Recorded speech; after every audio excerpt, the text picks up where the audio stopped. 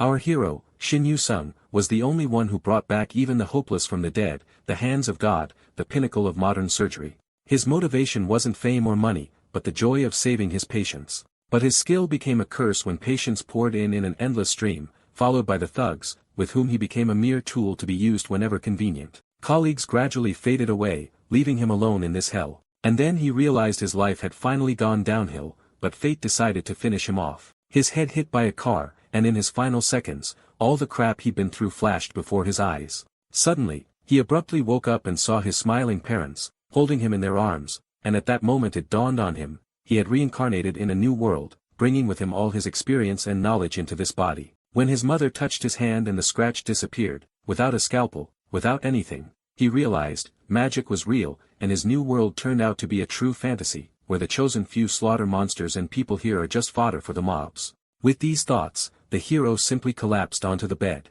But that night, in his sleep, a stream of energy surged through him. Mana flowed through his body, and he tried to subdue it, to make it obey. Years later, he finally mastered this thing. A fire spell flared in his palm, burning his fingers, and he began searching for new spells to level up further. He is puzzled that the magic textbook's descriptions of mana manipulation do not fully make sense. The book says to store mana in the body and use it as needed, but he questions why when it can be drawn from the surroundings. He concludes that storing mana internally limits what can be done and seems inefficient. Ray proposes a new idea to simply let mana flow naturally instead of containing it. He reasons that directly drawing ambient mana would be easier, improve quality control, and remove the need for mana circles. Acknowledging that this unrecorded method might be dangerous, he nonetheless decides it is worth trying.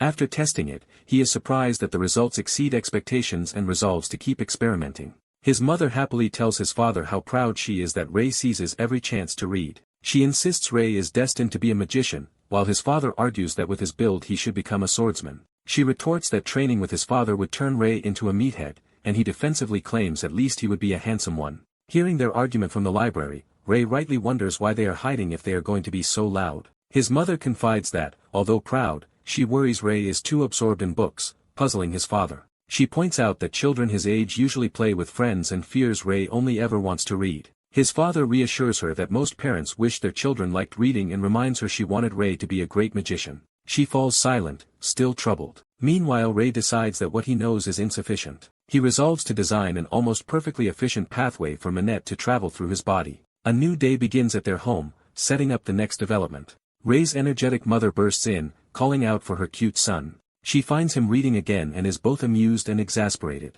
She admits she is proud of his diligence but wishes he could also make friends and play. Overhearing her thoughts, Ray realizes she feels guilty for not playing with him more. A close-up shows her anxiety as she steels herself. She cheerfully asks Ray if he would like to play with her today, surprising him. Ray immediately interprets this as an opportunity to learn more magic from her. Excited, he enthusiastically agrees to play. His mother softly calls his name, touched by his eagerness. Hugging him tightly, she thinks she should have invited him to play much sooner, while he is left confused by the affection. He nervously addresses her as Mom, unsure what she intends. As she leads him to the door instead of the library, he wonders where the books are and why they are going outside. She protests that he ought to study more, thinking to himself that practice is more important than playing. She smothers him proudly, marveling at how studious he is.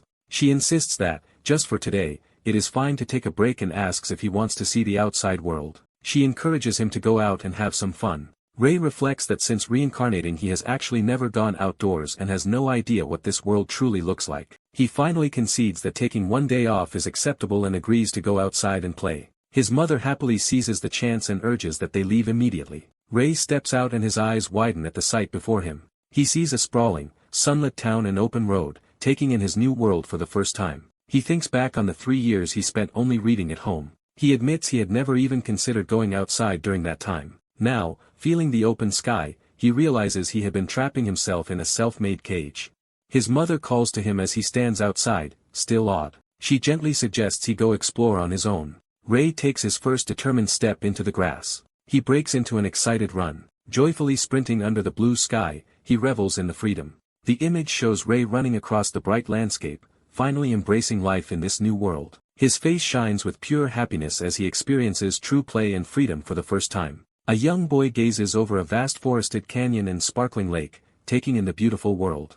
The boy and his mother look around outside, and he is awed by what he sees. Narration reveals that before reincarnation he never cared for himself and lived constantly under heavy pressure as a doctor. He remembers that merely surviving that past life among fellow doctors was all he could manage, making his current freedom feel completely new. Now as a child in this world, he feels sincere gratitude for having been born here. He happily calls to his mother, drawing her attention. He turns back to her with a gentle, thankful smile. He expresses heartfelt thanks to his mother for bringing him outdoors. He recalls the chaos of his old job, constantly dealing with incoming emergency patients. His memories continue of endlessly treating patients and operating in surgery after surgery. Exhausted, he remembers collapsing between operations while others urged him to continue despite reaching his limits. He suddenly wakes from this nightmare as a frightened child, calling out medical terms in his sleep. Resting on his mother's lap, he realizes it was only a bad dream and laments that such memories follow the pleasant day. Still lying down, he slowly regains his composure. The scene shifts to a peaceful medieval-style city where he now lives. He reminds himself that he was reincarnated into this world and vows not to repeat his previous life. The view narrows to the exterior of one particular building in the city. That building is shown as a cozy, well-kept house surrounded by greenery. Returning home with his mother, he greets his father, who welcomes them and asks if they had fun. The boy happily says they did. Remembering his resolve, the boy decides it is time to act on it. He tugs his mother's sleeve and calls to her. Brightly, he asks his mother to teach him magic. His mother is stunned and moved by his request. She mentally gushes over how adorable he is while his father supports her. Composing herself, she confirms he already wants to start training and cheerfully agrees to teach him. The boy laughs awkwardly, thinking he still is not used to his parents' overjoyed reactions. Since it is his request, his mother proposes that they begin magic lessons immediately. She demonstrates fire magic in front of him, conjuring a blazing flame in her hand. He watches the spell in genuine amazement. His unexpectedly calm reaction surprises his mother. She tries again, prompting him enthusiastically to see how interesting the fire is while he forces a more exaggerated response. Wondering if her spell lacked impact, she does not realize he has seen similar magic several times before. She suggests they sit down together to continue the lesson, and he eagerly agrees. She begins explaining the basic principles of magic. She tells him that imagined magic is converted into mana. She further explains that spells are invoked using a trigger word and action, making the process simple. The boy, now her eager student, raises his hand and says he has a question. He asks whether mana could be transformed using a different method, puzzling his mother. Clarifying, he uses fire as an example to explain what he means. He describes burning mana, gathering the mana to combust. Then he proposes adding friction to ignite it. He argues that transforming mana once instead of 3 times would be simpler, though he notes it might disperse faster. His mother is startled that he has asked such an advanced question. After thinking, she admits his idea is theoretically possible. She explains that if the 3 transformation steps are grouped and stabilized together, it might work. She adds that this combined process is currently only theoretical, and they both laugh. Later, the boy silently thinks more about stabilizing mana while looking around he ponders what stabilization truly means. He reasons that once magic is in a complete state, additional attributes might be attached to it. He experimentally channels mana into his hand, which begins to sparkle. The mana bursts out in a powerful beam, shocking both him and his mother. Overjoyed, he exclaims that he successfully did it. His father runs in, demanding to know what just happened, while his mother admits she has no idea. She reflects that she had not even sensed mana flow before he released the spell. She recalls that magic always produces a detectable mana flow, making his unnoticed casting very strange. Comparing it to her repetitive old work with patience, she wonders how even she failed to sense it. Meanwhile, Ray analyzes mana-like atoms and compounds, thinking such a model makes magic easier to understand. Watching her son deep in thought, his mother internally wonders what kind of extraordinary child he is. Realizing she has been staring, she snaps out of it while Ray notices her distraction.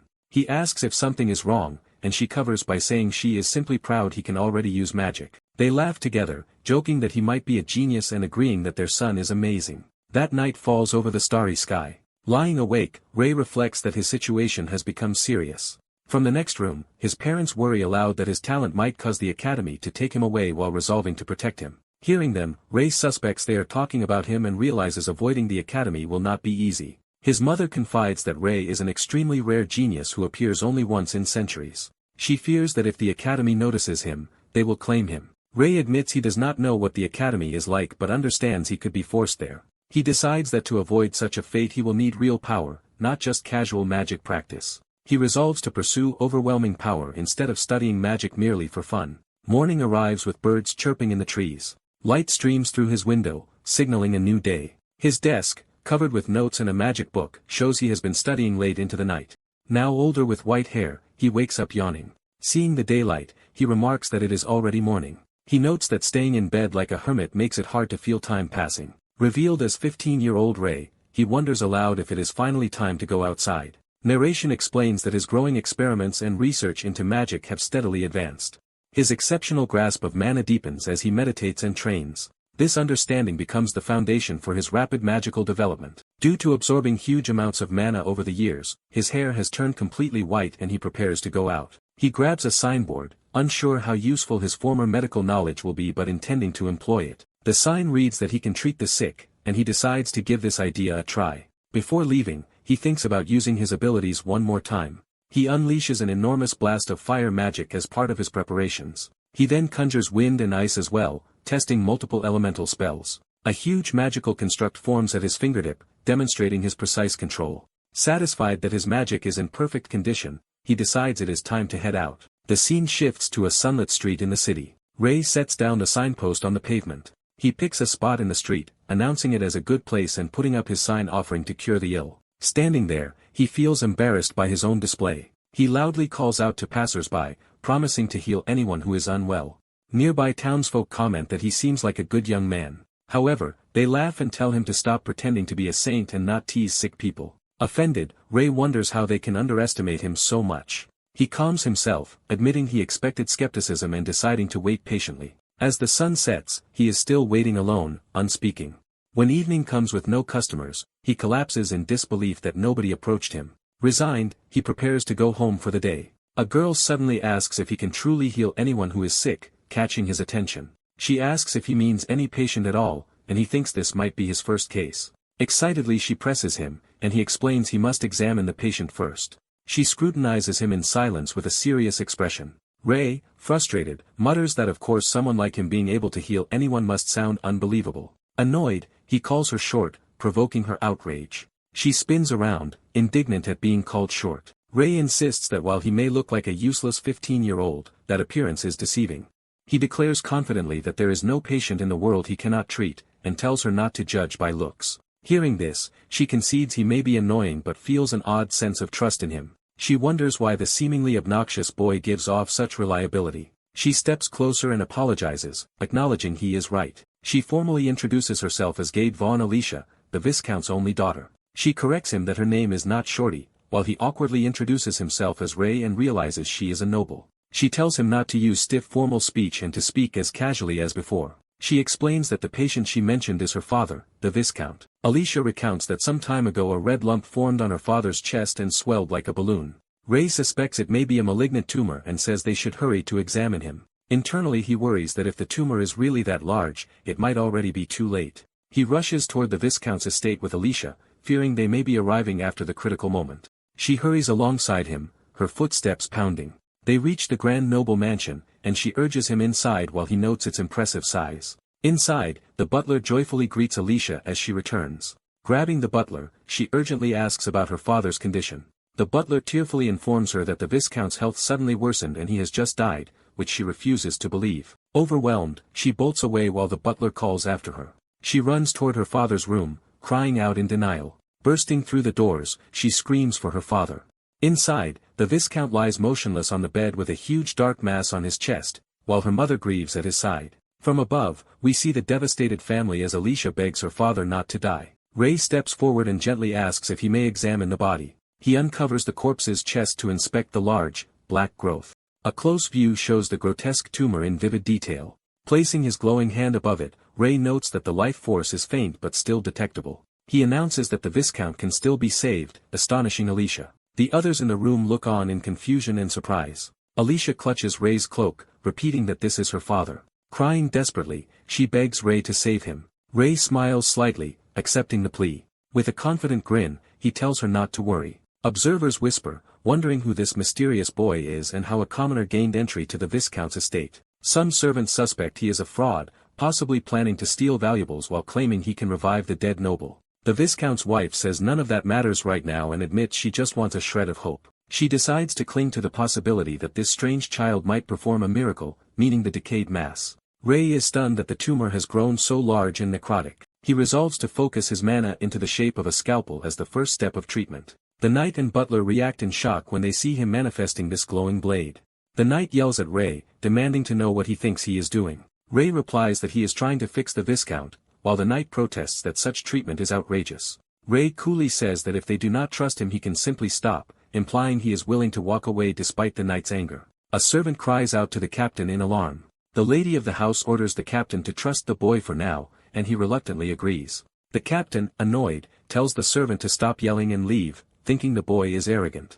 Ray observes that pus instead of blood comes from the mass he probed. Examining the wound, he realizes it is no longer just a tumor. He concludes the skin has died due to poison. Ray stands over the unconscious Viscount as magic circles light up. He steadies himself and prepares to act. Surrounded by glowing sigils, Ray decides to begin the operation.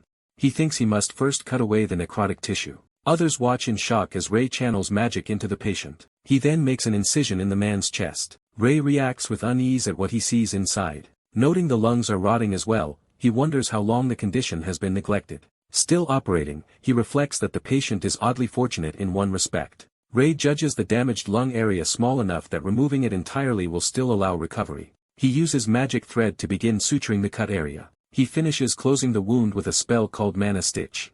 The onlooker stands speechless at the scene. Someone remarks in awe about the mysterious child the young miss brought. The butler admits he is utterly astonished. Watching Ray's composure and dexterity, the butler notes the boy's unique charisma and skilled hands. Ray's glowing hands continue their precise work over the patient. He completes the sutures by magically tying them off. Observing Ray, the butler compares him to a master puppeteer controlling a doll. Upgrading his assessment, the butler feels the boy seems almost godlike. A maid whispers that the boy might actually perform a miracle. The maid can only stare silently, overwhelmed. He agrees with the butler's hopeful judgment of Ray. Ray, breathing hard, says the procedure is nearly finished. He notes that only restoring circulation remains on the now-stitched torso. Ray starts chest compressions, planning to use mana like an AED. He channels magical energy as he massages the man's heart. The heart is shown being shocked by Ray's mana. The heart surges back to life with a powerful beat. Ray happily announces that the patient is alive. He states that the surgery was successful. The onlookers, however, react with horror instead of relief. Ray wonders why everyone is responding so strangely. He realizes the sudden return of blood circulation is causing the corpse-like body to bleed. The captain, enraged, screams at Ray. Pointing at Ray, the captain accuses him of being a fraud. Ray nervously tries to explain, but the captain insists he is lying again. Ray points out the man is alive, while the captain keeps railing at him. The captain shouts that the bleeding body proves the Viscount cannot truly be alive. Ray insists it is fine and that the Viscount lives, but the captain condemns him for cutting open a noble and questions his humanity. Ray, exasperated, tries to get a word in. The young miss, distraught, reminds Ray that he promised he could definitely save her father. She cries that she trusted him, even as Ray protests that the Viscount truly is not dead. Looking at the still bloody patient, she says his condition looks like a corpse. In tears, she blames herself for bringing Ray and causing her father's supposed death. Ray assures her that her father is fully cured and asks everyone to wait and observe, internally baffled at their ignorance of surgery. The captain draws his sword and insults Ray as a lowly commoner. He further accuses Ray of both harming the Viscount and coveting the young lady. Brandishing his weapon, he rants that Ray has already disgraced the Viscount's body. Ray stares at the approaching blade in grim silence. He sighs that despite all his efforts to save the Viscount, this is how he is repaid. He notes that instead of thanks, he is being threatened at sword point. Turning serious, Ray asks the captain to repeat the accusation that he is a murderous con artist. Ray declares that they have picked the wrong person to antagonize. He pauses, reconsidering, and admits to himself their anger is understandable in this world's context. Accepting that perspective, he calmly reflects while surrounded by armed men. Ray reiterates firmly that the treatment succeeded. He says he will leave and asks them to wait for the Viscount's eventual improvement. Ray warns them not to obstruct him as he departs. The captain trembles in fear at Ray's intimidating aura. Nevertheless, the captain screams that Ray is arrogant and swings his sword. Ray's expression hardens as he prepares to retaliate. He casts a spell that binds the captain in glowing chains mid-attack. The restrained captain panics, wondering how Ray can use a powerful mana hold spell. The knights shout to their commander and are ordered to capture Ray quickly. The captain urges his men on, assuming Ray cannot maintain multiple spells at once. Ray coolly casts another hold spell. The armored knights are also chained and immobilized. The captain, stunned, realizes Ray is using dual magic. Watching Ray wreathed in mana, the captain is shocked that someone so young can already wield dual magic. He wonders in disbelief what sort of person this boy really is. Ray issues a final warning, telling everyone not to block him again. Night falls over the town. Walking under the stars, Ray complains that the medical gap between worlds is one thing, but this treatment is exhausting. He mutters that their reaction to him was too much. Feeling wrong, he grumbles about being treated like a clueless scammer. Remembering the Viscount as his first patient here, he opens his door deep in thought. Returning home, Ray remarks that his medical skills seemingly have no place in this world, while his sister notes, he is late. He realizes he was so lost in thought that he forgot the time. His sister sternly asks what time their mother told him to be home, and he sheepishly answers. She scolds him for being out late among dangerous people and grounds him for 2 days. Ray silently accepts his punishment. Looking at the house, he laments that he is treated like a child wherever he goes. Meanwhile, at the Viscount's mansion that night, events continue to unfold. Confused relatives and staff murmur about what just happened and who the mysterious boy was as the young miss calls for her father. The Viscount suddenly stirs and cries out from his bed. His daughter and wife gasp in shock at his movement. The captain exclaims that the Viscount is alive and struggles to comprehend it. Still holding his sword, he anxiously asks if the Viscount truly lives. The young miss recalls how Ray had begged her to trust him. She also remembers the captain's earlier insult toward Ray as a lowly commoner. The captain, ashamed, hesitates. Realizing they misjudged their savior, the lady admits she made a grave mistake. She orders the captain to take responsibility and find Ray at once, since their family's honor depends on it. The captain panics when he is personally tasked with locating the boy.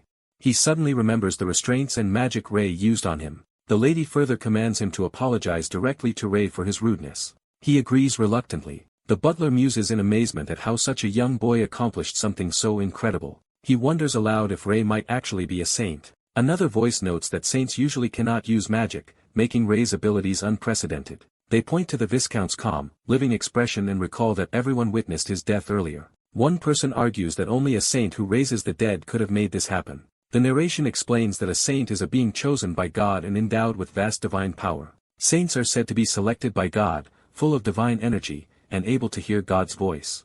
They are loved by God and considered God's proxy and incarnation. The lady doubts that such a saint would be in their kingdom, but others suggest Ray might be an unknown saint. They remind each other that even the high priest failed to cure this disease, so only a saint could have done it. The staff rebuke the commander for having treated a potential saint so badly, and he apologizes for causing trouble through ignorance. The lady says everyone shares the blame for standing by, and proposes that they all seek out Ray, now calling him the saint, to beg forgiveness. The young miss, startled, questions what her mother is saying. The Viscount, now on his feet, asks if they are talking about a saint and demands to know what happened while he was unconscious. They explain awkwardly that a saint was the one who cured him. The Viscount quietly realizes he owes his life to this mysterious saint. Angrily, he scolds everyone for boasting about how rude they were to their benefactor.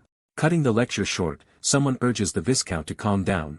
The Viscount instead orders that all available staff be mobilized to find Ray by any means. His emphatic command to locate Ray immediately echoes through the room. Elsewhere, Ray studies at home and wonders if someone is gossiping about him. The scene shifts to a peaceful forest path where he will train. His sister cheerfully sends him off, wishing him luck in practice. In the forest, Ray attempts to heal spell with a wand but nothing happens.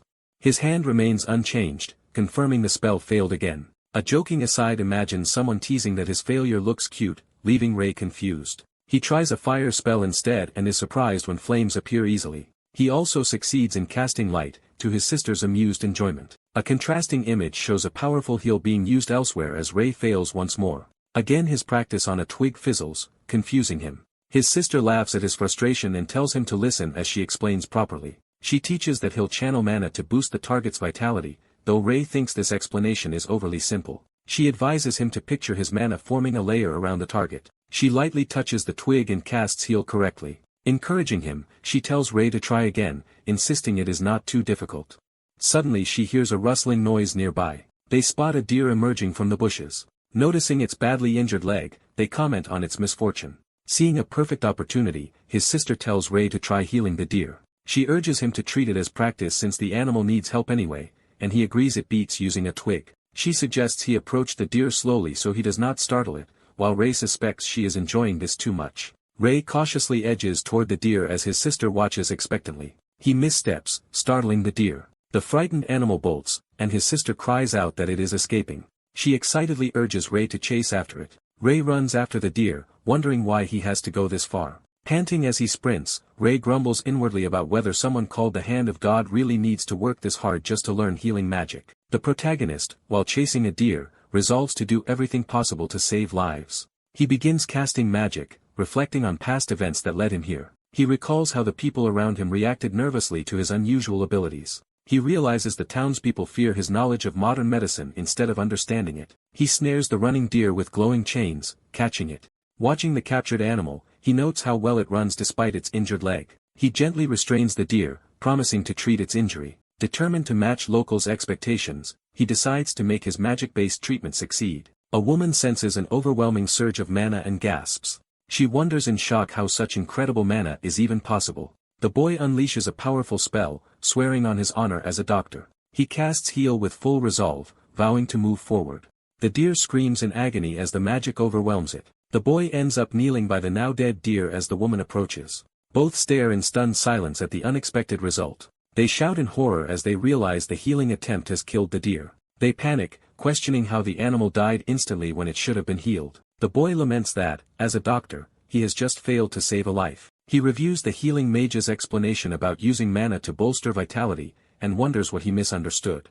The woman, doubting herself, wonders why she alone cannot grasp healing magic when other magicians can. The boy suspects his unique mana road may be the source of the problem. He imagines casting Heal on a person, optimistically agreeing to treat an old man. In his scenario, the old man initially thanks him, then suddenly coughs blood. He envisions the outcome ending at a grave, reinforcing his fear. Concluding he is too dangerous, he decides to avoid using healing magic on others for now. Time passes peacefully in the forest after this resolution. Night falls on his family's house as life goes on. At dinner, he excitedly reacts to a special steak meal and wonders what occasion it celebrates. His mother laughs, about to explain the reason. His parents teasingly repeat how their supposedly genius son cannot even heal, finding it amusing. Irritated, he fumes internally while they keep joking about it. In frustration he vows never again to study healing magic. Far away in the Holy Empire Gaia, a grand cathedral stands as the church's center. Before a statue of the goddess Aya, a divine voice calls out her name.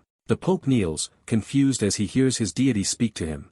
He trembles, wondering if his Lord is truly calling and he is identified as the Pope of the Holy Empire. The goddess commands him to find a particular person. She describes this target as a newly risen white-haired constellation.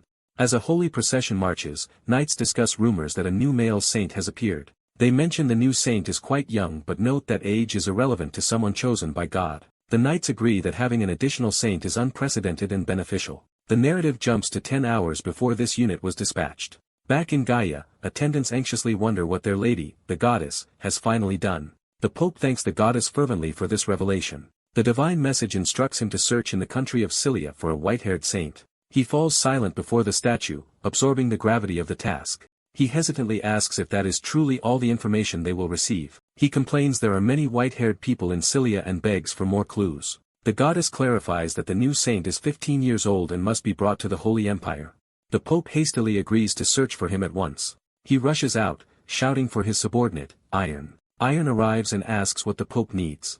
The Pope orders him to prepare a delegation to be sent immediately to Cilia. Alone, the Pope reflects in awe that a new saint has appeared. Later, the boy is asked if he wants to learn swordsmanship. His father explains that learning to fight will help Ray protect himself. Ray considers it and admits the idea makes sense. Comparing this dangerous world to his previous easy life, he notes he must risk his life even for basic things like an apple. He decides he wants to try learning swordsmanship, and his father offers to start right away. Off-panel they banter about Ray wearing glasses, which he says is merely a habit. Wooden swords clash as their training begins. His father praises him for being surprisingly good for a beginner. Ray, relying on prior kendo experience, protests that his father is being too harsh. He sees that simple sparring will not be enough and anticipates trading only minor blows at this rate. Determined to escalate, he decides to change tactics. He grips his wooden sword more seriously, preparing to use mana. His father notices the change and watches curiously. Wondering if Ray is giving up already, his father questions him.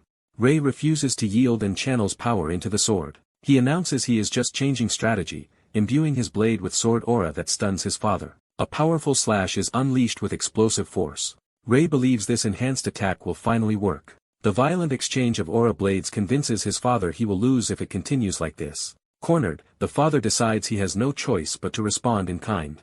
He resolves to use his own aura as he powers up his weapon. Ray looks on in surprise as his father's sword ignites with golden energy. The father delivers a massive aura strike downward. The force knocks Ray's sword from his grasp, hurting his hand. Ray is sent flying and disarmed by the overwhelming blow. He crashes to the ground, crying out. His father pants nervously after accidentally going too far. The scene cuts to a quiet market, signaling time has passed. In town, bystanders notice agents from an intelligence guild frequently scouting the area. A hooded man silently observes the situation. He turns away, cloaked, moving through the streets. Inside a building, guild members admit they have found nothing despite searching by age and hair color. One complains about the stress of being pressed for daily updates. Another points out the same hooded man has been visiting repeatedly. The hooded knight asks these guild men if they discovered anything. They grumble that looking for a 15-year-old white-haired boy with so little information is like searching for a needle in a desert. The knight curses them inwardly as useless. Losing his temper, he shouts at them for still not finding the boy. The intimidated guild member apologizes to the Viscount for the failure. The Viscount reminds him that the boy is a saint and that mistreating such a figure would be disastrous. He panics that the Holy Empire might wage war if they mishandle a saint, and orders them to find him immediately. The knight pleads with the guild to try their best and offers to pay any price, thinking he must find the boy. Other guild workers overhear the promise of unlimited payment. A sly man volunteers to take over the search himself, smiling. He clearly plans to profit from the job. Back at home, Ray examines the cut on his hand from training and notes how much it hurts. His father apologizes for the bad injury, but Ray brushes it off. His mother runs over in alarm, demanding to know what happened to his hand. She panics that his bones may be badly damaged, while Ray half-jokes about fixing it with magic. When she offers to heal him, Ray insists on trying to heal himself instead. He places his hand on his own wound and casts heal again. A green healing aura whirls around all three of them. His mother watches in shock as the magic surges.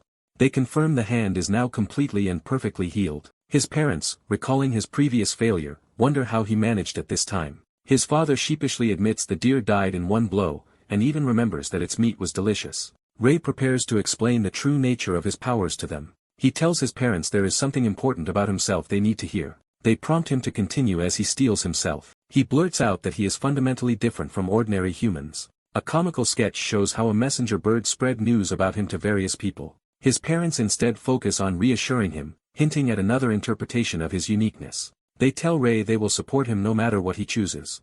His mother even says that, as long as he is happy, they would accept any partner he brings home, which Ray thinks is going too far. Off-screen they reveal they had assumed the issue was his special mana vessels. Ray then explains how his mana vessels let him draw endless natural pure mana instead of storing purified mana in a circle. His mother realizes pure mana is far stronger, which explains why his spells are overwhelming. Ray concludes that if he casts heal on someone who cannot withstand pure mana, it can kill them. All three think uneasily of the deer reduced to cooked meat by his heal. His father remarks that Ray used their family's secret techniques just to roast venison and notes. Such power cannot be used on normal people. Ray accepts that he cannot use magic to save ordinary people and must think carefully about how to help others as a doctor. His parents agree he needs to grow in other ways as well. Ray resolves to gain more hands-on surgical experience. He announces he is stepping out for a bit.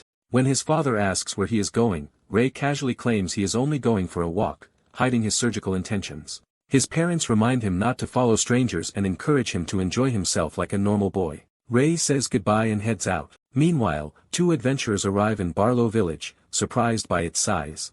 As they walk, someone calls out to them with a question. The sly fixer shows them a paper and asks if they have seen a boy matching the image. He describes the target as a good-looking youth with white hair and blue eyes, showing a crude drawing. The adventurers eye the picture skeptically, saying the drawing looks terrible. The fixer snaps back that he only needs to know if they have seen the boy, while they protest his anger. Elsewhere, Ray arrives in town for his own purposes and notices the commotion seems worse than before. He senses the crowd has grown and overhears talk about the Viscounty's intense search. Realizing the Viscounty is involved, he wonders if the search might actually be for him. At the same time the fixer grumbles that nobles are paying heavily to find this unknown kid. He admits he has no idea who the boy is, only that he must be important. Suddenly he spots Ray and freezes in recognition. Ray, hearing that the Viscounty is looking for someone, begins to suspect he might be the target. The fixer strides straight up to Ray in the street. Staring at him closely, the man compares Ray's face to the description, unnerving him. Confirming the white hair and blue eyes, he becomes certain he has located the boy and orders the guild to be informed. Putting on a friendly smile, he tells Ray he works with the Information Guild and invites him along. Ray hesitates as the man looms expectantly over him. Remembering his parents' warning, Ray questions whether he should really follow this stranger, while the man anxiously insists he is trustworthy. Ray hears the Viscounty has been looking for him and agrees to go check on the patient, while a carriage is prepared. During the ride, someone asks if they can question Ray about something.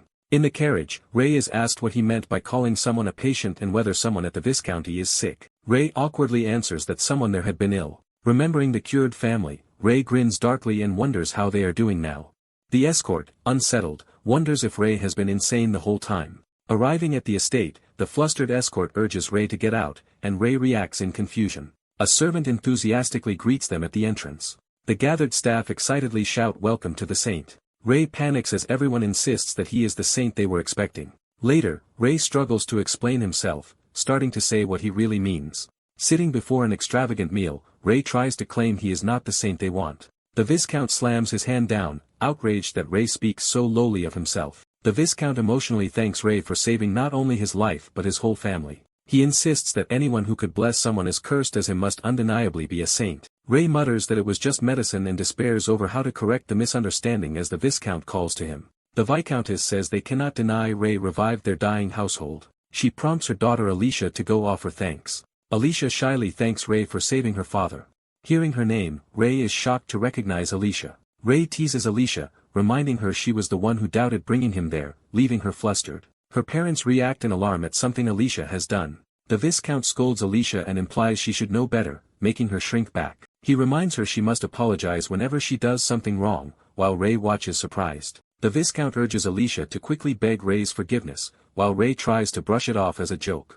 Ray wonders internally why everyone keeps acting this way even after he insisted he is not a saint. He then realizes he has forgotten something important. Ray asks a maid where his escort went, and she replies that the man seemed to be in a hurry and already left. That escort runs through the forest, thinking what he has learned is amazing. While sprinting, he wonders if Ray really is a genuine saint. He decides this information might be extremely valuable. He resolves to hurry and report Ray's existence to the guild. Back at the manor, Ray convinces himself that probably nothing bad will come of the escort's sudden departure. Over tea, the Viscount asks if the food suited Ray, who answers politely that he enjoyed everything. The Viscount says they went to great effort to please him and is relieved that Ray liked the meal. Ray laughs and says he could not ask for anything better while drinking his tea. The Viscount adds that at the Holy Empire Ray will eat such meals every day, confirming plans for Ray to live there. In another scene, someone else drinking tea reacts in mild confusion. Ray asks what the Viscount means, and the Viscount wonders if Ray has not yet been told. The Viscount explains he has been informed that a delegation from the Holy Empire has arrived to take Ray back with them. Ray panics, demanding to know who is taking him and how they even know he is there, while the Viscount says rumors claim the Pope has been receiving divine messages. Ray asks what kind of messages would make the Pope seek him, and the Viscount begins a narration describes the Holy Empire as a kingdom uniquely blessed by God, who sends messages there when needed. It is clarified that God does not speak directly but leaves marks or appears in dreams to communicate. The Viscount recounts stories of suspected saints who were followed everywhere by rays of light, which makes Ray panic at the strange light around him. Ray anxiously asks what will happen to him now, and the Viscount answers that Ray will go to the Holy Empire. The Viscount cheerfully congratulates Lord Ray, while Ray looks horrified. That night at Ray's house, someone asks what will happen with Ray. Ray's adoptive parents assume he is just tired and decide to let him rest in his room. Ray lies on his bed in despair, repeating the words message and Holy Empire in disbelief. He remains sprawled motionless on the bed, overwhelmed. Under the moonlight, he laments that he had only wished for a quiet, relaxing second life in this fantasy world. Time skips to Celia Castle, indicating a new setting. Inside the castle, servants gossip about the identity of a person staying in a secluded house. The guest is a saint from the Gaia Holy Empire and marvel that such a figure has come to their kingdom. They speculate about what she is like, saying she supposedly received her blessings when she was young.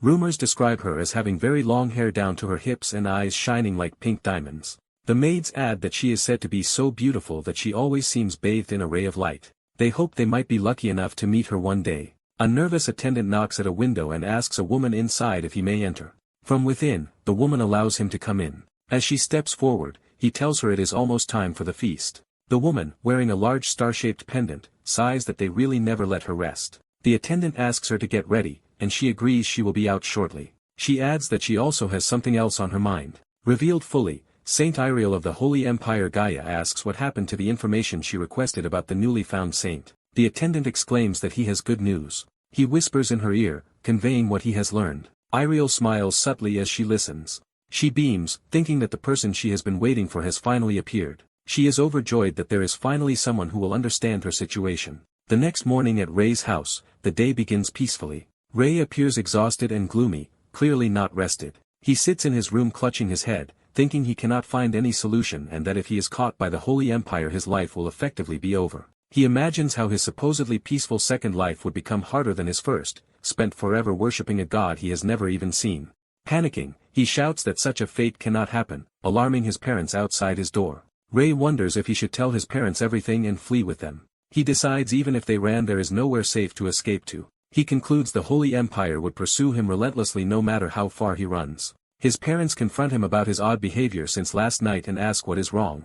Ray stays silent, conflicted and sweating. Abruptly he dashes out, shouting that he will be back shortly, while his mother calls after him. His parents watch him leave, certain that something serious is troubling him. Elsewhere near the city, someone asks whether the information they received about the saint is reliable. On a castle wall, the guildman is told that the boy in question is the Holy Empire's long-sought saint. The informer points at the document and emphasizes the word saint. The paper shows a crude sketch of Ray's face with blue eyes, which the guildman scrutinizes. The informer assures him he brought this information to him first and that it can be trusted. The guildman replies that he already sold the same information to the Holy Empire and now only needs the boy's exact location. He says he has people searching the town's outskirts since the saint likely belongs to a lower-class family living there. He boasts to the informer that unlike others who search randomly, their good intel lets them save time. The informer agrees to return once the Holy Empire pays them, confirming their arrangement. Later, the informer looks out over the fields, pondering something.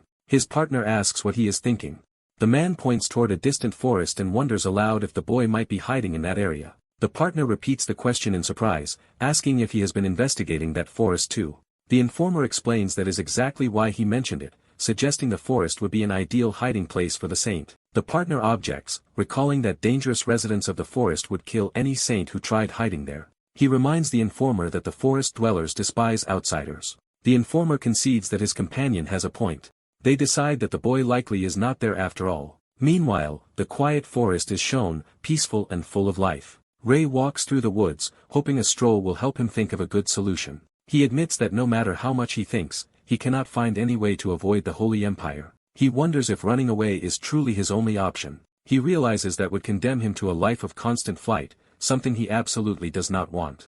Tired, he sits on a large stone and decides to cool his head for a while. Suddenly a strange green light catches his attention. He stands tensely, sensing something and looking around in alarm. The forest rustles, and Ray feels that something is approaching. He worries that the Holy Empire's people might have already reached him. The sound fades, and the forest falls silent again. Ray concludes he can no longer sense any presence nearby. A glowing ring of light appears above him, prompting his confused reaction.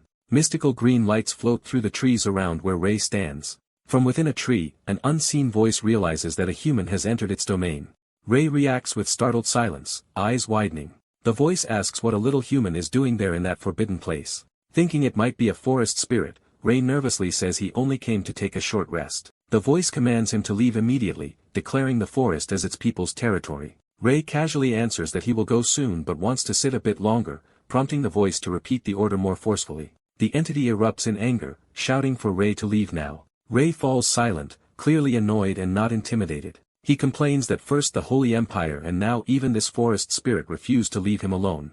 He agrees to leave as asked but demands to at least see the entity's face before going. He begins to stroll away lazily through the trees. Then he changes his mind and flops back onto the rock, deciding that staying put works fine too. The enraged spirit roars again for him to leave right now, flooding the tree with power.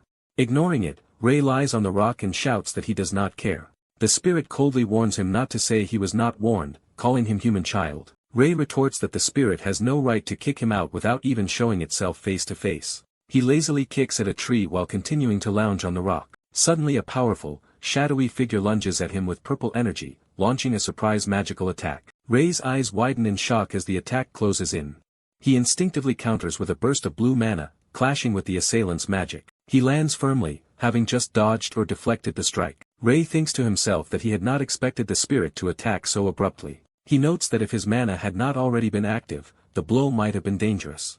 Still rattled, he reacts to something unexpected. A glowing hand moves, revealing the attacker's slender form in light. Golden hair and long ears become visible, hinting at a non-human nature. The attacker is revealed as an elf warrior standing before him, and Ray mentally exclaims in disbelief that it is an elf. Ray stares at her, astonished that an elf would appear in a place like this. The elf, hand crackling with blue magic, remarks on the strength needed to block her attack. She concludes that Ray cannot be an ordinary human. Ray sheepishly admits he is not exactly normal. The elf forms another spell with her fingers, preparing to attack again. She declares that precisely because he is unusual, he absolutely cannot remain in their forest and fires another blast. Ray hurriedly raises his manacled arms, exclaiming in dismay as he braces for the incoming attack. Their clashing powers explode in a massive blast that rocks the forest. The elf girl collapses against a tree, groaning in pain. She notices the human boy standing unharmed nearby and is shocked that he is fine. Realizing his strength, she wonders if he belongs to a powerful greater race. The confused boy asks what she means by calling him great. Changing her attitude, the elf decides to let the human stay and tells him to follow her into the forest. He politely declines, saying he was planning to leave. She explains that the Grand Elf Forest elves respect the strong and invites him formally to their village. Hearing there is an elven village hidden in the forest, he is surprised. He thinks she attacked him first but decides she does not seem like a bad elf and considers going. He agrees to go on the condition that she promises not to attack him again. Time passes peacefully in the forest as they travel. While walking the path together, she suddenly asks him for his name. She introduces herself as Fia, of the Grand Elf Forest tribe. He comments that Fia is a pretty name, thinking aloud. Fia explodes in embarrassment and anger at his remark. He awkwardly backpedals, claiming it is not really a pretty name, leaving her confused. He introduces himself as Ray just as Fia announces they have arrived at the village. They enter the elven village together, Ray slightly nervous. Ray is awestruck by what he sees. He looks around at the elaborate tree houses, realizing he is truly in an elven village. Ray marvels that such a village was hidden inside the forest, noting he has never been here before. As they walk in, nearby elves notice Ray and murmur about a human entering the village. The elves whisper among themselves, surprised that Fia has brought a human with her. Fencing the wary atmosphere, Ray notes internally that the elves are on guard against him. Another elf girl, Seely, happily greets Fia's return. Seely asks who the human child is, and Fia answers that she brought him because he seems suitable as an assistant. Other elves curiously surround Ray, examining him. Seely doubts Ray's capability, saying he does not look able to protect himself despite being called an assistant. Fia remembers trying to drive him out with attacks that all failed and admits to herself that he is stronger than she thought. She tells Seely that she checked whether he was of a greater race but concluded that was not the reason his defenses worked. Hearing this, Seely looks again at Ray with mixed suspicion and curiosity. Fia suddenly asks Seely how their leader, Miss Era, is doing. They look up toward a tall tree where Era's residence sits high above. The scene shows Era's grand tree house perched atop the massive trunk. Seely reports that Era still has not awakened from her condition, which Fia's Sambali acknowledges. Seely remembers that the village elder has been looking for Fia, and Fia decides to go meet her immediately. Fia calls to Ray and tells him to come along. As they walk, Ray comments that he expected elves to be hostile toward an outsider but notes that does not seem entirely true. Fia replies that of course he is accepted to some degree, reminding him that she is the one who brought him here. Ray infers that means Fia is highly trusted in the village. They approach a large building on a wooden platform where the elder resides. Ray knocks on the elder's door. Fia announces herself outside the room with Ray waiting beside her. The elven elder warmly welcomes Fia. Inside, she remarks that it has been a while and invites Fia and Ray to come in. Fia responds politely and asks if the elder has been well. The elder notices Ray and is momentarily taken aback. She asks Fia to confirm that the child with her is human, and Fia explains she brought him as a potential assistant.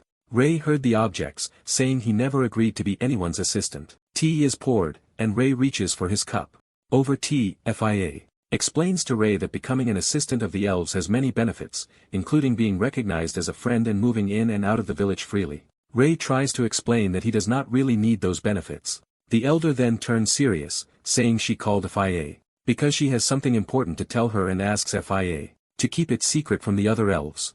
Fia is startled and listens closely. She agrees earnestly to the elder's request. The elder asks Ray, whom she calls human child, to leave them alone for a while. Ray steps outside, leaving the two elves to talk privately. Leaning on the balcony, he grumbles that they treat him like he can be summoned and dismissed at their convenience. He reflects that his choices now are between becoming the Holy Empire's saint or an elf's assistant, both heavy roles. He concludes rightly that his life is full of dramatic ups and downs. Far away at a seaside holy city, church officials discuss news about the missing saint. Two priests admit they have found no trace of the saint yet, though they insist that locating him is God's will. Their superior, a stern woman in ornate church garb, coldly asks if their lack of results means they are lazy. The priests protest that they are doing their best. She retorts that effort without results is useless and calls them ineffective. Terrified, the priests beg for more time, promising they will definitely find the saint.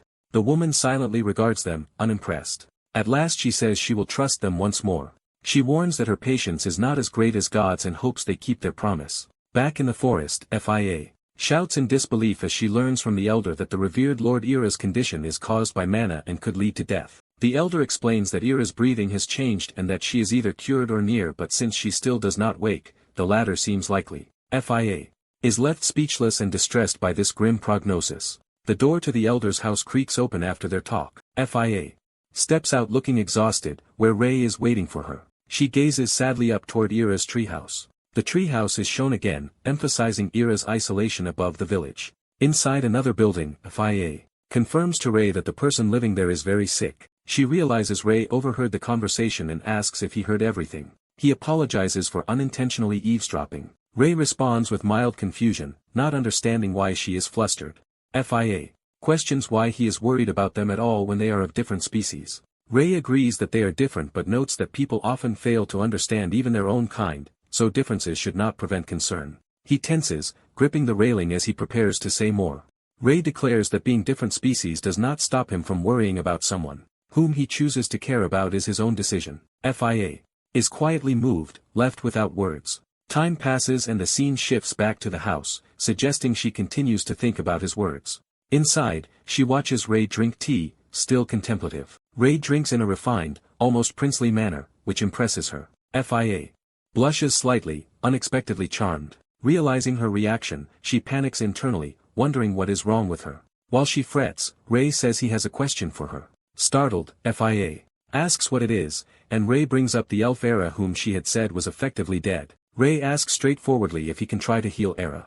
Fia is stunned by his proposal. He explains that he simply wants to help the sick, regardless of species. Fia challenges him, asking if he truly believes he has the ability to do such a thing. Ray admits he cannot guarantee success but insists he is still their best chance at helping Era. Fia says his argument is meaningless unless the elder approves. Ray falls silent, realizing the obstacle. Determined, he quietly decides on another approach. He manifests a bright blade of mana from his hand, shocking Fia. Fia reacts instinctively, drawing her sword in alarm. Ray firmly grips the glowing blade. He then thrusts the mana blade into his own thigh, deliberately wounding himself. Gritting his teeth in pain, he calls out the healing spell Gana as blood spurts. Fia yells at him, demanding to know what he thinks he is doing. She panics as she sees the serious wound in his leg, unsure how to respond. Ray casts a powerful healing spell on himself, glowing energy surrounding the injury. The healing magic surges through the room, forming a vortex of mana around Ray and Fia.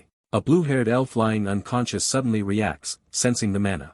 Ray channels a different colored energy into his wound, focusing intensely. He grimaces with effort as he maintains the spell. Outside, other elves feel the mana disturbance and wonder aloud what is happening. Streams of blue mana swirl around the elder's house, visible to the entire village. When the light fades, Ray sits with his leg healed, sighing in relief. Fia discovers that the grievous wound has completely closed. She exclaims in disbelief that the wound is gone. Standing, Ray tells her that if anyone can help Era, it is probably him.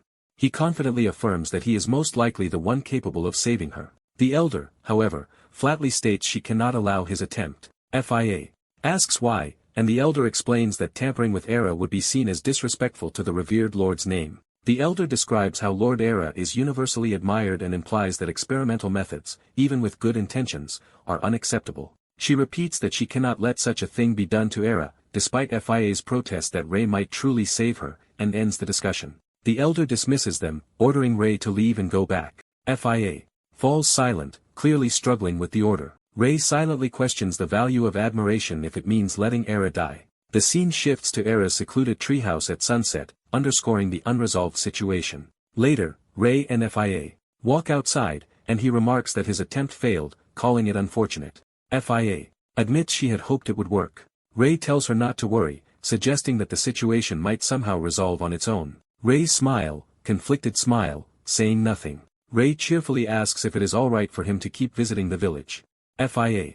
Agrees, saying he may stay and that the other elves already seem to accept him. Ray thanks her with a smile. He then says he will be heading out for now, surprising FIA. That he is leaving so soon. Ray explains that he has something he needs to do elsewhere. He reassures her that he will return tomorrow and tells her not to be too disappointed. FIA, flustered, denies being disappointed and orders him to go before she changes her mind. Ray agrees to see her the next day. After he leaves, FIA softly agrees to his plan, clearly looking forward to his return. Ray walks alone along the forest path beneath the setting sun. FIA watches him go with a thoughtful, emotional expression. She turns away as he disappears into the forest, still thinking about him. Ray begins running through the woods with renewed determination. His boot strikes the ground as he sprints. He reaches the area overlooking Ira's lofty treehouse, gazing up at it. Leaning against a tree, Ray resolves himself. The camera lingers on Ira's bright treehouse, the place he intends to reach. Ray vows that he cannot abandon a patient without trying everything possible. He secretly opens a door, slipping back inside Ira's residence. Entering, he is amazed by the vast, flower-filled interior of the magically expanded space. Looking around in wonder, Ray notes that he expected an ordinary treehouse inside, not this magnificent space.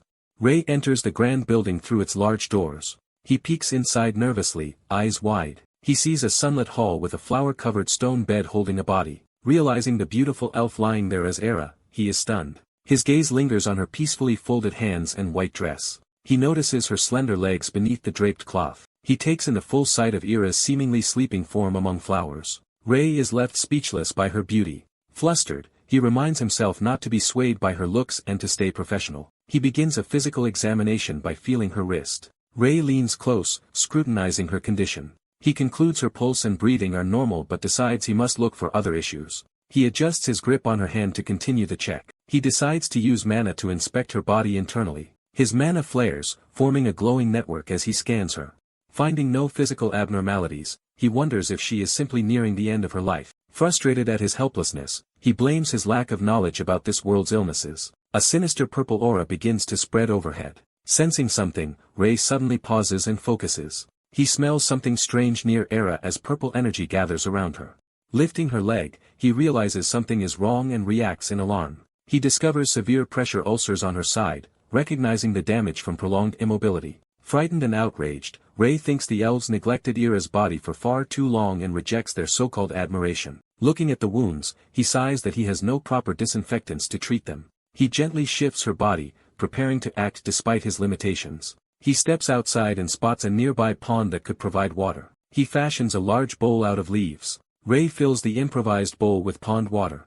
He purifies the water with healing magic, reasoning that direct healing on her might be risky. He sterilizes his own hands with magic and resolves to proceed slowly. He dips his clean hands into the enchanted water. Remembering the elves' reverence for Era, he hesitates, aware of their fears about unfamiliar methods. He recalls their worry that unknown techniques, even used with good intent, might defile their revered Era, yet he feels he must act. Ray hopes the elves will not condemn him for touching their holy figure. He looks again at the ulcerated area, determined to help. He decides that those who abandoned her forfeited the right to criticize his attempts to save her. He begins carefully cleansing and treating the damaged skin with the healed water. From above, he tirelessly repeats the treatment over her whole side. Time passes until the sun sinks toward the horizon. As dusk falls, he notes how late it is while tidying the cloths he used. He resolves that, until he understands the root cause, this basic care is all he can do for her. Concerned but persistent, he decides to re-examine her condition the next day. Elsewhere at the elven stronghold, someone anxiously calls out for their missing lord. Elven attendants say a search squad is scouring the kingdom and should find Era soon. A high-ranking woman and patient says she is tired of hearing that reassurance. She warns them she has little patience and asks if they are testing it. The attendants panic, deny any disrespect, and beg forgiveness. She dismisses them curtly. She declares she no longer trusts their promises.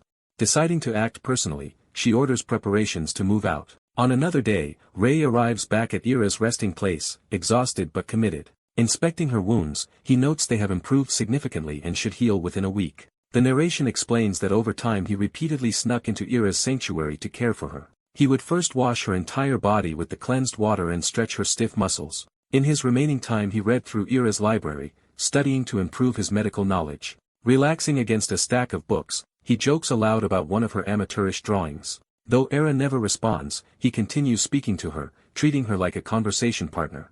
He tells her about his walks, his interactions with FIA, and every small thought that crosses his mind. Ray then states that in this way, a month quietly passes. One evening he returns cheerfully, calling out that he has come back. Walking in, he chatters about having tea with FIA during her day off. Suddenly Era's body is engulfed in surging purple energy as her condition changes. Ray notices something wrong and reacts in confusion. Seeing the ominous aura over her, he dashes toward Era in panic. He realizes her breathing has become labored and irregular. He observes that each breath is getting shallower, and fears she is dying. Panicking, he wonders what he should do and laments that he never anticipated this crisis. He looks around as if for hospital equipment, asking himself where a respirator might be. Remembering there is no hospital here, he clenches her sheet in frustration. He despairs that in this place the only thing he can do is effectively nothing. As Era's body convulses within the dark aura, Ray watches in horror. He screams that Era must not die and desperately begs her to wake up. Frantically he reviews her state in his mind, noting again that her organs and poisoning status should not be fatal. Unable to reconcile this with her collapse, he demands to know why this is happening. He concludes that he needs a single decisive method to cure her all at once. The idea of a one-shot solution echoes in his mind. He debates whether to risk using his full heal spell directly on her. Worried, he wonders if Era's body can endure the force of his mana. Half laughing, half crying, he realizes how ironic it is that all his hard study leaves him only a desperate gamble. He recalls that he became a doctor to save lives, yet now his only option is this risky bet. He does not know what to do. He does not know what to do. He does not know what to do. He does not know what to do. He does not know what to do. He does not know what to do. He does not know what to do. He does not know what to do. He does not know what to do. He does not know what to do. He does not know what. He does not know what to do. He does not know what to do. He does not know what to do. He does not know what to do. He does not know what to do. He does not know what to do. He does not know what to do. He does not know what to do. He does not know what to do. He does not know what to do. He does not know what to do.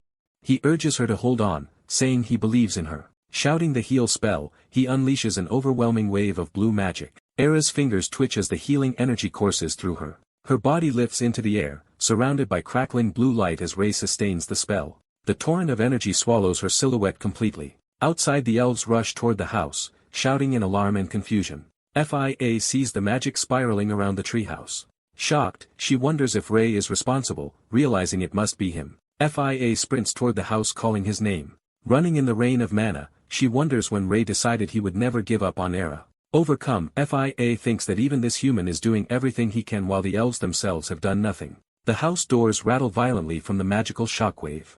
FIA bursts in and sees Ray standing beneath a raging cyclone of blue energy. Ray strains upward, continuing to pour mana into the spell. Close up, he grimaces in pain as the effort takes its toll. He urges himself to hold on just a little longer. When the vortex finally stabilizes, he gasps and asks if the treatment is finished. He and FIA watch the glowing cocoon around Era, both silently pleading for her to return.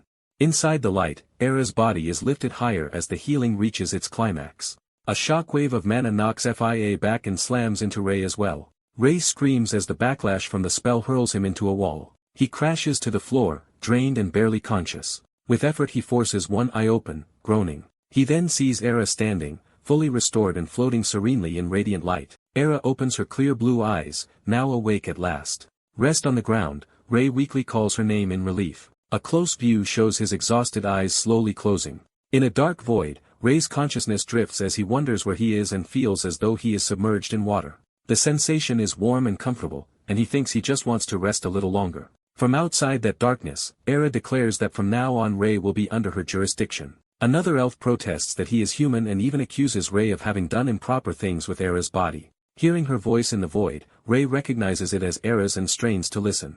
Era says she cannot keep listening to their complaints, pointing out that while everyone else abandoned her for over 20 years, only that human fought for her. She notes bitterly that the ones who truly saved her were not the worshipful elves but Ray, who pitied and helped her. Ray reflects that her voice in this darkness sounds truly beautiful. Floating in the void, he repeats to himself how beautiful that voice is. He suddenly jolts awake, shouting Era's name. Sitting up on the bed at sunset, he looks around in confusion. Seeing his own unharmed hand, he wonders if everything was just a dream. Then he hears Era, now fully awake behind him, asking if he called for her. He turns to see Era sitting beside him in a new dress, smiling. She reassures him gently that she is right there. Ray, eyes wet with relief, tentatively says her name again. Era shifts closer to him, her dress rustling. She suddenly embraces him, saying it was her drawing he had mocked in the book. Still hugging him, she explains that picture was just something she had drawn out of boredom, and asks him not to be so surprised. Blushing, Ray asks if she heard everything he said while she was unconscious. She smiles and confirms that she heard all of it. Stroking his cheek, she softly laughs. Era looks at him fondly and asks why he is crying. Thanking him, she says he was the only one who stayed by her until the very end and that without his persistence they would not be together now. She then realizes she does not even know his name and asks him for it. Ray introduces himself as Ray. Era thoughtfully repeats his name, tasting the sound. She beams and tells him she thinks it is a wonderful name. Outside, the restored tree house glows warmly in the evening light. Ray stands at the window, momentarily speechless as he thinks about everything that has happened. He calls out to Era, suggesting they go outside since she is awake and pointing out that the elves are worried about her. Era replies that for 20 years the elves did little more than occasionally check on her and that none truly cared for her. With lingering anger, she asks if they really expect that resentment to vanish in a single day. Ray hesitates, unsure how to answer. He instead asks her when she first regained consciousness. Puzzled, Era asks what he means by regaining consciousness. Ray clarifies his question, wanting to know at what point, while lying there, she actually became aware. Era calmly reveals that she was actually conscious the entire time she seemed unconscious. Ray reacts in shock to Era's revelation. Ray confirms in disbelief that Era stayed conscious ever since she first collapsed. Imagining her chained and immobile, Ray realizes she lay there fully aware, simply waiting. Starting to speak, Ray struggles to express his feelings. Ray tells Era she fought hard in her ordeal and ultimately prevailed. Flustered, Era tries to respond. Feeling emotional, Era hesitates as she prepares to explain herself. Era narrates that she once harbored hatred toward humans. She reflects that, from her perspective, humans always caused trouble and never regretted it. Because of that history, she says, she despised humanity. Yet the memory of a warm hand taking hers begins to change that feeling. Ray recalls examining her and noting her body was healthy, puzzled why she died early. Era remembers how the human who claimed he would heal her touched her, angering her at first, but notes that Ray was different. She explains that Ray expected nothing in return and gave her more care and affection than anyone ever had. Ray once casually chatted about having tea with Fia, remarking that elven tea always tastes bland. Era remembers listening, amused, to Ray's opinion that elven tea is bland. She recalls Ray asking about a flower named Deer in his book, wondering if it matched the one in the yard. Thinking of that flower, Era muses that Ray resembles it, since deer symbolizes smiling self-sacrifice. Ray once bluntly criticized one of her drawings as awful. Era remembers feeling awkwardly hurt hearing out loud that her drawing skills were bad. She pictures Ray's surprised face from that moment. She cherishes the idea that she might someday answer Ray directly. Era concludes that being able to respond to him is now the only thing she truly desires. Overwhelmed, Era bursts into tears. She silently thanks Ray for everything as she cries beside him. Era leaps into Ray's arms, thanking him specifically for never giving up on her. Elsewhere, under the night sky, someone asks about the missing saint's whereabouts. A village representative apologetically insists they truly do not know where the saint is. The priestess decides to withdraw for now and apologizes for the abrupt nighttime visit. She begins to add a serious condition before leaving. She warns that if the villagers are lying and hiding the saint, the entire temple will interrogate them. Later, she examines a document or map and thinks. Studying the map, she reasons that if the kingdom-wide search fails, another step is needed. She points to the last unexplored area on the map, identifying it as their remaining lead. She orders her forces to depart for the forest immediately. Back at the elven village, night falls peacefully over the surrounding lake and mountains. Ray sits outside and wonders what his future in this village will be. Era reassures him that as the elves' savior he has nothing to fear. She reminds him that he saved her life. Era vows that if anyone disrespects Ray, she will intervene. With cold resolve, she says she will personally speak with anyone who mistreats him. The next day, Ray notices he still has not met any elves other than Era and finds that suspicious. She realizes that the massive flow of mana around Era's treehouse is likely scaring the elves away. Ray concludes the elves may be afraid of either his power or Era's, just as she calls to him.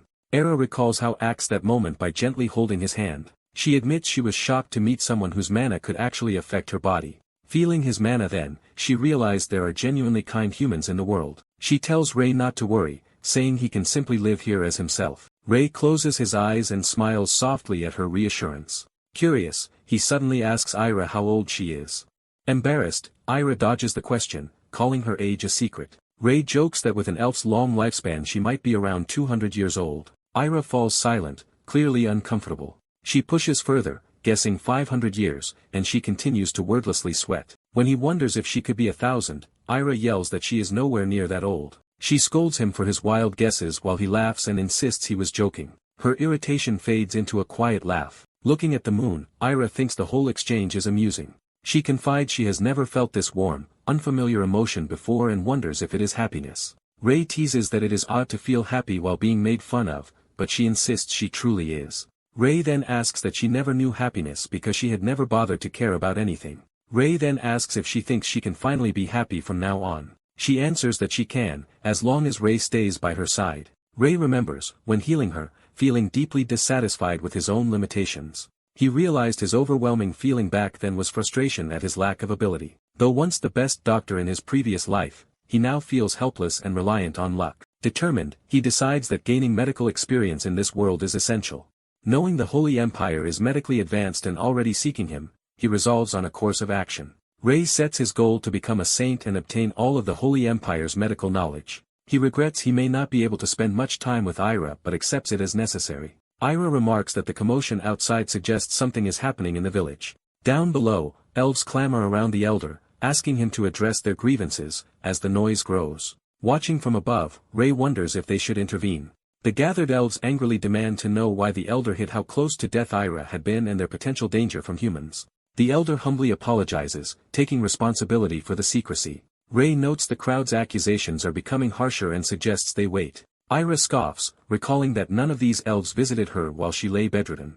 Calling their behavior disgusting, she strides away while Ray calls after her. She rises into the air on a surge of wind and mana, heading toward the assembly. Surrounded by swirling light, Ira descends majestically before the crowd. The elder is stunned to see Ira suddenly appear among the arguing elves. With a stern expression, she orders everyone to stop. The assembled elves cry out her name in relief and awe. She declares she will hear no more complaints and asks whether any of them had visited her before. The elves look away in guilty silence. Ira scoffs again at their lack of response. She rebukes them for having done nothing for her yet daring to question the elder. Some elves kneel and begin to stammer in apology. Ira presses them to justify themselves. One elf argues that if the elder had told them, they would have gone to her, and suggests Ira herself ordered the secrecy. The elder is shocked and protests this accusation. From the sidelines, Ray worries that the argument is only becoming more complex. Ira's eyes blaze with anger as she mentally condemns the elf for saying something so outrageous. Mana storms around her as she demands how he dares voice such an atrocious claim. The unleashed magic surges, overwhelming the crowd as they face her wrath. Elves are blasted back by her power, screaming in pain. The outspoken elf convulses, shocked by crackling energy. He collapses unconscious at Ira's feet as the magical assault ends. Ira coldly calls the villagers ungrateful brats. She declares that if they insist on blaming her, she will simply leave the forest. The elder desperately shouts her name, trying to stop her. Terrified villagers fall to their knees, begging Ira to forgive them and blaming the unconscious elf for provoking her. Later, Ray watches Ira return to the treehouse and worries about her emotional state. He realizes that without a high elf protecting this place, the village would be defenseless. Thinking of that, he anxiously calls Ira's name. From outside, Ira quietly asks Ray if he truly meant to leave for the Holy Empire. Inside, Ray grumbles about her attitude as the high elf, clearly frustrated. Ira fumes that the authority of a high elf has fallen shockingly low. Ray gently asks if she really intends to abandon the village. She sighs that leaving might be better than watching her people fight among themselves. Looking down, Ira admits nobody had ever sought her out before all this. Ray asks where she intends to go if she does leave. She says there is somewhere she has always wanted to visit. Reflecting on the chaos after just 20 years without her guidance, she laments how unruly the elves have become. Ray jokes that for her to call 20 years brief she really must be 1,000 years old, prompting an indignant denial. From outside, the villagers cry for Ira to come out and forgive them. Inside, Ray watches Ira sigh heavily at their pleas. He suggests that her vow to leave was said in anger rather than as a real intention. Ira insists that elves do not lie and that she genuinely meant what she said. Ray acknowledges they treated her badly but reminds her that they still rely on her protection. She quietly agrees, accepting that they do need her. Ray's words help her reaffirm that responsibility. Seeing this, Ray smiles and says he is glad she realizes it. Ira begins to say that if Ray is willing. She then asks him if he would like to stay in the village with her. Ray blushes in surprise as she suggests it would be joyful for them to remain together. He thanks her for the offer but says he cannot accept. Ray explains that he must go to the Holy Empire. Ira, alarmed, repeats the destination and hears that the Holy Empire is actively searching for him. Ray elaborates that they believe he is a saint according to some prophecy. Ira is stunned that a prophecy claims he is a saint even though he uses mana instead of divine power. Ray shrugs that the temple told him his lack of divine power is due to not being baptized, which he does not fully understand either. Ira is shaken by the idea of a saint without divine power, noting that such power normally distinguishes saints from normal humans. She confirms that Ray used magic rather than holy power to heal her because the situation was urgent.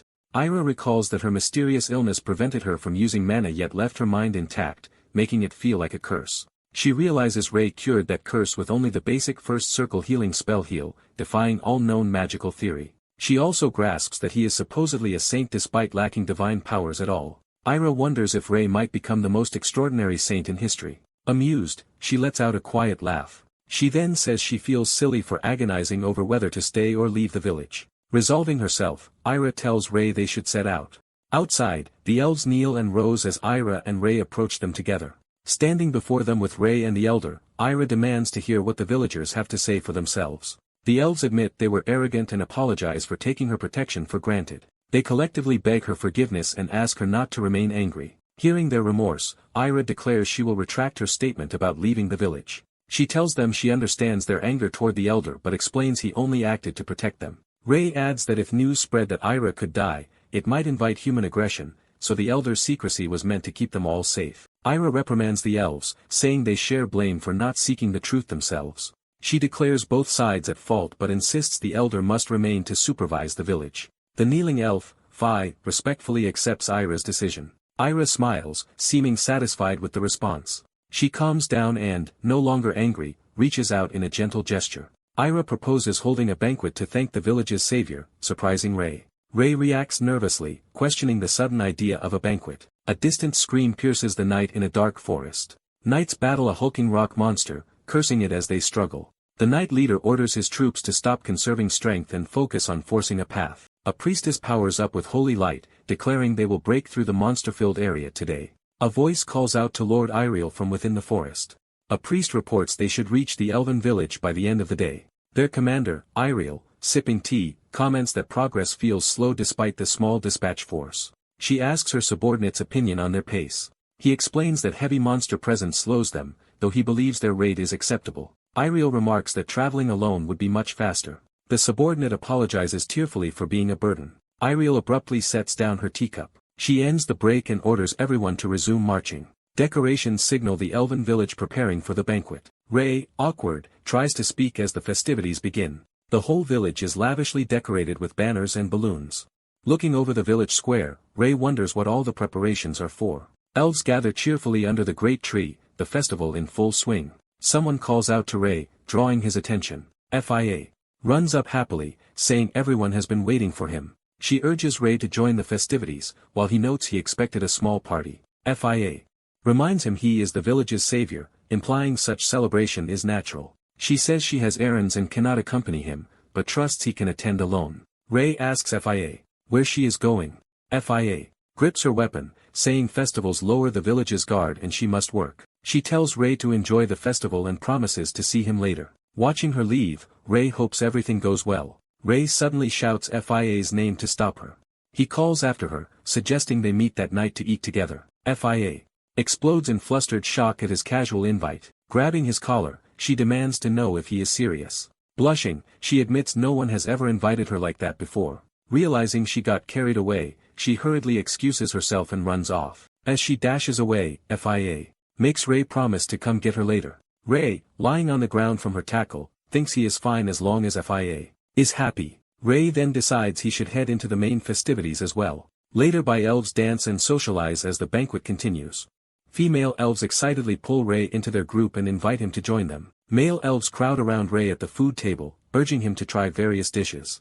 Though grateful, Ray privately finds the constant attention exhausting. Elsewhere, Ira's house stands high in the great tree, away from the celebration. The door to Ira's residence opens. Inside, beside a teacup, someone wonders aloud what is going on outside. Ira, drinking tea, asks why the center of attention, Ray, is hiding with her. Ray says he is tired and that her place is the only quiet spot to relax. Ira gently tells him to rest if he wishes. As they sit, Ray notices and comments on a strange scent in the room.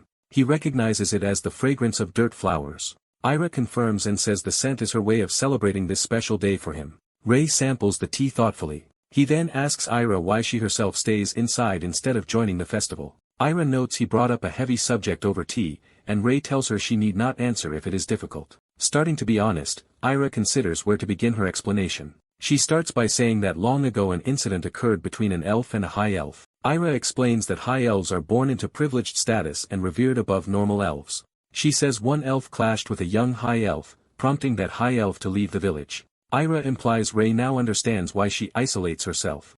Ray realizes she stays inside to prevent similar conflict from arising again. As she continues, she is suddenly interrupted. A close-up shows an arrow streaking toward Ira's head. Ira dodges in shock, reacting to the sudden attack. Ray anxiously asks her what is wrong. Ira senses trouble on the village outskirts. She grimly states that unwanted visitors have arrived. Ray repeats the phrase in confusion, realizing intruders are present. He panics at the implication, suspecting the worst. The scene shifts to the forest's edge, bathed in ominous light. There, Fie confronts armed humans, demanding to know why they are in elven territory. She notices they have brought a full armed force with them. The human knights line up as their leader insists they are not here to fight. The commander smiles, saying they only wish to meet the saint. Fie eyes them suspiciously, remaining silent. Hidden observers wonder what has happened with these humans. Fie recognizes among them an elf she had only heard of in rumors. That elf leader begins answering Fie's earlier question about why they came. She states that their purpose is to find the saint. Fie coldly replies that no such person exists here and orders them to leave. The elf commander asks to speak further, and inquires whether Fie has seen a white-haired boy. This shows Ray's distinctive white hair connecting him to the question. Fie repeats the description in alarm, clearly thinking of Ray. The commander smirks, saying this reaction confirms her suspicion. She states that Fie has already seen the saint. Fie denies knowing who the saint is, while the commander presses, asking if she at least knows the white-haired person. Fie's silence betrays her concern. The commander reiterates they do not wish for battle, only to escort the saint. She promises to withdraw once their business is done and even offers repayment if Fie cooperates. Fie, injured but stubborn, prepares to stand again. Alarmed knights draw their swords as tensions spike. The commander laments that bloodshed is now inevitable unless they hand over that one person. Fie declares that the boy already saved their village once and that everyone will gladly fight to protect him. The commander pauses, then darkly offers an alternative. She warns that opposing them will trigger a holy war. She asks Fie if she is willing to accept that consequence. Fie reels at the threat of a holy war. She realizes the invaders are agents of the Holy Empire. A stone is kicked or tossed, signaling the start of combat. Fie unleashes a glowing aura blade, charging into battle. The commander asks if Fie is truly choosing war. Fie retorts that war is what humans always seem to desire. A commanding finger points forward, giving an order. The commander orders her knights to open a path, and they roar their assent. Knights advance with blades drawn toward Fie. Fie rushes forward at blinding speed. The knights panic as she vanishes from sight. She reappears within their ranks, slashing one knight's neck. Fie continues her assault, cutting through the formation with deadly strikes. Watching, the commander judges Fie's power weaker than she had expected. She concludes Fie's aura blade is only at a beginner level. Priests in the rear cast buffing and protection spells on their allies. They also heal wounded knights, rapidly restoring their strength. Fie cuts down one of the supporting priests. A knight shouts that the enemy is faster than anticipated and orders a defensive formation. Another knight swings his sword with a battle cry as the melee intensifies. A cleric frantically casts healing magic on the injured. Even after being slashed, the priest continues to heal comrades through the pain. Fie notes that their numbers and healing magic prevent them from falling, meaning the line will eventually break. She steels herself, realizing the situation is turning dire. She then identifies the commander as the key threat. Fie vaults over a knight, aiming a kick and strike deeper into the enemy line. As a knight cries out to protect Iriel, Fie lunges directly at the commander. The clash sends shockwaves across the forest. Wincing, Fie grits her teeth from the impact. Iriel easily blocks and counters, revealing their vast difference in strength. Smirking, she declares that the power gap between them is overwhelming. She channels bright energy into her fist. Iriel drives the glowing punch toward Fie. The blow explodes against Fie's torso, sending her flying with a scream. FIE is launched high into the air before crashing back down. She tumbles violently across the ground. Standing over her, Iriel casually asks if FIE still wants to continue fighting. From FIE's viewpoint, Iriel looms unconcerned as FIE struggles to move. Clutching her wound, FIE insists she cannot let them pass.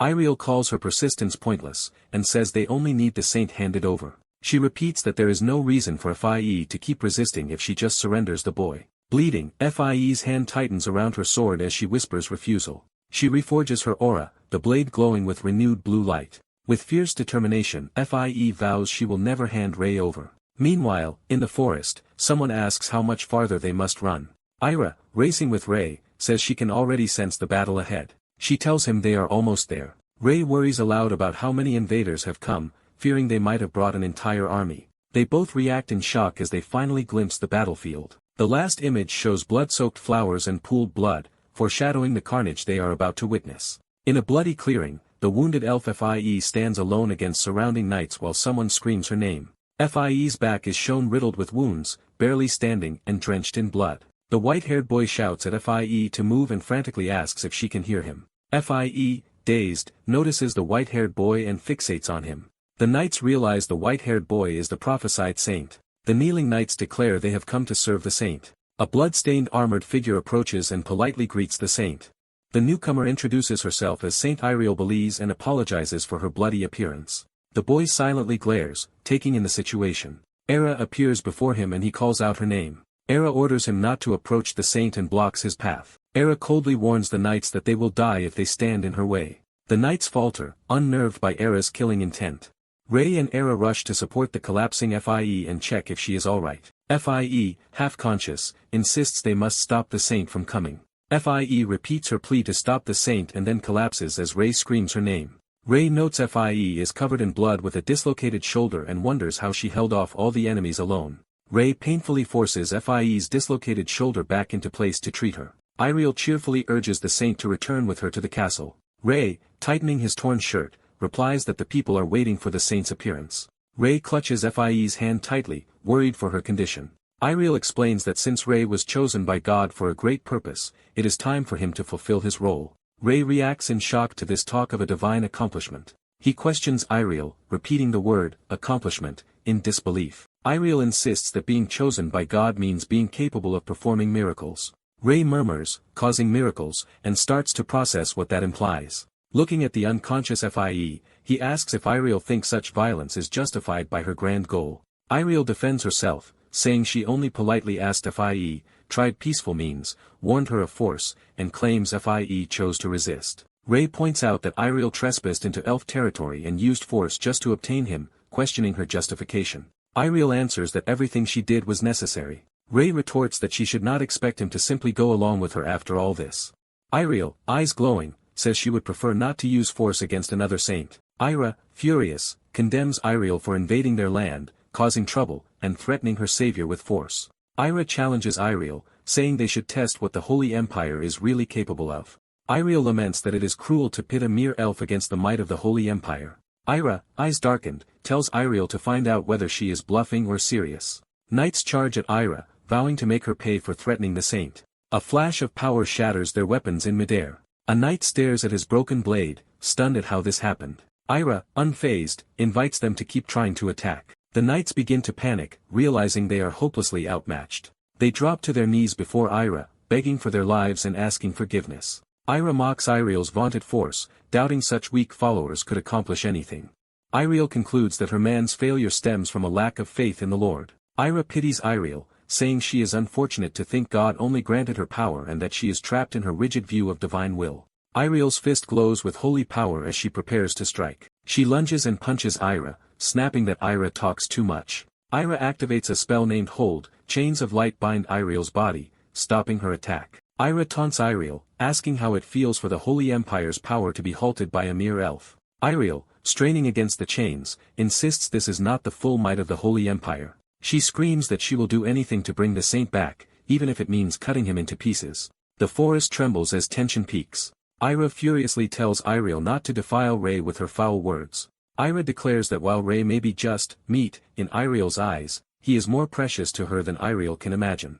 Iriel, shaken, listens as Ira continues speaking. Ira threatens that she could wipe the entire Holy Empire from the map with a snap of her fingers when Rei suddenly commands her to stop. Rei tells them he is willing to go to the Holy Empire after all. Ira lights up with hope, but Rei says he still has a caveat. Rei states that he will go under one condition. He repeats that he will go to the Holy Empire but only if certain conditions are met. Ira nervously asks what conditions he wants.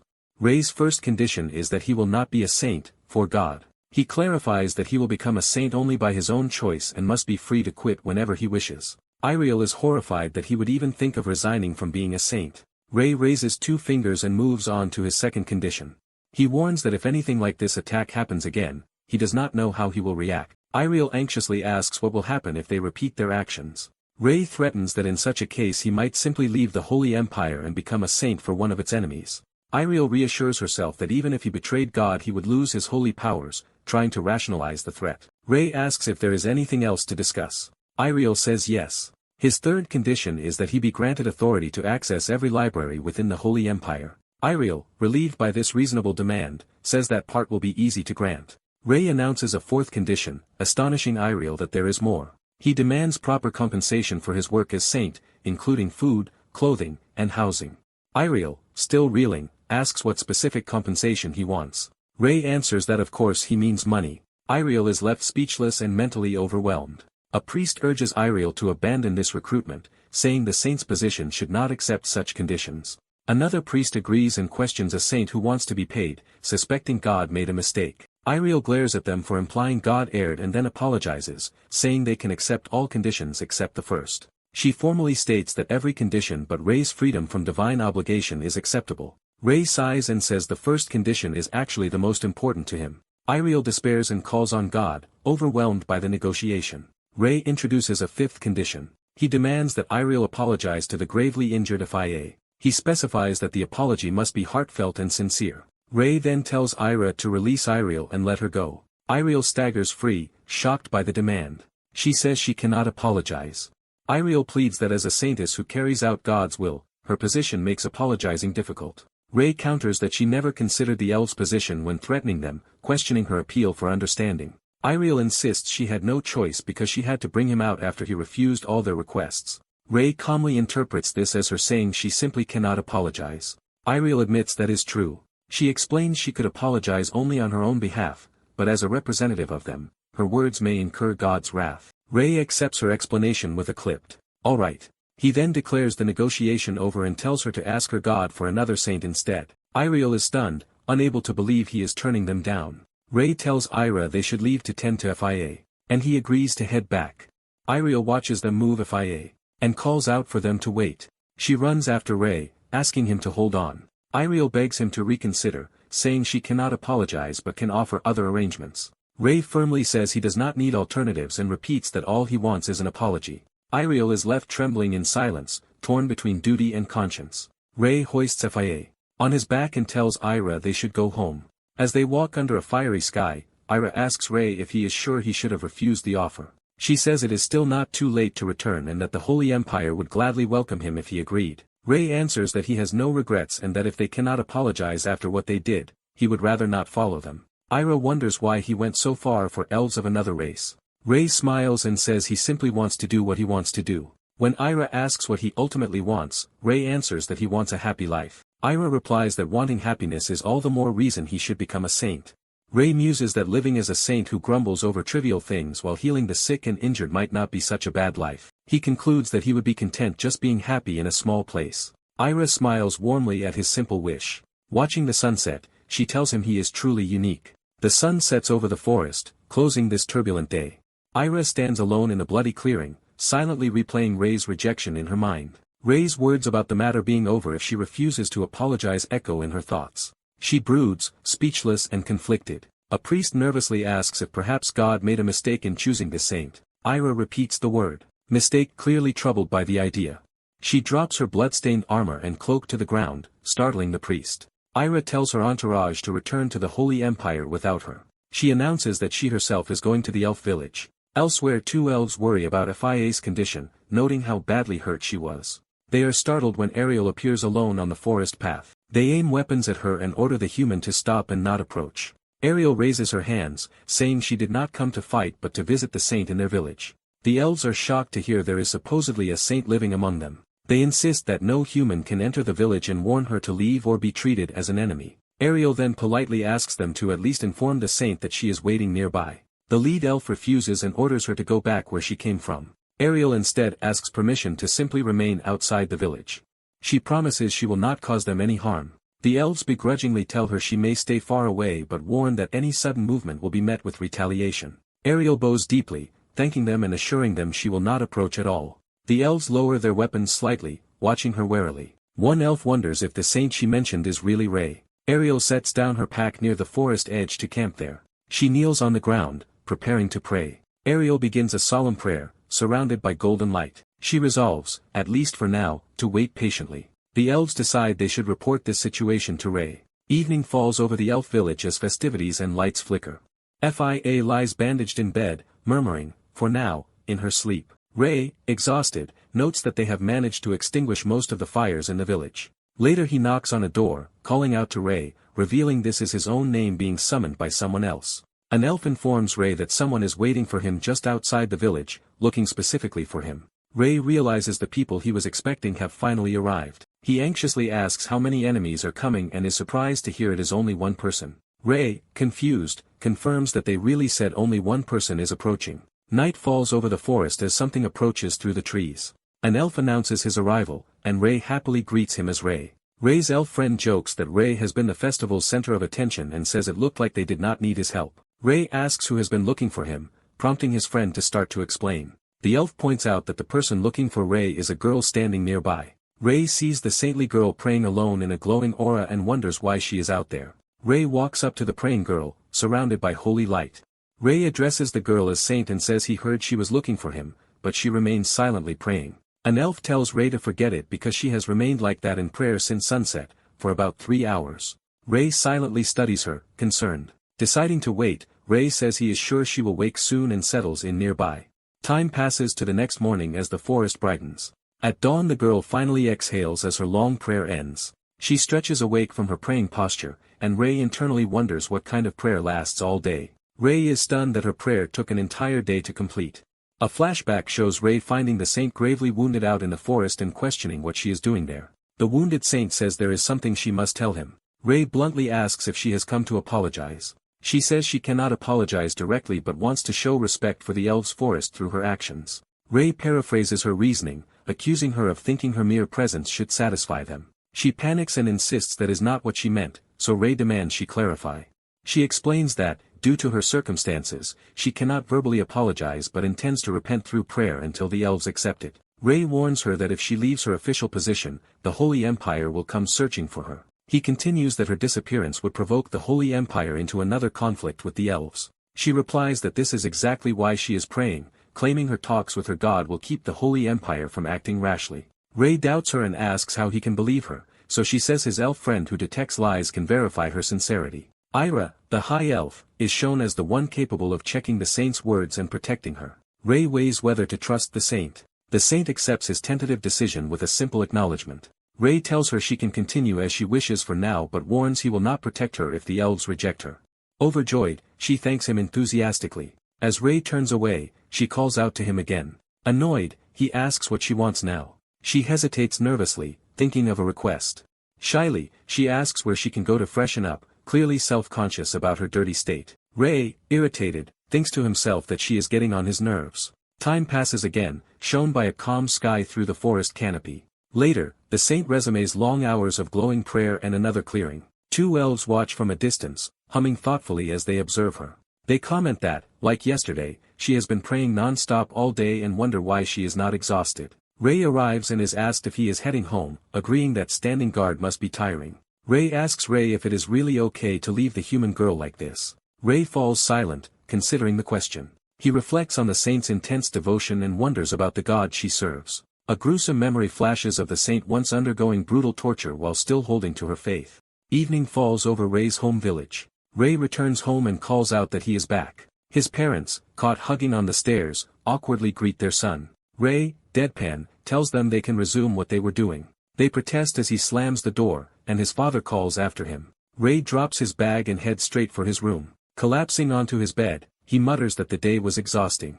Lying there, he exhales and grows thoughtful. He remembers Ira telling him that it would help if he went to the Holy Empire. The memory continues with Ray asking what she means while sitting beside an unconscious elf. Ira explains she knows he wants to go to the Holy Empire and encourages him to seize the opportunity. Ray reflects that Ira is right, recalling his vow to study medicine in the Holy Empire so there will be no illness he cannot heal. Resolute, he sits up from bed. He begins packing books into his bag, confirming to himself that this is the right decision. With determination, he decides he cannot let this chance go to waste. A sudden exclamation from someone else interrupts, reacting to his decision. Cutlery clatters as his parents, shocked, ask what he just said. At the table, they repeat back his revelation that he is a saint who must go to the Holy Empire. Ray silently braces himself for their reaction. His parents, distressed, ask if he is serious and whether he will ever return. Ray says he plans to leave tomorrow, admits he does not know what will happen in the coming years, but vows to come home eventually. His mother breaks down crying, while his father laments that saints are supposed to remain in the Holy Empire for life. Ray gently reassures them that he will return and promises it. His mother hugs him tightly, wailing over the news that he must leave as a saint. His father scolds her for making it harder on Ray by crying so much. Through his own tears, Ray's father promises to keep Ray's mother and himself safe until Ray returns and urges him to stay safe. Ray and his parents share a choked, emotional moment together. Ray smiles and promises he will take care of himself. That night, from outside the house, his mother marvels that her boy is grown up and not even crying, while Ray protests faintly from inside. A new day dawns over the forest. The saint, exhausted from her ordeal, sighs while resting on the grass. She clutches her stomach in discomfort, feeling the effects of her Spartan lifestyle. She looks queasy as ominous sounds echo from her belly. Ray leads her into a field and tells her everything growing there is edible, inviting her to eat. Walking away, he tells her she can do whatever she wants now, which she finds off-putting. She stares at a gnarly plant and wonders how she is supposed to eat it. Grimacing, she picks up some slimy, bitter herbs. Forcing herself, she steels her nerves while holding the awful-looking plant. A chibi image shows her trying not to gag as she prepares to eat it. Her eyes widen in shock once she tastes it. She screams that it is incredibly bitter and spicy, while the elves stare in disbelief. Her stomach clenches painfully. She doubles over with cramps, panicking as the pain intensifies. The elves whisper to each other, wondering if she really just ate the plant raw and if this strange behavior is how humans enjoy change. Desperate, she cries out for water. A sparkling river is shown as her salvation. She sprints toward the water, frantic. She dives in head first, splashing loudly. She keeps her face submerged, guzzling water to soothe her mouth. From the riverbank, Ray calls out to the saint and internally wonders how he will live with the memory of this ridiculous scene. Time shifts again to another bright day. The saint collapses on the grass, sighing after all her trials. Lying there, she thinks maybe she should give up and return home. She stares up at the sky, sighing again. She resolves that this hardship is another trial she must endure. Ray appears above her and tells the saint to get up. He tells her to prepare herself because they are heading to the Holy Empire. She sits up, surprised, and asks for confirmation. Ray repeats that they are departing for the Holy Empire, and she timidly asks if that means he forgives her. He answers that he does not forgive her, which she admits she expected. Ray says she should simply get ready while he goes to say his goodbyes before they leave. Another elf greets Ray and asks how FIA is doing. The elf says they have been waiting for him and tells him that FIA has just woken up. Ray rushes to FIA's house, calling her name. He bursts inside, happily shouting for FIA. FIA, bandaged and sitting up in bed, is stunned but glad to see him. Ray smiles and tells her he is relieved she is finally awake. He asks if she is okay and if everything feels alright, and she replies thankfully. Era arrives, observing that FIA is recovering faster than expected. Ray teases Era about being worried, but she insists she is just doing her duty as a high elf caring for her people. FIA tries to sit up to apologize to Era, but Era tells her not to move because she is not fully healed yet. Ray's packed bag catches Era's eye, simulating his imminent departure. Era remarks that his readiness shows he has made up his mind. Ray confirms he is going to the Holy Empire and wants to make the most of this once-in-a-lifetime chance. Era smiles, saying he made the right decision and will be leaving soon. FIA, alarmed, cries out in shock at the news. She apologizes for yelling in front of Era, but Era tells her not to worry. Ray jokingly addresses FIA as a child and offers to answer any questions she has. Era, annoyed, asks if he was just mimicking her way of speaking, and he sheepishly apologizes. FIA, still confused, asks where he is going and thought he planned to stay with the elves. She presses him, asking if he is really going to follow the humans back to the Holy Empire. Ray explains he already intended to go there anyway and admits she is right that he will be heading to the Holy Empire. When she asks how long he will be gone, he guesses it will be at least a few years. They both fall silent, staring at each other with mixed feelings. FIA forces a cheerful smile and tells him not to worry and to travel safely, while he replies that he will come back. Ray laughs to himself, remembering that elves perceive time very differently from humans. As he leaves FIA's room, Era asks if that is all he wanted to say and requests to talk with him a bit more before he departs. He agrees. Ray bids FIA a casual goodbye, saying he will see her soon, and she waves from her bed. The scene shifts to Era's house, bathed in warm sunlight. Inside, Era tells Ray there is something she wants to give him and asks him to accept it. Curious, Ray asks what the gift is, and she tells him to give her his hand. He places his hand in hers, following her instruction. Era channels magic into his hand, explaining that she is placing her personal seal on him. She says the seal will serve as proof that she is always with him. Her glowing magic fully imprints the seal as their hands remain clasped. Ray stares at his now glowing hand in astonishment. He sees a shining symbol appear on the back of his hand and asks if that is what she meant. Era answers that the mark is essentially her. Ray silently processes this, looking puzzled at her. Panicking internally, he wonders if it is a slave-like contract seal that binds humans to elves. But Era hurriedly assures him it is nothing like that. She explains from off-panel that it is simply her seal and nothing to worry about, while Ray repeats the word uncertainly. Era clarifies that the mark is magic she placed on him, joking that she has basically given him herself as a present, like humans saying they call dibs on someone. The elf woman promises to always stay by his side and hopes her gift will protect him on his travels. The young man looks at his glowing hand, surprised by her magic. He smirks slightly, accepting the situation. Smiling brightly, he thanks her and says they will meet again soon. Time passes as the two companions walk through the forest. The female companion beams with happiness. She cheerfully follows while he walks ahead, a bit exasperated. He turns and asks if she is really that happy.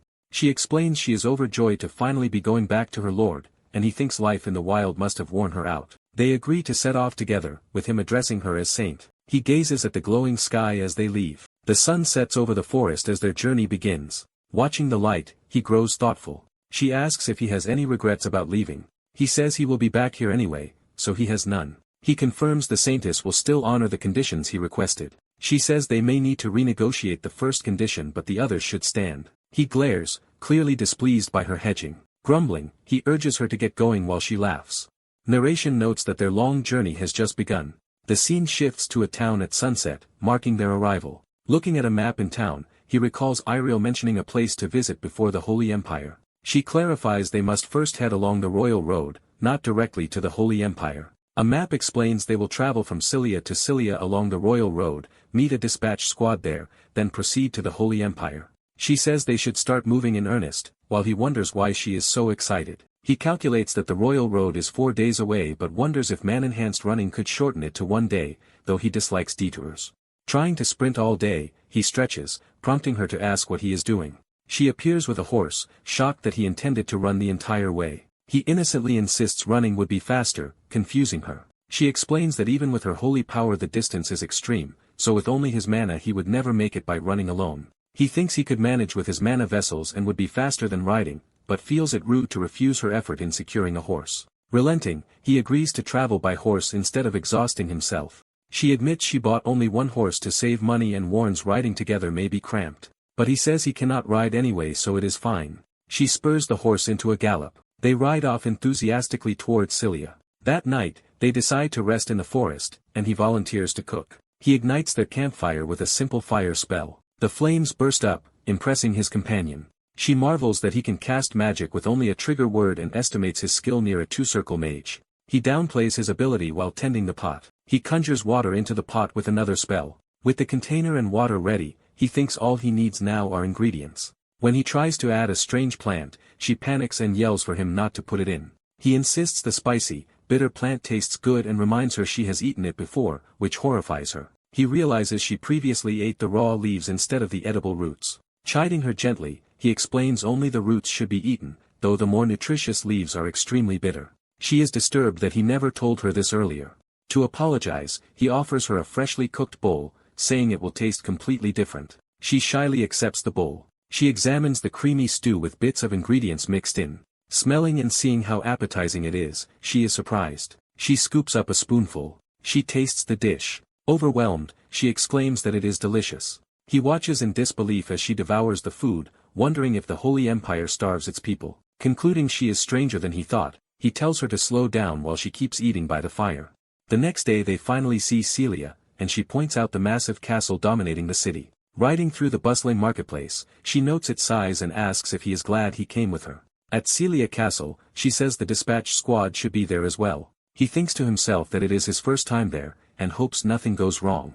They ride up to the castle gate guarded by soldiers. A guard bows and warmly welcomes the saintess back. The guard then asks who the young man riding behind her is. She introduces him as a saint. She teasingly presses him to confirm his new title, making him uncomfortable. Playing along, he formally introduces himself as Saint Ray. They are then escorted through the ornate halls toward the audience chamber. The senior clergy greet the saintess, saying it is good to see her again. She reports she has completed her mission in Celia and asks that word be sent that they will return to the Holy Empire tomorrow with the saint. The cleric agrees and promises to inform the Empire and prepare for their departure. She tells Ray he can rest now and offers to show him his lodging for the night. A door opens to reveal his quarters. He is stunned by the luxurious room prepared for him. Comparing it to a 5-star hotel he never had time to visit back on Earth, he marvels that he can stay somewhere so nice. She asks if the room suits him, and he comments that it must have been very expensive. She says she will leave so he can rest, confirming they will head to the Holy Empire in the morning. With a slightly ominous smile, she tells him she will see him tomorrow morning. As she walks away, he feels unsettled and confused by her tone. He wonders what she is plotting, sensing she has some hidden agenda. Relaxing in his robe, he sighs in relief. Lying on the bed, he muses that he will finally go to the Holy Empire tomorrow. As he drifts to sleep, he wonders what the Holy Empire will be like. Rain arrives over Celia Castle. Rain knocks on the saintess's door, asking if the saint is awake. Drowsy but ready, he tells the saintess he is prepared to depart. She smiles and says if he is ready, they should head out. Dressed formally, she cheerfully announces they are going to see His Majesty. Ray repeats that they are going to see His Majesty, then suddenly realizes what that implies. Alarmed, he asks what she just said and who exactly they are meeting. She explains they are going to meet the king of the Celian Empire, which he inwardly questions. He complains that she should have told him this plan yesterday. She breezily says there is no need to be nervous since they are only giving their report and saying goodbye before leaving. He retorts that he needed to learn proper customs before meeting a king. She admits she kept it secret so he would not lose sleep and asks if that is a problem. Ray thinks she has cleverly outmaneuvered him and that her excessive kindness is suspicious. In the throne room, a voice invites them in and praises their hard work. The king asks if Ray is the newly chosen saint, and Ray answers yes. Ray realizes this dignified man is the king of Celia. The king welcomes them warmly, noting they must be tired from traveling, and Iriel thanks him for letting them rest first. They both stand before the throne, with Iriel bowing properly while Ray awkwardly mimics her. She has to prompt Ray to respond as he forgets to bow at first. He hastily bows, matching her. Ray whispers accusingly, asking if she withheld etiquette lessons just to embarrass him. The king tells them to raise their heads and thanks them. He notes he has heard they plan to return to the Holy Empire that day, and Iriel confirms it. Ray understands that their ability to return is thanks to his support, and expresses the Holy Empire's gratitude. The king laughs modestly, saying he did little and wishes them divine protection on their journey. Iriel adds that because he let them stay in Celia, they were able to find and retrieve the saint safely, and promises to repay the debt. The king muses about this promised debt and says he will remember it for when he needs a favor. He again verifies that Ray is the new saint, and Ray introduces himself. Observing Ray, the king notes internally that he cannot sense any mana and that Ray's body looks more like a swordsman's than a mage's.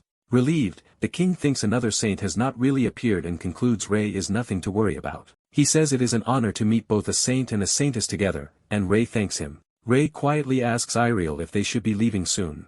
As the audience seems about to end, the king calls out to Saintess Iriel again. He reminds her of her promise to repay his favor. Startled, she confirms and asks if there is something he needs help with. He hesitates and begins to explain his situation. The king reveals that his cousin, the Archduke's daughter, is suffering from an unknown illness that no clergy have been able to diagnose or heal. He requests that they visit and see the sick girl, prompting Ray to internally protest. Ray, thinking they already have a long trip ahead, wants her to decline, but she instead agrees. Ray shouts in shock as she says there is no way she could refuse a personal request from the king. The king happily thanks her, trusting that with a saint present they will be able to handle everything. Iriel forces a smile, thinking this outcome is not what she wanted. Later in the castle courtyard, Ray grumbles in frustration about the detour. He complains that the journey to the Holy Empire keeps being delayed, while she nervously begins to explain.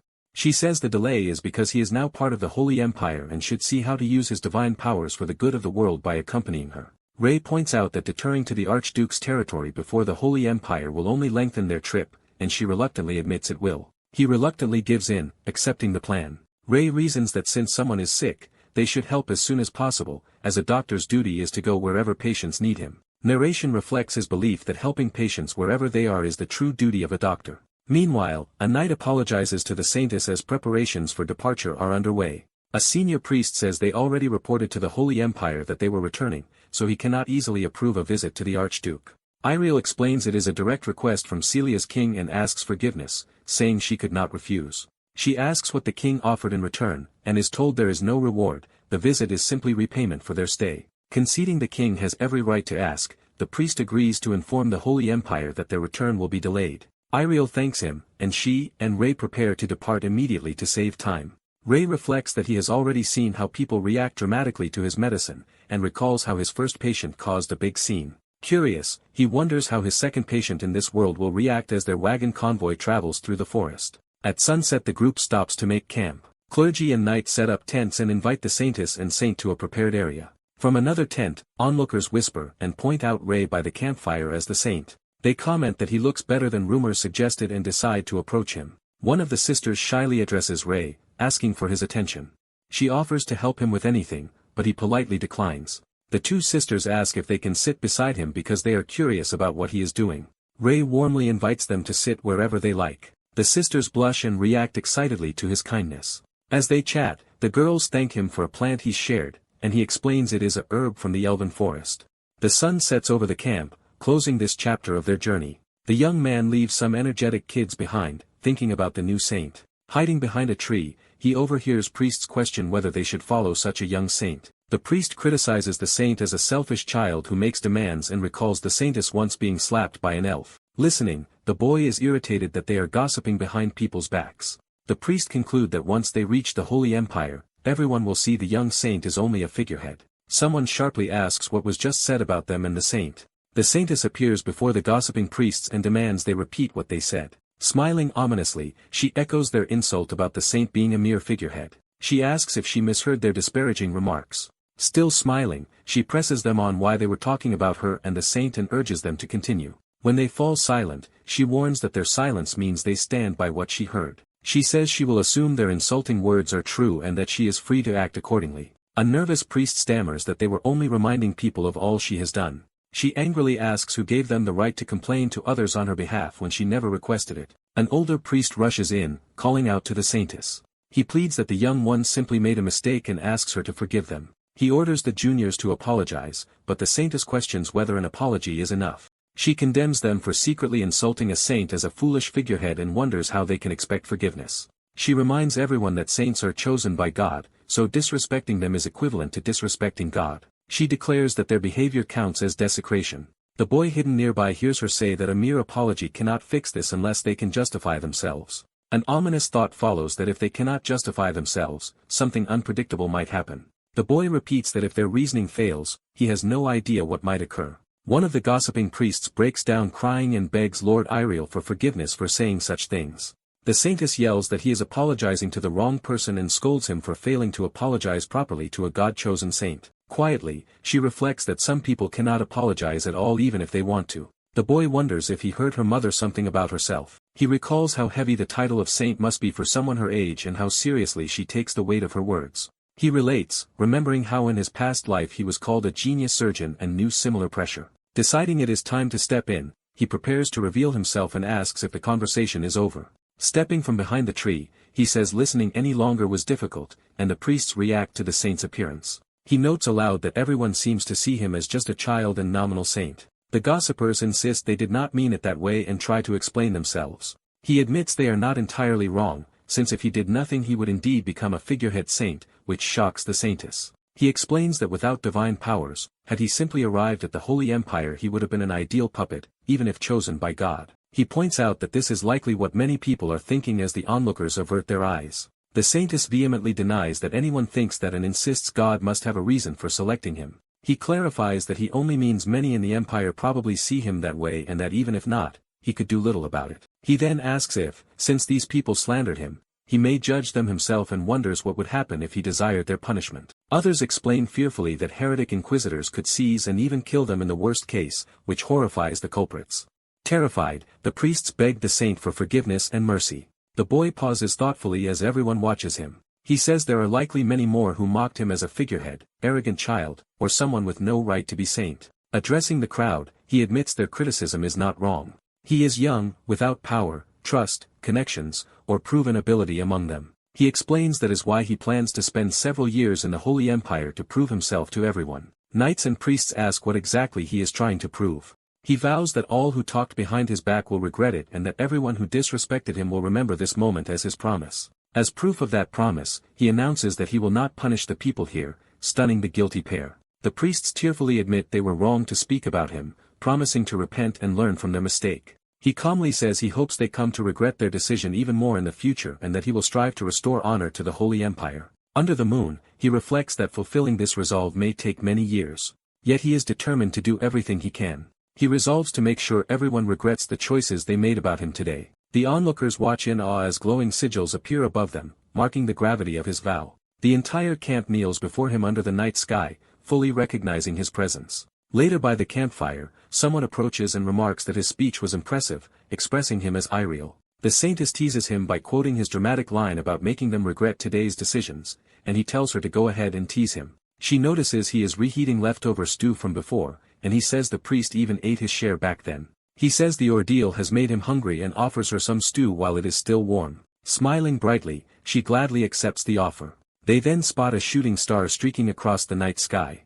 The saintess happily says she has not watched the night sky in a long time and thinks seeing a shooting star is good luck. The boy muses that in his past life his name meant shooting star, connecting it to what they see. He reflects that he has become used to the name Ray, recalls that in his old world wishes on shooting stars were said to come true, and the saintess reacts excitedly. She clasps her hands as if praying, leading him to wonder why a saintess is believing such myths. She remembers a local tale that seeing a shooting star with someone means you can one day die happily with them. Ray questions the idea of a happy death, saying he does not believe any death can be happy. She agrees she does not really believe it either but still wonders what a happy death would look like as they watch the sky full of falling stars. The next morning dawns bright over the forested road. Their carriage approaches the Silos duchy, and a rider announces its siding to the saintess and saint. Inside the coach, Iriel notes they will soon enter Silos territory. When asked their first destination, she replies they must hurry to meet the Duke as soon as they arrive. She considers the limited time they have there. She decides they will treat the Duke's family quickly and then depart immediately for the Holy Empire so they are not late for the baptism.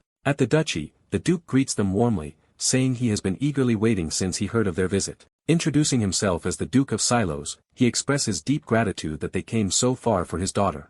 Iriel humbly says their role as saints is to give God's blessings to those in pain, so he should rest easy. The Duke, worried, asks if they can quickly examine his daughter, saying he cannot bear the thought of losing her after seeing her suffer so long.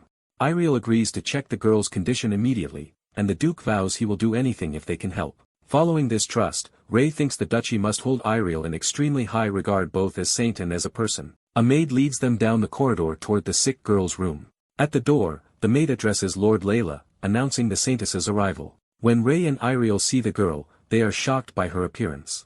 Ray mentally reacts again in disbelief at what he is seeing. He notes that half of Layla's body is covered in red spots. The girl sits sadly on her bed, her skin blotched with lesions. Ray clinically identifies the lesions as erythematous papules and speculates it might be severe dermatitis or pediformis. He inwardly berates whoever treated her earlier for letting her condition progress so far. Layla hides behind a sheet, saying her appearance is hideous.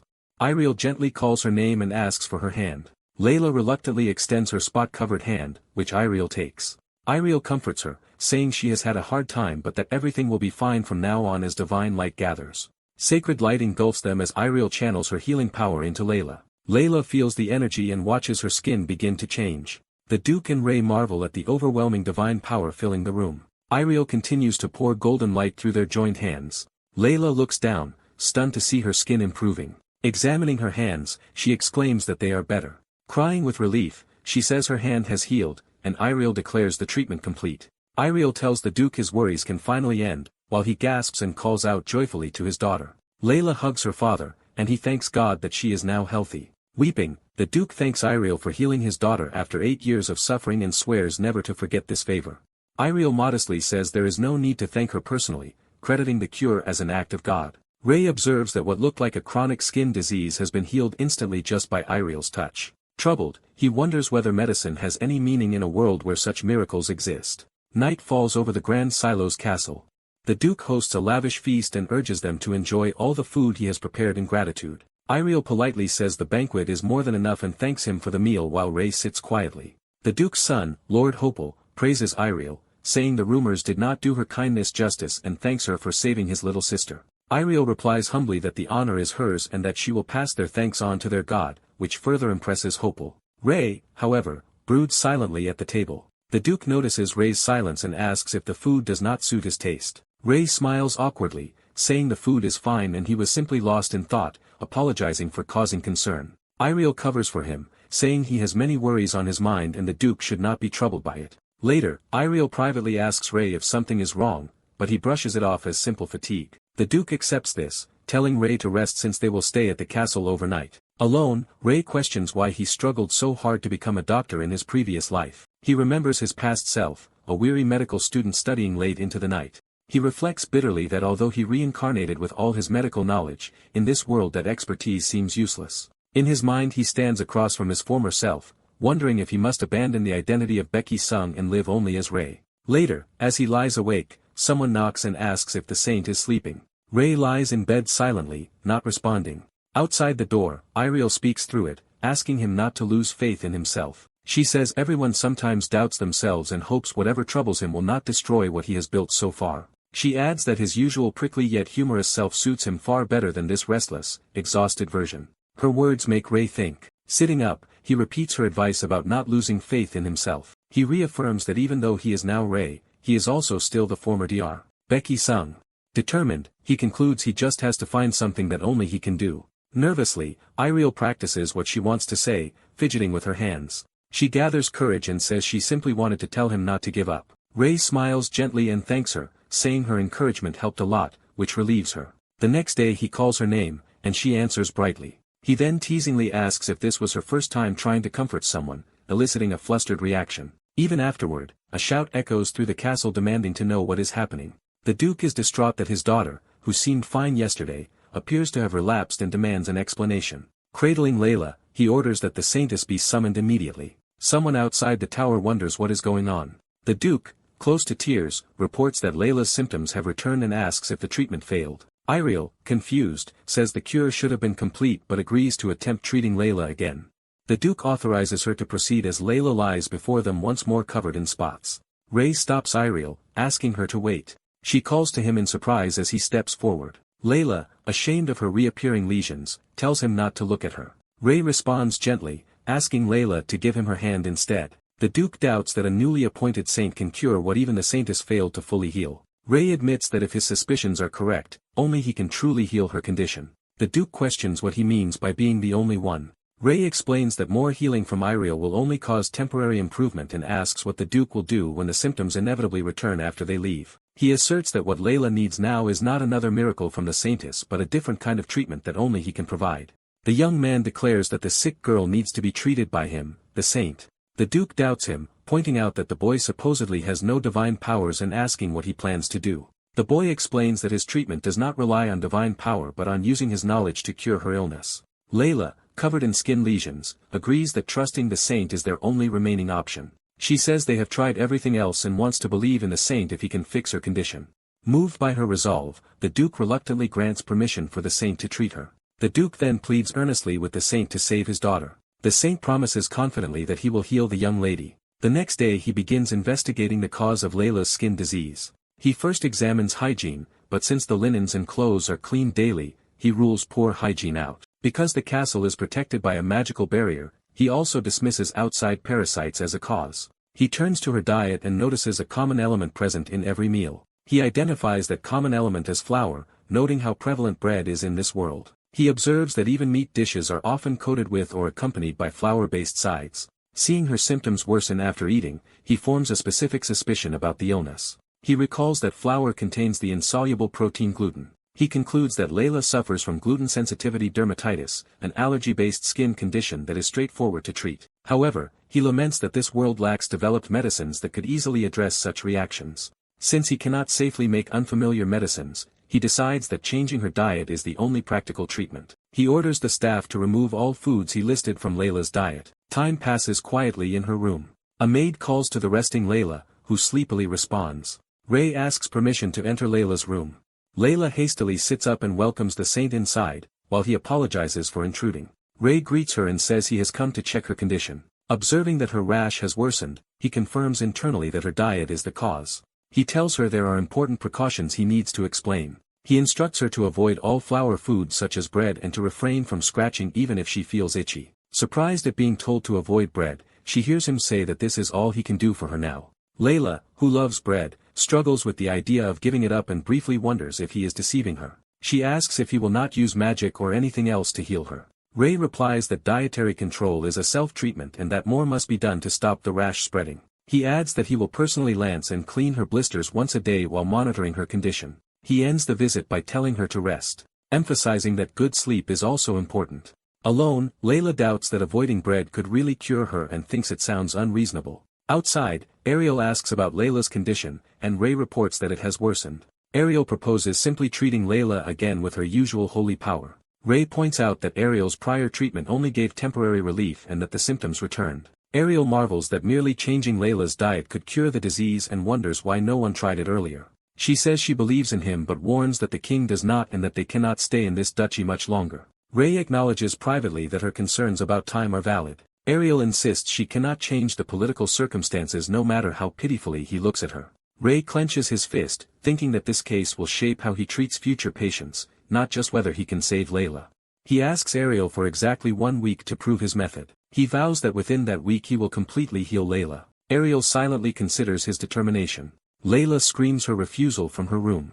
Ray forcefully makes her drink more water, scolding her for not meeting the required daily intake. He sets a regimen of 3 liters a day, totaling 21 liters per week, as her needed water consumption. Layla cries that she does not want to drink so much ordinary water and questions how it could help. Ray explains that during allergic reactions the body releases histamine and urges her to trust him and drink. He further explains that excess histamine can harm allergic people even though it is meant to protect the body. He says that sufficient water lets the body's cells function properly and reduces allergic reactions, then offers the drink again. He continues to pour water into Layla's mouth, reminding her she still has another cup to finish. While being force-fed, Layla mentally complains that this supposed saint is really just a handsome maniac. For days pass at the castle.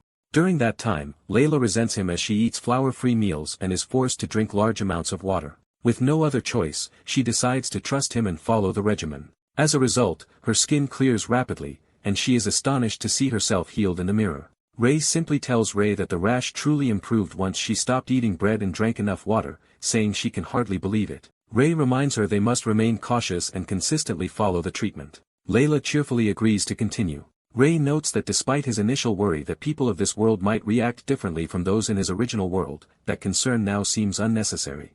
He believes Layla's full recovery is now only a matter of time, though he hints that a problem arises on the 6th day. A dish crashes to the floor, signaling trouble. Layla suddenly has an intense craving for bread and begins showing withdrawal-like symptoms. The narration explains that in this world flour is a dietary staple, so her withdrawal was inevitable when she stopped eating it. Ray worries that if she eats flour before treatment is complete all his efforts will be wasted and shouts in protest. He decides they must distract her and find something to help manage her cravings while warning her not to cry herself dehydrated. Ray begins carving a small figurine while someone calls to him. He tells Ariel he is making pieces for a game. She is puzzled about the sudden game idea, and he asks her to inspect the piece he made. Holding up the carved piece, he asks what it makes her think of. Ariel says it resembles a castle or possibly a crown, prompting Ray to confirm that crown-like image. Satisfied that the association works, Ray excitedly tells Ariel to follow him. Left behind briefly, Ariel mutters in annoyance at being abandoned mid-conversation. Elsewhere in the castle, someone arrives in response to being summoned by the saint. Ray has gathered Duke Hopel and Layla and asks if he can request their help. He explains that he needs the Duke's assistance and that what he will show them is meant to ease Layla's withdrawal symptoms. The Duke, eyeing the piece in Ray's hand, asks what it is. Ray presents a full board and introduces his chest to them. He explains that each player commands an army and tries to capture the opposing king, making it a test of leadership. He notes there are specific movement rules for each piece. Holding up the king piece, he describes its limited movement and contrasts it with the much freer moving queen. He states that every piece has its own rules, promising to explain each one. After learning, the Duke and Layla find the game intellectually interesting and militarily applicable, thinking even their father would enjoy it. Ray suggests they try playing, proposing a match between Layla and Iriel. Layla and Iriel sit across the board, ready to start. Iriel, excited, invites them to begin the game. Layla accepts the challenge, promising not to go easy on the Saintess. Ray observes that Layla quickly becomes engrossed in chess, which should distract her from cravings. On the board, Layla tentatively announces a checking move with a knight. Iriel counters with confidence, boasting of the might of the Holy Empire's forces as she tightens her position. She taunts Layla to surrender and submit to her in-game rule, while Layla struggles. Layla admits defeat while Iriel gleefully exclaims how fun the game is. Duke Hopel challenges Iriel next, saying he wants a match to avenge his sister. Iriel arrogantly welcomes all challengers, insisting everyone will bow before the Holy Empire's power even if they move first. Watching their enthusiasm, Ray is surprised at how much they enjoy chess. During the Duke's match, he manages to check Iriel's king, making her groan. Iriel acknowledges the Duke's skill, and he proudly declares that their dukedom will not lose so easily. He urges Iriel to make her next move so he can demonstrate the strength of his house. Ray, seeing the competitive frenzy, reminds everyone not to get too carried away and notes that this was supposed to be just a distraction for Layla. Soon the Duke excitedly calls his father over to show him the new game. Hopel enthusiastically presents chess to the Duke, explaining that the saint invented it. Hopel praises chess as a sophisticated tool for evaluating military commanders. The Duke, impressed, concludes that Ray must truly be a child chosen by God and imagines many uses for the game. Ray narrates that once the Duke became obsessed with chess, strange things began happening around the castle. As the promise weakens with no word from the Duke, Ray grows uneasy and notices unusual activity in the courtyard. He sees servants on a bench playing chess and wonders why everyone is suddenly involved. He spots other servants crafting more chess pieces and questions what is going on. Sticking around, he realizes practically everyone is either playing or waiting to play chess, far beyond his original intent. Bewildered, Ray admits he never expected chess to take over the entire Silo's castle. Ray and Iriel are then summoned to the audience hall, where the Duke sits on his throne. They present themselves before him, and he greets them formally. The Duke reflects that Ray cured Layla in a short time and created an amazing game, marveling at his capabilities. He sincerely thanks Ray, saying he can clearly see how much Layla's condition has improved. The Duke, speaking as a relieved father, expresses deep gratitude for freeing his daughter from her suffering. Iriel deflects the praise onto Ray, saying the success is entirely due to the saint's treatment. The Duke insists she also helped but admits he is especially grateful to Ray. As both apology and thanks for earlier mistrust, he offers Ray an ornate box containing a gift. Ray opens it in surprise. Inside he finds a hereditary ring once given to the family by a dwarf they saved. Shocked that they would part with a family treasure, Ray hears the Duke insist he accept it as an apology. Outwardly protesting that it is too precious, Ray inwardly rejoices at receiving such a rare item, while the Duke assures him it is fine. The Duke urges him to wear it, and Ray eagerly slips the ring onto his finger, thanking him. Ray notes that it feels a bit large for constant wear. To his amazement, the ring magically shrinks to fit perfectly, and the Duke hints that dwarven craftsmanship grants it further powers. Ray sincerely thanks the Duke again, saying even the dwarf who forged it would be glad a saint now wears it. The Duke remembers they are departing for the Holy Empire tomorrow and confirms this. He offers to sponsor their journey to make it as comfortable as possible and advises them to rest beforehand. He reiterates his gratitude for all their efforts. Night falls over the castle. Relaxing together, Iriel comments that everything turned out well and calls the Duke a nice person, while Ray suggests the generosity might also be political. Ray wonders why she immediately suspects ulterior motives just as someone knocks on their door. Both are surprised by the late visitor, unable to think of anyone they are expecting. As the door slowly opens, Ray wonders who could be coming at this hour. The Duke, Hopel and Layla enter, apologizing for the late call after hearing of the saint's impending departure. Hopel says it is incredible to meet the famed saint and saintess, have Layla cured, and gain chess, and he wants to see Layla gain chess, and he wants to personally convey his gratitude. Ray modestly says it was nothing, while Ariel says she also enjoyed getting to know them despite having more work ahead. Hopel then invites them to a nighttime picnic in the castle's back garden to admire the stars together. Ray and Ariel think it sounds wonderful and accept the invitation. Hopel and Layla are delighted and hurry off to prepare. They promise they will be waiting for the saints at the garden. After they leave, Ray asks Ariel why she is laughing to herself. She says it feels like a cute farewell party for them, something she finds charming. Ray reflects that because he is usually busy with imperial duties and feared by many, he rarely has chances to build relationships like this.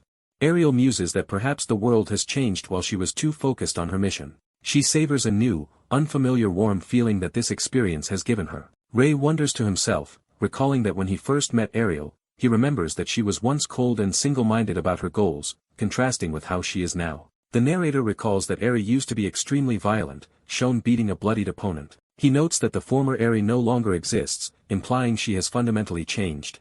Snapped out of her daze by a companion urging her to move, he concludes that the person who changed was Eri herself. At night in the garden someone calls the saints over to a specific spot. They are led to a modest outdoor tea party, and the host says the food is unimportant compared to them all being together. Ray reminds the blonde girl she must avoid Flower after he departs or her illness will return. He explains she is not fully cured because her body treats Flower's components like poison, making complete healing difficult. Jokingly, he tells her that if she endures avoiding Flower for about 5 years, her condition may improve, which horrifies her. The Duke, while the girl cries for bread, says he prepared something else for Ray and Eri. The Duke casts a light spell to illuminate the area. Fireworks burst across the night sky. Ray watches the display with a happy, odd expression. As they all sit by the fountain watching, Ray praises the beauty of the fireworks, and the Duke is glad he likes them.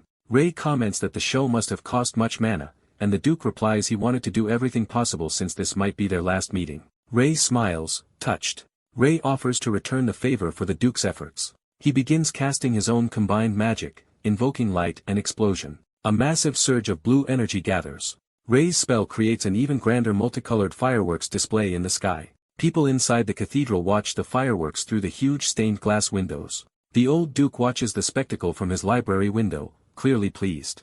The blonde girl exclaims that Ray's magical flames are amazingly beautiful. The Duke marvels at Ray's extraordinary understanding of magic, and says he will never forget this night. Ray says he is glad to have made such good memories with everyone, while narrating that he once felt shaken. Reflecting as they lie on the picnic blanket, Ray admits he once denied his own aspirations for the convenience of magic but has now confirmed his medicine truly works. He adds that he formed new relationships, created beautiful memories, and will continue traveling to save as many people as he can, after which they finally depart for the Holy Empire. The narration states that Ray and the Holy Empire dispatch squad set out for the Holy Empire Gaia. Despite the long distance, the journey goes smoothly thanks to the Duke's financial support. The dispatch squad knows this support is due to Ray and gratefully enjoys good meals. Over time his status within the group rises. After many days of camping, Ray thinks he has grown used to it when someone calls out to him. Ray turns, surprised by the greeting. A nun explains they were inspired by the chess game he invented and formed a group to study and strategize about it. She and a large group of priests and nuns ask if he would teach them some chess moves, and Ray is surprised at how many are interested. Ray agrees, saying he was bored anyway, and they enthusiastically thank him. However, he inwardly decides he will not go easy on any of them even if they are beginners. The nervous group agrees to start, thinking it may be a bad idea, and narration says this begins the dispatch squad chess tournament. Ray swiftly checkmates one nun in only 4 moves, shocking her. He then checkmates a knight just as quickly, leaving him exclaiming how it was done in 4 turns. Ray then reveals the squad does not know Ray once played in world chess tournaments, and everyone loses to him within 7 turns, some in only 4. Ray goes undefeated in the tournament, and leaves a strong impression on everyone. The squad members are stunned by his perfect record, and their opinion of him improves even further. Narration notes that another day passes at the camp. The next day dawns peacefully as hoofbeats sound through the forest. Ray complains that it feels like they are making no progress, wondering if the path is too rough. Eri reassures him the road will improve soon and that the Holy Empire is not much farther, which relieves him. Suddenly the carriage jolts violently, throwing Ray forward onto Eri as he shouts in alarm. A knight notices the disturbance and begins to react. Scouts report that a horde of ogres has appeared and order everyone to prepare for battle. Ray, hearing monsters outside, asks if they should help, but Eri believes the knights can handle it. A knight proposes helping so the group can resume traveling quickly, assuming there are only a few ogres. Eri explains that if they moved, the knights would have to rearrange their formation to protect them, causing confusion and more problems. She tells Ray to trust the Holy Empire knights. Ray concedes she has a point but still feels uneasy. An ogre hefts a huge boulder, preparing a powerful attack. The ogre hurls the boulder at the knights, who rush to meet it. A veteran knight slashes with a powerful sword strike. He remarks that this ogre is far tougher than expected and that they still have a long way to go. The knight commander Horio orders the middle unit to readjust formation to better protect the priests and priestesses, including the saint and saintess. He instructs his men to prevent any ogres from approaching the holy pair, just as someone warns him to look out for an incoming attack. Horio realizes the danger too late, shocked, and ogre's massive fist hurtles toward him. Rei intervenes, blocking the blow with a large magical shield bearing a cross before the ogre can crush Horio. Smiling, Rei says he knew stepping out to help was a good idea and scolds Horio for nearly getting himself killed. Horio panics at the saint's presence on the battlefield, saying it is too dangerous. Rei insists his intervention is sufficient, noting that the ogre is actually stronger than Horio. He then gathers a powerful spell as the enraged ogres charge him. Rei's eyes focus sharply as he prepares a complex multi-element incantation. He unleashes a chain spell combining Entangle, Earth Spear, and Fire, engulfing the ogres in flames. Horio, stunned, checks if Rei is hurt after witnessing the attack. Rei brushes off the thanks, saying they are there to help each other and that Horio protected him as well. Horio silently marvels that the supposedly 15-year-old saint can wield magic of such magnitude. Rei casually wonders if roasted ogre might taste good, while Horio internally analyzes that Rei cast a high circle earth spear with only an activation phrase and stacked other spells simultaneously. Horio concludes that Rei's power rivals 5th circle mages and may already have reached the legendary 6th circle beyond normal human ability. Later, Iri addresses Rei as Lord Saint and he responds to her. She asks him to stop spreading rumors that he is a magic genius, and he is disappointed that is all she has to say. Rei instead says something feels wrong, that ogres should not have been so strong. He tells Iri he has a bad feeling and suggests they move before more monsters gather, but she thinks it is already too late. More monsters appear from the bushes, and Rei realizes goblins are now surrounding them. Horio is surprised that mere goblins would dare obstruct their journey to the Holy Empire. He orders his knights to eliminate the goblins quickly so they do not lose time. A knight charges a goblin, intent on killing it. To his surprise, the goblin agilely dodges his attack. The knight is shocked that a goblin could evade him. The goblin counters with a ferocious blow, badly injuring the knight. Bleeding, the knight wonders how the goblin can possess such strength. They then see a goblin forming a magical energy sphere in its hand, an impossible level of power for such a creature. Rei and Iri observe that this goblin is far stronger than normal ones. Iri reluctantly prepares to intervene. She decides they themselves must now handle the situation from here. Iri steps forward decisively onto the battlefield. She charges into the goblins in a blur of golden light, physically overwhelming them. Rei admits to himself that in physical combat Iri might even surpass him, as someone warns that another goblin is headed his way. A goblin leaps toward Rei to attack. Rei calmly uses a spell called Wind Cutter to slice the attacking goblin apart. Fighting back to back, Rei and Iri note that goblins keep appearing endlessly and agree that letting the battle drag on will overwhelm them. Rei says it would be ideal to finish all the goblins at once and offers to try doing exactly that. He calls out to the goblins to get their attention, confusing them. Using a skill he calls aggravation, he taunts them with faces and gestures to draw all their ire. The goblins become enraged by his provocation. All the goblins roar and chase after Rei as he leads them away from the convo. Iri, watching, wonders if such a magic skill even exists. Rei runs deeper into the forest, leaving tracks as the goblins pursue him. He positions himself by a tree, preparing his next move. Surrounded by a large horde, Rei notes there are more goblins than he expected. He checks that he is now far enough away from the dispatched squad to unleash powerful magic safely. He conjures a fireball spell in his hand before the goblin mob. The goblins mock him, thinking the spell is weak and calling him a funny human. Rei smiles and asks if they truly think it is funny, implying he is about to escalate. Multiple fireballs rain down on the goblins, making them scream in terror. Rei asks if they now understand their situation, saying he has prepared a fireball for each of them. The goblins suddenly fall silent in fear. A massive fiery explosion engulfs the forest where the goblins stood. The shockwave hits Iri and his knights, knocking them back. Iri realizes the blast came from the direction where the saint ran off. Worried, he rushes toward the scene, shouting to check whether the saint is alright. He arrives to find a huge smoking crater and is stunned, asking what happened. Rei calmly walks back out of the smoke, telling everyone not to stand idle since they still have a long journey ahead. Smiling, Rei urges the group to hurry out of the forest, hoping they will not encounter any more monsters, and the others agree to prepare right away. That night, Rei tells Iri there is something he is curious about. He asks whether monsters are normally as strong as those they fought, and she says they usually, which is why the squad struggled so much today. Iri then cautiously brings up a concern about Rei's mana. She explains that undergoing the Holy Empire's baptism will cause all of his mana to disappear, shocking Rei, who asks if it would vanish completely. Iri clarifies that during baptism God grants holy power, but since a human body can store only one type of mana and holy power functions as mana, the existing mana must be removed. She warns that if holy power enters a body still containing mana, the conflict would cause the body to explode. Therefore, before being filled with holy power, a person's mana is gradually removed and replaced through the process. Ray asks what happens to people born without mana, and Iri says holy power can enter them without any issues. Ray reasons that mages have circles to store power but ordinary people do not. Iri calls it a good question. She explains that for those without circles, God creates mana vessels in their bodies during baptism so they can use holy power. Once those vessels exist, a system they call taboos manages all mana circulating through the body. Ray asks about taboos. Iri says it is a term other saints use. She explains that, like divine commandments, taboos forbid saying or doing anything that violates their faith. Iri bitterly notes that it is strange they cannot even speak their minds, and Ray presses her to elaborate. Ray asks what happens if someone commits an act against these taboos or their faith. Iri answers that because taboos govern a person's mana, breaking them will cause all mana in the body to vanish. She adds that the person themselves will disappear along with their mana.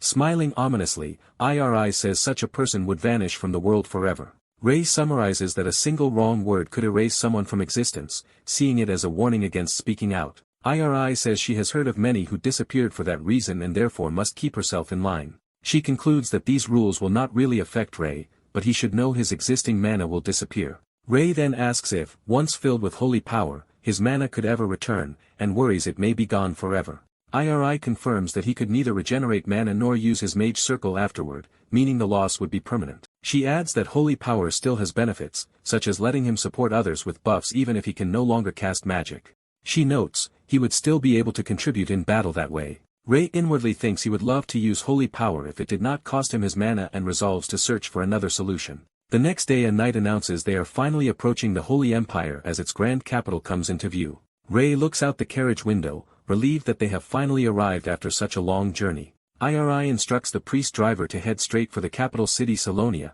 and he acknowledges the order. Ray, surprised they are going directly to the capital, worries he will have to undergo the baptism without rest, but Iri says the ritual will not be held immediately. She explains that the baptism ceremony is a major celebration and that, since Ray knows nothing about the Holy Empire, he must first learn as much as possible. Ray agrees that learning about the Empire is important and asks who will be teaching him. Iri answers that she will. She says she will instruct him in everything from the baptism itself to etiquette, regulations, and the natural order of the Empire. With a confident smile, Iri promises Ray that she will make sure to teach him absolutely everything. The narrator arrives at an enormous, awe-inspiring estate and already finds it impressive from the outside. Entering, he marvels that the mansion's interior is even grander than anything in Silos. He is stunned to learn that the entire vast estate is now his. A guide explains the sacred estate houses all saints and is so exclusive that even the Pope needs permission to enter, with only elite staff allowed inside. Iril cheerfully tells him he will review all the instructions she mentioned earlier and personally be his teacher, to his dismay. Walking alone inside, he wonders why the estate head who was supposed to brief him is suddenly too busy. A stern maid greets him formally as saint. She states she will lead him to the room where he will be staying. Overwhelmed by her commanding presence, he nervously agrees to follow her, inwardly impressed by her charisma. Observing her, he recalls Iril's words and concludes this maid must be a person of considerable status. She calls him and directs him toward his room, and he hurriedly responds. She shows him a luxurious chamber as his quarters, and he is amazed by how extravagant it is. The maid urges him to rest in the parks, while he thanks her for all her help. Left alone, he finally starts to feel the reality of receiving such special treatment. Looking over the estate at night, he realizes he truly is on the path to becoming a saint. The next day, lessons continue as Iril urges the saint to focus since there is still much to learn. She stresses the limited time and the large amount of material he must master, tapping a pointer like a strict instructor. Enthusiastically, she suggests reviewing the handouts, while he grumbles internally about how overzealous she is. When she begins explaining from the first page, he casually says he has already memorized it, surprising her, and summarizes that the baptism will span 4 days in 3 stages. He flawlessly recites the 3 parts of the ceremony, including greeting God, a pilgrimage to announce the saint, and finally receiving holy power alone in a sacred place, along with specific posture rules during baptism. He further lists the 3 main table manners he must follow at meals, such as staying silent while eating and never lowering his head. Iril, shocked he remembered everything verbatim, asks if she left anything out and wonders how he is even human. He asks what he must actually do in the mysterious 3rd part of the baptism, since the handouts only said to show sincerity to God. Curious, he asks Iril what she herself had done in that stage, just to use her experience as reference, and she answers that she did nothing. When he doubts her answer, she insists she is serious and explains that she literally just ate and slept for a week. She adds that after doing nothing, mana vessels formed in her body, and she felt holy power begin to flow through her. Rei silently questions how holy power and mana vessels could appear without her noticing, thinking maybe that is just why he is called God. Iriel admits his knowledge is perfect but says his manners are still problematic and must be corrected. She lectures that memorizing customs and internalizing them are very different, insisting he cannot rely on memory alone. Noting it is mealtime, she proposes using dinner to test how well he has actually practiced etiquette. She cheerfully suggests they check his practical skills, while he wearily agrees. At dinner, Rei carefully eats using proper utensils, demonstrating the table manners he memorized. Watching him, Iriel concedes that he is surprisingly competent, and he smugly answers that of course he is. She immediately declares there is still much more to cover and excitedly vows to continue training while he wonders what on earth he is supposed to be waiting for. When he complains she is too strict, she scolds him to cover his mouth while talking with food in it, leaving him confused but obedient. She explains that picky nobles will scrutinize his every move, so she must drill these habits into him until they become second nature. Exhausted, he urges her to take a break, but she insists she cannot rest while such an important task remains and even considers staying with him. Euclid Wood interrupts politely, apologizing but asking to speak, and Iriel invites her to say what is on her mind. Euclid Wood points out that having the saint to stay at the new saint's estate would draw too much attention and invite scandalous rumors about them. She acknowledges that her remarks may seem rude but says she only wants to prevent unnecessary trouble. Iriel silently mulls this over, clearly re-evaluating the situation. She then asks Euclid Wood for her name, prompting the maid to answer. Euclid Wood introduces herself by full noble title, revealing that she belongs to the Belle Le Croix Scylla family. Iriel is stunned to realize Euclid Wood is from one of the famed three noble families. The narration explains that within the Holy Empire 3 exalted noble houses serve the saints, and several other Scylla families are renowned for their achievements. Iriel wonders why someone as important as Euclid Wood is serving as a simple maid and yet outwardly agrees there is a need for discretion. Concluding the visit is over, Iriel says it is time for her to return, and Rei hurriedly agrees.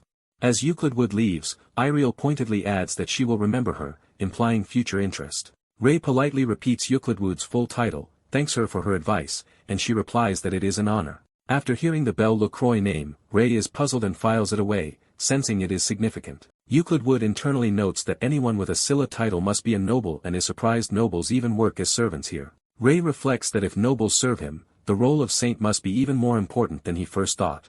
That night, the narration shifts as the estate lies under the stars. Someone's door quietly opens in the dark hallway, hinting at a secret visit. Rei sleeps soundly in his bed, unaware of the movement nearby. Euclid Wood looms over him with eerie red eyes, repeatedly calling to the sleeping saint. She touches his face as he sleeps, her hand resting on his cheek and neck. Rei continues sleeping through her prodding, not waking at all. Euclid Wood falls silent, observing him with an unreadable expression. She then turns and leaves his room without explanation. The next morning Rei drinks tea and enjoys its aroma with a satisfied hum. He praises Euclid Wood's tea making, and she modestly explains it uses petals of Zillan flowers. A narrator reveals that the previous night Euclid Wood entered Rei's room so quietly that even he failed to notice. However, she ultimately did nothing to him and left, and the following day proceeds peacefully, as if nothing at all happened. Seeing her from afar, Iriel still finds Euclid Wood suspicious, while Rei happily sips tea and nearby maids whisper about them. Euclid Wood informs Rei that preparations for the ritual are complete and asks him to follow her, though he thought it would not start until afternoon. Iriel's voice in his mind reminds him that there is still much to prepare before the ritual, puzzling him. She tells him he will need to leave a strong impression on many people today. Seeing him in his ceremonial garments, she gushes that the outfit suits him so well that people cannot take their eyes off him. As they walk, someone apologizes for earlier mistakes and vows to retrain their staff, while another voice asks if they have reached the proper place. Euclid Wood confirms they are at the hall where the Pope and high nobles are waiting, and Rei nervously steels himself. Standing before the doors, he resolves that he has no choice but to go through with it. When he steps out into view with Euclid Wood behind him, an announcer proclaims the entrance of the saint and saintess, drawing murmurs from the crowd. Watching nobles react in surprise, some remark that the young newcomer is actually the new saint. Rei sees opportunity in this situation and thinks this is his big chance to advance. He and another noble hurriedly approach Rei, eager to introduce themselves and express the honor of meeting him. As one extends a hand toward Rei, ready to ingratiate himself, Rei looks on. Ariel intervenes, chiding the nobles that rushing the saint before the ceremony is improper etiquette and promising they can greet him afterward. Intimidated, the nobles hastily agree that she is right. Euclid Wood firmly adds that they should treat the saint courteously and avoid rude behavior, and whispers spread that she is the Belacroix family's young lady. Embarrassed, the nobles apologize and privately wonder why someone of her status is dressed as a maid. Euclid Wood then guides Ray away, saying she will lead him out, while he jokes that they are already outside. She mentions that once they reach the next destination he should share a few words as he becomes a saint, and Ray panics because no one told him he had to give a speech. Ariel casually advises him to say something pleasant since people will interpret his words however they like, prompting him to think nobles all think alike. Resigned, Ray agrees and frets over what to say as Ariel calls out encouragement. Smiling brightly, Ariel wishes him good luck with the speech. Encouraged, Ray smiles back and says he is ready. Facing a vast crowd gathered below the balcony, he feels slightly calmer but still overwhelmed by the sheer number of spectators. Seeing the multitude, he wonders if the entire country has gathered and Euclid Wood hands him an item, asking him to take it. She explains it is a magic tool that will project his voice farther when he holds it, though he wonders what it is. Ray declines the tool, saying he does not need it as blue energy begins to glow around his hand, while Euclid Wood worries the people might not hear him. He instead unleashes his own powerful magic, sending a brilliant blast of blue light over the city. Euclid Wood is stunned by this display of magic as Ray begins speaking, greeting the people through magically amplified voice. He introduces himself as Ray, the newly chosen saint, and humbly admits he is young and unsure what to say. He tells the crowd he grew up as an ordinary countryside boy yet was still selected to be the saint. He reminds them that he previously made a promise to a few individuals and now plans to uphold it publicly. The promise, he declares, is to ensure the Holy Empire rises to the very pinnacle of power on the continent. He proclaims this vow as a pledge to all the people listening. Ray announces that he will make the Holy Empire Gaia the strongest power on the continent. Acknowledging that such bold words from someone so young might sound ridiculous, he continues his speech regardless. With a dramatic gesture and surging magic, he shouts that despite that, he will prove those words true. The people below react emotionally, awed and moved by his presence. He concludes that as long as they believe in and support him, his promise can be fulfilled. To show his resolve, he calls down a towering meteor-like spell far above the city, astounding everyone with magic said to be possible only for grand magicians. The crowd erupts in cheers, shouting praises and hailing the saint as Ray smiles calmly. With a snap, he cancels the meteor spell before it can cause harm. As the cheers continue, Ray casually asks Euclid Wood where he must go next, and she hurriedly offers to guide him. She then gently suggests that next time he speak a little more quietly, since his magically amplified voice was almost too loud. The scene shifts to a majestic ancient-looking temple where the next stage of the ritual will occur. Euclid Wood indicates a flower-ringed stone platform and instructs him to lie down in its center. She tells him that once he feels spiritually prepared he should request an audience with God, which Ray repeats uncertainly. Standing on the platform, Ray admits he does not even know what he is supposed to say. Closing his eyes, he wonders if simply saying hello would be enough to reach God. In the dark void of his mind he repeatedly calls out, asking if God can hear him and politely trying to get a response. Suddenly he thinks he hears the words Lord God and his eyes fly open in surprise. Instead he finds that time has passed and he simply fell asleep on the platform, horrified at his own lapse. He grumbles that God never appeared, his back aches from the hard stone, and he regrets leaving his comfortable bed. Wondering about Euclid Wood, he looks around for her. To his shock, he realizes she has been standing rigidly in the same respectful posture the entire time, and assumes she must be exhausted. Feeling guilty, he decides to get up for Euclid Wood's sake rather than because of his aching back, and she asks whether God has answered his call. Ray, thinking fondly of God's silent presence, gushes that he can still clearly remember his voice. Euclid Wood remarks that his quick return is impressive, noting that even Lord Iriel once spent an entire day in this stage, surprising Ray. She then tells him he truly is a saint, while he internally debates whether to confess that he literally did nothing. Elsewhere in a torch-lit underground corridor, shadowy figures discuss how the emergence of a new saint forces them to alter their plans. They acknowledge that opposing the Holy Empire requires caution but resolve to strike when the time is right. Their hooded leader states that when that moment comes, they must ensure the Holy Empire collapses by any means necessary. Word quickly spreads that Ray has already finished the ritual much faster than expected. In a grand hall people comment on how impressive that speed is and note that it means the subsequent ceremony can begin right away, reportedly urged on by Marquis Harold. Harold summons his son Berith, confirming he has heard about the new saint. Harold, thinking of Ray as an archmage saint capable of summoning meteors, decides they must secure his favor. Berith sees this as an opportunity and signals that the time to act has come. Walking with his father, he notes they lost their chance with the strict saintess but believes gaining the saint's favor could still benefit them.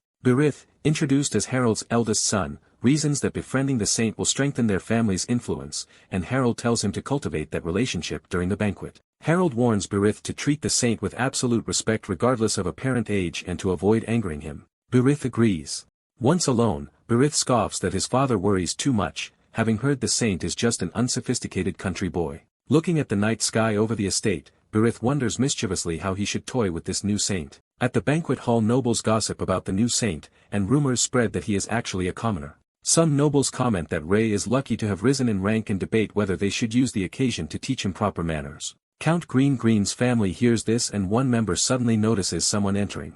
He recognizes the newcomer and points him out, startling Berith. Berith panics internally, realizing that the man, who has never attended previous banquets, has unexpectedly come to this one. The announcer introduces the newcomer as Zeke of the Trey Duchy. Berith greets Zeke with forced politeness, welcoming him. Trying to be sociable, Berith says he did not expect anyone from the powerful Trey family to appear here. Zeke curtly laughs, clearly unimpressed. Lady Seraph of Marquis Kralian's family interjects that Zeke did not come just to see Berith and teasingly asks whom he is actually seeking.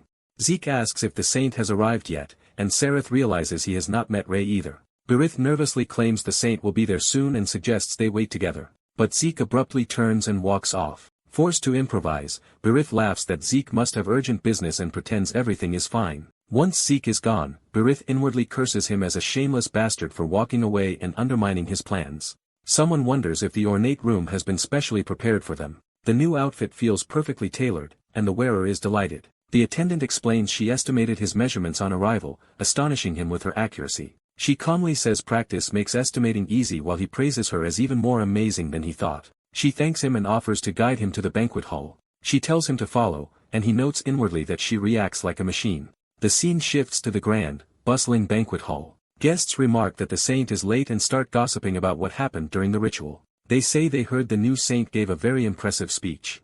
A noble scoffs that the saint is just a commoner, then calls for everyone's attention. The saint's arrival is announced to the eagerly waiting guests. Ray enters in full regalia, and onlookers are surprised that this is the saint. The crowd thinks he is completely different from expectations, admiring his confidence and composure. Berith Harold introduces himself to Ray, who politely acknowledges meeting a member of the Harold family. Berith sees internally that Ray seems flawless as Ray greets other nobles. Worried his schemes will fail, Berith decides he must act first. He confirms aloud that Ray used to be a commoner while thinking he needs to seize the upper hand. Ray answers that he is from a small village, and Berith insinuates it must be his first noble banquet, since commoners are normally excluded. Ray inwardly mocks Berith's attitude but calmly agrees this is his first banquet where commoners are barred. Another noblewoman defends Ray, saying he is no longer a commoner and that ignoramuses do not belong at such events. Ray reflects that people like this always exist. He muses that such people cannot compete on merit yet meddle in politics from the sidelines.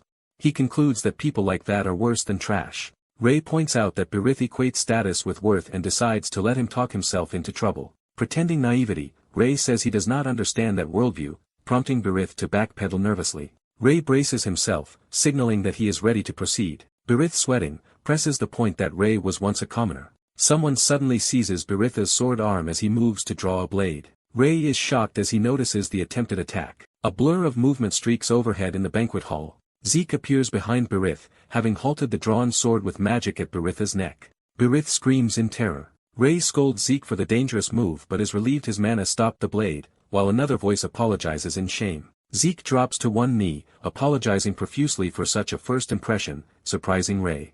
Zeke insists he could not tolerate Berith insulting the saint and admits he acted rudely. He begs Ray's forgiveness, leaving Ray confused about what Zeke is doing. Euclid would ask to speak, calling Berith's words blasphemous and suggesting severe punishment for him and his family. She and Zeke say Berith must be made an example, horrifying him. Ray agrees they are not wrong and orders Euclid to summon Marquis Harold. Marquis Harold arrives, having watched from the second floor, and is furious at his son. Berith panics and stammers as he faces his enraged father.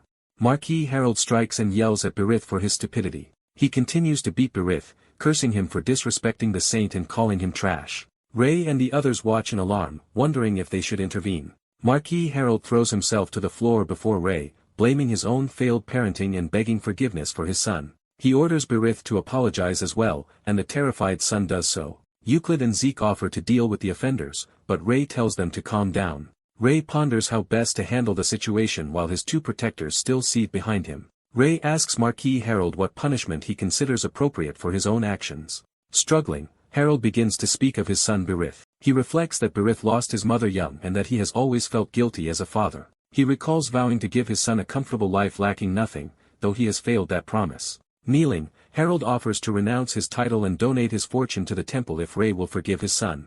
Ray and Euclid would debate whether punishing only Berith would suffice, while Harold insists parents share blame for their children's sins. Ray thinks it remarkable that Harold would give up his title for his child and recalls the saying that clean water must come from a pure source. Ray calls Berith forward, startling him. Ray asks if Berith understands his wrongdoing, thinking that Harold's sincerity means he himself need not punish the Marquis. Ray adds that Berith's greatest sin is forcing his father to kneel for him. He tells Berith he intended to punish him but, moved by his father's love, has decided to overlook it. Ray declares that he forgives them, leaving Euclid and Zeke awestruck by his mercy. Father and son, in tears, confirm that Ray is truly letting them go, while Ray wonders if doing nothing is too lenient. Ray suggests they simply make a generous donation as Harold proposed, which Harold eagerly agrees to. Harold's wife also promises to donate any amount asked, marveling at such a mild sentence for blasphemy. She thinks to herself that Ray resolved the matter just as she expected. Later, outside the manor at night, Zeke apologizes to Ray and asks if he is truly okay with the outcome. Zeke offers again to eliminate the offenders if Ray wishes, but Ray declines and tells him to sheath his sword. Ray realizes Zeke has been naturally following him everywhere and only now finds it odd. Zeke nervously admits he has never asked Ray's name. When Ray asks, Zeke falls to the ground in exaggerated repentance and introduces himself as Trey Sia Zeke of Trade Duchy. Ray notices that Zeke, like Euclid, has Sia in his name and asks what it means, learning that it is a title. Euclid explains that only 3 families bearing the title Sia may serve the saint and saintess as a sign of absolute loyalty. Ray wonders if so many attendants are necessary, saying he would be fine with only 1 family. Euclid objects that the arrangement of 3 families is an ancient tradition. She urges him not to feel burdened and Zeke immediately volunteers to be the sole family if Ray insists on having only 1. Euclid looks alarmed as Ray hurriedly says he will not force anyone to quit and tells them not to fight. Ray asks why only 2 Sia families are present, and Euclid answers that the 3rd family secretly protects him from the shadows. She adds that even the Holy Empire does not know that family's identity, only that they remain close enough to protect the saint instantly. Ray suddenly senses something and looks up at the night sky. He realizes someone nearby was just watching him from the trees. Activating his mana perception, he confirms that hidden agents are close by. He counts 6 distinct mana presences around him. Confused, Ray shouts that there are actually 7 hidden people. Euclid asks Zeke if he senses anything, but both feel nothing. A hidden observer behind a tree mutters that they suspected as much. The cloaked watcher sitting in a tree comments that even so young, Ray is a truly impressive archmage. The scene shifts to the grand building of the Holy Empire by day. Inside, someone greets Euclid with a good morning exchange. Euclid walks and comes to a halt. She stops before a wall bearing crossed swords, lost, and thought. A memory surfaces of her stern father berating her as a Bellicroix for failing at sword training. As a child, Euclid apologizes, and her father insists the saint's servants cannot be weak. Bleeding, she is ordered to pick up her sword again. She recalls that with an existing saintess, another saint was never supposed to appear in this generation. She bitterly remembers enduring harsh training for a saint who did not even exist and questioning why she had to suffer. She says she questioned her purpose constantly until, a few years later, news came that a new saint had been chosen. In the present, someone calls Euclid's name, snapping her from her thoughts. Elsewhere, in an earlier time, Ray protests that Iriel is suddenly leading him to the next ritual stage, while she jokes that the prettiest person should guide the saint. Euclid internally calls Ray her saint and asks to explain the situation.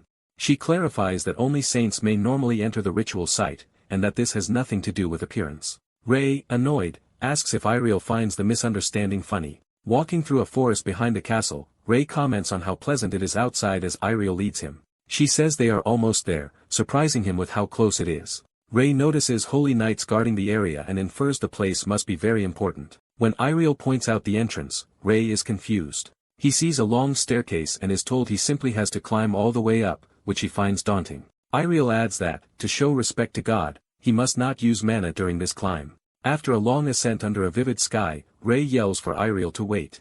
Exhausted, he begs her for a break. She teases that he cannot be tired already and needs better stamina. Ray insists he is worn out from traveling the Empire the previous day and thinks climbing would be easy if he could use mana. Iriel refuses and reminds him he cannot use mana here or at the ritual site. She then tells him that from this point he must go alone, again stressing that he must not use mana, and says she will see him afterward. Ray resigns himself and continues climbing, thinking it should not take much longer. At last he reaches the top, collapsing and panting that he has finally arrived. He lies on the ground wondering how climbing took so long. Spotting a cabin instead of an empty clearing, he is relieved there is at least a house where he will stay. Entering, he confirms that he only needs to spend 1 week there. He notes that Iriel said she did nothing but stay there for a week and wonders what showing respect to God actually entails. Concluding there is no special task, he cheerfully treats the week as a vacation. He decides to rest as much as possible in the cabin, assuming the week will pass quickly.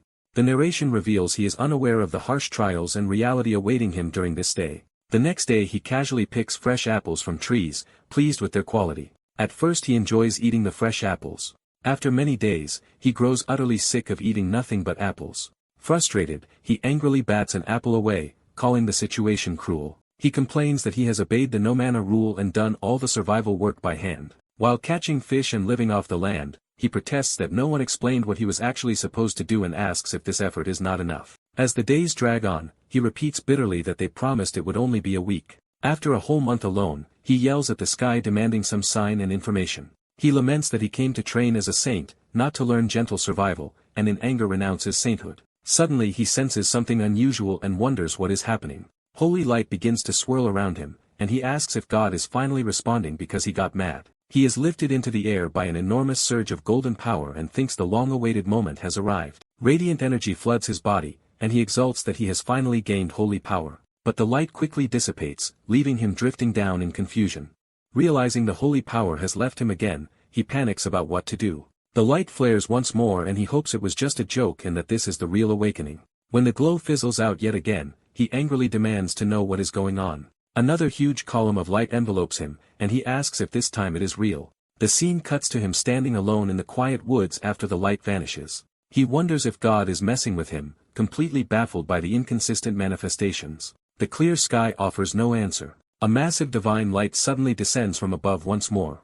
Later, Ray trudges back down the mountain, dejected that a month of hardship has still yielded no stable holy power. As holy power keeps leaking out of him on its own, he begs it to stop since it is useless if it just escapes. He complains that the ambient air improves thanks to the holy power while he gains nothing and wonders who will help him now. Ariel arrives, shocked by what she senses and exclaiming his name.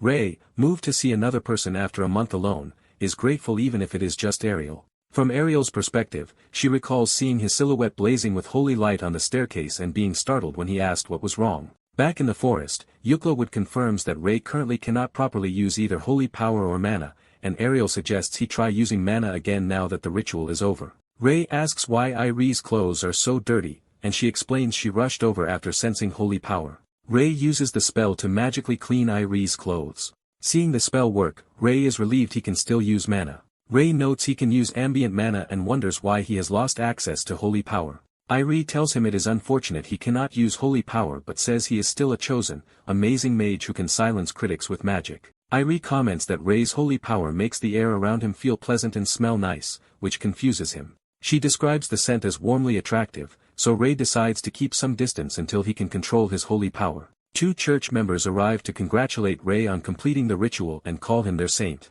Ray greets them by name, thanking them for coming. They say they came as soon as they heard and begin praising his work as the area glows with holy power. The 2 eagerly offer to carry Ray's bag and help with anything, while he panics and tells them not to come any closer. Overwhelmed, Ray yells for everyone to get away and says he wants to go back. Suspicious of Zeke tailing him, Ray asks why he is following, and Zeke answers that as a member of a noble family he must always be ready to serve the saint. Later that night at the estate, Ray sighs that his tasks seem endless. Looking over towering stacks of documents, Ray recalls vowing as a new saint to make the Holy Empire the greatest.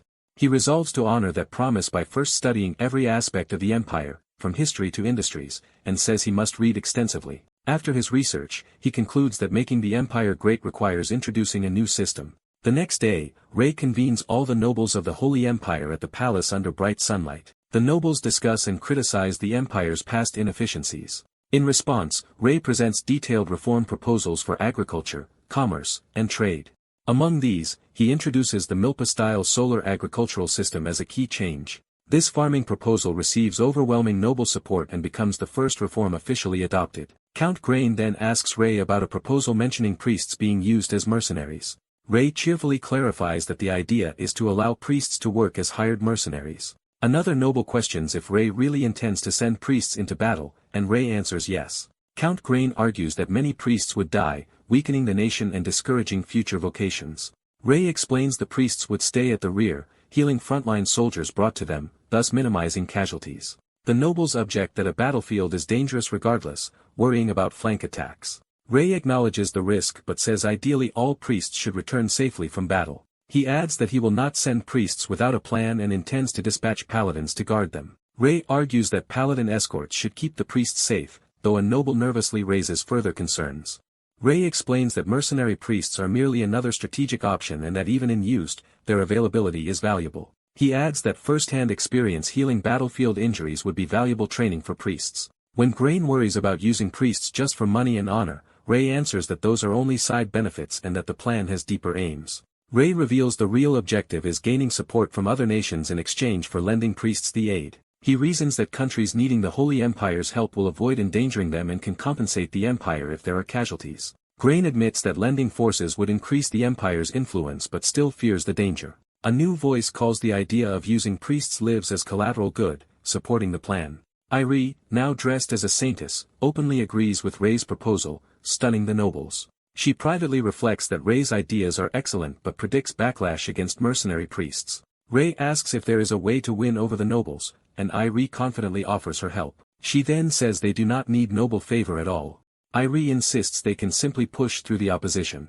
She teases Ray that all he needs to do is beg the greatest beauty of the holy nation, Lady Irie, for help. Ray internally notes how extraordinary Irie's influence is and that almost all central nobles support her. He decides that with Irie backing him, objections will be hard to maintain, even if relying on her feels a bit cheesy. At the end of the session, Ray wraps up the meeting and invites nobles to share any further ideas for improving the empire later. The nobles murmur that his ideas are impressive and begin expressing agreement with the saint's reforms. The narrative explains that the Holy Empire gradually implemented Ray's plans, starting with small agricultural trials in one territory. Public opinion proves less hostile to mercenary priests than expected, especially after positive reports from participating priests. Many nations begin requesting mercenary priests, providing funds that are reinvested in agriculture and commerce, fueling the empire's growth. Looking ahead, Ray realizes he needs experts in each field to make the reforms self-sustaining and worries about recruiting suitable people. The scene shifts to the large imperial library, quiet and filled with books.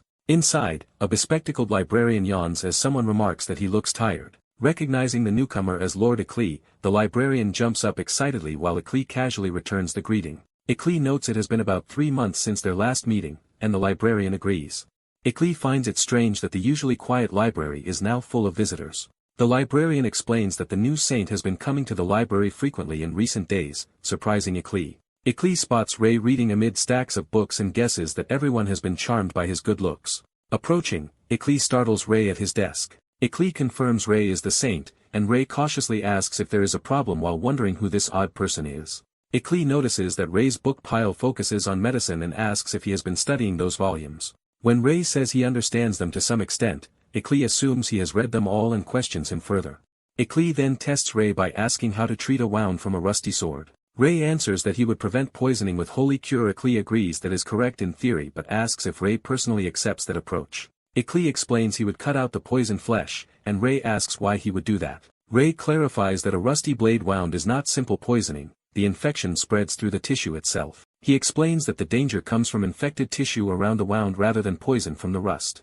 Therefore, he reasons, holy magic alone cannot fully restore such tissue. Ray concludes it is better to excise the infected area and then apply healing magic. Eclee, intrigued, asks what these cells are that Ray mentions, and Ray realizes that concept does not exist in this world. Eclee points out that if those cells cannot be healed by holy cure, cutting them out sounds brutal, but Ray says it is still the best method. Eclee shrugs that as long as the patient survives, the exact method is unimportant, leaving Ray protesting that this is not what he meant. Suddenly enthusiastic, Eclee declares he understands Ray perfectly and slams a foot on the table in excitement. Eclee invites Ray to visit his private library so they can discuss medicine in more depth. He apologizes for not introducing himself earlier. Eclee gives his name and says he manages the most stubborn priests, which makes Ray wonder if this is the famed chief priest Eclee. Ray, recalling that reputation, mentally confirms that this eccentric must indeed be chief priest Eclee. At Eclee's castle, Eclee says this is their first actual meeting despite him having heard many stories about the saint.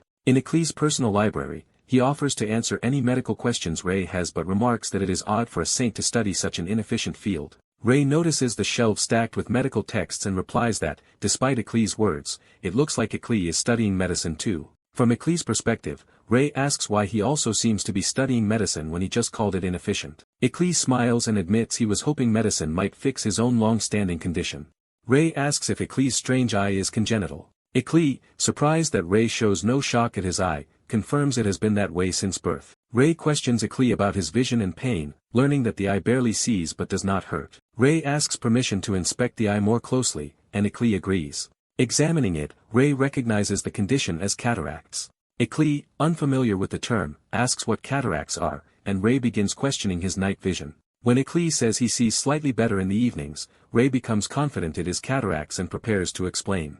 Using a diagram of the eye, Ray teaches Eclee about the pupil, the lens, and how cataracts cloud the lens. He explains that lenses focus light for clear vision and that in Eclee's case the clouded lens is what the disease cataracts refers to. Eclee wonders why such a disease cannot be healed with holy magic. Ray theorizes that, because Eclee was born with cataracts, his body does not recognize the cloudy lens as an abnormality. He explains that holy magic corrects bodily irregularities, so if the body does not treat a defect as irregular, he will not affect it. Eclee points out that being unable to see is clearly irregular, but Ray says that is only from others' perspectives. Ray repeats that Eclee's body may not sense the defect and says the only cure is to clear the lens physically. Eclee asks how.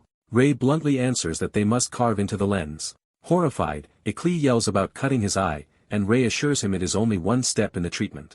Ray outlines that they must remove the cloudy lens and replace it with some other lens. Internally, Ray worries because this world lacks artificial lenses, making the plan difficult. He thinks that even if he removes the cataract, without a replacement lens Eclee still will not see. Eclee shrugs off the issue, saying there is no need to fret over an incurable disease and that he trusts he will solve it eventually. Ray is shaken that even in another world he cannot yet cure cataracts. Regaining resolve, Ray vows aloud that he will definitely fix Eclee's eye. Eclee silently smiles at Ray's determination. Then he bursts out laughing, calling Ray funny. Composing himself, Eclee tells Ray to proceed with his research and invites him to follow to another place he wants to show him.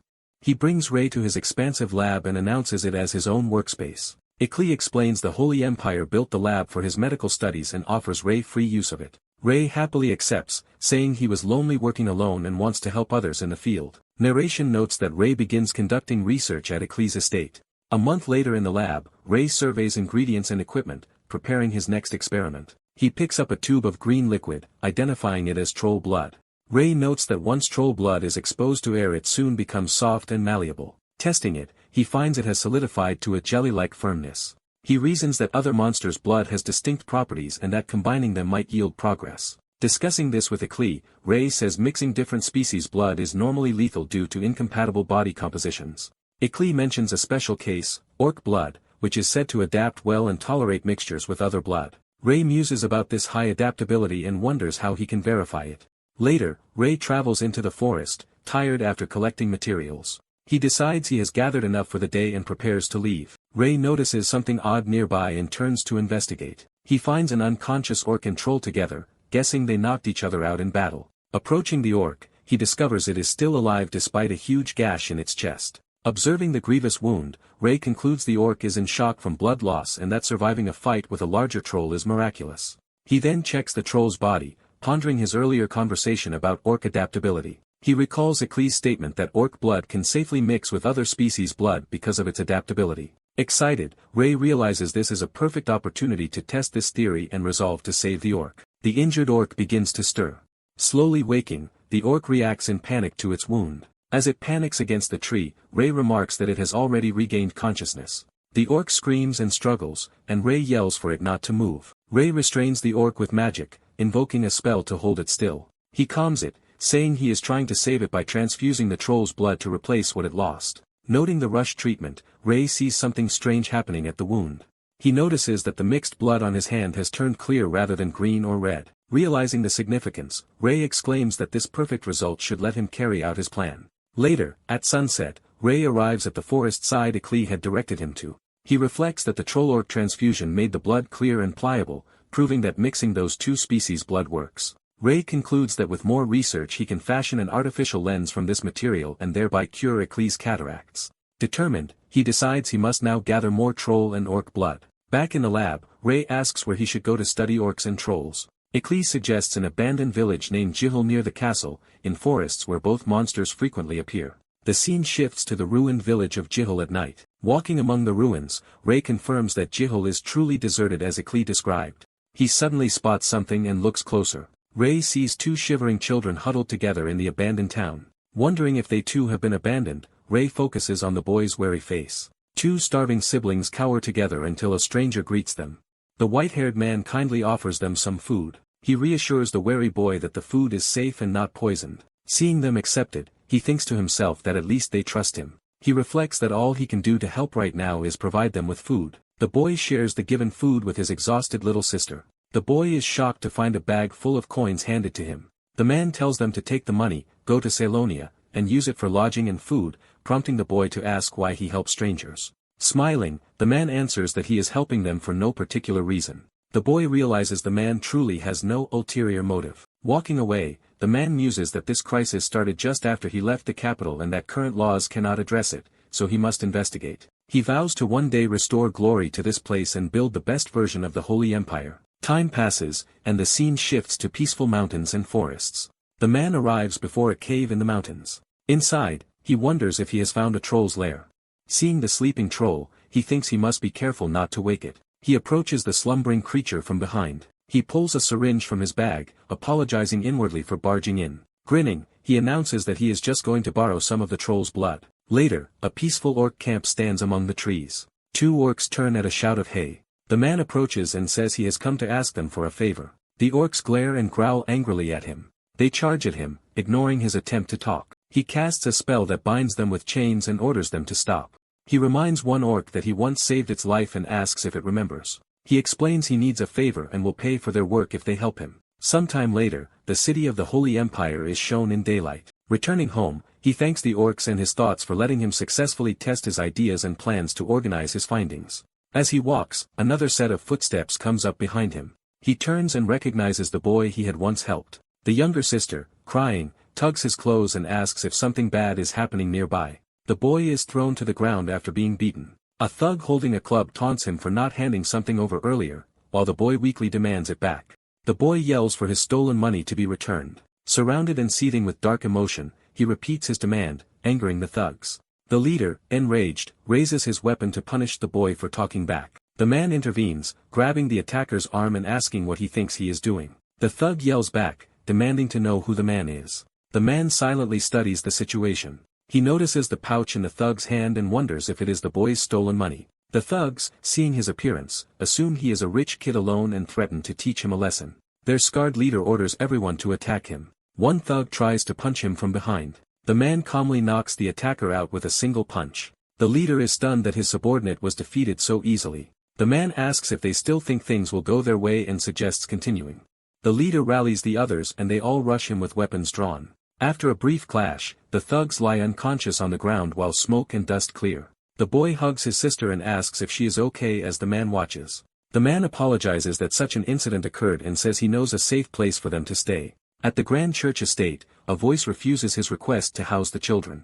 A nun explains that this holy residence is reserved for previous saints and their staff and that children of unknown origin cannot live there. He argues that surely such a large estate can accommodate 2 children if the current saint agrees, but she still insists it is impossible. Surprised, he remarks that he never knew such a strict rule existed. He reassures the children not to worry and promises to find them another place to live. He leads them to a neighborhood and asks if the place he is showing them will be acceptable. Revealing a freshly bought house, he tells them this will be their new home and asks their names. Outside the house, they admit they have never had names, surprising him.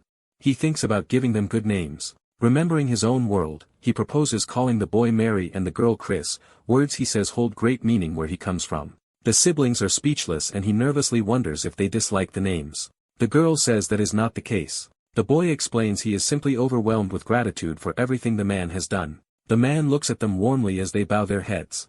Together with the nun, they thank him sincerely in front of their new home. Time shifts to the imposing palace of the Holy Empire. In a laboratory, he carefully molds a glowing blue ring-like object while someone calls his name. His assistant Ekli asks if he is still working on that project. Surrounded by books and equipment, Ekli asks what he is trying to do and the man says to wait because he is doing all this for Ekli. He finally completes the glowing implant and declares it finished. Ekli realizes the project is meant to fix his damaged eye and is surprised the man is still pursuing that idea. The man confirms that he is. The man proudly says he has finally found a way to help Ekli and asks him to take a look. He explains that the vial contains ingredients to cure Ekli's eye, which shocks Ekli. When asked what it is and where he acquired it, the man reveals it is troll's blood. He goes on that the blood was clarified by mixing it with orc's blood. He explains that orcs can adapt to foreign blood, so when troll blood is transfused into them it becomes clear while retaining special properties. Showing the vial again, he says this process yields transparent, easily shaped blood for use as a material. Ekli asks if that substance can really fix his eye, and the man replies yes but says he must trust him. The man describes that they will place this artificial lens into Ekli's eye to repair it. Ekli reacts in alarm at the idea. The man clarifies they will remove the cataract-damaged parts of the lens and insert the modified blood lens as a replacement. Ekli is stunned, thinking such a procedure could not even exist and needing time to process it. The man looks at him seriously, waiting for his answer. He bows deeply before Ekli. Ekli panics that a saint is bowing, while the man says he understands Ekli's doubts. The man admits the plan sounds impossible but asks Ekli to trust him just this once, promising to take full responsibility for the eye. Ekli is moved speechless. Watching the saint bow, Ekli feels the sincerity and determination behind his words. Clutching his arm, Ekli admits he knows the idea is crazy yet feels the man's conviction deep in his heart. Ekli finally agrees to try, saying his damaged eye is useless anyway and any hope is worth taking. In a magically enhanced operating room, the man begins the surgery, cleansing the area with magic. He uses mana to hold the eyelids open and prepares to work directly on the eye. He narrates how he will cut the lens, break up the cloudy parts, and remove the affected tissue. He plans to insert the artificial lens, noting that although the technique itself is simple, it is delicate. He reflects that without modern equipment everything must be done by hand, making precision difficult. He steels himself, affirming that as Baekgyu Sung, the hand of God, he can do it. Later, in darkness, someone calls Ekli's name and asks if he is awake. Ekli slowly opens his restored eye. Realizing his sight has returned, he exclaims about his eye. His vision fills with bright light as he truly sees again. He marvels at the vivid landscape outside the window. Overwhelmed, he lets out a soft sound of amazement. The man enters, asking how Ekli feels and whether his vision is clear. Ekli answers that he can see perfectly and begs to know if this is real. The man smiles quietly, confirming the success with his expression. From outside the window, the two are seen together in the bright recovery room. Elsewhere, hurried footsteps echo through a corridor. A messenger rushes to the saintess with urging news. He reports that a large force has gathered on the border and is marching toward the Holy Empire. The saintess, alarmed, asks where this armed force comes from and how close they are. The messenger says details are scarce but the army does not belong to any known nation. He further explains that the force is led by a necromancer commanding undead troops. A dark purple cloud looms menacingly beyond the city. In a distant forest, a single flower stands before the advancing corruption. The enormous undead army's vanguard crushes the flower as foul energy spreads. Purple mist engulfs the woods. The necromancer and his diverse undead horde march forward through the forest. At the border encampment, a commander announces that tomorrow is the day of the holy war and asks if all preparations are complete. He orders paladins to form the vanguard and knights to guard the rear, reminding them many lives hang in the balance. Two armored soldiers nervously joke about facing undead in battle. One notices his comrade looking at something and asks what it is. The other shows a locket with his family's picture, admitting he thinks of them more than of God. They both regret not visiting their families before coming to this dangerous front.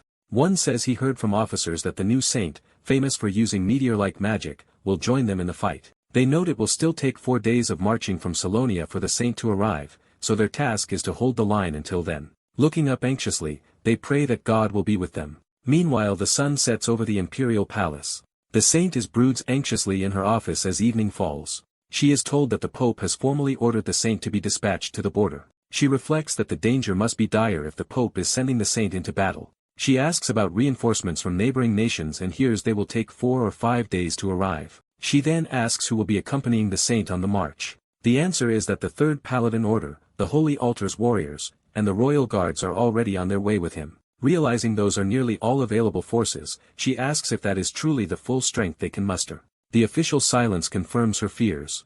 Outraged, she shouts that the Pope must be mad to send the saint against a necromancer from the ancient age of sorcery when such forces are insufficient. A narration recalls that long ago magic research flourished across the continent during the Age of Sorcery. It explains that the age ended when dark mages, led by the King of the Dead, the Necromancer, plunged the world into ruin. She realizes with horror that this legendary necromancer has been revived. The official adds that on top of this external threat, internal rebellions are brewing, so they cannot spare more troops. He implies the border has effectively been written off as lost, which is why the Pope acts this way. Furious, the Saintess thinks that the Pope is treating God's representative as a disposable pawn. Another messenger bursts in, panicking as he calls to the Saintess. He reports that the enemy is advancing faster than predicted through the southern mountains. Hearing this, the Saintess grimly acknowledges that the holy war has truly begun. She suddenly runs out, thinking she cannot waste any more time. At night on the ramparts, a war horn sounds above the battlefield. A commander shouts that the enemy is coming and orders everyone to ready their weapons. Archers loose a massive volley of arrows into the dark toward the approaching undead army. Skeleton soldiers are shattered by incoming attacks. A paladin shouts and powerfully smashes a skeleton with his shield. The priestess prays for divine protection that hardens their bodies and grants strength to fight. Her blessing spell envelopes the paladins, who feel themselves become stronger. A paladin, empowered by the blessing, believes they can finish the battle before more enemies arrive. Their commander warns the troops not to relax because they have only faced the weakest foes so far. An older man grimly notes that the strongest enemies have not yet appeared. Wraith-like banshees and a flaming death knight arrive, shocking the soldiers. The commander panics and orders everyone to retreat and regroup. He looks up in terror as something approaches. A towering banshee materializes right before him. Soldiers are gruesomely cut down, and survivors scream for everyone to flee. A knight is impaled through the torso while trying to shield someone.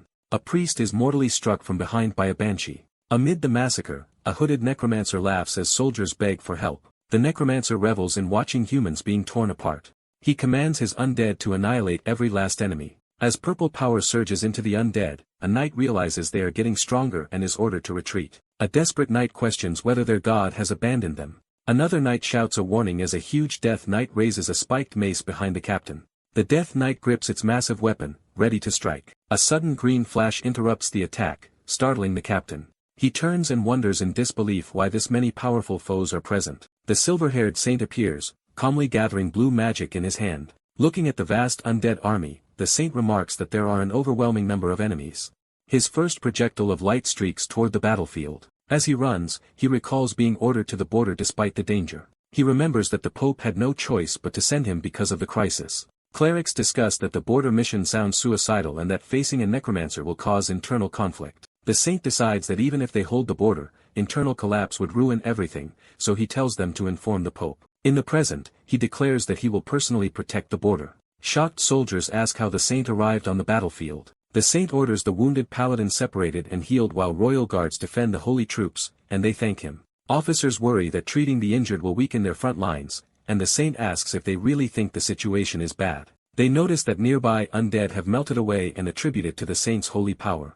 The saint confirms that this is indeed his doing but internally curses being a saint if it means being sent to die. As more undead rush, he calmly turns toward them. He bathes the battlefield in golden holy light as his power surges. Seeing that many undead still advance, he decides he must wipe out the remaining horde himself. The saint casts a devastating fireball spell. The fireball explodes, engulfing the undead army in a massive blast. The necromancer survives by sheltering under a purple hexagonal barrier. The saint confronts him and identifies him as the necromancer. The necromancer is stunned that a saint can use such magic. Regaining his focus, the necromancer begins a powerful resurrection ritual. He completes the spell Death Revive, calling back multiple death knights. Watching the revived armor rise, the saint notes that there are now many death knights. He prepares another spell, speaking softly. Casting Heal, he turns the necromancer's own magic against him, causing the undead constructs to crumble. The necromancer, wounded and restrained by his backlash, yells at the saint not to interfere. Desperate, he unleashes a barrage of bone spear attacks. The saint simply cancels the incoming magic with a blue barrier. He then casts Hold, his glowing eyes focusing. Blue chains of light bind the necromancer, who cries out in pain. Terrified, the necromancer marvels at the saint's overwhelming power. The saint's radiant aura leads onlookers to think he might be more than a mere saint, possibly an angel, or even godlike. Still bound, the necromancer is pierced by an attack from afar. A grieving priest, blaming the necromancer for Jarinia's death, attacks him in rage. The saint declares that the paladin's honor has been sullied and that the necromancer will face divine punishment. Looking over the burning battlefield, the saint realizes even fallen soldiers have been turned into undead. He reflects sorrowfully that these undead were once beloved family and friends. Determined, he gathers blue holy light in his hand to let them finally rest. He announces he will give them a final send-off and cast extensive cure. Blue healing light rains down on the undead corpses. The reanimated bodies dissolve peacefully under the purifying light. The flames die down as rain begins to fall over the devastated field. In the pouring rain, the saint maintains a barrier while the battlefield quiets. Survivors mourn the dead, comforted by comrades as the rain falls. The saint wonders if arriving sooner could have saved more people but forces himself to stay focused. He resolves that before dwelling on regrets, he must finish dealing with the necromancer. He tells the bound necromancer he talks too much and asks if he fears joining the dead he commands. The necromancer laughs madly, insisting he is not afraid and that the border battle is only the beginning. The saint urges him to surrender while instructing Here to escort the prisoner back to the Holy Empire as he returns alone. He reflects that, as expected, internal uprisings are likely underway. Saying he must hurry, he dashes away through the rain. Elsewhere, screams ring out over a town under attack. A terrified boy begs for help as skeletons corner him. A brilliant arc of sword energy slices through the skeletons. A pink-haired knight praises Zeke's swordsmanship while he tells her to stop joking. Laughing, she wonders aloud where the saintess currently is. The scene shifts to the besieged city skyline under a gloomy sky. Dozens of undead flood the city streets. A city knight sees a new enemy force advancing and shouts that the enemies are coming. A golden glowing hand orders everyone to retreat. The saintess unleashes a massive golden slash that obliterates hordes of undead. Even as she cuts them down, she notes the undead keep coming without end. Knights realize that alongside the undead an unknown living army has joined the attack. The saintess worries they are running out of options. Zeke roars as he charges into battle. He releases a powerful blast of sword energy. The golden explosion annihilates a cluster of skeletons before him. The saintess senses the distinct sword aura and is surprised. Fia and Lord Zeke arrive, cheerfully greeting the saintess and telling her she need not worry now.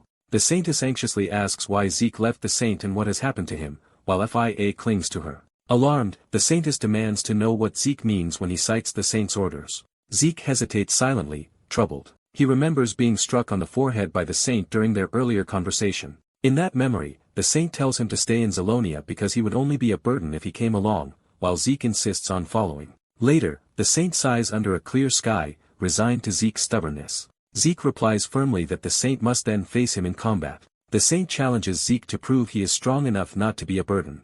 Zeke narrows his eyes, accepting the test. He answers that he understands and steels himself. Apologizing in advance, Zeke lunges at the saint with his sword. Their clash sends a shockwave across the courtyard. The saint blocks Zeke's aura-imbued sword with a small blade, astonished to see an aura weapon. Smiling, the saint asks if Zeke now understands his point.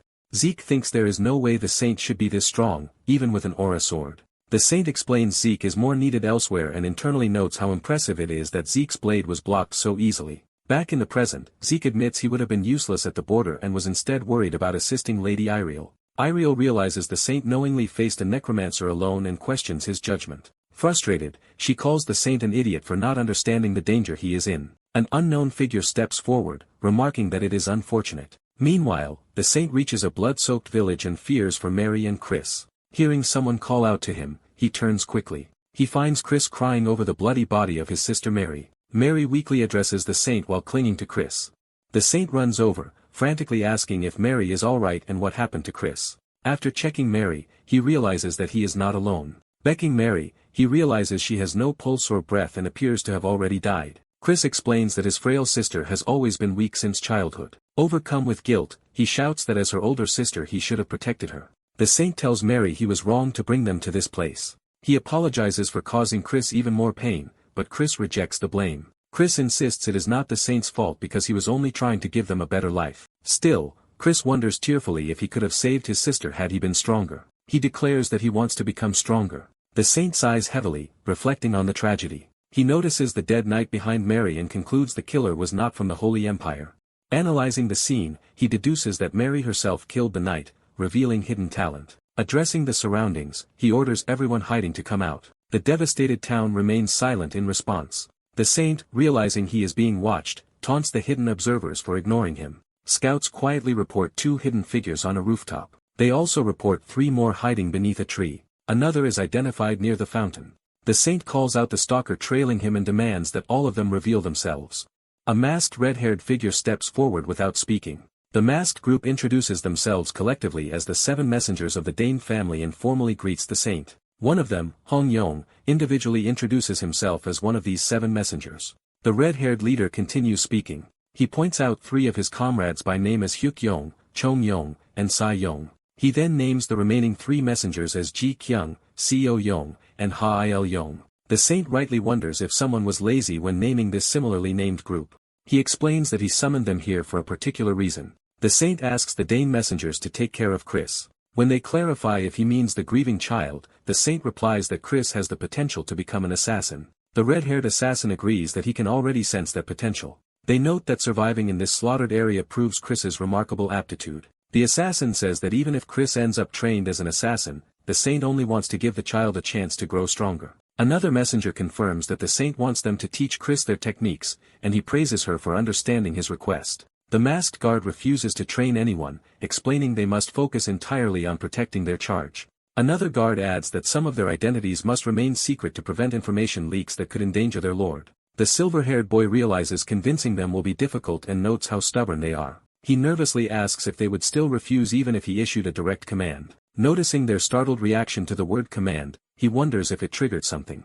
He thinks that if command affects them, he might be able to exploit that. He formally commands the assassins to take Mary and train her in assassination skills. Bound by the order, the assassins reluctantly agree to obey and listen for more instructions. Someone quietly asks that the fallen child be given a proper funeral. The boy tells Mary to trust the assassins, follow them, and learn from them, while Mary anxiously asks what will happen to him. He says he must go help others before it is too late, reassuring Mary that things will be alright. Determined, he insists his next task will not take long.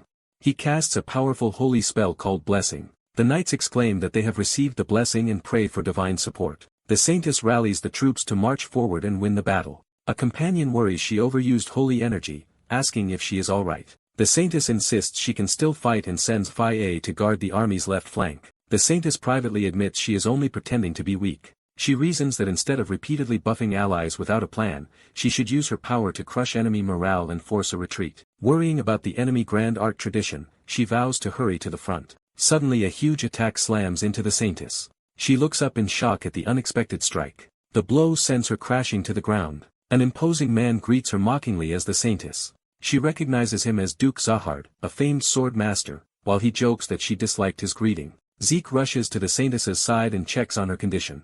Zahard taunts Zeke as the little Duke of Trey, while Zeke accuses him of betraying God. Laughing, Zahard says the Holy Empire is doomed and too small to control superhumans like them. The saintess admits Zahard infuriates her but forces herself to stay calm. She sees no opening in Zahard's stance and respects his strength as a sword master. She judges that even at full strength she might not defeat him, especially now that she is drained of holy power. Zahard unexpectedly suggests that both sides withdraw from the fight, making her wonder about his true intentions. She suspects he is either overestimating them or hiding something important. Narration explains that despite Iriel's worries, her heavy use of holy energy has actually put the church's side ahead. The blessing has boosted allied morale and shattered that of the enemy. Zahard observes grimly that his troops are being pushed back. Zeke concludes that in his current state it will be hard to handle both Zahard and the saintess, so retreating is wiser. Narration notes that this retreat plan is what Zahard himself is thinking. The saintess considers Zahard's proposal advantageous, planning to wait for reinforcements. She agrees aloud that both sides should back off. Zahard calls her decision wise and prepares to depart. A new voice challenges him, asking where he thinks he is going. Zahard reacts sharply, realizing someone unexpected has arrived. The saintess and Zeke recognize the voice with surprise and dread. The boy saint appears wreathed in blue energy, demanding that the invaders pay for the havoc they caused. Power surges around him as he calls out multiple spells like Rock Storm, Psychokinesis, and Fire. He reflects that because this fight is serious he cannot afford to lose concentration for even a moment. He forms a massive flaming meteor overhead and warns that Zahard's safety is no longer guaranteed. Narration explains that normal humans can hold only one kind of magic and that saints usually have all their magic converted into holy energy, losing access to other spells. Zahard panics, realizing this saint somehow wields both holy energy and conventional magic, breaking the usual rules. With the meteor poised above, the saint casually offers Zahard a chance to say final words. Zahard stares at the fiery sphere and gasps in disbelief. He suggests settling things with a duel between representatives instead of annihilating everyone. The saint is puzzled by the idea of representatives. Zahard argues that killing everyone here would cause long-term political headaches for the saint, so a duel benefits him. Zeke urges the saint not to trust Zahard, but the saint admits it would be ideal to wipe them all out while still considering the offer. Impressed by Zahard's courage, the saint disperses the meteor. Zahard assumes the boy foolishly accepted and internally mocks him. In response, the saint flips him off. He invites Zahard to come at him, clearly unafraid. Zahard thinks the boy is naive and underestimates him. The saint, seeing numerous flaws in Zahard's stance, believes he has a real chance. Zahard reasons that even a meteor-summoning archmage is helpless if he cannot chant spells and plans to exploit that. Deciding on a quick finish, Zahard charges in. He leaps to strike, declaring he will end things swiftly. The saint calmly gathers blue energy in his hand. Their weapons clash violently as the saint's aura blade meets Zahard's giant sword. Zahard is stunned to realize the saint can form an aura sword like a sword master. The saint slashes Zahard back, carving up the battlefield. Zahard checks his weapon in shock as the saint remarks that the blade is still intact. The saint coolly asks what Zahard plans to do next, boasting about using meteors, holy energy, and now an aura sword. Zahard, overwhelmed, wonders where this monstrous opponent came from. They close again, blades colliding with intense force. Zahard strains to block the saint's relentless aura strikes. As they exchange flashing blows, Zahard realizes the boy's swordsmanship matches his own style. The saint says he finally understands Zahard's technique. He then demonstrates a perfected version of Zahard's style, astonishing Zahard with how completely he has copied it. Realizing his miscalculation, Zahard knows even a one-on-one duel against this opponent is hopeless. The saint asks if Zahard understands now why he accepted the duel. He explains that for villains who toy with human lives, he makes sure their deaths are anything but peaceful. Zahard sees that the boy not only imitated his technique but is improving it mid-battle, recognizing true genius. Leading heavily, Zahard fully acknowledges the saint's overwhelming talent. Wounded and underground, Zahard groans as the saint tells him the fight should end here. Zahard begs for mercy and offers to surrender, but the saint doubts a proud sword master like him could ever accept taking orders and questions his role in the rebellion. Zahard begins to justify himself, saying all he wanted was something more. He claims he only wished to prove to hidden nobles that drastic methods could change the world. The saint strikes decisively, cutting off Zahard's final attack. The saint presses his glowing blade down, pitting Zahard's huge sword. Power flares as the saint's energy envelopes Zahard's weapon. Zahard realizes in horror that the blade has vanished. We see Zahard's silhouette collapsing in the distance as the saint turns away with his glowing sword. Elsewhere, Zeke witnesses the saint's technique and calls his attack an unblockable blade. At a fortress, commanders react to reports about the new saint's feats. Two knight commanders, Gaiman and Klein, describe how the saint hurled thousands of fireballs and routed an undead army. They add that he even captured the necromancer alive. Each commander Philia confirms the bound prisoner radiates demonic energy and is indeed the necromancer, while saying the situation is under control. A messenger rushes in with urgent news from the saint, prompting concern. They hear that the saint's group has nearly crushed the rebel forces already. One of them asks Ariel for permission to leave early to handle another task, and she agrees. Back on the battlefield, Ariel notes they have mostly cleared the area, and her comrades praise her efforts.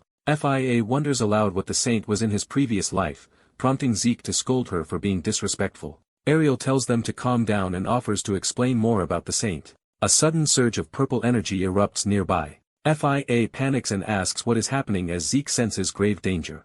He recognizes the sinister power as demonic energy and worries about its source. The air grows freezing, and Zeke warns the saintess to be careful. The purple energy expands ominously over the town. Ariel stares upward in disbelief at the phenomenon. A massive skeletal dragon wreathed in purple flames appears, identified as a bone dragon. Lightning flashes above the city as the crisis escalates. Inside the palace, the maid tells the saint she felt the ominous disturbance, and he agrees he should head out again. He asks her to manage things in his absence, especially watching over Mary, assuring her the messengers will also protect the child. She does not recognize who these messengers are but tells him to be careful. Alone, she wonders if he means the secret of Dane family. The bone dragon roars, unleashing more dark energy. A vortex of icy power scatters knights who are fighting nearby. The ground and corpses writhe with purple energy as more undead stir. Ariel gathers holy power, praying intensely. She unleashes massive holy spells, healing and shielding her allies. Even so, she laments that there are too many undead for her holy magic to fully contain. The dragon's colossal skeletal hand crashes down. The creature looms over Ariel, preparing a devastating attack. She realizes the aura she feels is dragon fear, a terror that shakes her to the core. Overwhelmed, she feels her consciousness slipping under the crushing fear. Someone's armored step interrupts as help arrives. Zeke appears beside her, moving despite the dragon's oppressive aura. Ariel notices that the fear effect around her has weakened. Zeke and Faya explain that the dragon's fear has been partially transferred onto them instead. Grateful, Ariel thanks them while Faya admits even a skeletal dragon is terrifying. Faya hears a sound behind her and dreads what it might be. A skeleton warrior suddenly swings at her from behind. Zeke intercepts and destroys the attacker with a fiery slash. Faya is shocked that Zeke can still move under dragon fear, and he says he can manage to a limited degree. He explains he can move but not fight at full strength while under such fear. Knowing his limits, Zeke resolves to simply buy time. He steels himself to do his best while holding off the skeleton horde. Zeke narrows his eyes, focusing his resolve. He fully opens them, determination burning. Swearing to serve the Saintess with everything he has, Zeke charges and cuts down undead. He carves through multiple skeletons with sweeping attacks. A grotesque multi-eyed monster lunges at him from the shadows. Zeke slashes through that creature as well. Momentarily catching his breath, he senses that the situation is still dire. A new wave of skeletons surges toward him as he cries out in pain. Faya panics, begging God to help as she fears Zeke will die if nothing changes. Ariel tries to muster holy energy but finds her body paralyzed and unable to support Zeke. Nearby, a mound of bones begins to stir ominously. A huge explosion of light obliterates another cluster of skeletons. Bloodied and exhausted, Zeke staggers but stays standing. Faya rushes toward him in tears, asking if he is alright, while he insists she stop overreacting and claims he is fine.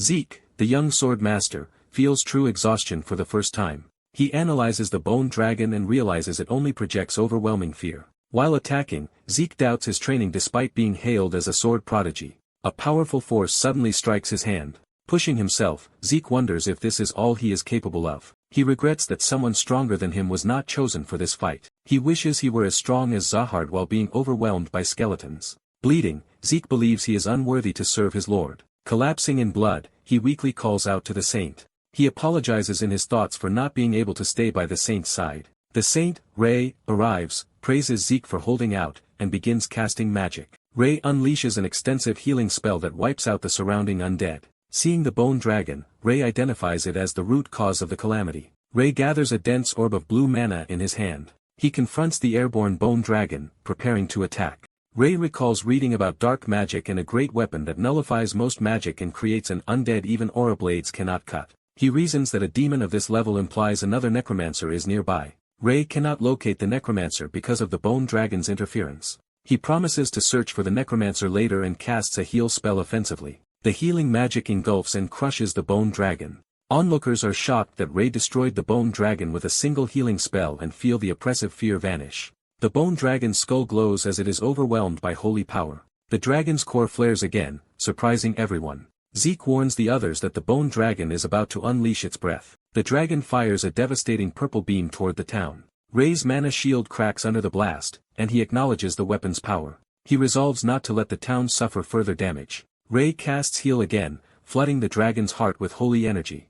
The unleashed power expands outward, covering the town. As the afterglow fades, Ray realizes the necromancer has already escaped his detection. Zeke lies mortally wounded while a restoration spell desperately works on him. Ray's companions see that Zeke's demonic contamination is rejecting holy magic.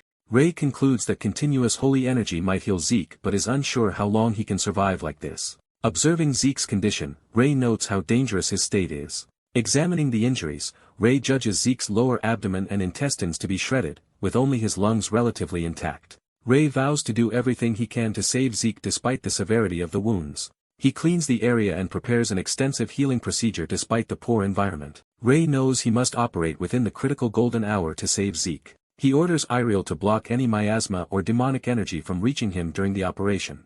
Fia panics at Ray's intentions while he calmly calls her name.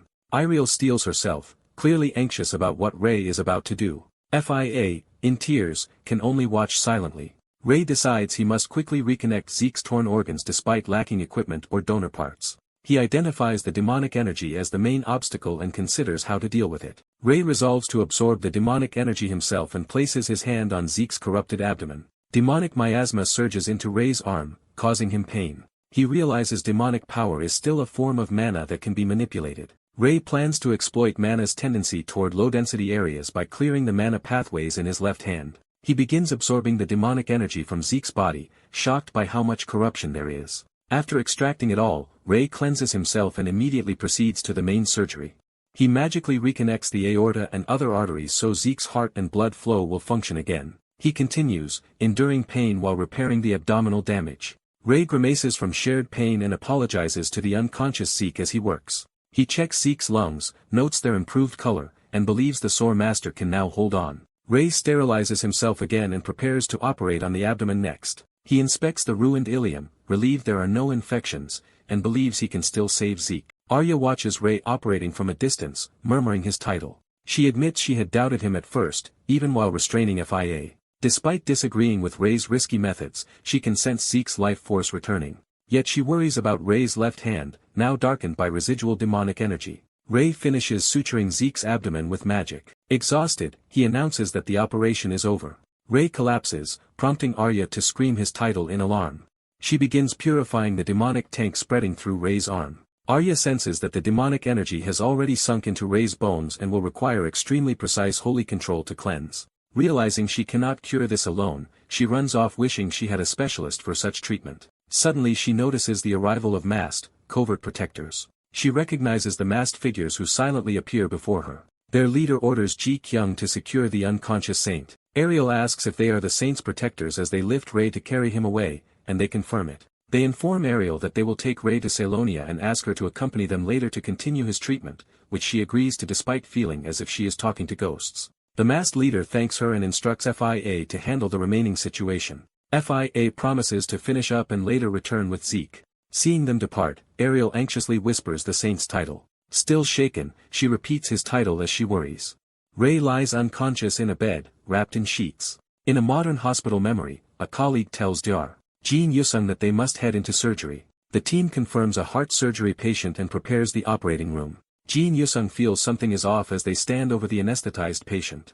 He notices the patient looks strangely familiar. Dismissing the thought as impossible, he focuses, calls for a scalpel, and begins the procedure. Another doctor casually suggests using magic instead of tools, startling him.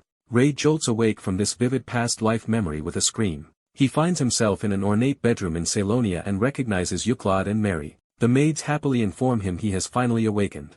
Ray thanks Mary and gently scolds her for her reckless worry over him. He teases Euclid for being concerned, while she dryly claims she only feared losing her job. Ray thinks she has no cute side at all. Remembering Zeke, Ray urgently asks where he is, while Euclid hesitates. She explains that Zeke failed to protect him and is now in a deep sleep, but Ray asks her not to blame Zeke. Ray wonders why Euclid and Zeke are always at odds, noticing the demonic mark still on his darkened hand. Surprised that he can move so freely despite the injury, Ray learns that the saintess and chief priest treated him. He is shocked that the famed healer Ikli personally helped, and the maids praise Ikli's unmatched healing magic. Ikli then tells Ray there is something in the basement he wants him to see. In the underground hall, Ikli shows Ray an ominous object that was recovered alongside him. He identifies the object as a bone dragon's heart still radiating demonic energy, collected from the battle site and only partially sealed. Ikli says the reason for showing it is that Ray must bring the heart to a lecture hall meeting. Ray realizes the nobles want him to explain how he slew the bone dragon, since many of them doubt his story. Ray mentally complains that after all he did, he is now being forced to act as the Holy Empire's diplomatic representative. Resigned, he orders Euclid to carry the heart and thinks he is tired of being a saint. In the lecture hall, gathered nobles gossip that Ray's solo victory over the necromancer must be fabricated. Ikli is quietly briefed by an aide and acknowledges the situation. Ikli addresses the hall, promising that their questions will be answered. Count Slane of Vaborn questions whether it is even possible for a saint to use mana and defeat undead alone. Ikli replies that only God knows the full truth but implies it is the Holy Empire's duty to explain matters to the other kingdoms. He then announces that everyone is surely curious and signals Ray's entrance. Ray appears in ceremonial robes and invites the nobles to ask anything. Marquis Philia politely asks if it is true he defeated the necromancer alone using magic. Ray simply confirms that he did. The nobles are stunned by his straightforward answer, while Ikli notes they want proof. Representatives Grigori and Selena of the Resient Empire introduce themselves and hint that they require solid evidence. Ray repeats the word proof, and they explain they came as backup and must know the exact threat level for the continent. Grigori argues that the recent events endangered all nations and that proper evidence is needed, though he believes the captured necromancer helps. A Resient advisor insists the necromancer alone is not enough to prove Ray captured him single-handedly. Ikli realizes powerful figures like the famed Resient sword and young mage princess see Ray as a potential threat. He understands the nobles fear a man who beat a necromancer alone and are debating whether to eliminate Ray. Ikli wonders what choice Ray will make now. Ray counters by asking why his methods matter to their countries at all. Grigori answers that precise information is vital for all kingdoms and that they cannot rely solely on the Holy Empire's word. Ray steps forward, repeating their demand for proof. He instantly draws an aura sword to Grigori's neck, asking if that satisfies them. Selena nervously asks if such aggression represents the Holy Empire's official stance toward Rezaya. Ray dismisses the concern and has Ikli would bring him the prepared item. He dramatically whips off the cloth covering it, revealing the pulsing bone dragon heart. He offers it as tangible evidence of his feat. He invites them to examine it themselves if they still doubt him. Selena reluctantly takes the heart, overwhelmed by its weight and sinister aura. The heart pulses ominously in her hands. A surge of demonic energy erupts from it, engulfing Selena, Grigori, and Ray, choking on the miasma. Selena panics while Ray calmly reminds her that they already have full rights to question the captured necromancer. Ray states that regardless of who landed the final blow, the Holy Empire has the power to defeat a bone dragon. He then pointedly asks whether Rezaya's earlier accusations were an official imperial position. Terrified, Grigori and Selena are left speechless. Ikli inwardly notes that the regions clearly jump to conclusions. Grigori and Selena formally apologize for disrespecting the holy nation, acknowledging how dangerous careless words between nations can be. Ray replies that while he does not care about their personal titles, they must remember they represent their entire kingdoms when confronting him. Finished, Ray asks if his demonstration was sufficient and requests to leave, which Ikli gratefully permits. Smiling, Ikli turns back to the hall and asks if anyone else has questions. Time passes peacefully over the Holy Empire's capital. Outside under a clear sky, Ray considers going to visit the recovering Zeke. Ikliwood calls out to him, stopping him. She formally explains that while she cannot oppose his kindness, nobles must keep proper distance, hinting that Ray has been favoring Zeke too much, while Ray insists he is only checking on a patient. Ikliwood adds that many people now wish to meet him because of what happened at the hearing.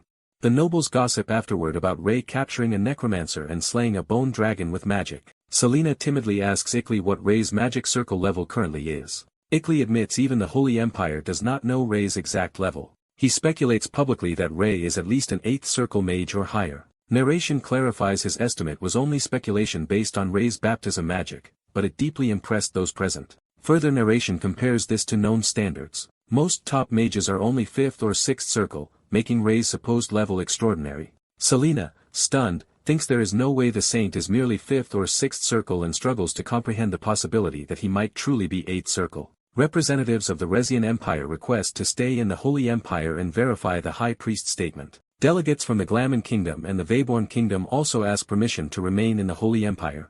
Ray allows any nation that wishes to stay in the Holy Empire to do so, foreseeing that this will create much work for him. Ray laments how quickly foreign envoys came, while Ikliwood informs him that the Rezian Empire has requested an audience. Ray orders all other plans cancelled and immediately prepares to depart for Duke Trey's estate. On the way, Ikliwood teases that Ray favors Zeke too much, which Ray loudly denies. A carriage travels through a forested road toward Trey's estate. Riding the carriage, Ray notes how deep the estate lies and compares it to entering an elven village, then asks Ikliwood if she has visited one. Ray reveals he once lived in an elven village before coming here and begins reminiscing. Ray wonders how the elves he once lived with are doing now. The coachman announces their arrival at Duke Trey's estate, and Ikliwood tells Ray it is time to go out. The carriage door opens for them to disembark. Seeing the grand mansion that Zeke designed, Ray comments on its size while Ikliwood explains that only the exterior is his work. A maid greets them and says Zeke is in his bedroom, inviting them to follow her inside. As they walk through the hall, Ray asks why Zeke was moved here instead of recovering at Solanian Castle. Ikliwood tells him Zeke personally looked after the unconscious Ray with the last of his strength. She recalls how Zeke furiously protected Ray, threatening anyone who tried to touch the saint. Ikliwood adds that Zeke then insisted he could not serve properly while half-dead and returned home, which Ray interprets as hatred toward him. Ray reflects that the three great families all revolve around him, causing rivalry. While Ikliwood claims she either hates nor likes Zeke, Ray steels himself, thinking he can no longer delay this and must hurry into Zeke's room. Ray enters cheerfully calling for Zeke. Startled, Zeke urges the saint to lie down, convinced Ray's body cannot have fully healed. Zeke refuses to rest in Ray's presence, while Ray explains he came to check Zeke's condition and needs him lying down. Misunderstanding, Zeke dramatically bares his scarred chest and tells Ray to inspect his injuries as closely as needed. Ray is momentarily speechless at Zeke's eagerness. Ray is amazed to find Zeke almost fully healed and attributes it to Swordmaster resilience, while Zeke credits Ray's treatment and Ikliwood scolds him to cover up. Zeke grumbles that Icklewood need not have come, and she replies she only followed the saint, prompting Ray to beg them to stop fighting. Ray chastises both for arguing at such an important time, leading them to apologize and denounce fighting. Ray says he came not only to examine Zeke but because there is a more important matter than calls for the messengers to appear. Zeke uneasily warns that continually summoning the messengers could cause trouble. The first messengers suddenly materialize near Ray, startling him. Zeke, shocked he never sensed them, calls them assassins and demands to know why such people are here. One messenger calmly grasps his sword to stop him drawing it.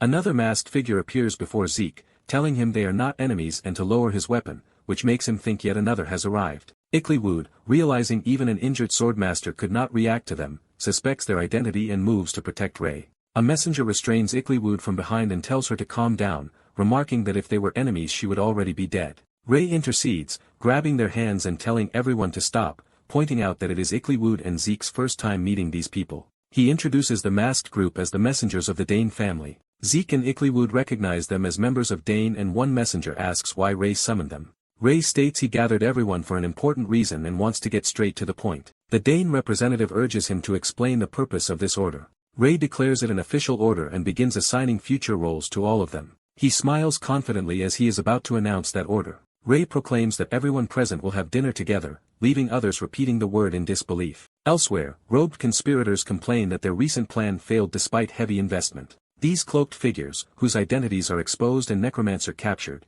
debate attacking the Holy Empire but conclude they must first eliminate a certain monster there. They identify that monster as the magic swordsman who slew the bone dragon and despair over creating a plan against such a foe. One conspirator proposes a solution involving the saint, suggesting they send him away to another kingdom. Back at Duke Trey's estate that evening, Ray happily grills meat for the awkwardly watching nobles and Dane members. When no one starts eating, Ray worries about the taste while a messenger asks why he organized this event. Ray answers that he wants everyone to get to know each other and learn to cooperate. He explains that an organization exists to cover each other's weaknesses, and though joint work may seem inefficient now, cooperation will solve problems over time. The Dane leader agrees to follow his wish if that is what he truly wants, but Ray says he will not force cooperation and prefers they choose freely. After a pause someone sets down a plate, signaling a decision. Zeke then firmly announces that the Trey family will cooperate with everyone. Euclid warns that this breaks Trey family tradition, but Zeke replies that their duty is to protect the saint and cooperation only furthers that role. The Dane messengers look to their leader in silence, awaiting her response. She raises her hand and declares that the Dane family will cooperate as well. She further states that obeying the saint's commands is Dane's duty and they will cooperate regardless of previous obligations. Euclid, pleasantly surprised how well things are going, decides that the Bellacroix family will also cooperate. She clarifies that Bellacroix is responsible for gathering information for the saint and vows that her family will fulfill this mission by staying at his side, which confuses Ray. Euclid bluntly explains that staying beside him ultimately implies marriage. The Dane leaders stare in shock at this revelation. Zeke is equally stunned by the implication. Ray himself is dumbfounded as the thought sinks in. The word marriage echoes dramatically over the night sky. Time passes and the story returns to the Holy Nation's palace. Someone reminds Ray he has already heard the foreign nation's pleas. Sitting beside Iriel, Ray appears troubled and brushes it off when she asks what is wrong. Euclid stands silently nearby, observing. A young Dane messenger, embarrassed, confirms that marriage is truly their family's mission, while Euclid sighs that this is why she disliked discussing it. Euclid reassures Ray that marriage is only one possible means to fulfill her mission and that she has no intention of doing anything to a 15-year-old saint. Ray remembers how she once looked down at him at night but tells himself there is no way she meant anything improper. A servant announces Lord Grigori of the Resian Empire has come to visit, and Ray and Iriel agree to let him in. Grigori apologizes for his past rudeness and offers a gift as compensation. He presents a rare earring made from a wyvern tail crystal, explaining its origin. Iriel recognizes it as Cecil's teardrop and explains to Ray that this legendary elven artifact has a missing pair that can be located by magic. She elaborates that Cecil was an elven master craftsman, and this earring is one of her famed treasures whose twin can be tracked. Ray is shocked that the gift is a legendary treasure, but Grigori tells him to accept it as a simple token from the Empire. Ray immediately wears the earring and asks if it suits him, while Iriel notes, he seems unconcerned by its value. Ray thanks Grigori for the gift and cheerfully tries to send him away, saying many people are waiting outside, but Grigori protests that he has more to discuss. Composing himself, Grigori explains that the Resian Empire wishes to improve relations and invites Ray to visit their empire. Ray reflects that Rezia is the continent's most powerful nation and that forming ties with them could benefit the Holy Nation. He also thinks their liberal circulation of information means valuable medical knowledge is likely available there. Ray compares Rezai's medicine to that of other kingdoms and acknowledges it is likely far superior, while Grigori notes they have heard many rumors of Ray's deeds. Grigori praises Ray for boosting agricultural output and turning surplus clergy into mercenaries, saying the empire is impressed by his influence. He suggests that if Ray came to Rezaya and combined his methods with their technology, they could triple their economic output as well. Grigori inwardly believes these generous terms will be hard to refuse and that winning Ray's favor is worth any technological cost. He concludes that controlling Ray, the strongest individual, is what will truly determine the world's greatest nation. Ray thanks him for the proposal. Smiling brightly, Ray nevertheless declines, explaining he has too many responsibilities in the holy nation. He adds that this refusal applies to all nations waiting outside and that he has no intention of moving to another country. Following Ray's stance, Grigori says they will welcome him anytime he chooses to visit, and Ray politely agrees. After Grigori leaves, Yuklawud asks if Ray truly refused only for the holy nation's sake, and he answers that borders are not yet secure, so it would be bad for him to leave. She points out he has no fixed duties, but Ray insists he does. Ray then asks Yuklawud to gather nearby nobles for a discussion. She agrees to carry out his request immediately. Ray also asks Iriel to help express his intentions politically as she did before, and she consents to listen first. Ray tells her he plans to create facilities to teach his style of medicine. He elaborates that he wants to found an academy to train doctors who can heal and save lives. Ray recalls how many people, like Zeke, could not be saved solely by holy power or magic on the battlefield. Iriel says she understands and is willing to help with such a project. Ray happily thanks her for her support. Iriel downplays her role, unsure if her help is even necessary. She reminds Ray that, whether he realizes it or not, he is viewed as a hero within the holy nation. Iriel suddenly remembers she forgot to make him say a flattering line about her being the greatest and prettiest saintess. She jokes about wanting that praise while Ray silently reacts. Later, in a meeting with nobles, Ray formally proposes establishing a new medical academy. Many nobles hesitate at the idea of a noble-oriented academy, prompting Iriel to step in to influence them. By making Ray's magic lectures at existing academies a condition, Iriel negotiates a compromise to create a joint academy for both magic and medicine. As a result, Ray becomes a professor at the newly formed academy. He begins his career teaching there. From his classroom, Ray greets his first audience. He introduces himself as Professor Ray, primarily a medical expert who will also deliver weekly magic lectures. He concludes his introduction, hoping the lectures will benefit everyone. Ray then nervously notes, something else to mention. Seeing the packed lecture hall full of students and even other professors, Ray is startled by the huge turnout. News of a highly skilled new professor spreads through the academy, and various rumors about Ray circulate. Among these stories, students are most fascinated by tales of his handsome appearance. Narration describes Ray's striking white hair, blue eyes, smooth skin, sharp jawline, and his magical teardrop earring. In a school filled with nobles of all ranks, his looks alone captivate the young students. Ray refocuses the class and announces their first topic will be the expression of magic. He explains that magic expression is both essential and the final goal for magicians, asking students to name its components. A student correctly answers that it requires manner conversion, chanting, and proper technique, which Ray acknowledges as the 3 standard elements. Ray then proposes an alternative approach using a fire spell as an example and wonders aloud about reducing mana conversions from 3 to 1. The skeptical student insists such a change would waste mana and cause the spell to fail, but Ray says he is wrong. Ray explains that fewer conversions would make spells easier to cast, require less mana, and conceal their type until the last moment. Observing professors admit they are struggling to understand his explanation. The student apologetically says the idea seems impossible, so Ray offers to demonstrate with his right hand. Ray silently casts a fire spell in his palm without chant or visible preparation, shocking the class. Students exclaim that he cast a spell with a single mana conversion and without chanting, proving his point. Ray begins breaking down the idea using a diagram of a first circle water spell. He shows that if mana is gathered into certain arranged circles, even without chant or technique, it can still function. Ray explains that casting with mana in this new form lets it combine more efficiently, inviting anyone curious to try immediately. Professor Clarice, an ice attribute magician, is stunned that Ray's idea, which he expected to be theoretical, actually works. Clarice marvels at how a simple pattern of circles can reveal the spell's fundamental structure. Experimenting himself, Clarice is amazed to find the method truly functions. Students also succeed in casting chantless water spells and exclaim over the results. More students replicate the technique, proving the method broadly effective. Ray reflects that he never imagined teaching others but feels proud seeing their reactions. He hopes his upcoming medical lectures will yield similar success when someone calls out to him. The Academy's senior professors enthusiastically praise his lecture and insist the theory must be submitted to the association. They ask Ray to name his new magic theory, prompting him to think.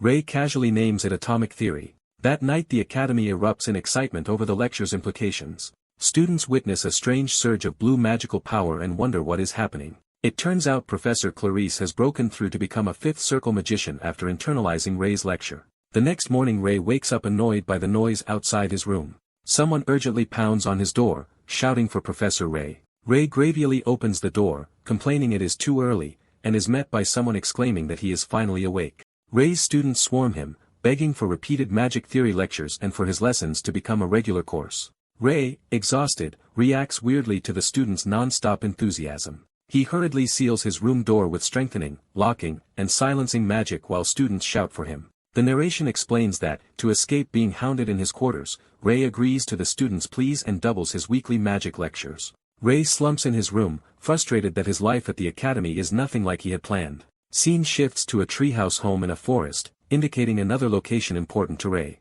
An elf attendant asks Lord Era how to respond to an elven village that wants to relocate. Era casually agrees to let the elven village move in.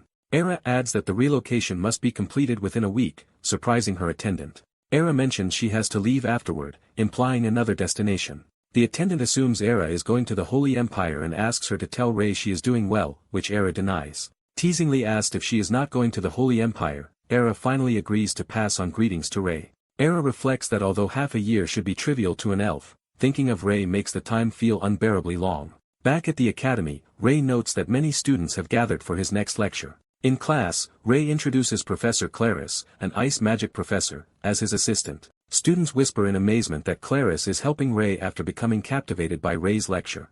Clarice glares menacingly at gossiping students, scaring them into silence.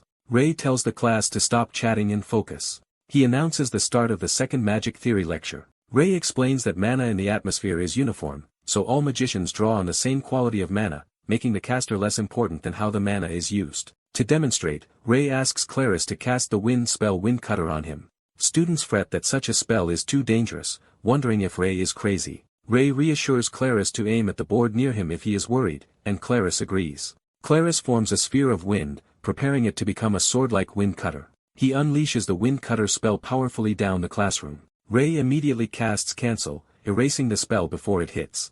Ray explains that by judging where the magic is and forcing mana to clash there, anyone can cancel another spell, then ends the lecture and tells students to pair up to practice cancellation. Some students protest that canceling magic like Ray did seems impossible for them. Ray challenges their defeatism by asking if they have forgotten what it means to be magicians. He passionately declares that magic defies logic and that magicians must never stop accepting new ideas or lose sight of their ultimate goals. Ray's fervor moves the students, who call out to him in admiration. Everyone vows to practice cancel, and narration states that this concludes the second lecture. Time passes to another day at the Academy's grand campus. Ray, tired from staying up preparing his separate medical lectures, notes that only recruiting students remains. He worries that medicine is less popular than swordsmanship or magic and wonders how to attract participants. Nearby, a male student corners a girl named Greya, insisting on talking to her after 276 days. The boy loudly demands Greya's answer to his feelings while onlookers gawk, including Ray. Greya nervously hesitates, making Ray think she might be in trouble. Ray intervenes, scolding the three boys for surrounding a frightened girl. Shocked, insists he did not mean to scare Greya, while she apologizes to him. Greya bluntly rejects saying muscular men like him are not her type and she cannot date him. Suddenly suspects Greya's rejection is because of Ray's interference. Furious, compares Ray's slender looks to his own and accuses Greya of preferring that supposed weakling. Greya tries to clarify but only worsens Minus's anger, while Ray protests that she is adding fuel to the fire. In tears, challenges Ray to a duel as payback for the rejection. Ray reluctantly prepares to accept, putting on his glove while taunts him for being scared. Boasts of his ranking and swordsmanship level, vowing to knock Ray out. Ray instantly floors with a mere tree branch strike to the head. Annoyed at being called weak, Ray complains as and his friends flee. A bystander marvels at his feat and asks if he is a freshman. Ray looks over, surprised by the attention. Students excitedly celebrate that Ray defeated using only a branch. Ray thinks he has inadvertently become a hero of justice, while Greya shyly thanks him for helping. Smelling alcohol-like potion fumes, Ray politely hopes he did not intrude on something she could handle. He asks about the unusual scent, and Greya explains she had been brewing potions, surprising him. Ray infers she is interested in medicine and tells her about upcoming free medical lectures, which excite her as a swordsman course student. Introducing himself simply as Ray, he's delighted when Greya, who likes the new professor's name, gives her own name and nickname. He cheerfully says goodbye, telling Greya he will see her at the lecture, and she agrees enthusiastically. Ray senses that recruiting students for medicine might be easier than he expected. Greya's friend asks what she was talking about with Professor Ray, and Greya only then realizes he was the professor in question. Greya panics, worrying she might have offended him by not recognizing him earlier. Her friend teases that she might have fallen for the professor, leaving Greya silent. Greya smiles warmly to herself, hinting at budding affection. Her friend reacts in confused surprise to Greya's unexpected expression. A loud exclamation from the academy buildings underlines everyone's shock at the situation. Later, Ray flops onto his bed, lamenting that he never gets a peaceful day. He frets over what exactly to cover in his upcoming medicine lectures for different year levels. Overwhelmed by mounting problems, he internally calls out for St. Iriel. Iriel suddenly appears from under his bed, complaining that his wandering outside made it hard for her to hide. Startled, Ray asks why she is here instead of in the Holy Empire, and she boasts that she settled matters before coming. Ray asks if something is wrong, but Iriel says she only came to check on his academy life. She wonders if she is doing too much for him, and she admits he has a point. She confesses that she came specifically to see him, no longer just as a saint but as Ray. Leaning close, she directly addresses him as Ray, hinting at personal feelings. The holy mark on Ray's darkened hand begins to glow in response. A vast magic circle activates above them, startling both Ray and Iriel. Ira is teleported from her forest home into Ray's room via the magic circle. Ray, shocked, shouts Ira's name and demands to know what is happening. She wonders aloud if some big event is taking place as Ira calmly stands amidst the fading teleportation light. Soon the three, now cloaked, share a tense meal while Ira and Iriel glare at each other over Ray. Back at their first meeting, Ray and FIA had been stunned to realize Ira is a high elf, and Ray questions what she is doing here. In the present, FIA marvels that Ira teleported here, while Ira scolds that such a spell is all Ray can say after so long. Ira insists she came simply because she wanted to see Ray. She confronts FIA, calling her just a human woman, but FIA retorts that there is no rule barring her from Ray's side and tries to hand Ira a robe so she can travel incognito. FIA is surprised to be given a robe, and Ira explains it is for when they leave the academy. Ray agrees that they must leave campus, fearing the commotion if he is seen escorting both a saint and a high elf. The two women, now in robes, still radiate so much presence that Ray worries they will attract attention anyway.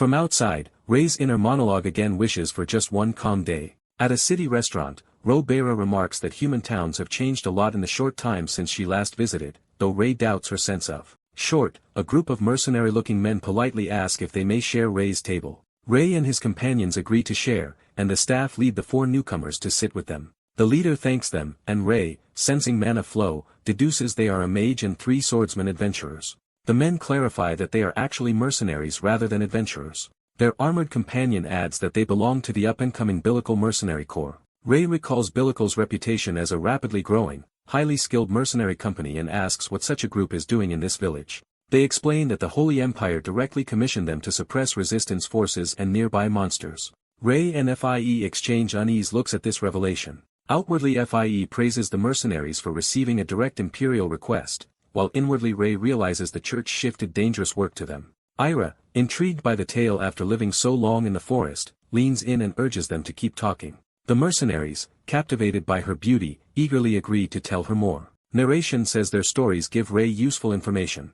Ever since Ray came to the academy, resistance activity and monster numbers dropped sharply. However, mid-rank monsters remain numerous and now fight in organized, tactical ways as if controlled by someone. Ray deduces Iriel hired mercenaries because using church forces alone against such enemies would be too risky. Outside, a sign swings in the wind, foreshadowing coming trouble in the streets. Inside the restaurant, a waiter suddenly stumbles in shock. Someone screams that monsters are attacking. FIE tells Ray they must go, and he agrees. Outside, the mercenaries look up in horror at something incoming. A wyvern swoops down over the town, shocking everyone. The mercenaries find themselves paralyzed by an overwhelming fear aura and realize the wyvern is using some kind of fear magic. Ray finds it fascinating that a wyvern can deploy fear in this way. Ira, stepping forward, says such fear is only meant to toy with the weak, dismissing the wyvern's tactic. The wyvern dives toward them, jaws open. Ira gestures. The charging wyvern is smashed into a wagon, wrecking it in a single impact. She coldly chastises the beast for daring to use fear against a stronger opponent. The wyvern retaliates with elemental attacks as icy projectiles counter it. Ray adds his own magic, cancelling the wyvern's spell and binding it with hold. He notes that the creature managed to cast a spell after feeling Ira's fear effect, and Ira points out it seems to lack its own will, hinting at external control. The Fae spots more monsters elsewhere and goes to handle them while Ray thanks her. Ray realizes the threat is part of a larger scheme and decides he must confront the necromancer orchestrating everything. That night, captors in a dungeon torture a black magician but decide to use a mental spell to extract their faction's secrets. Their mage begins a powerful mind-reading spell on the prisoner, but the old necromancer laughs that their magic will not work on him. He mocks the low-ranked mage and demands to see the saint herself instead. The necromancer reveals he already knows about the saint's presence at the academy and taunts them for underestimating his awareness. He explains that he used black magic to learn the saint's movements and prepared countermeasures in advance. He boasts that with a monster tamer, he can strike targets beyond the saint's reach, using monsters to wreak havoc where she cannot respond. His plan is to further destabilize the Holy Empire by later leveraging merchant unions to damage its economy, ultimately bringing the empire down. As he demands to meet the saint, a robed figure calmly enters, announcing that the saint is already here. The newcomer tells him that regardless of his schemes, they will not amount to anything. He leans in and tells the necromancer that his grand plans are nothing more than dreams. The necromancer, unfazed, invites them to do whatever they wish with him. His crazed laughter echoes down the corridor as he vows that the outcome will be decided at twilight. Back at the city, Ray surveys the battlefield at sunset, relieved they defeated most monsters but puzzled about why they attacked. FIA and Ray decide they must strengthen the academy's defenses and figure out the monster's motive, leaving cleanup to reinforcements who can make armor from the corpses. Ira senses something amiss and Ray asks what is wrong. She says she needs to speak to Ray privately, to his surprise. Casting a silent spell around them, she blocks out external sound to talk freely. Ira, admitting her limited worldly knowledge, offers to share what she has sensed. She reveals that large magic circles, including one around the academy, have been set up across multiple regions. She explains that the whole academy area lies within a vast magic circle's domain. Ray, shocked, asks about the circle, and Ira replies that it is huge and its mana surged when the monsters entered it. She questions what type of magic circle it is, concluding Ray does not yet know, she can only feel its faint power. Ray hears that dismantling a circle of this scale would require erasing at least 30% of it, and without knowing the medium used to draw it, that's nearly impossible. Ira elaborates that because they do not know how the circle was inscribed, undoing it is virtually impossible, something that would normally have been erased if made of chalk or bone dust. Ray realizes that since the circle persists it is being constantly maintained, and given his own limits he probably cannot cancel it, so he decides the priority must be evacuating everyone. Narration states that Ray immediately begins preparing an evacuation order. FIA, on hearing this, calmly studies maps to plan evacuation routes. She identifies the Academy's north and south divisions and suggests sending the north toward Geralt and the south toward Solian, though noting the northern path is mountainous. Narration describes how Ray assigns FIA to guide northern evacuees, relying on her knowledge of the Holy Empire's geography, and entrusts southern protection to Ira. Ray considers how to alert citizens from a high vantage point when Ira tells him to just stand still. A massive pillar of light erupts beneath Ray, launching him upward so he can broadcast the evacuation message to everyone. Ray thanks Ira before acting. Ray casts voice amplification magic. His amplified voice orders everyone to evacuate to Geralt, confusing townspeople who recognize it. Ray pulls off his cloak in preparation. He proclaims in the Holy Empire's name that the area is dangerous and commands everyone to leave, as people recognize him as Saint Ray yet question the order. Ray worries they lack time to convince the crowd through words alone. Deciding he has no choice, Ray triggers an explosion that startles and scatters people. He unleashes repeated blasts behind him, thinking there is no time to explain so force is his only option. Watching the burning street, Ray wonders if this is enough, then decides to leave the rest to his companions and head to the outskirts. Ray leaps away from the scene. While sprinting, Ray vows that whoever caused this must not think they will escape safely. Elsewhere a hooded figure races through the night. The hooded saint calculates that evacuating most people will take 3 days and that before panic starts they must request supplies for the city. While running, the saint notes that the northern route is long and more exposed to danger such as monsters. He senses that something similar to the enemies following him now might threaten evacuees. Detecting at least 5 strong mana sources, he judges them to be aura users or stronger. He stops at a chosen spot, deciding it will serve well for confronting them. Facing the pursuers, he calmly asks what business they have with the saintess as onlookers whisper in awe. As some mock her, she analyzes them as 3 youths and 2 strong middle-aged aura users comparable to Zeke, making the fight troublesome. Surrounded, she remarks she would prefer fighting a saint over a saintess and demands to know which kingdom is behind the attack if she punishes them, while they warn her not to underestimate them. One attacker lunges saying they have silenced many arrogant priests before. She calls their behavior rude and counters with a sweeping golden attack that hurls them away. Another hooded ally tells a fallen enemy to lie there quietly and wait to be killed, making him scream for help. A middle-aged swordsman blocks a powerful yellow strike with his flaming blade. Observing his sword chi, the saint identifies him as a Sorn master and wonders which kingdom sent 2 of that rank. She dismisses the Legion Empire as suspects since they have no reason to target or antagonize a saint. She concludes that instead it is a dark group employing a necromancer, bone dragon and even Sorn masters, but reminds herself this is no time for speculation. Realizing a single mistake could get her killed, she sheds her cloak and prepares in earnest. She advances carefully, planning each step. She decides her divine power's broader range compared to a sword lets her close in on the enemies one by one. One Sorn master crouches, waiting for the right moment. A sudden impact alerts him. The saint is attacked simultaneously from 2 directions and realizes they intend to exploit her blind spot while she focuses on one foe. She deduces that one Sorn master is ready to sacrifice his life in a suicidal strike, which shocks her. Instead she blinds everyone with the spell Holy Flash, calling their suicidal tactic a huge miscalculation. She reflects that in battles against Sorn masters a single variable like blessings, holy seals and holy activation can decide the victor. Empowered by holy light, she clashes with the Sorn masters, shouting as she strikes. She reacts sharply to something. Her glowing hand seizes an enemy weapon, startling him. After gravely wounding a Sorn master who coughs blood, she criticizes him for treating his life as disposable. He responds that she is strong only because she tried to be, but asks what one should do when facing a force that renders such strength useless.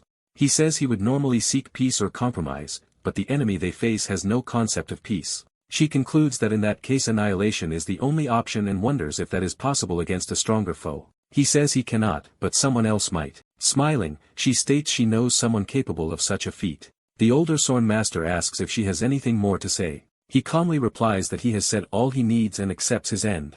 His life fades away. The saint senses that the remaining 3 attackers have fled in a specific direction and resolves not to lose them. The fleeing men curse how strong the saintess is. Terrified, they admit that even 2 Sorn masters failed against her and wonder how anyone could capture her, fearing punishment if they return. She catches up more quickly than expected and orders them to come to her. Facing them, she tells the ringleader to follow quietly while she is still being gentle, though she will take him by force if needed. Panicking, he thinks he would rather risk something extreme than be caught. He bites down hard on something hidden in his mouth.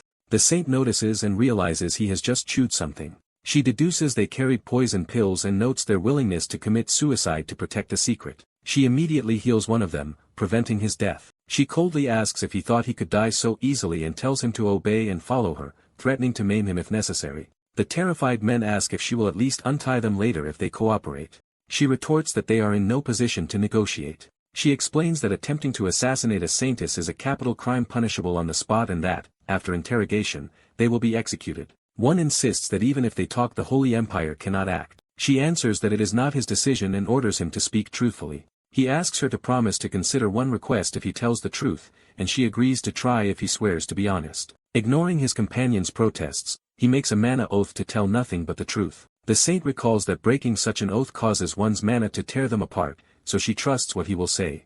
Under oath he reveals that their secret group Phraxia infiltrated the Holy Empire over 20 years ago. She links Phraxia and that time period to the infamous Great Gerald outskirt residence which he confirms was their starting operation. He reveals that the massacre, long blamed on monsters, was actually orchestrated by Phraxia. The narration emphasizes that the massacre was entirely Phraxia's doing.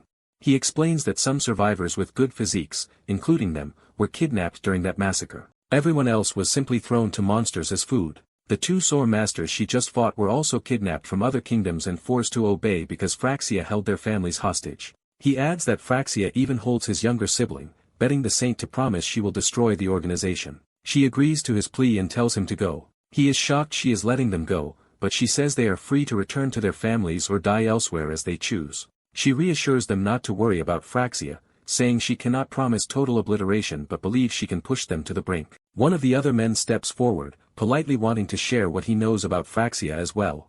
The saint tells them to follow her and talk along the way. Meanwhile, on the academy's outskirts, another investigator notes there is no visible magic circle yet since his strong magical reactions. Ray realizes that unless he quickly breaks the magic circle the spell will keep activating. He deduces from the explosion marks, mana traces, bloodshed, petrified villagers and undamaged buildings that the attackers carefully protected structures while targeting people. Shocked, he realizes something crucial about the setup. He recalls Era's earlier explanation that destroying a magic circle requires erasing at least 30% of it, which is difficult when they do not know what material it was drawn with. Realizing the circle might be huge and permanent rather than shock-based, he triggers a powerful explosion spell. Amid the flames he senses the magic circle weakening slightly, proving his theory. He finally understands that the entire village layout itself constitutes one enormous magic circle. As structures begin collapsing and someone yells to dodge, he realizes there are still people in danger. Ray scolds remaining civilians for not evacuating while they recognize him as a saint. They insist they are not defying orders but stayed because people were being petrified and killed. They explain they feared becoming stoned during evacuation and so hid instead. They identify the culprit as a black magic monster called Ghost that was roaming the village. One of the men nervously admits they were hiding so the magic circle's activation would not be disturbed. He internally curses that someone started smashing buildings and that the destructive saint ruined their plan. Ray questions why aura users like them did not try to subdue the monsters.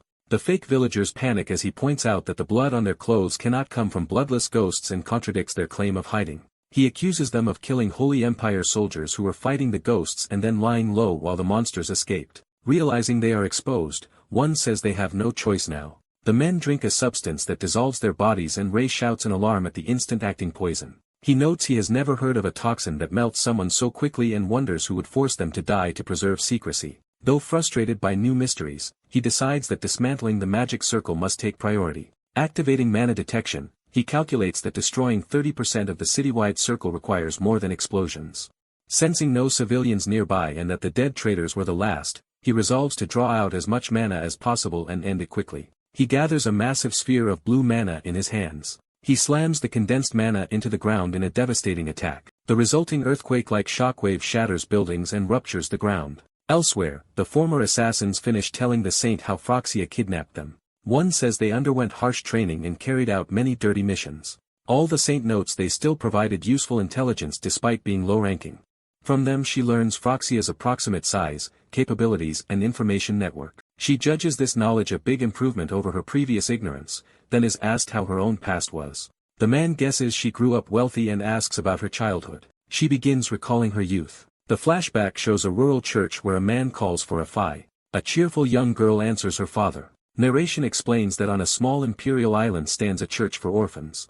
Among the orphans was the beautiful girl Uriel, noted for her noble features and golden hair. She stood out among the other children for her brilliance and kindness, seeming almost angelic. One day someone asks Uriel if she wants to see the outside world. Priest George comments on her curiosity and wonders if she wishes to leave the village. Uriel says she is curious but would be sad to leave friends. He flatters her intelligence and offers to help. He tells her she has great potential wasted in the church and promises to support her until she finds a purpose outside. Assured she can always visit her friends, Uriel excitedly agrees to go out into the world. George suggests they leave immediately, insisting it is a rare opportunity she might never get again. Though uneasy about not saying goodbye, she accepts because he promised she could return anytime. Later, riding in a carriage, she laments not bidding friends farewell. He tells her letters will suffice.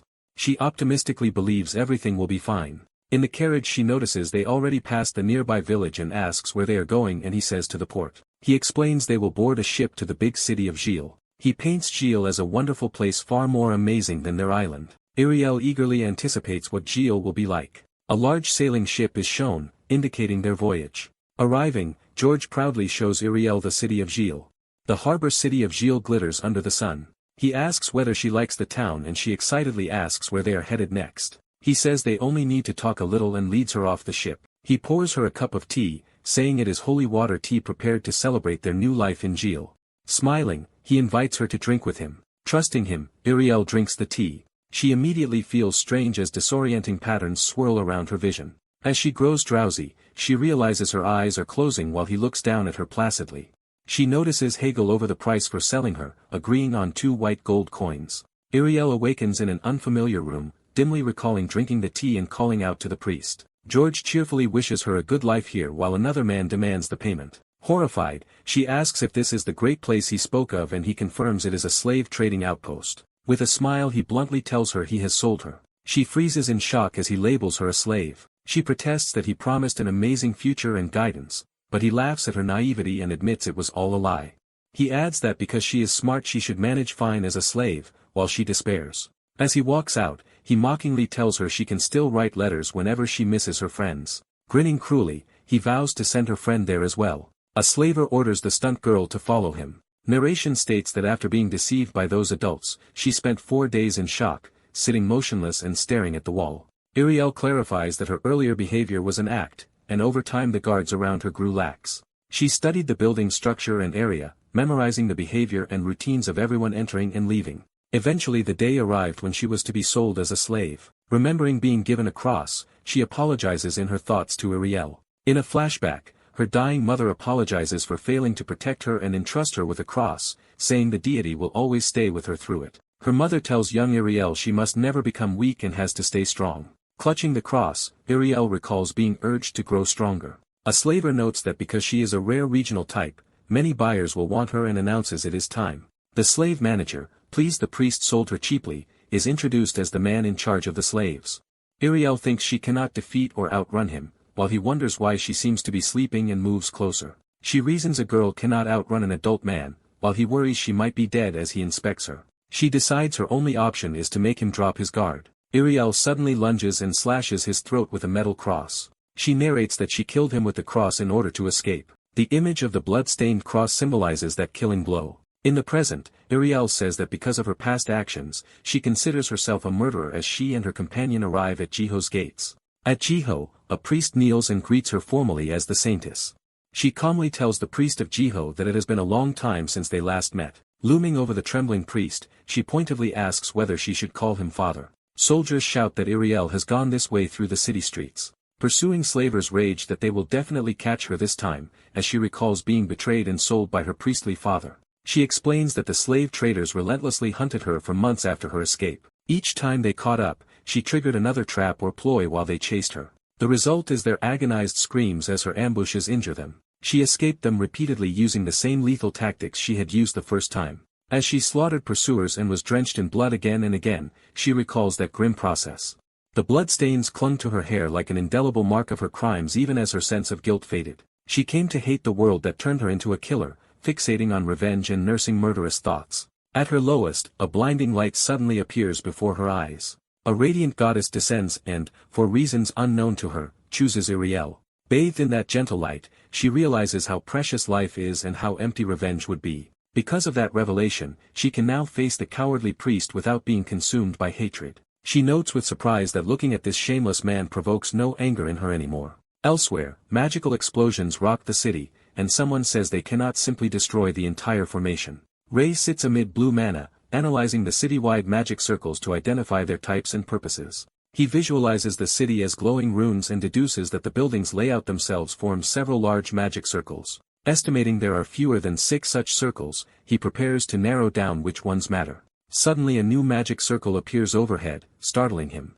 Ray is engulfed in purple light as the newly triggered circle activates. He feels his body bound by the mana of an activated circle and realizes overlapping formations hid this one from his sensing. Studying the pattern, he concludes it is a curse-type sealing circle whose huge mana is amplifying the restraint. Weakened from casting Earthquake over the whole city, he finds his own mana insufficient to expel the corrupt mana invading his body. As ominous purple smoke rises, he recognizes the smell and fears it is something he has encountered before. He suspects this curse is the same type that once trapped Era. A purple vortex opens before him as the circle continues activating. From that vortex, various monsters pour into the city square.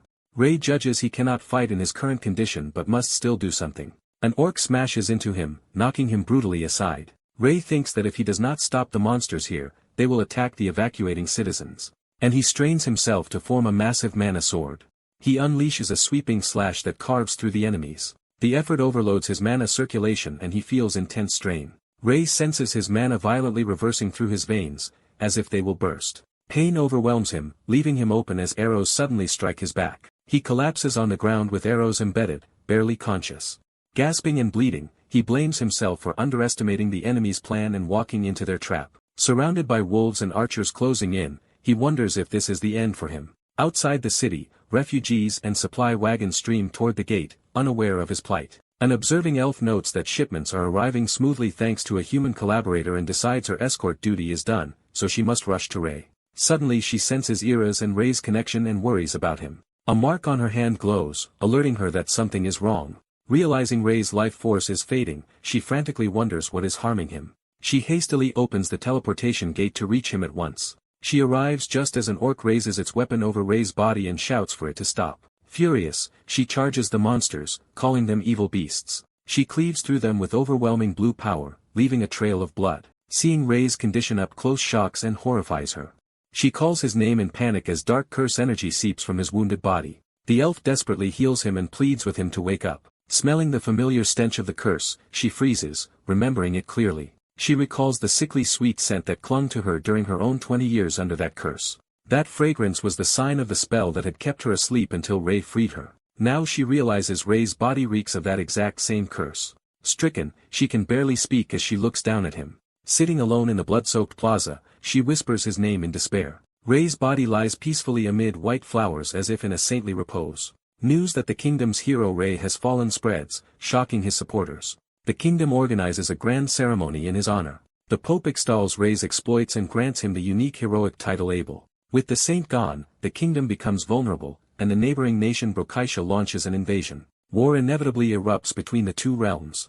On the battlefield, Iriel fights fiercely beside allies while trading quips about the dire situation. She notes it is the third straight day of battle and worries about everyone's mounting mental fatigue despite holy magic easing their bodies. A soldier calls to the saint as something new appears on the field. Marquis Harold arrives with reinforcements, offering aid. A mage prays for victory and prepares to strike the enemies before her. She unleashes a powerful lightning spell that devastates opposing forces. Another warrior dashes into combat with a shout. A blonde swordsman charges the enemy line, cutting down armored foes. Watching Ferris, Ceres, and Ryan fight, Iriel reflects that once immature nobles have grown into dependable soldiers, which would have pleased the saint. She says Ray must rest until the war ends and then awaken. An enemy soldier screams as he is struck by one of the holy warriors. A cloaked enemy remarks that even a low-ranking soldier can trouble a saint, revealing himself as a sinister leader. Zeke warns Iriel that these strange foes were reported attacking another city only days ago. The group of robed enemies appraise Iriel, remarking crudely on her appearance as they advance with flaming weapons. Iriel gauges their strength, concluding that only she and Zeke are sword masters on their side while at least one of the enemy wields mid-tier sword master aura. She calls out to Zeke, signaling a coordinated response. Zeke reacts tensely to her cue. One bearded enemy leaps at them. Mocking their exchange looks as pathetic. Iriel blocks his fiery attack head-on, shouting his name as she clashes with him. The bearded man is surprised she stopped his blow and prepares a stronger follow-up. A tremendous slash erupts as allies shout for the saint to retreat. Zeke grimly braces himself against the shockwave of the explosion. The blast engulfs the field in blinding light and force. Injured but standing, Zeke marvels that the enemy inflicted such damage with a single strike. Assessing the foe's overwhelming aura, they conclude he is a mid- to high-level sword master who vastly outclasses them. Iriel urgently orders a full retreat of their forces from the area. The enemy laughs and declares he will not allow them to withdraw. Iriel intercepts him at close range, placing her hand against him. She then releases her holy power at full strength, invoking the spell Kaya Light.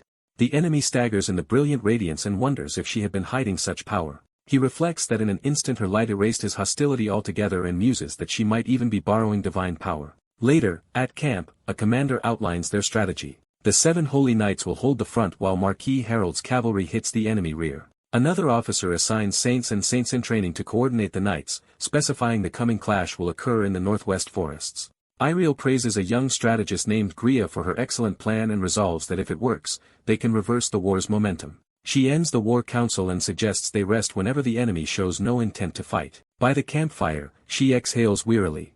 When asked if leading without the saint is difficult, she admits it is but says she now understands what Ray had been doing for them. Determined yet smiling, she says she cannot rely on Ray forever and must fulfill her own role as the kingdom's saint. Her companions agree and say it is time to repay the saint's kindness. The duress Ceres and Ryan formally salute Iriel, pledging themselves to her command. Zeke jokes with Harold about abandoning a comfortable post, and Harold replies that there is no comfort while war rages. Watching her allies unite, Iriel wonders if this camaraderie is the fruit of Ray's reforms to the Holy Kingdom. She notes that once self-serving nobles now fight together for a shared purpose, and she feels an unexpected bond with them.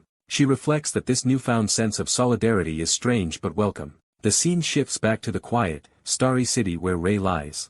A glowing hand performs the cleansing spell to purify his curse.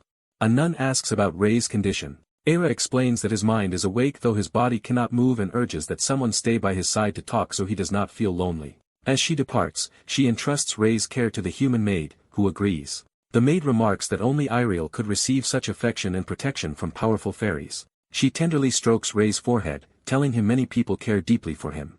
Alone by his bedside that night, she silently begs him to hurry and wake up. Rei's cursed darkened hand lies motionless on the bed. Suddenly purple mana begins to swirl around that hand. An explanation notes that Rei normally channels mana from the atmosphere rather than storing it inside his body. Now, however, two different mana sources coexist within him. One is bone dragon magic, the other the earth-type sealing curse that once bound Era, both manifesting within his body. The narrative recalls how Rei previously treated Era by drawing the cursed mana out of her body with healing magic. A visual flashback shows that earlier purification ritual. Rei decides he must again expel the cursed mana from himself, but his control is suppressed so he cannot force it out by will alone. He considers nudging his own mana slightly to trigger his dragon magic.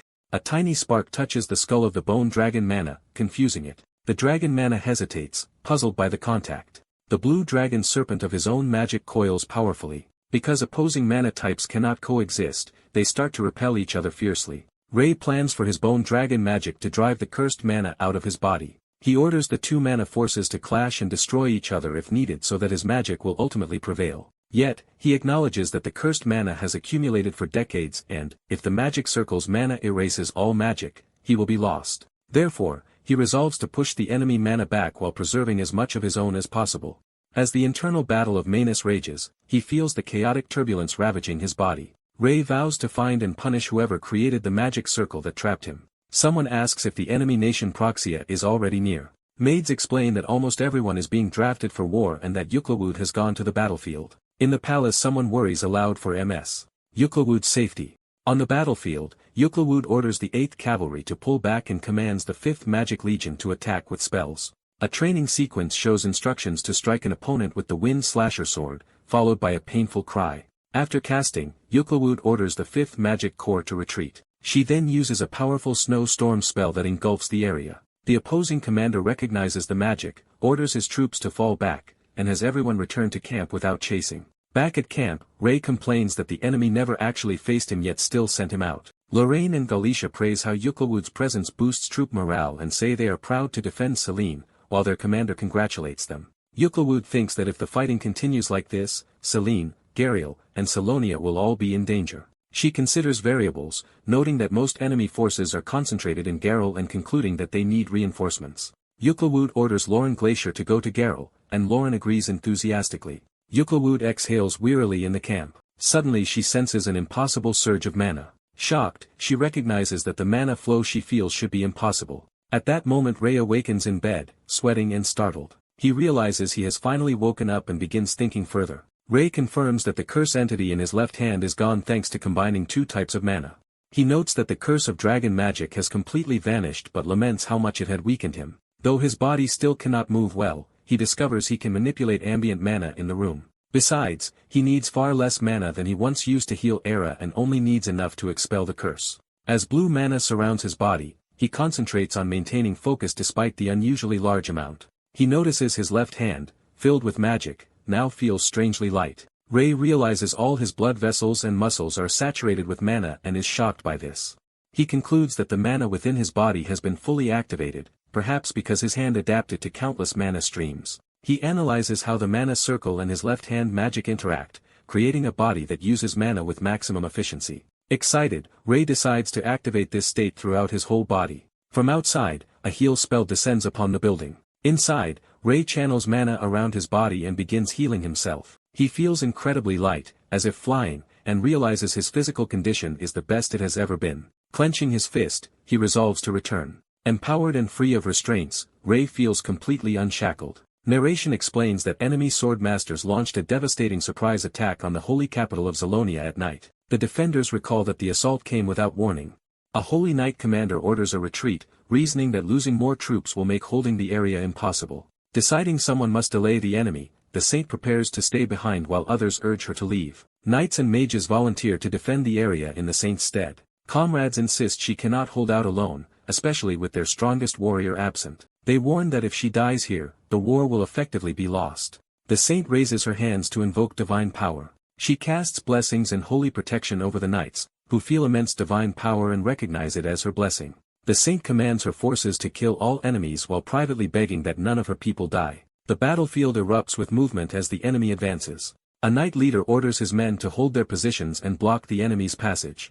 He wonders where the saint has gone and is alarmed when he realizes she is missing. Enemy conspirators watch her flight and discuss whether to pursue her, eventually agreeing to leave that choice to one of them. On the front line, a knight blocks a blow and thinks they must keep the enemy from catching the fleeing saint. He roars that he will not allow their pursuit and charges. The enemy swordmaster mocks him as the continent's youngest swordmaster and clashes blades with him. The foe vows to personally take him down. The knight realizes the duel is going badly and protests internally. Another enemy casually tells his comrade to go easy on the knight, predicting the saint will escape meanwhile. The holy swordmaster unleashes a huge flaming slash.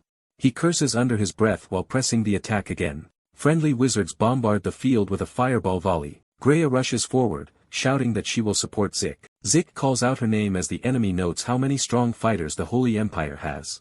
The enemy swordmaster, unharmed, admits the heat was annoying but says he can no longer ignore Zik and Greya. Zik is shocked by how unhurt the opponent is. He yells a warning that an enemy is behind Greya while the assassin dismisses the girl as an obstacle. Greya turns terrified. She lunges and manages a stabbing attack while Zik screams her name. The enemy moves his foot and prepares another sudden strike. Knight soldiers realize something dreadful is coming and shout for everyone to run. A blade glows ominously as it is drawn. Blazing swords strike tear through the ranks, causing screams and carnage. Zik sees that their army is being wiped out by just 2 enemies. One swordmaster taunts that he wants Ray to take care of him too and attacks ferociously. Zik struggles under the overwhelming power, convinced he cannot win. As snowflakes fall, he senses Yukla Wood's magic arriving. The battlefield becomes shrouded in snow, puzzling the enemies. A snowy cloak swirls as Yukla Wood's magic takes form. She steps forward over frozen ground in her frost-imbued uniform. The enemy recognizes the spell as Sixth Circle magic and is alarmed. Yukla Wood appears amid the blizzard and orders the invaders to surrender, while they realize someone in the Holy Empire can wield such magic. Everything momentarily turns white with magical intensity. The saint narrates that she escaped while hiding her traces, hoping it bought time. Running alone through the forest, she worries about what to do once she reaches Silonia, realizing she has no plan before hearing mocking voices. 2 pursuers catch up, remarking that if she had run straight she might have gotten farther. The saint expects enemy swordmasters to arrive but is surprised they came so quickly and prepares a golden spell against one of them. She declares she will at least take one of the 2 enemies down with her, and they accept the challenge. Both swordmasters leap at her, saying that will only happen if she can manage it. Blood splatters across the forest floor, signaling a grievous strike. One bearded pursuer is suddenly impaled through the chest by a blade. The saint stares in shock at the blue-lit intervention. She looks up, lit by a holy light, as hope returns to her eyes. Ray appears in his robe, glowing with blue mana as he arrives on the scene. The saint recognizes him and calls his name in relief. Ray confronts the remaining enemies, irritated that they set their plan in motion while he was trapped, and mentions the cursed circle only delayed him a month. He angrily repeats that he was sealed for an entire month and begins gathering a huge mass of mana. Ray, too busy to waste time, announces he will kill both enemies at once, while they are stunned by the immense mana flow around him. The surviving swordmaster and his ally nervously react to Ray's power. Ray suddenly reacts to something, startled. The saint realizes they are attempting a dangerous mana injection using the power of 2 swordmasters. The enemy shouts that regardless of Ray's mana reserves, he is still human and cannot withstand mana from 2 swordmasters, and they try to kill him. Ray notes they are trying to inject mana into his body and worries briefly about disrupted flow. He then concludes they chose the wrong opponent, his eyes blazing with power. Ray releases a massive blue beam of energy. One of the attackers collapses defeated as Ray remarks that they should have paid closer attention to their opponent. Turning to Iroh, Ray says he has no time and tells her to follow as quickly as she can. Meanwhile Zik staggers on the battlefield, badly wounded yet still gripping his flaming sword. Yukla Wood, still fighting, shouts to Jake asking if he can keep holding on. She blasts an enemy away with magic as he groans. Yukla Wood regrets having to change tactics because Jake is on the verge of death and decides she cannot ignore his plight. She summons ice spears but knows she cannot maintain this level of magic for long. One enemy angrily refers to her as a witch while dodging. He acknowledges internally that she is far from ordinary. Yukla Wood evaluates the duel, thinking that every time she dodges one spell another almost hits, and concluding her opponent is a master level 6th circle witch. She hears Zik scream in pain and is shocked. Zik is run through by the enemy's blazing sword. Covered in blood, Zik's eyes dim as he nears death. The saint screams Jake's name while the enemy says the night lasted long enough, and now it is time for the next phase. The swordmaster says he will now deal with the saint herself. Yukla Wood, distressed, challenges him to show his power, resolving that there is no alternative. A knight yells for everyone to run as a new threat appears. Another armored figure exclaims that the feared enemy has arrived. A huge explosion of flames engulfs part of the battlefield. Through the smoke, Rei emerges unscathed and imposing. The swordmaster recognizes Rei as the terrifying opponent they had heard about. Soldiers see Rei surrounded by knights, standing like a beacon amid drawn swords. Zik's body lies motionless and bloodied on the ground. Rei kneels by him, feeling that Jake's body is already cold. He notes that Jake died only a few minutes earlier and demands answers. Rei asks Yukla Wood who killed Jake. She blames her own lack of skill but catches herself. Consumed by rage, Rei internally decides he will cut all of Jake's killers to pieces. The surviving enemies sense that Rei is too dangerous and plan to avoid him, one offering to open a path of escape. The more cautious one suddenly tells his partner to run away. Rei slashes through, grievously wounding the swordmaster while analyzing that the wound's angle shows the girl was not responsible for Jake's death. Surrounded by swirling mana, Rei turns and asks the wounded man if he is the real killer. The enemy, shaken, admits to himself that Rei is a true monster. Later, the saint asks Rei to take charge of the battlefield, and he accepts, promising not to disappoint her. Rei thanks her and says he trusts her as he carries Jake's body. Yukla Wood, puzzled, thanks Rei and wonders why he is taking the corpse. A green healing radiance spreads through the forest. Jake's body lies on a stone, illuminated by green lights as if prepared for a ritual. Rei assesses that Jake's body is severely damaged with fatal blood loss and thinks there is no normal way to help him. The saint approaches Rei quietly in the forest, calling to him. She asks in disbelief if Jake truly died after everything that happened. She consoles herself that at least he will receive a proper burial and vows that his sacrifice will never be forgotten. Divine golden light begins to shine over Jake's body. Rei watches the holy radiance in surprise. She muses that perhaps they can still accomplish something, prompting the saint to ask what he means. Rei exclaims that they can still save Jake. He reflects that divine magic cannot resurrect the dead and that he knows this limitation. Rei clarifies that it will not be divine magic saving Jake but his own power. He channels a blue line of mana directly into Jake's chest as the saint shouts his name in alarm. The saint insists she understands Rei's grief and how hard it is to accept Jake's death, especially after cherishing him so much. She recalls that unlike a previous time with Zeke, Jake is already dead and that life and death belong to God's domain, something mortals cannot normally change. Rei rejects the idea of abandoning a savable life as divine will and vows to overturn such a will. Ariel is shocked that Rei would utter such a taboo statement. She anxiously waits for a divine punishment that never comes and realizes nothing happens to Rei. Rei is strained, asks Ariel to trust him even though he cannot explain everything yet. Ariel recalls a similar situation from the past as she clenches her hand. Flashback shows a younger Rei using mysterious power while she watched. She had secretly observed him reviving someone before. Remembering, she notes that he once used that strange method to resurrect Zeke. She senses holy power from Rei despite his use of mana and notes that even his blasphemous words did not trigger the taboo. Concluding the situation is absurd yet trusting him, Ariel offers to help with anything he needs. Rei smiles and says Ariel is already doing more than enough. He assesses Zeke as brain dead but says divine magic has restored the body to a living state. Rei resolves to save Zeke within 4 minutes of cardiac arrest, calling it the golden time. He magically opens the ribs, checks that only the heart is abnormal, laments lacking a defibrillator, and plans another approach.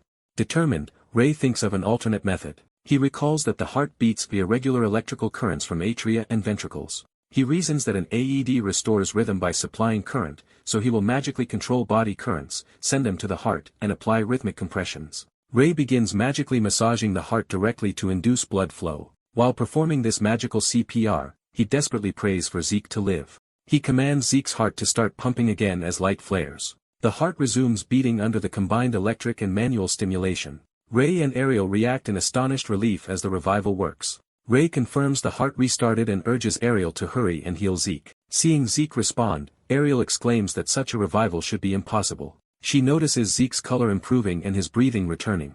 Overwhelmed, Ariel asks who Rei really is and how he managed this, but he answers that he succeeded thanks to her help too. Rei credits their joint effort, telling Ariel they saved Zeke together. Later, when Ariel calls his methods black magic, Ray insists it is merely medical science. Ray changes the subject, telling her to move Zeke and go support Euclid in Phroxia. She asks if he will come along. Ray declines, saying he must instead meet the Pope. Ariel agrees to depart. As Ray suddenly vanishes, Ariel calls after him in surprise. She doubts whether visiting the Pope immediately is wise. Meanwhile, the city of Garo burns in a massive conflagration. A cloaked figure watches the destruction, saying that Garo has now been finished. This traitorous cleric gloats that allies will soon spirit him to safety and grant him a promised position if he stays hidden. His gloating is cut short when a masked warrior appears behind him and orders him not to move. Startled, the traitor asks who his attacker is as a blade flashes. His arm is severed, and the masked man coldly demands straightforward answers. Writhing and confused, the traitor wonders how his mana barriers failed and who this terrifying opponent could be. A second masked voice strikes him for trying to move again, shocking him that multiple assailants are present. Surrounded by masked interrogators, he is asked to reveal his superior and realizes there is more than one of them. Under torture, he first names High Priest Xavier but is pressed to specify who in Phroxia issues orders. The masked group notes, he will not talk easily while the traitor panics at how much they seem to know. One interrogator activates a painful divine mental magic, explaining he hates the sensation of digging into someone's mind. The traitor realizes in horror that they are using unorthodox divine interrogation magic far beyond even most high clergy. A luminous cross of power explodes into the sky as the spell is completed. Afterward, one interrogator says the information gained was mostly useless and announces he is leaving. Another yawns, passes the captive to his comrades, and assigns Ji Cheong and Chom Yong to carry on. Chom Yong is instructed to tidy up the scene and then regroup with them to visit the saint. Their leader concludes that by now Ray must have reached the Vatican. In the Vatican, narration explains that Phroxia is actually an alliance of neighboring nations, not a single new state. Ray muses that if Phroxia has infiltrated the Holy Empire's leadership, the situation is beyond his personal influence. Arriving at the palace, he asks a startled official whether the Pope is inside. Ray tells the official to request an audience, thinking the Pope is his only option for help. The Vatican learns there are traitors within the Holy Empire and that Phroxia is rooted in a broad international alliance the Empire once supported. The Pope rages at the betrayal and vows to immediately hunt down the heretics. Ray stops him, telling him to let Phroxia be for now, shocking the Pope. Ray explains they must wait and uproot the enemy carefully. Rash action would only make Phroxia more cautious, but the Pope protests. Consumed by zeal, the Pope declares he must smite the heretics himself, believing God will favor such judgment. Ray is taken aback by the Pope's extreme reaction and notes, even for a devout believer this is excessive. Sighing, Ray repeats that the Holy Father must restrain himself and let Phroxia move unopposed for now. He urges the Pope not to be ruled by emotion, but to guide the Empire wisely instead. Having said his piece, Ray prepares to depart the audience chamber.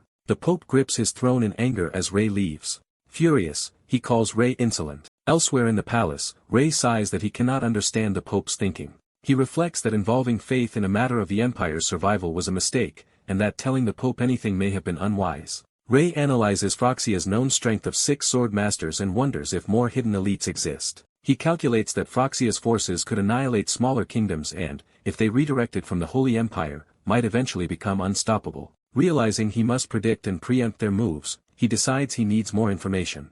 Ray considers deliberately shaking someone important in Phroxia to gather intel. Time passes to sunset at a fortress. Zeke rides a horse toward the capital, deep in thought.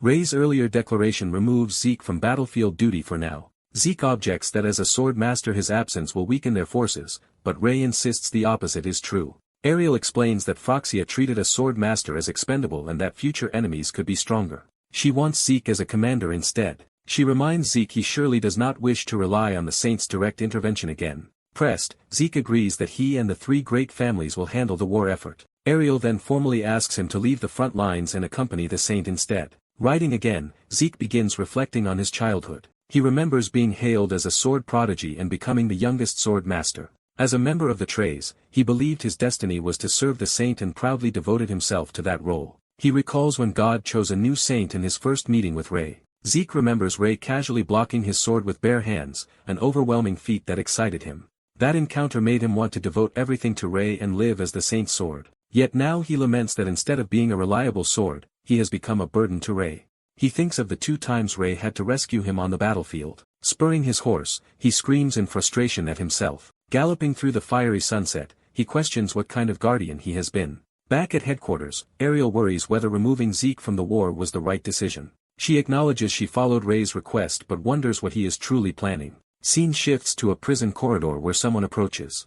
Rei appears at a cell, greeting its hooded inhabitant after a long time. The imprisoned old man comments that the Holy Empire is in shambles because of Phroxia. Rei says he came to ask questions, while the prisoner scoffs that he will not talk easily. Rei smiles and assures him he never expected free answers. Using his medical knowledge, Rei outlines the old man's many age-related ailments in excruciating detail. He continues listing degenerative conditions and hints he could fix all of them. Brandishing surgical tools, Rei implies that in exchange for rejuvenation the prisoner would gladly divulge everything. Rei ominously muses about experimenting with troll or orc physiology on humans, terrifying the prisoner into begging him to wait.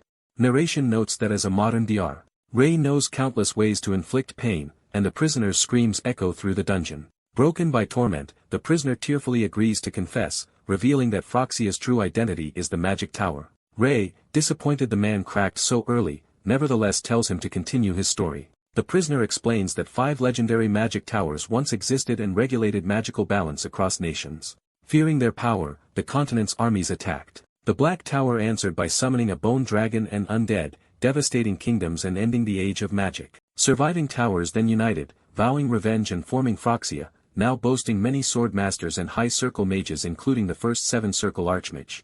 The prisoner warns Rei that even he cannot stand against such a force. Rei casually asks where their headquarters lies. The prisoner smirks before answering. He finally reveals that Phroxia is based in the Grenkia Mountains. Narration describes Grenkia as a neutral mountain range shared by elves and dwarves, unaffiliated with any state. It is rich in resources but marred by constant dwarf-elf conflict, making it inhospitable for humans. Rei realizes Grenkia is an ideal hidden mustering point where Phroxia can gather troops away from other nations' eyes. He muses that dropping a meteor there would be easier but he cannot involve innocent elves and dwarves. He reflects on Phroxia's massive elite force and the existence of a 7-circle archmage, acknowledging the threat. Rei understands why the necromancer was so confident and admits conquering the continent could be feasible with such power, making the coming fight harder than expected. He then calls out to Hongyong, who appears ready to receive orders. Rei instructs Hongyong's squad to disperse to neighboring countries, monitor Phroxia's movements, and report even minor changes. Hongyong hesitates, prompting Rei to ask if he has something on his mind. Hongyong vows obedience but says they had hoped to fight on the battlefield as well. Rei acknowledges their point yet insists intelligence gathering is more important given the enemy's advanced forces. Hongyong agrees that acting faster than the enemy through intel is a higher priority than simply adding strength to battles. Rei adds that they can also create their own advanced forces, hinting at another plan. That night, Zeke steals himself and goes to Rei's room despite his shame. Waiting at the door, he wonders how he can face the saint after his failures. A maid announces Zeke's arrival, and Rei invites him in. The door opens as Zeke prepares to enter. Zeke greets Rei formally, and Rei addresses him by name. Rei notes that Zeke seems deeply dispirited, which he finds understandable. Zeke braces himself as Rei approaches. Close up, Zeke struggles with his emotions. Rei unexpectedly tells him to come to the training grounds the next morning. Trembling, Zeke asks if Rei is not planning to dismiss him.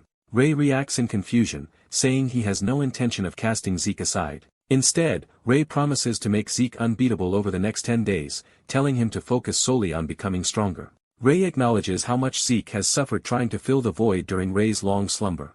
Zeke is told that if anyone has earned the right to stand behind Rei, it is him. Rei declares proudly that Zeke is his sword. Emotion wells up in Zeke as he hears this. Overcome, he drops to one knee before Rei. Zeke pledges obedience to Rei's command. The next morning, the palace courtyard assembles as soldiers salute the arriving saint. Rei notes Zeke's unusually early arrival. Zeke loudly introduces himself as the saint's sword, determined not to keep his lord waiting, which Rei finds a bit pressuring.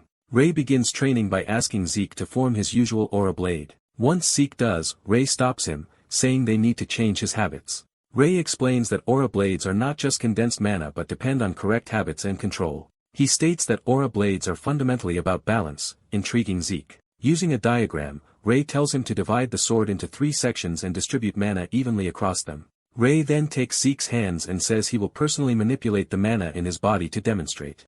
As Rei does so, Zeke's aura blade transforms dramatically, radiating far greater power. Zeke feels that the aura now draws in the surrounding air and is amazed that such harmony could so drastically enhance his blade. Zeke listens as Rei asks if he understands the technique and tells him to try again, and Zeke agrees. Concentrating on copying the exact sensation Rei used, Zeke channels aura and forms a glowing blade. The aura sword erupts powerfully, surprising the observers. Rei admits the task is difficult and explains that shaping and holding formless aura is hard but promises that mastering it will prevent Zeke's aura blade from breaking. Rei gives Zeke 3 days to master the control of his aura, and Zeke vows to do whatever it takes. Later Rei, relaxing indoors, thinks he gave Zeke 3 days but doubts he can refine aura that quickly. Rei reflects that his goal is to train Zeke until he can guard the Holy Kingdom, then Rei can depart for Grintia. Cheerful again, Rei wonders if it is now just a matter of waiting for Zeke to grow. Sensing a strange mana flow, Rei's attention is suddenly caught. Aura materializes through a glowing magic circle and appears before him. Overjoyed, Rei calls out to Aura as she fully arrives. Aura sees Rei awake and emotionally cries his name. She leaps into his arms, hugging him tightly as they reunite. Rei gently returns Aura's embrace, content at their reunion. When Rei mentions going to Grisha, Aura reacts as if she knows something and Rei asks if she does. Aura explains that Grisha is ruled by another high elf, not her, shocking Rei. Rei realizes the situation is more complicated and that any hunt for Proxia there will inevitably cause a disturbance. He notes that elves avoid outsiders and that armed foreigners will be especially unwelcome. Rei imagines that if they become hostile to that high elf, elves from the village and surrounding forests will all join the fight. Rei asks if that high elf is as strong as Aura, and she answers that all high elves are powerful though. Aura adds that she surpasses them because she is their guardian, making Rei think angering a high elf would be a huge risk. Rei reluctantly agrees to avoid conflict with elves, and Aura thanks him. Preparing a portal, Aura says it is time for her to leave and thanks Rei for visiting her despite his busy schedule. Rei replies that she has also cared for him and that he is the one who should be grateful. Aura tells him not to worry too much, saying Grisha is naturally careless and that if Rei stays discreet, he should be fine. After she calls Grisha careless, Rei grumbles that Proxia chose a troublesome place but decides he will understand once he goes there instead of overthinking. On another day Rei wonders how Zeke is progressing and hopes his training does not take more than a week. 3 days later the training ground is shown as someone shouts while practicing. Zeke stands before Rei, successfully forming a solid, blazing aura sword, leaving Rei speechless. Rei says he did not expect this result, while a flustered Zeke apologizes, unsure how it happened. Zeke explains that when Rei handled his aura before, something awakened inside him, and he tried to recreate that feeling. Rei realizes Zeke is maintaining not only the correct aura ratio but also the sword's full shape purely with aura. Rei deduces that the prior mana activation must have sharpened Zeke's senses and that achieving this in 3 days makes him worthy of being called the youngest swordmaster. Satisfied, Rei thinks Zeke is strong enough to entrust the kingdom to and then asks if Zeke wants to become even stronger, to which Zeke eagerly agrees. Rei announces it is time for them to spar around. Rei forms a blue aura sword and tells Zeke to block with all his might. Zeke readies his orange blade and accepts the challenge. Rei shifts his stance, preparing to move. Rei raises his sword, pausing as if gauging Zeke's readiness. Zeke thinks Rei is underestimating him and steals his resolve. Observing the incoming blue aura, Zeke notes that although it is refined like mana its density seems similar to his own. Convinced he can block the strike, Zeke braces his orange aura blade against Rei's blue one. Mid-clash, Zeke suddenly senses something unexpected and reacts with alarm. Rei declares this will be Zeke's final lesson, asking how it feels to experience the technique head-on. Zeke realizes the strike is impossible for him to block as Rei's aura cleaves straight down. Afterwards, Zeke wonders if there really is no way to defend against that sword, while Rei tells him to ponder it until he returns.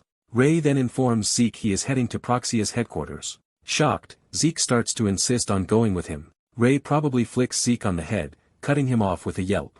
Rei reminds Zeke that he is the most qualified to protect the kingdom, and a chastened Zeke swears to guard it with his life, thanking Rei. Rei, noticing Zeke's condition, comments that he must have practiced a lot. Zeke earnestly admits that since receiving Rei's teachings he has done nothing but practice this aura technique. Rei is stunned that Zeke trained non-stop and anxiously asks if he has even been eating.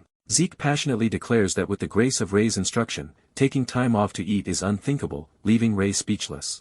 Rei decides to get him food and orders him to follow, and Zeke joyfully obeys, calling him master. At the cathedral, someone asks if preparations for Rei's discreet departure have been carried out. An aide confirms that Rei's leave is recorded as a prayer trip and that no guards are assigned, and the superior approves.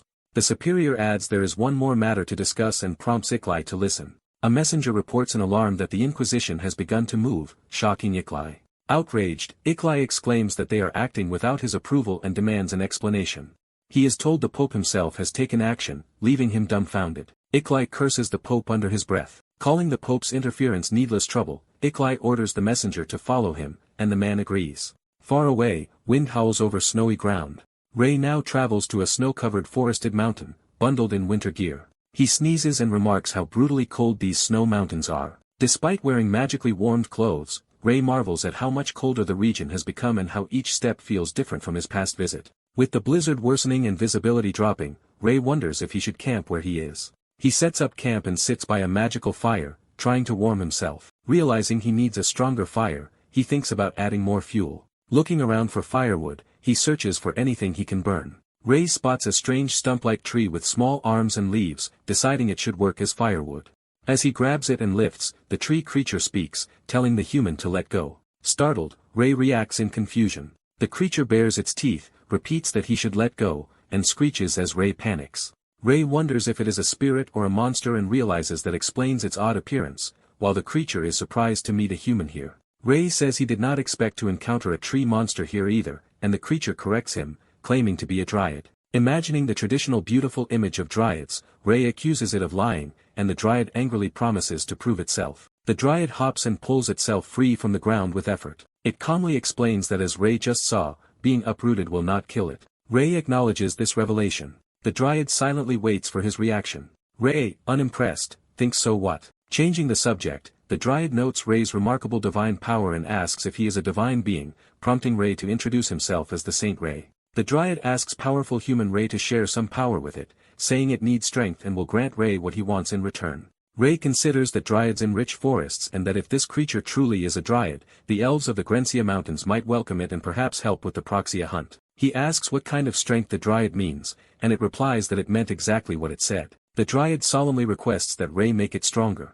Ray apologizes that he does not know how to strengthen a dryad, thinking Zeke would be a different matter. The dryad is shocked. The dryad clarifies that it needs strength only to return to its forest, and Ray asks if this snowy place is not its home. The dryad recounts that humans once came, used dark magic to weaken the forests, and either destroyed or depowered dryads, driving them out and leaving them homeless. Hearing about dark magic, Ray suspects it relates to the Grensia forest and connects it to the people of Proxia. Clenching his fist, Ray thinks that meeting this displaced dryad is a convenient coincidence. He tells the dryad he is already on his way to punish the humans occupying its forest, and the hopeful creature asks if that is true. Ray says he cannot make it stronger but can escort it back to its forest, which excites the dryad. As Ray grumbles about needing more firewood and possibly using magic to sustain his fire, the dryad suddenly tells him to wait. The dryad tears off one of its own arms, shocking Ray. It explains that its body actually burns very well and for a long time, alarming Ray into silence.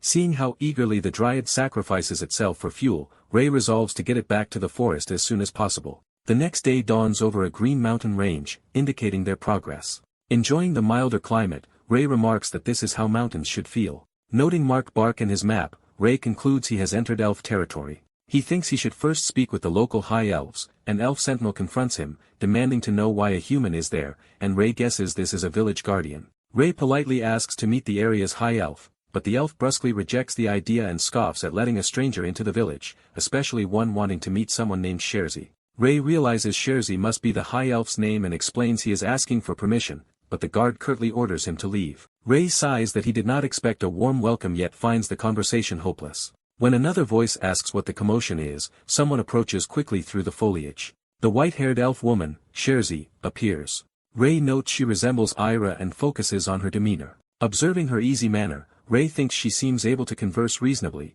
and she asks what business he has in their village as he begins to answer. Sherzi looks over Ray with mild curiosity. Ray's earring catches the light, drawing Sherzi's attention. Ray realizes with surprise that she recognizes something about his earring. Sherzi is stunned, thinking his eyes resemble someone named Cecily's. Surrounded by ominous blue energy, she demands to know where Ray got those earrings, and he nervously says they were a gift. She explains that the earrings are a treasured heirloom and keepsake from her mother, and presses him again to reveal who gave them to him. Ray answers that he is a saint of Gaia and that a sore master from the Lysian Empire gifted them to him as a diplomatic token. Hearing they came from the Lysian Empire, Sherzi reacts darkly, declaring that friends of the Empire are enemies. Sherzi unleashes powerful magic against Ray. Ray is aghast that things escalated this way so quickly. A huge blue explosion erupts as he screams. Ray flees through the burning forest as Sherzi pursues him with magical attacks. Sherzi yells that he runs fast and demands he return the earrings immediately. Ray shouts back that she will kill him even if he does, accusing her of being murderous, while she angrily denies the label. Thinking he does not want to attract attention before dealing with Proxia, Ray prepares to use more power. Sherzi is shocked by the speed of his movement. She cannot believe that a human can move like that. Later, at sunset, Ray curses how savage all elves seem to be, mentally exempting Era. Resting, Ray laments that his plan to enlist elf help against Proxia fell apart immediately and uses about the earring's uncanny connection to their pair. He consoles himself that while the plan went off track, spending the day running around let him grasp the terrain. He mentally maps out the region's elevations, water sources, and likely best places for humans to settle. Factoring in distance from the elf village and other details, he estimates where Proxia's base is likely located. Ray decides he should investigate that spot first but, since it is late, will rest for now. He resolves to set up camp at his current location. Looking at his minimal impact campsite, Ray hopes the elves will not object since he tried to avoid harming the forest. He vows to hunt them all down once morning comes. The next day he checks his marked map and is pleased that things match his expectations. Ray thinks through the positions of the magic tower, troops, elf borders, and dwarf dwellings, believing he has them all figured out. He notes that the magic tower is protected by layered magic circles and that he must plan carefully to avoid repeating past mistakes. That night he notices figures ahead and wonders what they are. He sees injured elves and numerous dwarves together and is dismayed by the sight. Ray realizes they are in danger and, despite having been driven away from the elf village, feels compelled to help. Declaring he cannot let them die, Ray dashes toward the battle. He blinds the attackers with a burst of divine light, causing them to cry out as their eyes burn. One dwarf, temporarily blinded, demands to know who he is. When the light fades, the dwarf looks around in confusion. Ray, now by a campfire with survivors, prepares to examine their wounds. An injured elf angrily tells him to leave, but Ray jokes that his hostility just shows how much pain he is in. Ray cheerfully assures the elf he will heal him and presses a poultice onto the wound despite the elf's screams. Moments later the elf realizes his pain has eased and Ray explains he made the medicine from local herbs. The elves gratefully apologize for their earlier rudeness, saying he saved their lives, and Ray downplays it while asking why they were fighting the dwarves. By the campfire, the elves explain that territorial conflicts are common and that dwarves covet a newly found mine near their village. They condemn the dwarves for ruthlessly destroying nature, calling them barbaric, while Ray thinks the races have completely different values. The male elf, introducing himself as Death, says he appreciates Ray's consideration compared to the dwarves. The female elf introduces herself as Sifa, interpreting Ray's shabby tent as proof he cherishes nature, and Ray gives his own name. Ray privately feels relieved that he set up his camp like this. Sifa asks why Ray has come, and he mentions that a human army has been stationed nearby for some time. Death confirms he knows of about 150 soldiers, which shocks Ray. Ray reasons that such a large force should not have been able to cross the distant snowy mountains and other kingdoms unless Proxia already controls those realms. Ray reveals that this army intends to destroy the continent, leaving the elves stunned. He declares his mission is to stop the army, essentially to make it disappear. Ray reminds them their eye of truth can confirm he is not lying, and Death offers elven help out of gratitude for Ray saving them. When they insist on repaying him somehow, Ray asks if they can guide him to the elf village. He says he wants to speak with the high elf, but the two explain that such a decision is not theirs to make. They clarify that only the village elders can decide whether outsiders may enter, and Ray is inwardly frustrated. Accepting there is nothing to be done, Ray tells them to head back since it is late, and they apologize for being unable to help. Before parting, Ray hands Sifa an earring and asks her to deliver it to Chersi. Though surprised, Sifa agrees to pass the earring on. Watching them leave, Ray figures he has lost the chance to enter the elf village. He decides that, in that case, he must change plans. Ray relocates his observation point to a place near, but not too close to, Proxia's camp. Over the following 3 days he meticulously records everything he can about Proxia. He studies their daily life, culture, and environment in detail. From this research Ray conceives a clever plan. His notes include diagrams and encoded writing as he refines the scheme. Time passes peacefully in the surrounding forest. A fat rat appears, part of what Ray has been preparing. Ray traps the rat with a barrel as it squeals. Watching the captured rat, he laughs ominously to himself. Meanwhile, night falls over the distant Holy Empire capital. In the city, masked operatives gather and begin sharing the intelligence they have collected. One agent reports that 3 nearby kingdoms show Proxia's limited political meddling, confirming the main enemy lies within the Holy Empire. Another notes unusual internal movements and large capital flows among noble families linked to merchant companies. They observe that these nobles' territories frequently experience heresy investigations controlled personally by the Pope. A blue-haired agent suggests an internal investigation, but his leader, Chong Yong, is told to hold on. A girl with glowing eyes activates a sensing ability. She reports detecting unknown mana leaving the Vatican at high speed and counts 2 presences from within +8 outside. Their commander coldly orders them to pursue and permits killing some of the targets. Elsewhere in the Holy Empire, a grand building looms at night. Inside, the chief high priest complains to himself about how childish the Pope is. Sensing something, he turns and reacts in alarm. Hooded assassins silently enter his chamber. Trying to stay calm, he questions who sent them while wondering how they bypassed the guards. The assassin tells him he does not need to know because he will die soon. The assassin demands the high priest quietly surrender his life. The high priest finds a blade suddenly poised at his face. Before the killers can strike, Chongyong bursts in and swiftly incapacitates one of them. Chongyong checks on the high priest to ensure he is safe. Shocked, the high priest demands to know who his mass savior is. At his own camp, Ray senses that the time has come. He proclaims that it is time for the plague to return. An explanation describes plague as a historically deadliest acute infectious disease. The narrative details Yersinia pestis, spread by rat fleas, as the causative agent. It recounts how this disease once killed half the population of Asia and Europe. Then Ray compares those conditions to unsanitary Phroxia. Scenes show Phroxia's bustling camp where people live in medieval-like conditions. Ray notes that although this world has magic, its limited science makes it similar to medieval Europe. At that point, an idea strikes him. He wonders what would happen if Yersinia pestis spread under such primitive conditions. In a world without antibiotics like penicillin, he reasons the outcome would be catastrophic. He concludes that only divine magic can counter the plague here. Based on his observations, Ray notes that priests capable of using holy power are extremely rare in Phroxia, so infecting the camp should be easy. His plan is to induce the pathogen among rats and then let infected fleas propagate it. Ray thinks this method will quietly wipe out all of Phroxia. He resolves to begin producing medicine in advance for treatment. Later, he happily notes how well his mold culture has grown. Looking at moldy bread, Ray is pleased that a large amount developed quickly. He discards brown molds and separates the rest. He carefully stores the white and blue molds apart. He singles out the green mold as the strain needed to produce penicillin. Ray explains that by moistening and incubating this sort of mold, he can convert it into a medicinal substance. His uncontrolled divine power suddenly flares, alarming him. He grumbles that these sacred powers nearly purified all his hard-grown mold. Soon after, people in Phroxia accuse the mages of the Black Tower of casting a curse. A soldier displays dark spots and severe symptoms as others argue that something unnatural is afflicting everyone. News spreads that soldiers are dying en masse while the Black Tower denies involvement. Watching from a tree, Ray notes that the enemy leader can hardly stand and that internal strife is worsening the chaos.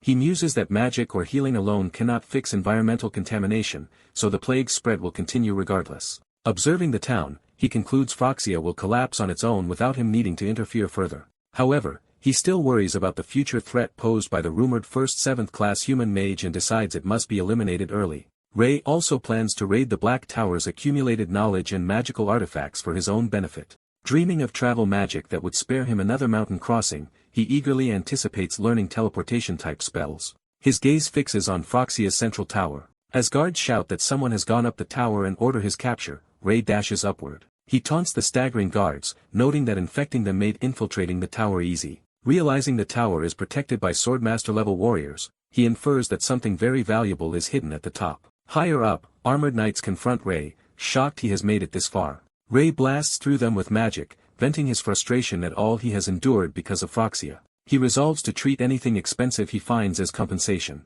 A hidden door opens deeper in the tower. Inside, Ray discovers a vast library packed with magic tools and books radiating power. Delighted, he wonders where to start exploring first.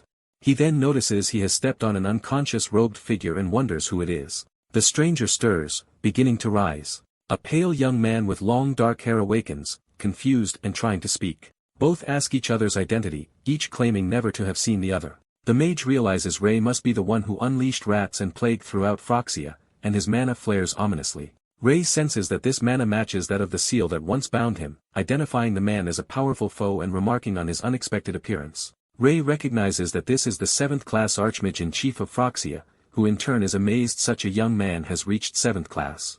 The Archmage wonders if Ray has even reached the rank of a lord. He lists Ray's feats, slaying the bone dragon, breaking mind-warping sealing magic, and wielding knowledge to exterminate cities with plague, and questions whether Ray is really human. Ray insists he is just a normal human and counters with his own question. He asks whether revenge is truly Phroxia's only objective, unable to fathom such cruelty for simple vengeance. The Archmage answers that while some sought revenge, he personally has no interest in it. He explains that what he truly desires is knowledge and experimentation, though the tower's people used his research as a tool for revenge. Ray accuses him of causing wars and suffering merely to satisfy intellectual curiosity. Unperturbed, the Archmage agrees that in broad terms this is true, saying others requested it, and he repeatedly devised and executed the plans. He concludes that although his experiments may not have meant much, meeting a being like Ray makes it worthwhile, astonishing Ray at his madness. The Archmage then calmly moves to begin studying Ray. He activates a massive purple magic circle, declaring his intention to examine Ray closely. Ray counters by casting a binding spell that manifests glowing chains. The Archmage recognizes the spell as hold and notes it should favor his own circle. He scoffs that a non-lord using hold cannot restrain him. To his shock he finds himself actually immobilized by Ray's magic. Despite being a 7th-class Archmage, Ray declares he cannot allow such a monster to live and begins charging a lethal spell. The Archmage realizes what this means about Ray's overwhelming power.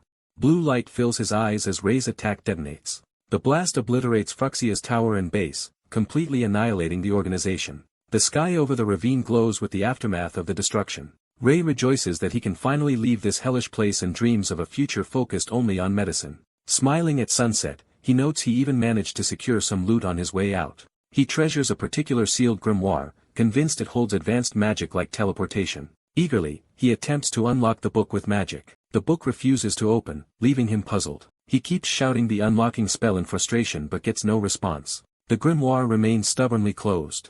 Ray grows increasingly upset and desperate as he clutches the unyielding book. He cries out to the sky, demanding to know why it will not open. Elsewhere, someone explains that the slain assassins belong to Night Moon, the most elite guild in the East, which secretly serves only the most powerful and whose trail was followed from the Vatican. High Priest and Assassin Savior deduce this means the Pope was directly involved in Phuxia's infiltration. The High Priest concludes that the Pope himself ordered his assassination. In the Vatican, a subordinate informs the Pope about the Chief High Priest's moves regarding the Heresy Council. Outraged, the Pope laments the Holy Empire's corruption and rails that it now shelters Phuxia agents. The High Priest later confronts him, saying only the Pope can decide the Holy Land's fate but questioning his choices. The Pope vows to hunt heretics more fiercely than ever as an expression of divine will and his sacred mandate. The High Priest pointedly asks whether the Pope intends to ignore the saint's declaration that Ray is an agent of God. The Pope is left speechless by this challenge. Chong Yong asks if the assassination attempt is also tied to the saint, and the High Priest admits Ray's rising fame and their friendship likely made him a target. Turning to the messenger Hong Yong, the High Priest acknowledges her identity. He then asks her for a personal favor. Some time later, Ray's backpack glows golden with divine power as he walks through the forest. Ray reflects that Phuxia's base was geographically isolated and that he must still guard against infection reaching other races. He carefully carries out large-scale purification as a preventive measure.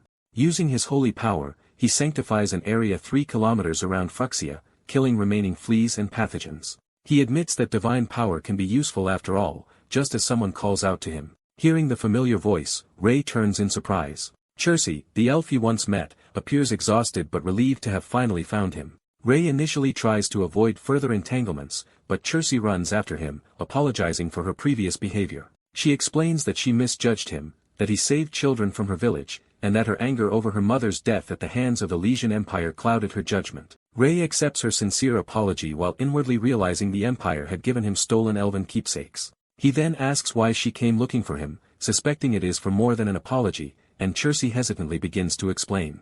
Ray hears that many village children who traveled nearby caught a strange illness that gives them black spots. He learns healing magic cannot cure it and worries while realizing elves visited that area around the same time. An elf angrily blames humans for spreading the disease, while Ray thinks the outbreak started because of Phuxia. The elf then anxiously asks Ray if he can heal their children. Ray confidently agrees to cure them, and the elf happily thanks him. Ray arrives at the picturesque elven village, examining a spot-covered elf patient. Ray notes the illness is less severe now and recognizes it as a deadly but antibiotic-treatable plague. An elf thanks Ray for his divine magic, but he says he will instead prepare medicine. Ray explains he can cure them without divine power because he knows how to make real medicine, which the elves compare to human potions. Ray says the medicine is similar to potions and that he first needs ingredients when someone calls his name. Two elves eagerly ask what ingredients he needs and promise to procure anything. Ray agrees and says he will write the list for them as a favor. Later, with gathered supplies like charcoal, oil, vinegar, and lime water, Ray assures an elf that although not perfect, they can still be used to make medicine. Holding a bag, Ray declares he will turn the contents into a cure, surprising the elf. She reacts in horror when she sees it as moldy food, and Ray says he will not use it as is. He explains he will first soak the moldy food in water and filter it. Then he mixes the filtrate with canola oil, stirring it thoroughly. Ray describes how impurities dissolve in the oil while the therapeutic parts stay in the water, making the mixture look more like a proper medicine after purification. He repeats this process several times, adding sterilized charcoal to absorb remaining impurities. Using water magic, he washes the charcoal mixture through a funnel to further remove contaminants. Next, he adds vinegar-based acidic water to extract alkaline impurities, baffling the elves with talk of acidity and alkalinity. Finally, he pours in alkaline lime water as the last purification step. Ray says only the pure, usable medicinal components drip out now and that this liquid is the cure. He draws the finished medicine into a syringe, saying it is ready. Smiling with the syringe, Ray suggests they test the cure. Ray injects the elf patient as the narration notes the treatment begins. He administers penicillin to all patients and purifies the entire village while moving through it. The main patient's fever drops, the elves marvel at a cure without divine magic, and Ray instructs him to ingest doses for several days. Sherry gratefully thanks Ray for helping their usually isolated elves and says she learned a lot. Ray downplays the praise, thinking he is only fixing a problem he caused. The healed elves propose a celebration banquet for Ray, but he hurriedly refuses. Confused, they ask why he objects, and he hesitantly starts to explain. Ray falls silent with an awkward, troubled expression. He says he is short on time and must return to the Holy Kingdom, while narration remarks that although plague had spread, Ray still kept his conscience. The next day, in a snowy mountain region, someone sneezes. Ray trudges through the freezing pass again, grumbling about having to cross it. Complaining about unhelpful Phraxia and the lack of teleport spells, Ray continues through the snow. A familiar voice calls Ray's name, making him turn in surprise. The once weak Dryad, now with grown horns, thanks Ray for enabling his return to the forest, and Ray notes how much the horns developed. The Dryad says his powers are coming back and he wishes to give Ray a gift, while Ray wonders why the spirit speech sounds duller now. The Dryad breaks off something with a burst of power. He offers Ray his strongest lifetime branch, a rare gift that Ray gratefully accepts. Ray decides this special branch should be given to Zeke, though he still mentally dismisses it as just a stick. Meanwhile, a town in the Holy Empire burns, with screams amid the flames. Civilians are violently cut down as one cries for help and is killed. A fanatic priest orders his followers to kill everyone in the town, calling it a den of devils. A mother begs the priest to spare at least her child, but he denounces them as heretics who opened the town to Phraxia. She insists they never did such a thing while her child clings to her in terror. The priest accuses her of lying and declares she will pay for her sins with death. Ray arrives seeing the burning city just after entering the Holy Empire, and wonders what is going on. He confronts the attackers, saying they are not mere bandits and asking who they are. The priest arrogantly calls Ray a bum and reminds him he is addressing a judge of the investigation council. Ray is offended that they claim he has forgotten his place. He releases intense divine power, asserting that it is actually the judge who does not understand his place. Terrified, the judge asks if Ray is the saint and what group he belongs to. He answers that he is from the investigation council, confirming Ray's suspicion. Ray realizes the council's violence stems from a senseless order given by the Pope. Townsfolk fall to their knees before Ray, calling him saint. They insist they are innocent and that the zealots began killing them while accusing them of heresy.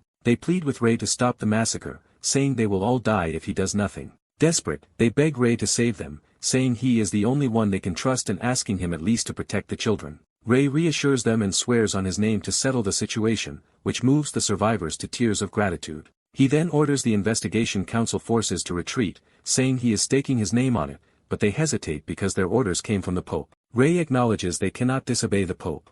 He clarifies that if they insist on following the Pope's command, he will personally kill them here and now. Intimidated by Ray's power, the judge agrees to obey and carry out Ray's orders. Ray commands him to have the council halt all activities and to withdraw everyone to Thessalonica, threatening to destroy them if they refuse, and the judge nervously accepts. Ray resolves internally that he must stop this madness as quickly as possible. While running through the burning city, he wonders why the Holy Kingdom always falls into chaos right after he finishes a difficult mission. The scene shifts to the imposing Vatican complex at night. Irie is told the investigation council grows more tyrannical despite her family's attempts to restrain them, and she notes the council's political independence makes it difficult to control. She admits she too is constrained, since any wrong move would make the council target her. When a guard tries to drive someone away, sensing strong divine power, she suddenly changes tone in surprise. Outside, guards realize the glowing beggar is actually Ray, and he jokes about being treated like a vagrant while they apologize. Irie happily rushes out to greet Ray, who says he was delayed cleaning up the situation. She suggests they go inside, while Ray continues to joke about being a bum as someone wails for forgiveness. For tea, Irie asks what happened to Phryxia, and Ray says the enemy nation is finished and any remnants are insignificant. Ray shifts focus, explaining that the Pope is clearly directing the investigation council and warning that continued atrocities will politically isolate and weaken the Holy Kingdom. He says for this reason he needs another favor from Irie, prompting her to ask what he wants. Ray asks her to order the remaining investigation council judge to withdraw the entire organization, stunning her. He confirms he understands the implications and insists she relay this as his direct order despite their following the Pope. Ray slams his hand down for emphasis.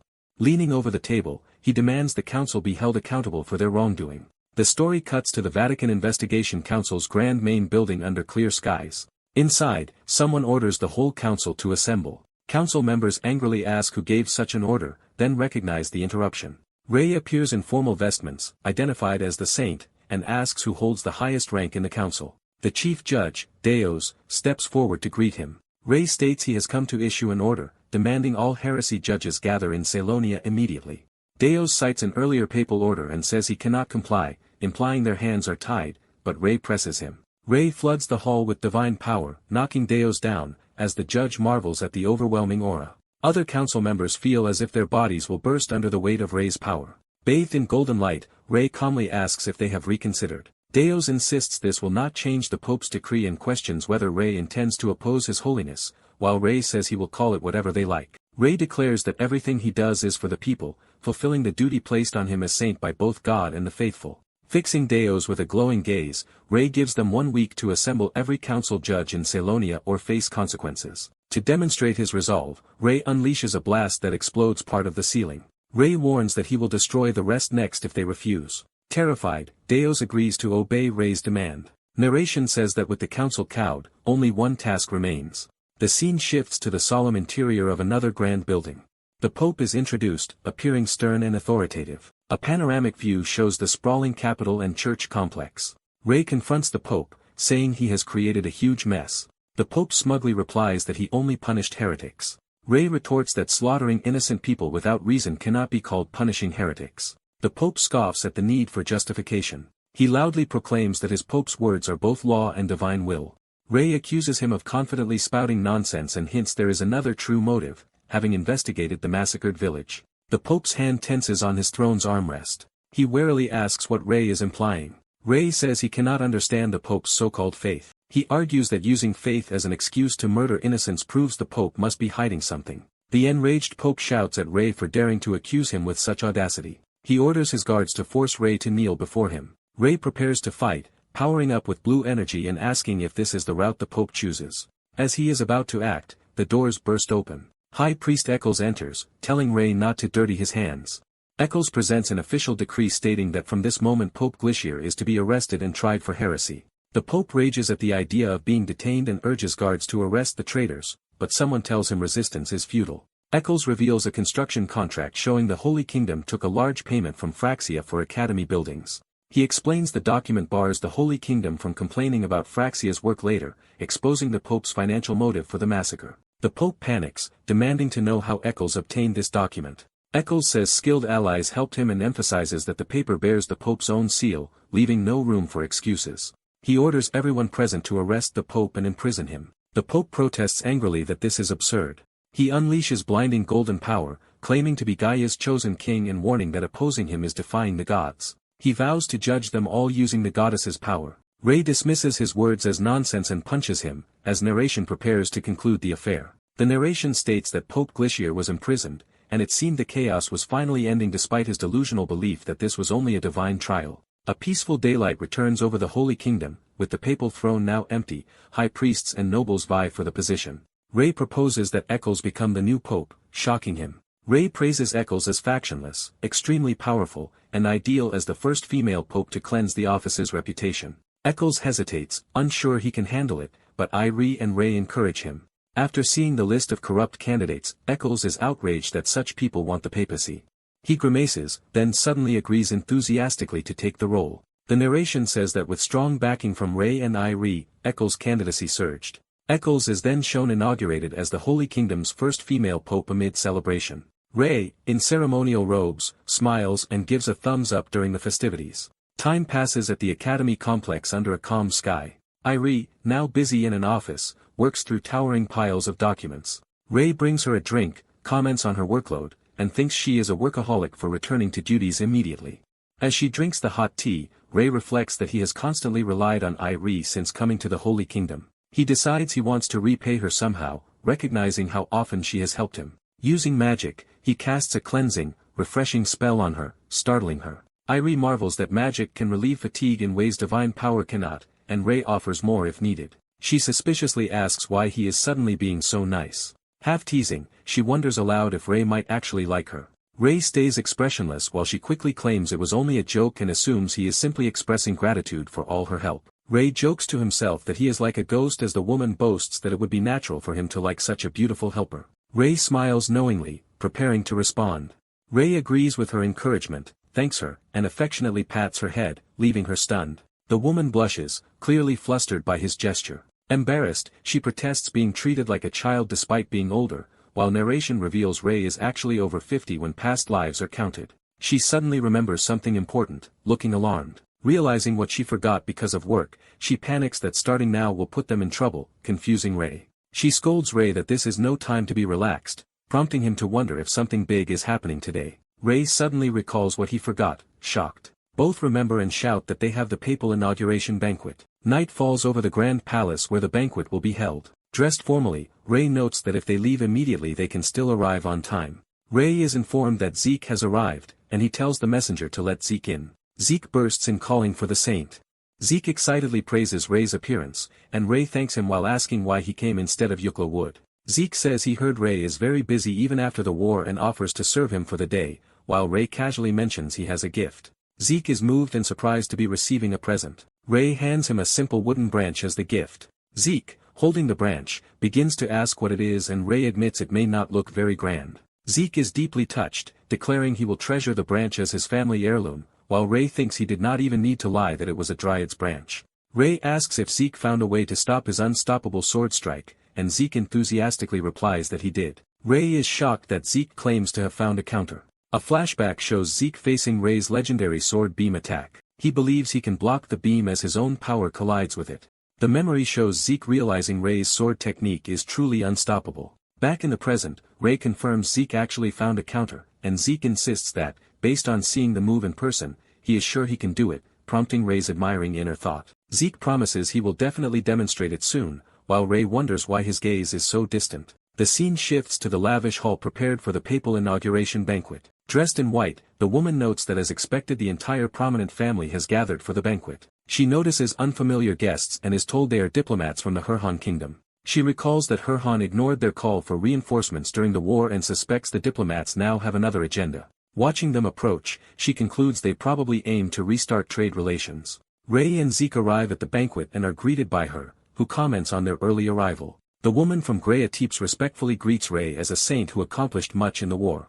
Zeke explains that this woman from Greya has decided to assist his future work in the Holy Kingdom, and Rei asks if that means she will not return to the academy. She says she probably cannot go back for a while, making Rei think of her earlier aspiration to study medicine. She cheerfully adds that if Rei opens a medical academy she will make time to attend his classes, which greatly excites him. She looks forward to that day, calling him Professor Rei, when the Herhan diplomats formally address the saints. The Herhan envoy Eloin introduces himself and offers respectful greetings to the saints. Rei inwardly criticizes Herhan for never helping when the Holy Kingdom was in danger yet now approaching them shamelessly, though he politely returns the greeting aloud. Eloin flatters the heroes who defended the continent against Phryxia, but someone curtly tells him to drop the pleasantries and state his business.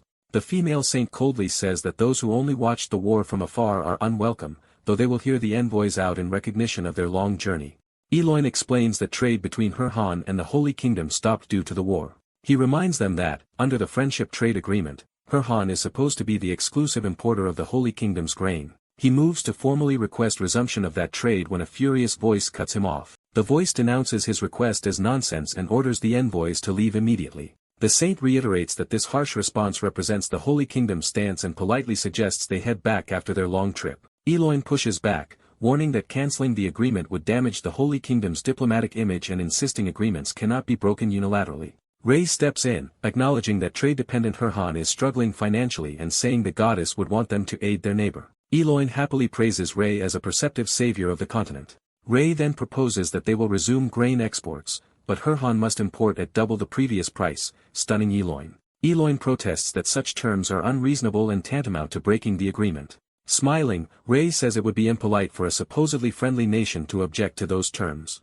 He calmly warns them not to make the Holy Kingdom their enemy, laughing in a way that frightens them into backing down. The newly inaugurated Pope happily remarks that both nations have vented their grievances and the day could not be better. The Pope ends the political talk for now and tells everyone to enjoy the rest of the banquet amid cheering, while Ray looks on. The scene shifts to various guests relaxing and mingling in the banquet hall, other nobles chat and toast, enjoying the luxurious surroundings. Later, Ray and the saint stand together outside on a balcony as evening falls. She reflects that the war felt endless yet somehow concluded, and Ray agrees. Ray asks if she is really okay with him returning to the academy, and she assures him she can handle Holy Kingdom work alone. She notes all the trouble he endured after abruptly coming to the Holy Kingdom and tells him to follow his own wishes now. Ray jokes that it would still be nice if he could occasionally visit to help with paperwork. She accepts that and says that if this much freedom satisfies him, she is fine with it as they gaze up at the starry sky. The narrative cuts to the destroyed Phryxia headquarters. A single eye opens, showing someone abruptly awakening. That person realizes they should be dead. The Lich, badly wounded, sits among the ruins and marvels that a human's mana surpassed his own and pierced his heart in an instant. A flashback shows Ray unleashing overwhelming blue mana. The Lich recalls that Ray's mana was vast, pure, and beautiful, like the very source of all magic. He resolves from now on to seek that power out. Alone in a shattered library, the Lich calls out to his lord in odd devotion. Time passes. After the war, the academy summons students to return. Many seats remain empty, as several students do not come back, perhaps due to the war's aftermath. Once news spreads that the saint hero Ray has returned and will give medical freedom lectures, students from everywhere begin returning. In a classroom, Ray finishes writing on the board and prepares to start. Wearing glasses and a professor's robe, he announces the start of his medical freedom lecture. He says today's lecture will be about practically usable first aid and the basic understanding of microorganisms. Using scenes from the war, he explains that while priests wield healing miracles, others can also save people from the brink of death. He tells the class that, as they might know from the battlefield, patients are essentially doomed. Ray counters passionately that with proper medical knowledge from the academy they too can save such people. He declares that the new Academy of Medicine will accept students and focus on curing diseases and external wounds that priests cannot heal, shocking his listeners. Narration invites anyone interested to join the academy. Back in class, Ray defines all outward injuries as external wounds. Before proceeding, he asks why soldiers who had only minor external wounds still died during the war. A student suggests there were too few priests to treat minor injuries. Ray says that's only partly right and asks why non-serious wounds could still prove fatal. He explains that many died due to external wound sepsis. Ray tells them countless unseen microorganisms live around them, such as on the answering student's palm. Another student asks if microbes really live on all things everywhere, and Ray confirms it. Ray says microbes are too small to see or sense with mana, hence they go unnoticed. Skeptical students demand evidence for microorganisms and ask how he knows about them. Ray ponders how to demonstrate proof. He uses the example of bread molding at room temperature and explains that the mold is also a type of microbe. He continues that microbes have various forms and names such as algae, bacteria, protozoa, fungi, and yeast, and even corpses decomposed because of them. Ray defines sepsis as a severe inflammatory reaction when an external wound is infected by microorganisms. He says this explains deaths from seemingly minor wounds in war, though one should not surrender a life or amputate flesh for such cuts. The worried students ask how they can prevent such outcomes. Ray answers that properly disinfecting the external wound, killing microorganisms to stop infection, makes it safe. He also notes that everyone has experienced the illness called plague, which can be fatal in severe cases. Asked if microbes cause plague, Ray says they play a role but the real cause is a virus, a topic for another lecture. He explains that plague can likewise be prevented through disinfection and that the method is very simple, using water. Ray reveals that consistently washing hands with water prevents the disease. He adds that washing wounds thoroughly with clean water also helps prevent infection, surprising the students with the simplicity. He points out village laundresses as proof, since their constant contact with water makes them less likely to catch plague. After class, a student calls out to Ray with a question. The student asks how dark mage's disease-inducing magic fits into this theory if it does not obviously use microbes.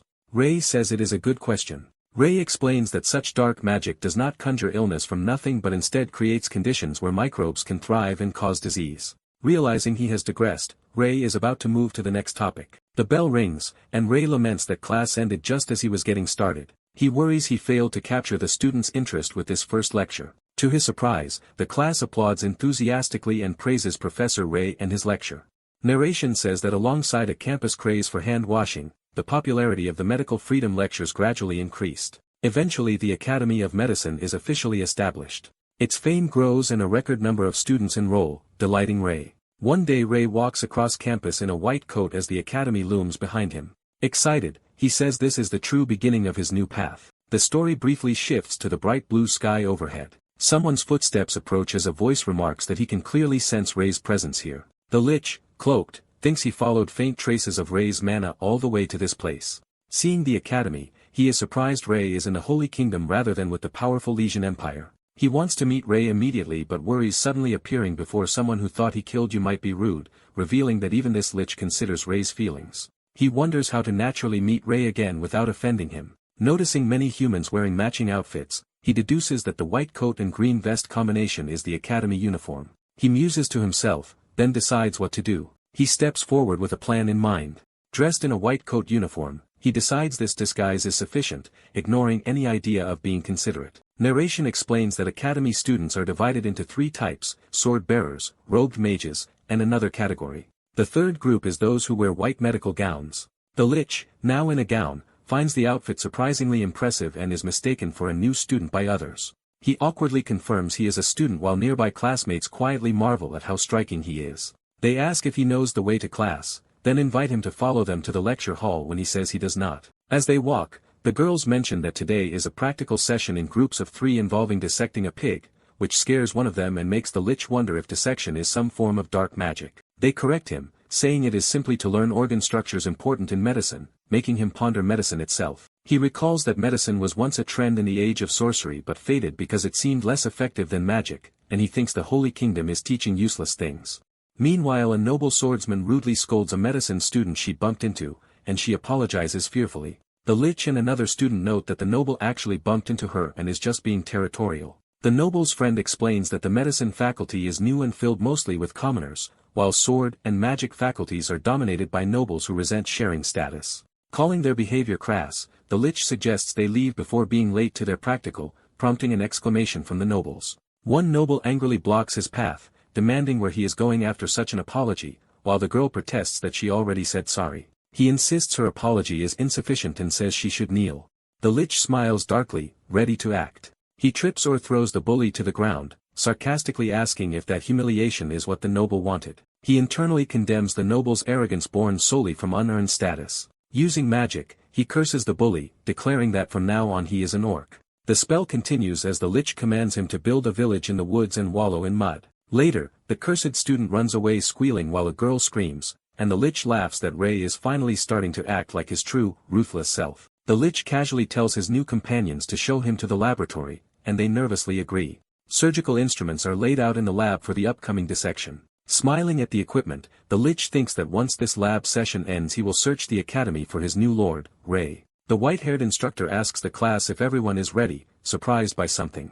A long-haired man internally panics because he unexpectedly encounters someone he knows and feels unprepared. The instructor recognizes the long-haired man and begins to speak to him. The long-haired man grips the instructor's shoulder and presses him, implying the instructor should know who he is. As blue magic glows between them, the long-haired man demands that the instructor admit he knows him, while the instructor is confused. The long-haired man hesitates, starting to respond. He nervously insists aloud that he does not know the instructor. Enraged, the instructor attacks him for pretending not to know him. A glowing silhouette of the instructor vows to completely destroy this person for somehow surviving. The long-haired man panics at the threat of being shattered and begs the instructor to hear him out. The instructor gives him 3 seconds while the man hurriedly protests that he does not want to fight and only wants to help. The instructor doubts his sincerity, so the man claims lower-ranked mages must naturally serve stronger ones and insists on his loyalty. Onlookers dismiss his excuse while he dramatically pleads that he is telling the truth. The instructor reasons that since the enemy Phrixia has fallen, this man likely is not here to fight and might truly mean no harm. The instructor reaches out with a spell. Chains of magic bind the long-haired man as the instructor orders him to hold still.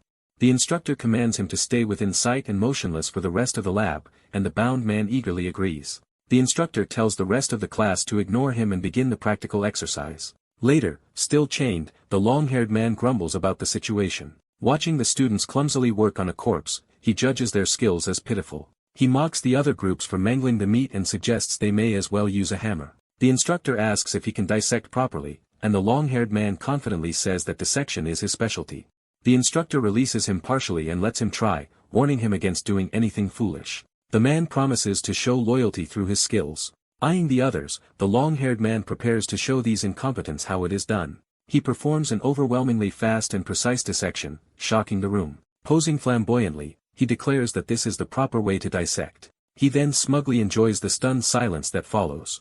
The instructor admits the dissection was excellent and that the man is skilled enough to teach others, making the man squeal with delight. The instructor confirms that the man truly wants to assist him, and the man humbly begs for a chance. Smiling slyly, the instructor says he has a perfect task for him. Later, at the academy corridor, someone calls out asking if Professor Ray is inside. Ray opens the door, is handed a sealed scroll, and learns it is from his homeland. He reads the letter and realizes it is news from home. At a distant palace, an unseen voice laments being unable to continue enduring the situation. A brown-haired woman, exhausted, has collapsed asleep on her paperwork. Her blonde assistant urges the overworked saintess to let her finish the tasks and get some rest, though the saintess protests.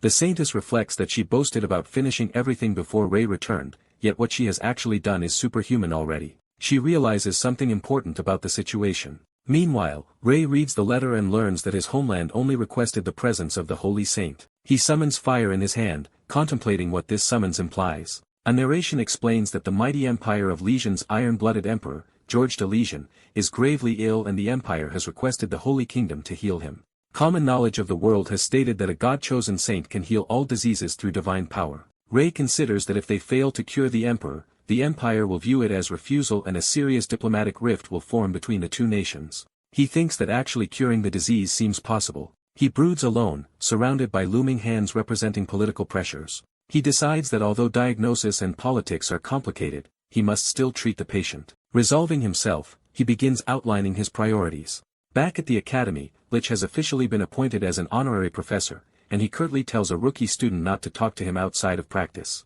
Lich sighs that he cannot refuse since Ray signed the appointment. He inwardly complains that he wanted to study beside Ray, then someone timidly calls out to him. Still scary, he reminds the rookie that he forbade casual talk, but the student explains Ray specifically summoned him. Lich dashes off at high speed toward Ray. Arriving, he bursts into the room asking if Ray called for him, and Ray casually tells him to greet someone. Ray introduces Zeke, who will watch over Lich while Ray is away. Lich grumbles about being surveilled and asks what Ray means by being away. Ray says he must leave the academy and hands Lich a document. Ray explains that the parchment contains most of the lesson content and orders Lich to study it and then teach the students during his absence, shocking Lich. Lich protests that he came to assist Ray directly, but Ray scolds him for talking back. Zeke admonishes Lich, stressing how important the academy is to the holy saint and that Lich should be grateful for such a role. When Lich asks who Zeke is to interfere, Zeke reveals he is Triga Zeke, head of one of the three noble families serving the holy saint. Ray retorts that as a former 7th class mage and tower master turned sword master he is not a nobody, but privately worries about the situation. Lich vows earnestly to carry out Ray's command and insists surveillance is unnecessary. Zeke enthusiastically promises the holy saint that he will carefully monitor this sly man and report his every move. Ray cuts off their bickering, wondering why they are so flippant when not for his presence. Ray notes to himself that the church has assigned a guard to him. Time passes as the sun sets over an elaborate cathedral complex. At the Holy Kingdom, Ray enters a room calling for Iriel. He sees Iriel asleep at her desk and thinks she looks cute. He observes her fatigue and realizes she has been pushing herself despite saying she was fine. Iriel, half awake, recounts that ever since arriving in the Holy Kingdom after the war she has started many projects and everything has been hectic. Ray muses aloud as he looks around the overstuffed office. Iriel wakes, realizing she fell asleep unintentionally, and Ray remarks on it. She jumps up, calling to Ray, and he thanks her for all the hard work while he was away. She is confused by his words and asks where all the piled parchments have gone. Ray calmly says he handled them. She stares at him in disbelief. A shot of the desk reveals huge stacks of neatly completed documents and tied scrolls, proving his claim. Iriel insists that amount should have taken at least a week and accuses him of rushing, while Ray simply tells her to check. After reading, she is stunned that his work is perfect. Ray says he wishes he could help more but lacks time. She notes there is nothing left to do and excuses herself. A maid informs Ray that the carriage for his journey is ready. He realizes it is already time to depart. Over a night view of Lijian's palace, Ray thinks it would be disastrous if the emperor died before he can act. Inside the imperial bedroom, someone sitting by the emperor's bed comments that not everyone wants their father to recover. The speaker, identified as Gale de Lijian III Prince, believes the others only care about inheriting their father's position. Gale clasps his unconscious father's hand, saying he asked the Holy Kingdom to send a saint and urging his father to get up and restore order. Another man tells Gale to leave, saying the emperor needs rest. Gale replies that he was just about to leave and that as a brother he could not leave all the care to the other man. This second prince, Luc de Lijian, reassures Gale and tells him to entrust their father's matters to him from now on. Gale reluctantly agrees and prepares to go. As he leaves, he vows he will not let their father die. Alone, Luke watches the dark sky and asks his brother not to get involved in the upcoming ugly succession struggle. A bright day view of the Lijian Empire establishes Ray's destination. Ray, dressed in saintly robes, happily announces their arrival. Standing before Lijian's enormous palace, he marvels at the scale befitting the continent's most powerful nation. A young man steps forward and welcomes Ray to the city of Lijian. He introduces himself as Count Opal, Ray's guide, and Ray introduces himself as the saint. The Count apologetically says he knows Ray is tired but asks him to move right away. Ray agrees. Ray says there is no time to lose, and the grateful Count leads him toward the palace. Reaching an ornate door, the Count tells Ray this is the place and asks him to enter, which Ray thanks him for. As Ray steps inside, he notices a foul decomposing smell. He sees the Emperor on the bed and is appalled that they have not even kept him clean while hiding his condition. Ray approaches the sleeping Emperor, preparing to examine his condition. Feeling the Emperor's leg, Ray realizes something unusual. He concludes that the Emperor's muscles are severely stiff due to long-term immobility. The stiffness is so advanced he cannot stretch any part of the body, though he notes this alone cannot give a full diagnosis. Ray mentally reviews possible causes of muscle stiffness and focuses on problems with consciousness. He recalls medical stages of impaired consciousness from alertness down to coma, noting such disorders accompany acute illness. He thinks recovery follows those stages in reverse, and, not knowing where the Emperor lies on that spectrum, refuses to guess the diagnosis. Ray considers spinal strain or similar conditions but realizes they usually do not affect consciousness, so complications, or another cause must exist, then notices something. He discovers a large bruise and recognizes it as a contusion. Shocked, he tears open more clothing to check further. He finds multiple bruises across the Emperor's torso indicating widespread contusions. Ray silently absorbs what he has seen. The next day dawns over the imperial palace. Ray reasons that the Emperor may be in prolonged shock from internal bleeding combined with muscle tears. He notes that the bruises are too severe to be from simple stiffness and must have been caused by external force. Ray worries about getting drawn into political intrigue as he thinks, when someone knocks asking if the saint is inside. He opens the door to meet Luc de Lijian, who introduces himself as the second prince. Ray, identifying himself as Saint Ray, asks Luc's business. Luc says he heard Ray visited the Emperor last night. Luc asks about the Emperor's current condition. Ray answers that nothing definitive is known yet and treatment will take time, which Luc accepts. Luc then tensely asks if the Emperor's illness might be due to poisoning. Ray firmly denies that possibility. Relieved, Luc says he will entrust the Emperor's care fully to Ray and takes his leave. After he goes, Ray inwardly admits that poisoning would indeed be a realistic concern. Ray thinks he should return to devise a treatment plan when he overhears someone nearby exclaiming about losing. A woman with a fan says she wanted to be the first to greet him. She introduces herself as Luciella de Lijian, third princess of the empire. Ray, irritated by constant visits, guesses she wants news of the Emperor and introduces himself again as Saint Ray. Instead, she flirts that she is more interested in him, prompting Ray to say he is more curious about her. Luciella giggles that he is as handsome as rumors claim and steps closer. Ray inwardly wonders what is wrong with this immature princess but plays along verbally. He asks if that was all she came for and says he has work to do. She claims she was just teasing and asks if she offended him. She coyly asks if she is an annoyance, and Ray bluntly answers yes. Luciella is stunned by his straightforward rejection. Ray repeats that, honestly, she is a nuisance. Turning away, he tells her not to approach him unless she has business, saying he is too busy treating the Emperor. Offended, she fumes that he dared ignore her, a princess. Enraged, she vows to show him he is not as great as he thinks. Outside the palace window, unseen figures watch her from a distance. A masked woman, part of Ray's hidden entourage, silently observes. Using hand signals, she and a partner discuss that this princess will likely cause trouble for the saint and suggest eliminating her preemptively. The partner advises waiting until the immature princess actually acts, reminding them that Ray told them not to intervene openly. A third masked ally agrees they should hold back for now and simply monitor events. Yet one of them raises a hand to add a condition. They decide that if any member of the imperial family seriously plots something or attempts to harm the saint, they will act. One ally's eye glows with resolve. A sharp hand gesture seals their deadly agreement. Luciella, surrounded by eerie eyes, orders that these troublesome watchers be eliminated immediately. Ray narrates that the Lycian Empire formally requested the Holy Empire to send him, the saint. He reasons that if matters were serious enough to summon a saint, the Empire must have already exhausted all other medical and magical means, including divine magic. Since even divine magic failed to cure the Emperor, Ray concludes the illness is more complicated than external wounds or simple internal injuries. Re-examining the problem at the Emperor's bedside, Ray deduces that common muscular strain would have healed by divine magic and therefore the true cause must be an autoimmune disorder. The narrative introduces stiff person syndrome affecting the Emperor. Ray explains that stiff person syndrome is an autoimmune disease where the immune system causes severe muscle strain. He recalls that even the princess's disease could not be fully cured by divine power, so the Emperor's case also defies normal healing. Ray wonders why the Emperor is unconscious and stiffening so fast. Noticing the Emperor's torso, Ray sees that his bruises have worsened. He remembers that overly stiff muscles must be handled gently because spasms can easily tear and bruise them. Judging the injuries excessive, Ray concludes someone roughly forced the Emperor's rigid muscles to move. He deduces that this rough handling torskeletal muscles caused internal bleeding and shock-induced unconsciousness. Ray decides a laparotomy is needed to stop the internal bleeding and locks the room. He sterilizes the surroundings with divine power to prevent infection before surgery. As he cuts with a divine scalpel, Ray notes that the Emperor will feel pain upon waking. Examining the open abdomen, he confirms there is no peritonitis and no massive bleeding.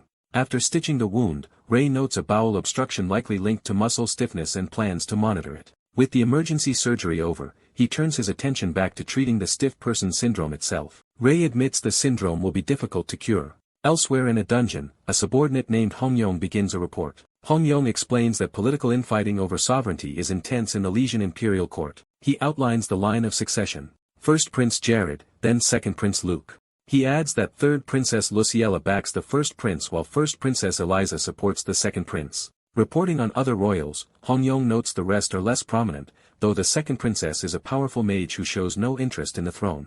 Another agent reveals that the Fourth Prince is already dead, surprising the others. They discuss that the Fourth Prince may have been a casualty of the succession struggle and that the Fifth Prince was dragged into it. Their investigation suggests the killer is likely within the imperial family, probably the First or Second Prince. Asked about Luciella's movements, a small masked agent says she has done nothing yet but will be watched along with the First Prince. The commander assigns Hongyong responsibility for guarding Ray, to which everyone agrees. She orders Hongyong and Soyong to stay in Lycian while the rest of the team returns to the Holy Empire, startling Hongyong. She explains that Ray currently needs their information gathering and danger detection skills most.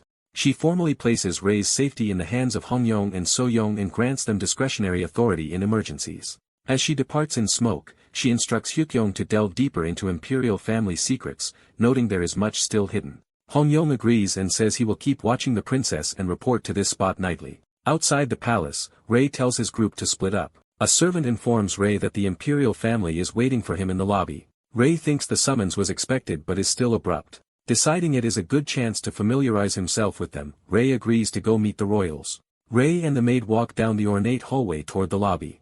The maid leads Ray to a door and invites him to enter. Inside, the assembled imperial family waits at a long table. Seeing how many children the emperor has, Ray muses that the man must have had impressive stamina. Ray recognizes familiar faces like Luke and the immature young princess from past encounters. He notes that aside from those he knows, the others present give him a bad feeling. Entering the audience room, Ray wonders what they intend by calling him there. He recalls that noble etiquette requires lower-ranked people to address higher-ranked ones first. Since a prince or princess ranks just below a saint, Ray knows they should technically greet him first. Their refusal to follow etiquette seems meant either to test him or to humiliate him.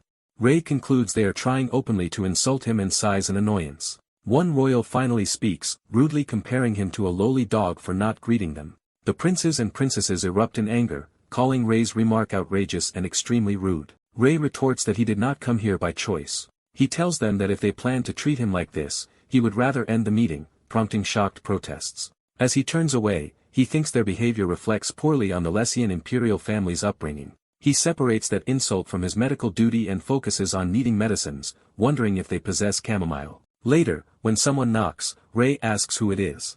The second princess Selena introduces herself politely to Ray. She apologizes sincerely for the lobby incident. She says she has more to explain and asks to come inside and speak further. In a private room, she starts describing the lobby incident. Ray confirms that it was triggered by tensions over succession, and Selena admits this is true. She explains that greeting him first would have signaled which faction submitted to Ray, matching what Ray heard from his messengers. Selena takes responsibility and offers her help in anything Ray needs from the royal family. She then requests that Ray continue treating the emperor despite the trouble. Ray replies that he intended to do so anyway, relieving her. Selena excuses herself for work but tells Ray to call on her if he requires anything else. Watching her leave, Ray thinks that at least this princess seems capable. He resolves to focus on the emperor's treatment first and deal with the rest of the family later, remembering that he never forgets those who wrong him. A few days pass at the imperial palace. Ray finally assembles the rare ingredients, noting how difficult they were to find.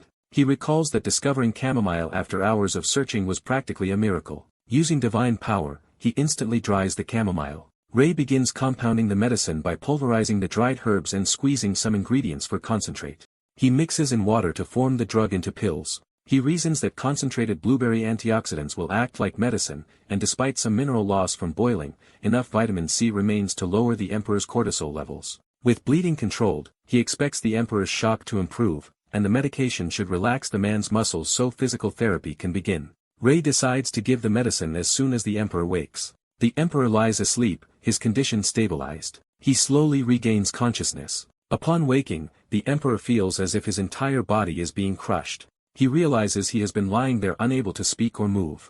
The sound of a door opening signals someone entering his room. Ray approaches with water and notes the emperor is awake. The emperor wonders who this unfamiliar man is. Ray introduces himself as Ray, a saint summoned from the Holy Kingdom, and the emperor recalls hearing of him. Ray drops a pill into a glass of water. He explains that it is a medicine similar to potions mercenaries use. Feeding the emperor, he instructs him to take it 4 times a day. While the emperor notes Ray seems to be treating without using divine power but decides to trust him. Ray thinks the natural drug may be weaker but should be free of side effects.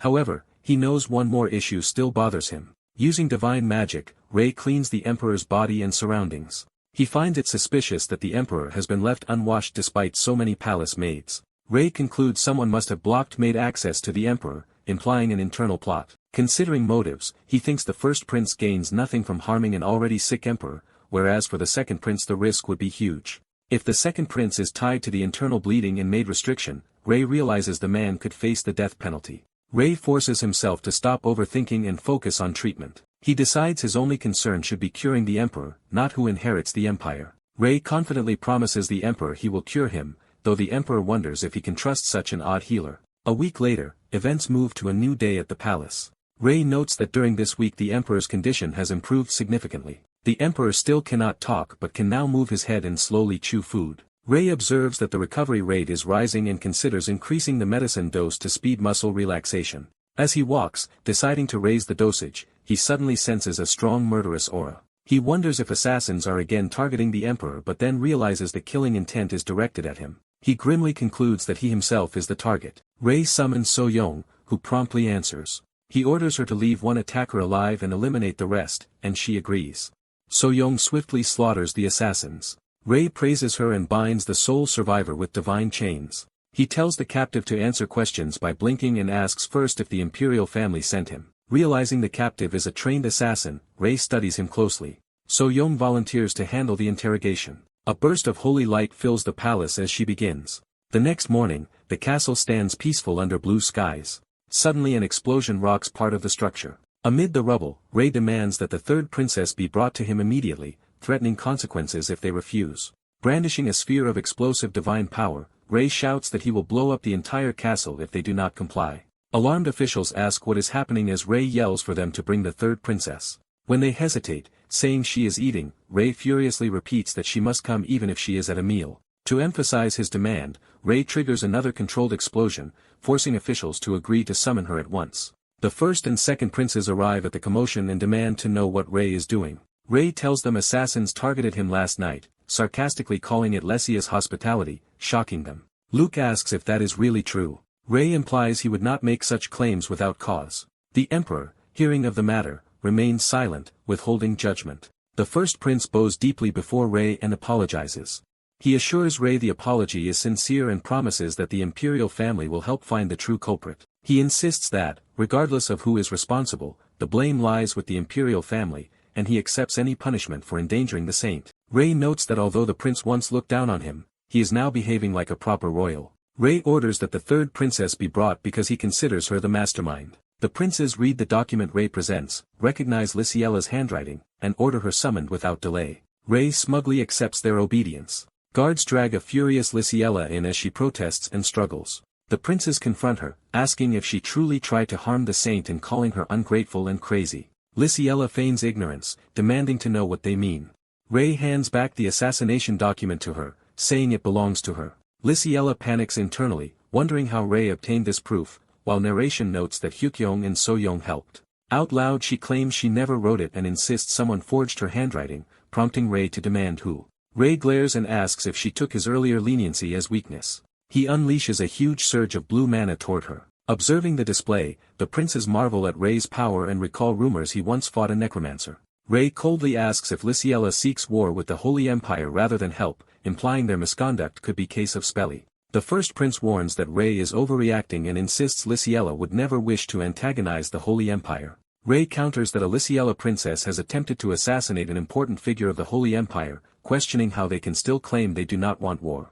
The first prince angrily orders Luciella to apologize immediately, reminding her they stand before soldiers. Instead she screams that a princess should not have to bow, only to be slapped hard across the face. The emperor, now watching, condemns her shameless behavior and asks if this is what he raised her to be. Luciella, clutching her cheek, grudgingly offers a formal apology to Ray. The first prince proposes settling the issue through discussion and invites everyone to talk it out, which Ray agrees to.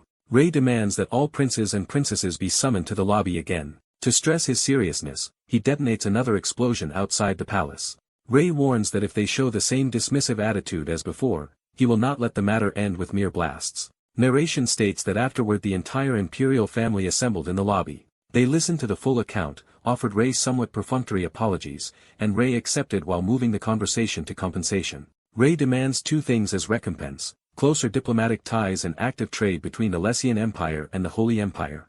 The proposal, which could double Holy Empire trade revenue without disadvantaging Lessia, leaves the imperial family seriously considering it. The Holy Empire and the Lessian Empire finalize a deal where Lessia pays a large portion of unprofitable returns as so-called compensation. In the ornate palace, nobles remark that the empire has gained more than expected and wonder if they should thank the third princess. Ray thinks it is time the emperor's body should be able to move and considers going to check on him. The scene shifts to the emperor's luxurious bedroom. Emperor George wakes in agony, clutching his chest and noting that the pain remains. He reflects that thanks to Ray's medicine he can at least move a little despite the lingering pain. The door to his room opens. Ray enters, cheerfully noting the emperor is doing better than expected and asking if he can speak. The emperor, still weak, thanks Ray.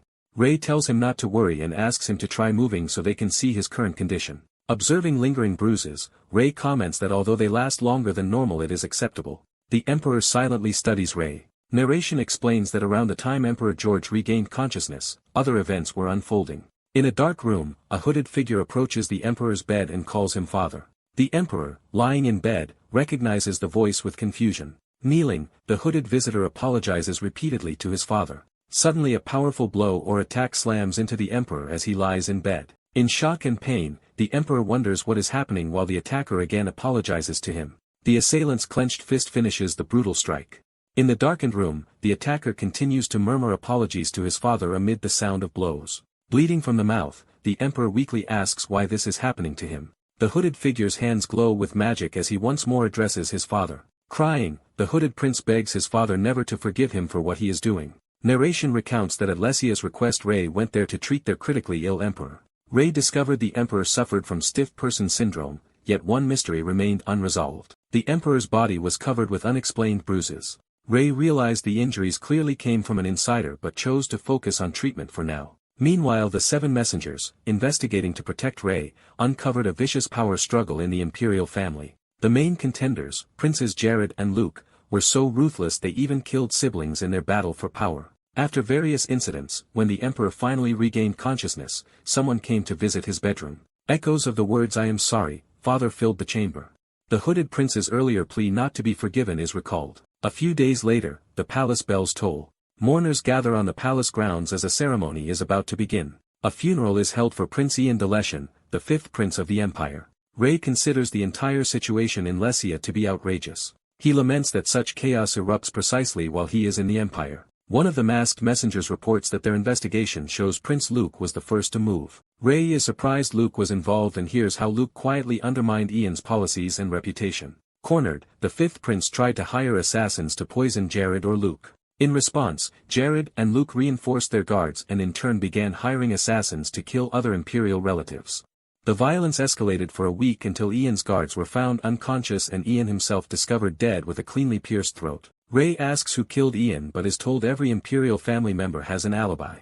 However, investigation shows Jared and Luke were absent from their supposed locations, suggesting fabricated alibis. Ray reasons that no outside assassin group in Lesia could quietly defeat royal guards and that only a widely trusted insider could move freely enough to kill Ian. He recalls that Luke's manner was almost on par with the Sword Master and concludes Luke likely carried out the killing personally.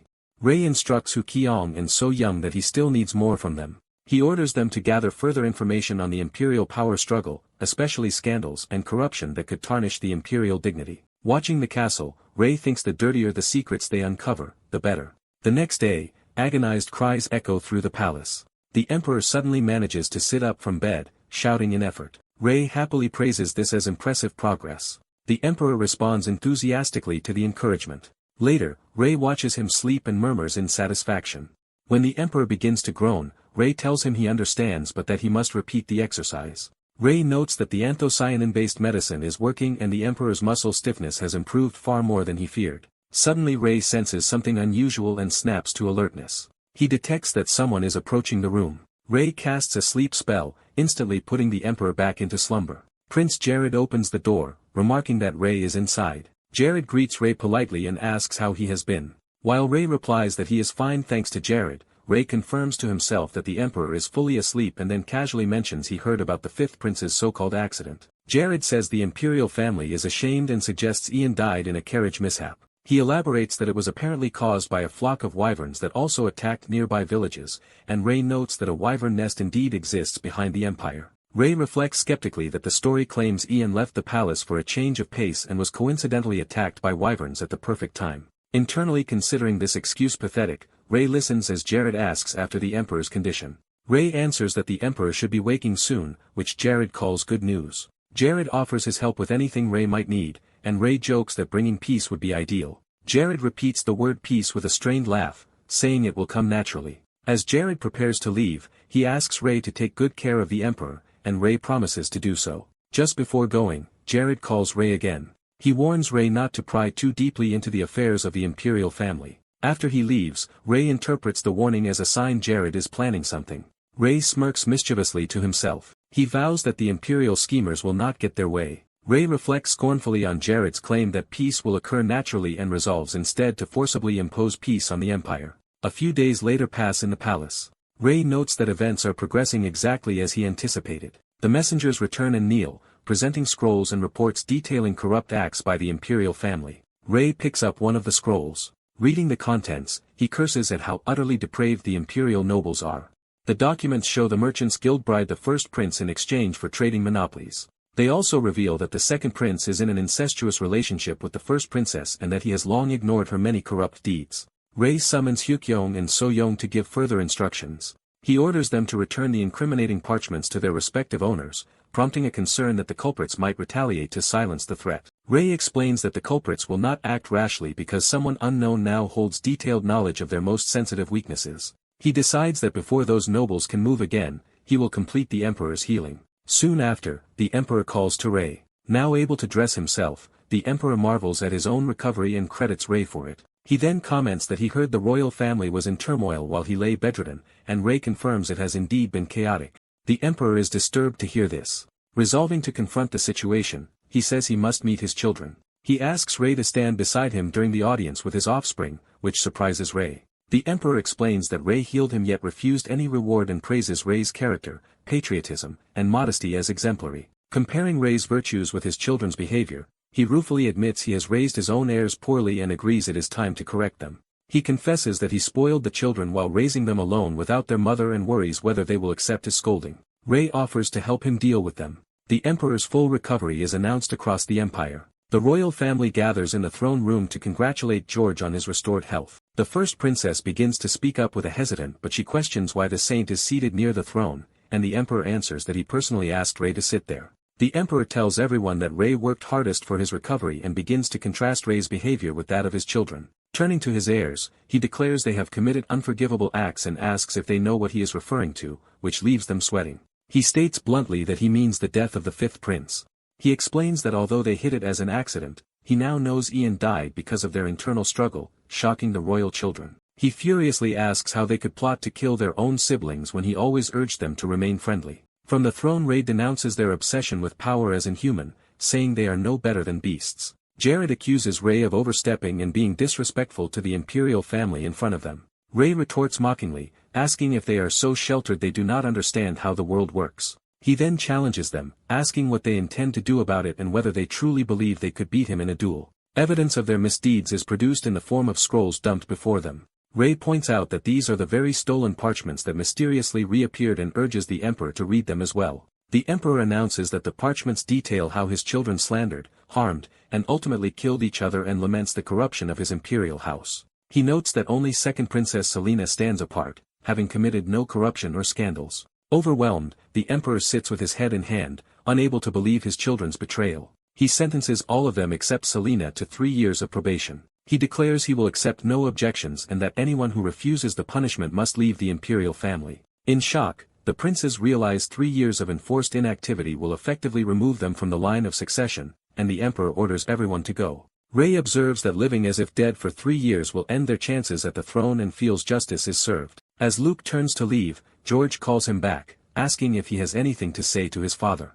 George then directly asks Luke why he did what he did. He assures Luke he only wishes to understand his motives and tells him to answer honestly. Luke steels himself to explain. He confesses that his actions were driven by matters involving the third prince. Luke reveals he wanted the third prince to be the next emperor. He argues that while he and Jared think only of the empire's practical benefit, the third prince truly cares for the people and ministers and would be a wise king. Luke explains that Jared and Ian were consumed by power, so in that environment the third prince could never ascend the throne. He decided it would be better to remove the shameful candidates than to let those who were tearing each other apart inherit the crown. George asks if this is even why Luke attacked him. Later, during a festival-laden city scene, the coming succession competition is discussed, and George is reminded that the crown prince is usually chosen after it, with Jared expected to win. Rei summarizes that Luke assaulted his own father to prevent Jared from being crowned and asked George to impose a heavy punishment. Luke accepts any penalty. George sighs that he understands and admits he also bears blame for failing to control his children. He clarifies that understanding Luke does not equal forgiving him and postpones final judgment, ordering Luke to leave for now. After Luke departs, George sighs deeply. He grumbles that he thought his children were mature but realizes they are still like kids. Rei gently remarks that all parents feel that way and advises George to pay closer attention to them despite the probation. George muses internally that Rei is a fascinating youth whose words cut deep and who is unexpectedly appealing. The emperor reflects that although Rei seemed rude at first, his depth and perspective impress him. He also thinks of Rei's overwhelming strength and admits he does not want to send him back to the Holy Empire. With a wry smile, he begins saying that if such trouble occurs again, he jokes that he will simply request Rei's help from the Holy Empire once more. Laughing, he immediately assures Rei he was only joking, while Rei is relieved yet mentally calls him a troublesome old man. As evening falls, George calls out to Rei again. He asks what Rei thinks of the second princess, picturing her as a pure and untainted girl. Rei replies that Selena surpasses her siblings and, more importantly, possesses unwavering resolve in everything she does. George then reveals his real intent, asking what Rei thinks of taking Selena as his bride. Rei politely declines, saying he has no plans for marriage and believes she would not want such an arrangement either, though he appreciates the thought. George accepts the answer with mild regret. He then asks if, in that case, Rei would consider taking part in the coming succession competition. Narration closes on the gleaming palace as the Festival of Martial Excellence, which doubles as the succession competition, is introduced. The emperor explains that the empire hosts a grand martial and military tournament every 3 years with generous rewards, surprising Rei. Narration describes the empire's triennial festival of martial excellence, where many competitions are held. The festival's contests range from major events such as swordsmanship and magic. The narration adds that smaller contests include scholarship, debates, and archery.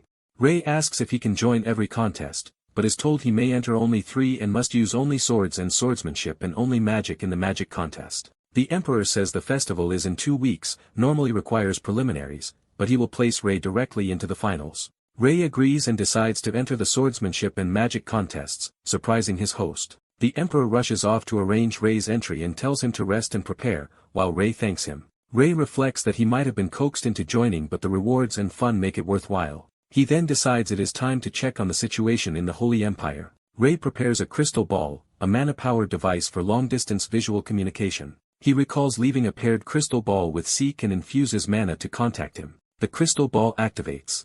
Instead of Zeke, a cheerful girl appears in the crystal ball and greets Ray, startling him. Ray wonders why she has the crystal ball he left with Zeke, and she answers that she took it because she asked for it. Ray updates her that he has successfully healed the Emperor, and she says she expected nothing less. Ray asks how things are in the Holy Empire, and she replies that life is usual though the academy is still troublesome. Concerned, Ray presses for details, but she assures him there are no major problems and that he is respected as a teacher. She then admits that Ray has been picking fights with other academies, criticizing their low standards. Ray sighs that he will have to stay longer than planned even though the Emperor's treatment is finished. She comments that the imperial succession struggle is worse than she imagined. She tells Ray that, since he is already involved in handling things well, he can take his time for the sake of relations between the Holy Empire and the Lysian Empire, and Ray agrees.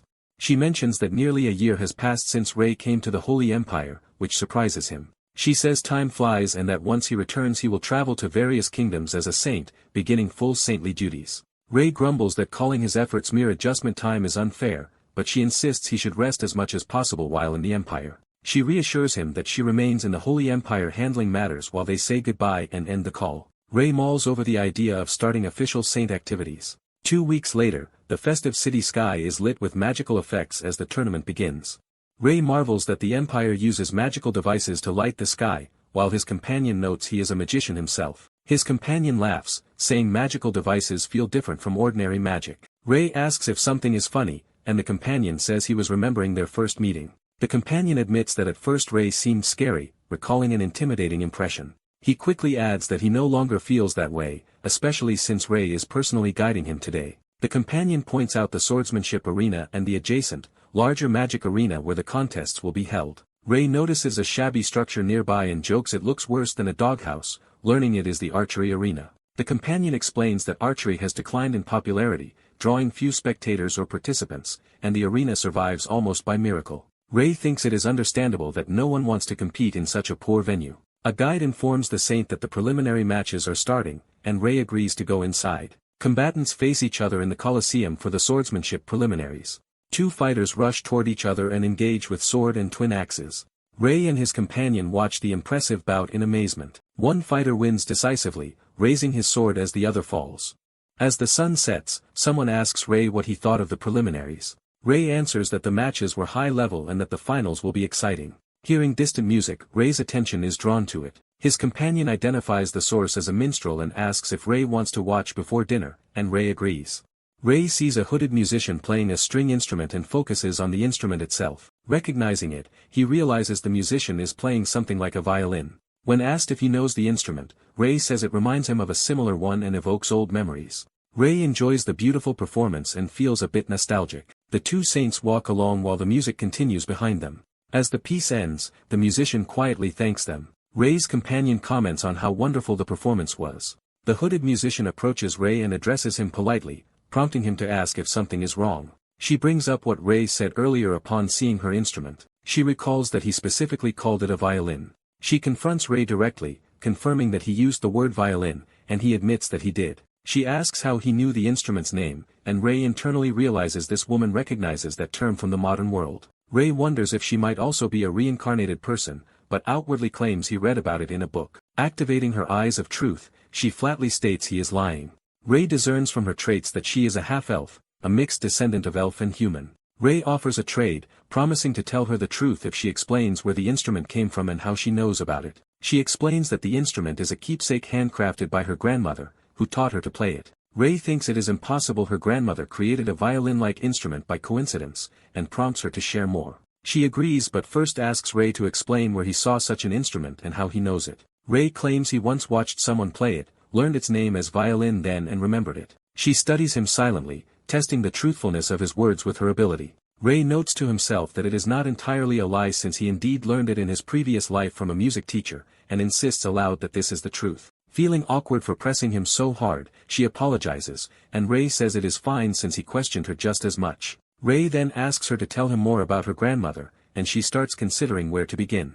She describes her grandmother as unique, brilliant, and full of knowledge for into this world. She recalls that one day her grandmother built something called a bicycle and rode it for fun, shocking her. Rei realizes that both violin and bicycle share modern names and concludes her grandmother must be another reincarnated person like him. She remembers her grandmother often saying she was not originally from this world and explains that this is why she searches for someone who knows about that other world. Curious, she asks Rei who the violin player he mentioned was. Rei evasively says he no longer remembers that person's name or residence. She laughs that he and she are in similar situations, both chasing fragmentary clues. She bids them farewell, saying it was nice meeting them and thanking them for listening. As she departs, she remarks that she has a feeling they will meet again. The scene shifts to the empty, sunset-colored streets of the city after her departure. Rei's companion notes Rei seems in a good mood, assuming he enjoyed the conversation, and Rei deflects the comment. Rei internally agrees that knowing another person tied to the modern world is reassuring. He reflects that he feels a little less lonely now despite saying it is unimportant. Rei concludes that what truly matters is the life he leads now and suggests they head back. On the day of the festival's final round, the narration sets the scene at the Colosseum as Rei is asked how he feels. Rei says he feels fine, and the Emperor notes the finals will draw a much larger audience. The Emperor reminds him that the finals rules are difficult and asks if he understands the upcoming team battle format. A diagram explains that the finals begin with one-on-one duels until someone attains 3 victories. Then the 4th match becomes a 5-on-5 team battle under the finals rules. Rei recalls Selena's advice that teamwork and communication are crucial. The Emperor wishes Rei good luck, and Rei thanks him before heading out. An official calls Rei to follow him to the arena. The official eyes him and seems to notice something odd. He nervously asks if Rei plans to go without a sword, prompting Rei to realize he forgot to bring one. Rei spots a wooden stick on the ground. He casually picks up the stick, deciding it will suffice, and walks on as the official is left confused. Another official shouts for all participants to prepare for their match. A strong war-wielding swordsman named Horus is introduced as Rei's opponent. Rei steps into the arena opposite Horus, holding only the wooden stick. Horus glares at Rei, mentally scoffing at him. Horus assumes Rei is disrespecting him by appearing unprepared and wonders if he is being looked down upon. Rei pretends the stick is a treasured heirloom wooden sword to justify using it. Horus is moved by the story, apologizes for his earlier attitude, and the narration notes Rei's lie works perfectly. The referee warns both fighters that any lethal blow will cause instant disqualification, and Rei thinks he should come better prepared next time. The referee signals the beginning of the match. Rei instantly vanishes from sight with tremendous speed. Horus panics that Rei has disappeared, then realizes Rei is suddenly behind him. Rei strikes, sending Horus flying with a powerful or infused blow. The spectators stare in shock at the overwhelming one-hit victory. The referee declares the match over while Rei nonchalantly notes it was as easy as expected. Elsewhere, a damaged section of wall is shown. 2 masked onlookers recognize Rei's movement as the same stealth technique their covert group uses and praise the saint's skill. Rei's clean sweep of 3 wins in an instant makes him the talk of the Empire. At dinner, the Emperor marvels that Rei even won his first match using only a stick, which Rei modestly attributes to aura training. They say the magic tournament was also a spectacle, as Rei beat his opponent before they could cast, without relying on magic himself. During the meal, someone asks about the Empress and concubine's absence. They are told the Empress and concubine died long ago in a carriage accident caused by wyverns. The Emperor tensely adds that a wyvern nest nearby has caused frequent accidents. The questioner apologizes for bringing up painful memories, but the Emperor says the tragedy happened over 20 years ago. Rei quietly reacts with suspicion. He thinks to himself about the claim that accidents happen frequently. Time jumps to the day of the team battle in a forested, mountainous area. Rei, wearing a red armband, rests on a log and notes that he is on the red team as he recalls the team battle rules. The narration explains that each team consists of both swordsmen and mages. Each side is given a flag, and the objective is to steal the enemy's flag and return it to one's base. The team that collects the most flags wins, and the individual who contributes most is recognized as the final winner. Ray thinks the format seems too easy if all he has to do is bring back flags. His teammates wonder why Ray sits alone instead of joining their strategy meeting and remind each other he is a magic swordsman. They recount that in the magic tournament Ray simply punched out his opponent and scared the rest into surrender without magic. One teammate scoffs that any swordsman could beat a mage barehanded, while another warns he underestimates how strange Ray really is. They remark that Ray cancelled all his opponent's magic then punched them, an unbelievable feat. Another teammate complains that because Ray participates in both tournaments, their team only has 4 active members but resolves to follow their plan anyway. The leader instructs Ray's group to take the front while the others trail behind to seize any flag opportunities, and they rush off. Ray realizes they simply whispered a plan and left him behind, wondering if he is supposed to defend the flag alone. He recalls the mention of wyverns and starts thinking about that problem. Ray decides that since he came this far to heal the Emperor, he should also solve the wyvern issue to deepen the Empire's debt to him. Half-jokingly, he wonders if he should just drop a meteor on the wyverns when someone approaches and greets him. 3 blue team members appear, mocking that his teammates abandoned him, and Ray replies that he alone is enough to guard the flag. They demand he hand over the flag, doubting he can stop all 3, while Ray casually questions that assumption. Ray deduces they must have brought their flag with them and notes there is no way they would leave it unguarded. He points out the mage hiding in the rear carrying the small, portable flag, complimenting the tactic as within the rules. Frustrated, the enemy leader orders everyone to attack Ray at once. A blue aura wave slams into them, eliciting cries of pain. Ray stands with an aura sword formed from his stick, remarking that they made it easy by coming to him. One enemy mage casts multiple fireballs at Ray. Ray, glowing ominously, says it is time to grab the flag. The enemies recoil in terror at his overwhelming power. A loud sound effect over the forest signals the brief but decisive clash. Later, the defeated enemies grumble that the attack was a complete waste of time. On their way back, they wonder why there was no flag at Ray's base and decide to treat the encounter as scouting before hurrying back. Ray's teammates see smoke rising from their base, realize even he cannot defend the flag alone, and rush back in panic. One teammate frantically searches the bushes, shouting to Ray about his condition and the flag. Ray casually says he managed to capture one enemy flag thanks to his luck. His returning teammates are shocked he did it alone and sense the battle is turning. They conclude the match will be easier to win than expected. Narration explains that thanks to Ray's exploits, the red team easily wins the game. Ray is honored as the tournament's final winner, though he privately finds the ending anticlimactic. Later, Ray happily notes his prize is decent for his effort when an imperial official calls out to him. The official asks if he enjoyed the martial festival, while Ray grumbles that the prize is so small it will barely cover one meal. The official suggests Ray turn the Empire's sights, and Ray agrees since he already has something to do. The official asks what Ray plans, and Ray just chuckles mysteriously. Ray confidently says the official will like his plan. The next day, the scene shifts to a mountainous forest region. Ray climbs high into the mountains, senses dense mana, and concludes he has reached a wyvern nest. He finds a glowing hexagonal barrier at the entrance and wonders if this is the way in. Studying the complex magic runes of the unguarded barrier, Ray deduces the wyverns must be high-ranking intelligent beings. Activating his magic-enhanced eyes, he analyzes the barrier and decides it is complicated but manageable. Ray cheerfully decides to crush the entire barrier so the wyverns will have to come out and meet him. Narration explains wyverns are an intelligent race that values strength and excels at magic. It adds that they prefer hot, humid locations, so their nests are usually found in such places. Working in the sweltering heat, Ray complains the task is exhausting. After 30 minutes dismantling layer upon layer of magic circles, Ray thinks something ought to appear soon. A telepathic voice suddenly calls him human, startling Ray. A red wyvern swoops down and asks if Ray is the one who destroyed their magic circle. Realizing the wyvern is speaking telepathically, Ray says he came specifically to talk. Ray explains he wants to discuss their nest and politely asks if they could move it elsewhere. The wyvern replies that moving the nest is not its decision to make. It adds that their magic circles are now too fragile for it to leave, asking if Ray understands. Ray reluctantly says he does. Ray then proposes an alternative solution and begins casting new magic. Astonished, the wyvern sees Ray rapidly reconstructing the barrier crystals and realizes he is a prepared expert in magic circles. Ray insists he is completely serious and has long planned this approach. Moments later he announces he is finished setting up his new magic. Impressed by the large magic circle he created so quickly, the wyvern stops calling him an intruder and agrees to talk. The wyvern offers to take Ray to its village but warns that wyverns only respect strength and cannot guarantee his safety. Ray accepts. The wyvern agrees and prepares to fly to the village as Ray watches in awe. Ray realizes the wyvern intends to travel alone, leaving him to make his own way there. Ray appears determined as he begins running toward the distant wyvern village. While Ray trudges through the forest, he grouses that the wyvern did not even offer him a ride. Night falls over a secluded mountain village lit by torchlight. Arriving on foot, Ray jokes with his wyvern guide, who notes Ray is no mage yet an impressive runner, while another wyvern nearby smells a human. Alarmed guards land and angrily question why a human has been brought into their village.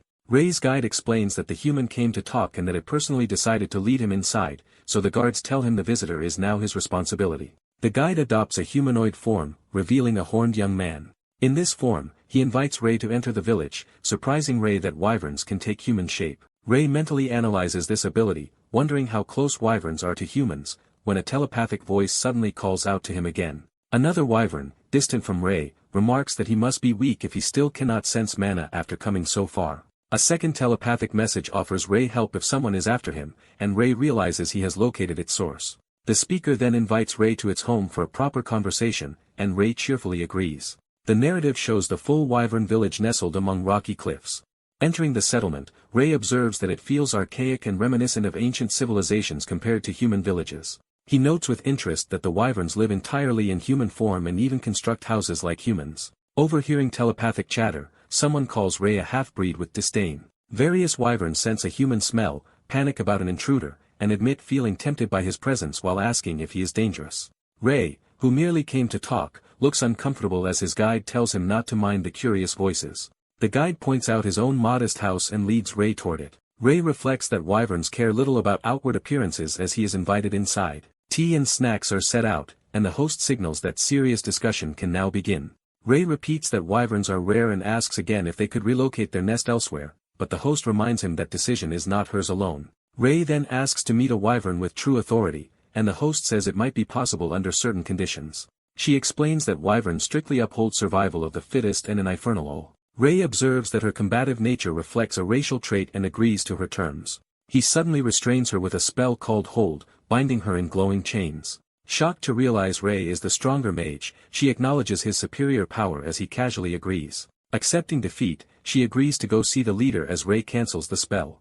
On the way out she shyly asks for his name, and he introduces himself as Ray while she gives her true name, Karnata. Karnata vows to challenge Ray again someday, and he nonchalantly agrees. Ray confirms they are now headed to the wyvern leader, and Karnata says they will speak with the Lord. Ray learns that if he convinces the Lord to move, the entire clan will obey without question. Karnata explains the Lord is the clan's strongest wyvern and that their hierarchy is entirely power-based, which Ray finds convenient. They finally arrive, and Karnata announces they are at the Lord's dwelling, startling Ray. Ray mentally comments on how shabby and old-fashioned the Lord's house looks as Karnata senses the Lord's presence inside. Karnata waits silently, wondering if the Lord is sending them a message. A voice from within remarks with interest that a human wishes to meet it. The Wyvern Lord, in a female human form, steps out and demands to know what is happening, while Ray wonders if she is really their leader. Inside, she tells Ray he is a strange man. She senses that Ray's mana feels very unusual and questions him about it. Ray is shocked she recognized his unique mana vessels when even Era could not. The Lord decides to be more cautious and invites Ray to continue their discussion indoors. Ray agrees, and the scene shifts to the starry sky above the village. In her simple home, the Lord tells Ray to sit wherever he feels comfortable, while he thinks nowhere looks comfortable. Ray remarks that unlike most wyverns she is speaking verbally, and she replies that she prefers it to telepathy, which gives her headaches.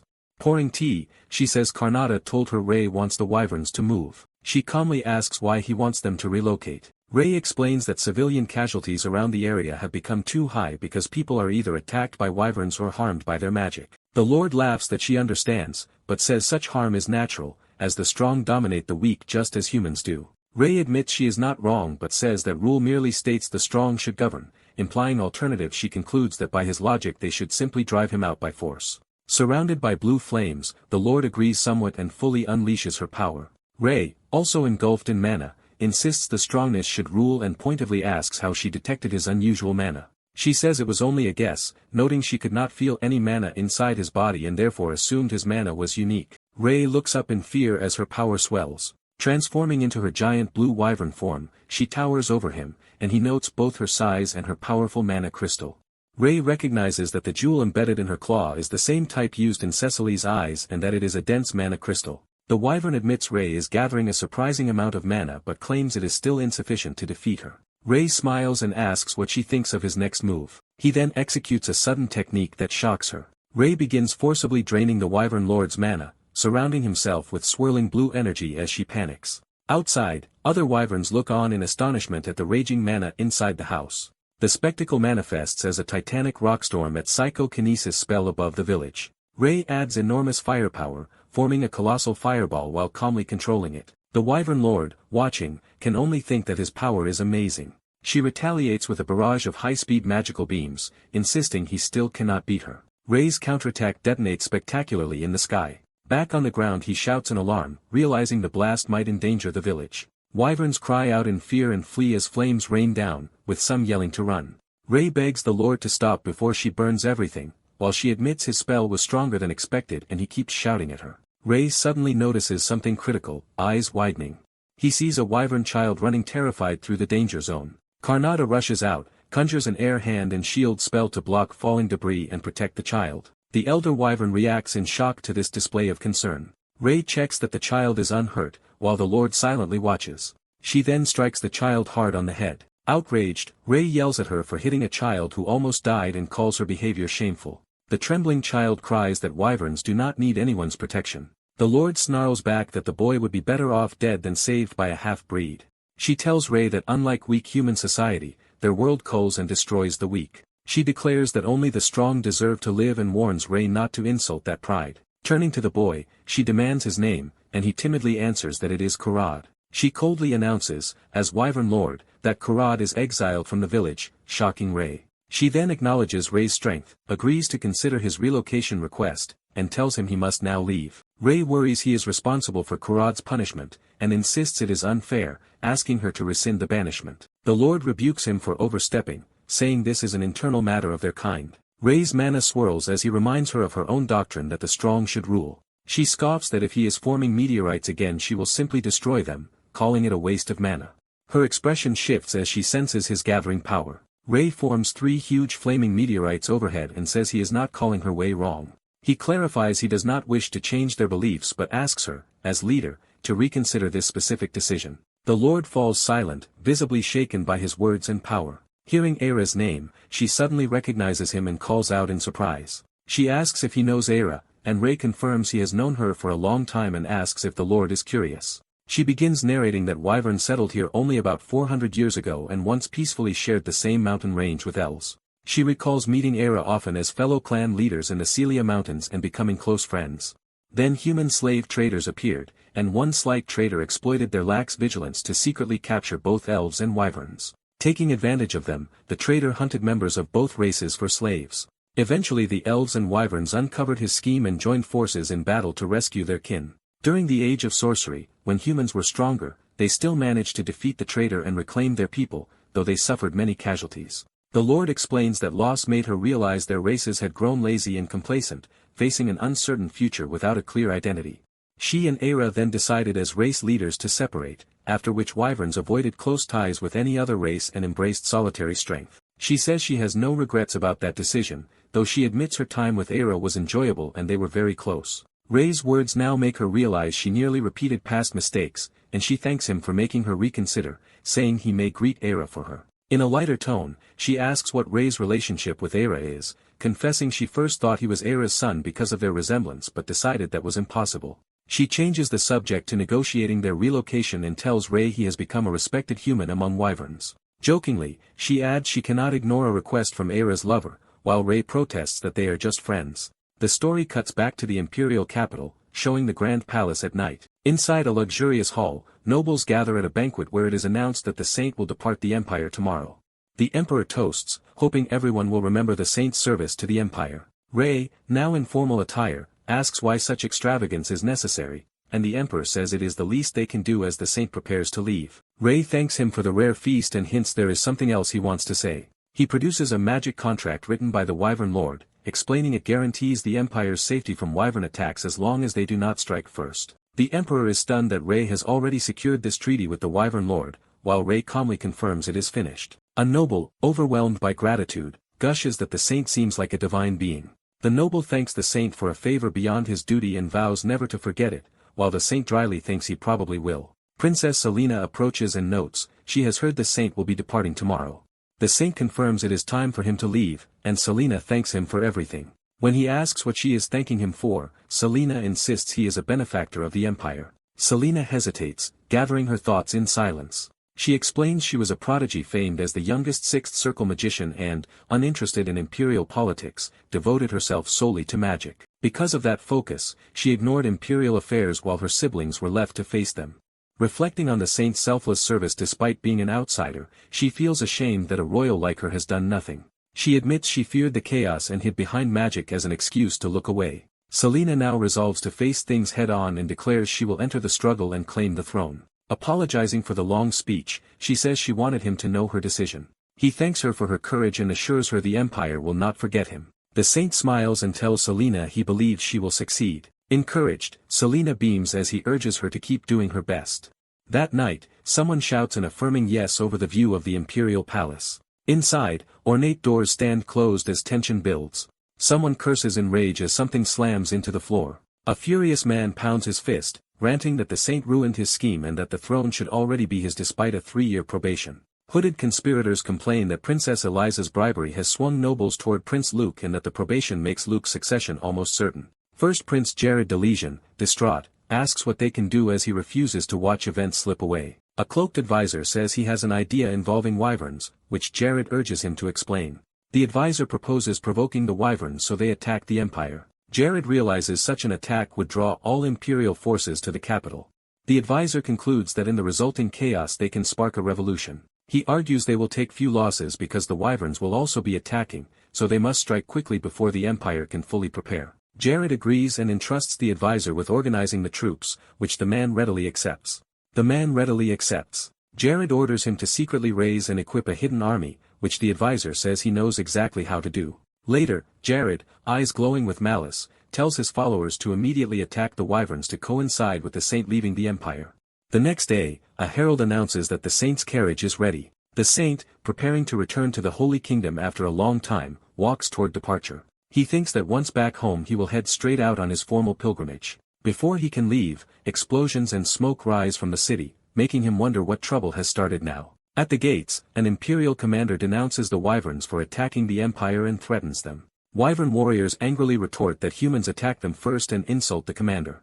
A calm, authoritative voice interrupts, demanding to be taken to the emperor. The wyvern leader, wreathed in mana, says she wants to speak with the emperor and warns that if he refuses, the empire will meet its end. Terrified imperial soldiers say they cannot comply, preferring death on the spot to disobeying orders. The wyvern leader coldly asks if that is really their answer. She declares she will show them how foolish their actions were and vows to avenge her slain kin with their blood as she unleashes her magic. The saint rushes in, protesting that this attack breaks their contract. The wyvern leader counters that the contract held only until humans attacked them first. She explains that high circle mages assaulted their lair the previous night with powerful spells. She points out that only the empire has forces capable of such an attack. The saint inwardly agrees that her accusation is plausible and that only the empire could have fielded such mages.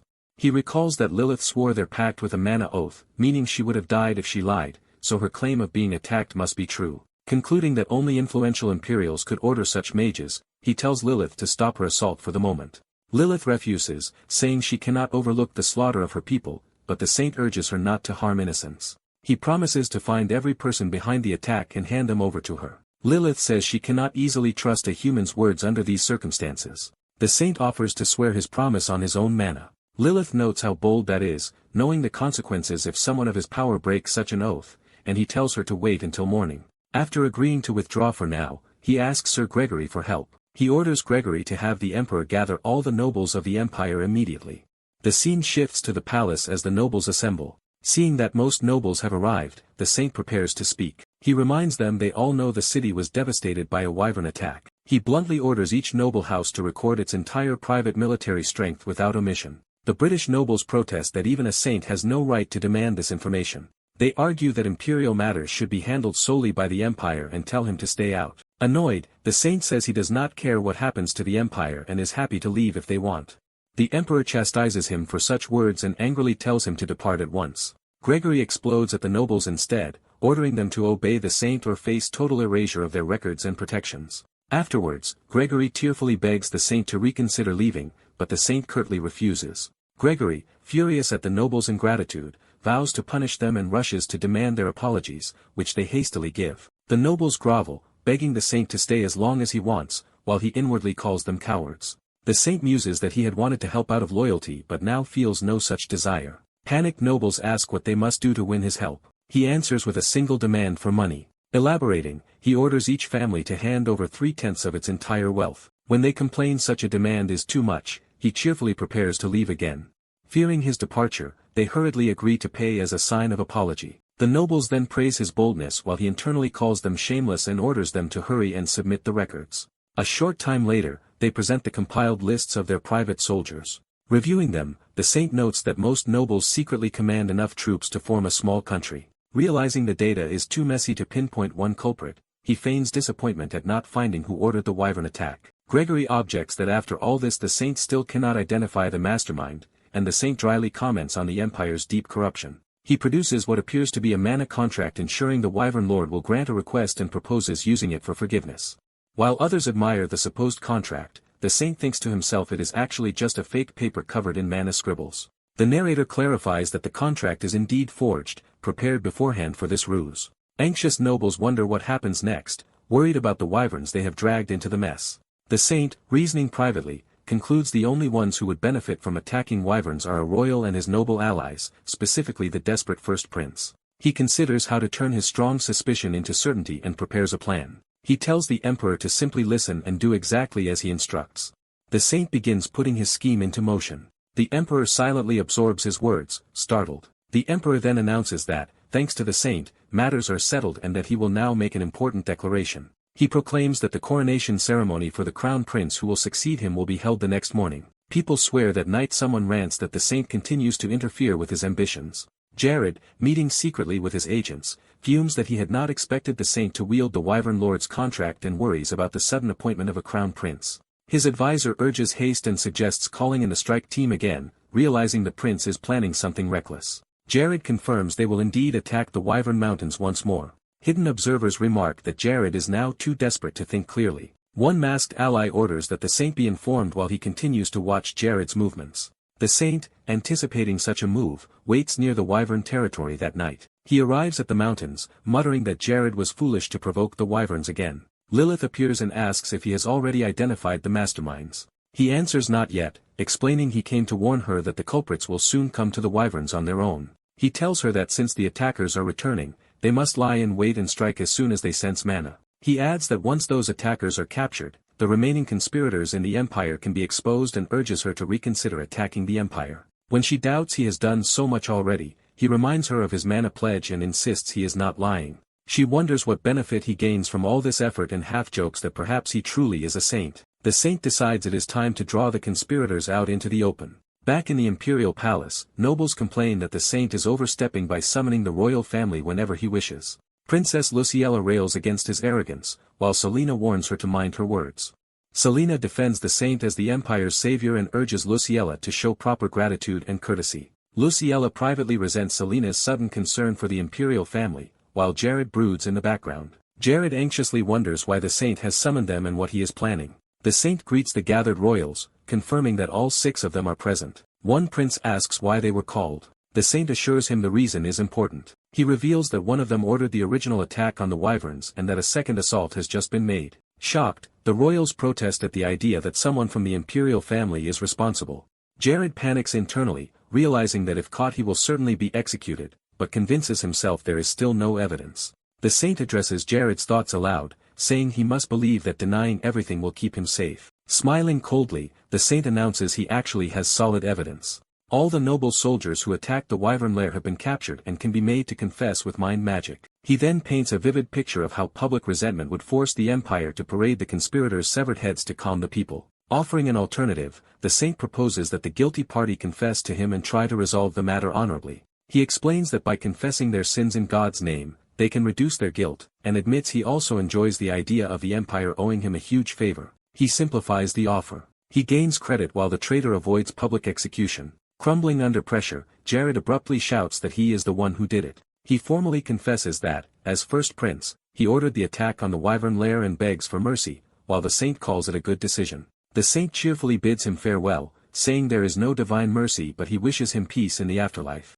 Horrified, Jared protests, realizing the saint's earlier words implied death rather than leniency. The saint coolly states he had been lying about mercy, having only wanted a confession. He then admits he never had concrete evidence and thanks Jared for confessing, leaving the prince stunned. With the truth revealed, the saint steps aside and tells others to handle the matter since it now concerns only the empire. As armed guard sees Jared, he yells that the saint is a shameless liar for deceiving. The saint blithely denies any shame while being informed that all rebellious nobles are in custody and asked what to do with them. He remains silent a moment, prompting the knight to call to him uncertainly. Finally, he says judgment belongs to the emperor, reiterating that the empire must decide its own fate. He reflects that he is simply an outsider from the Holy Empire and that his long stay in Legion has now ended. In the aftermath, the emperor executes everyone involved in the rebellion. To repay Rei's tremendous help, the emperor grants the Holy Empire diplomatic advantages and rewards Rei personally with noble titles and land. Unaware of these rewards at first, Rei travels on by carriage and only learns of them later.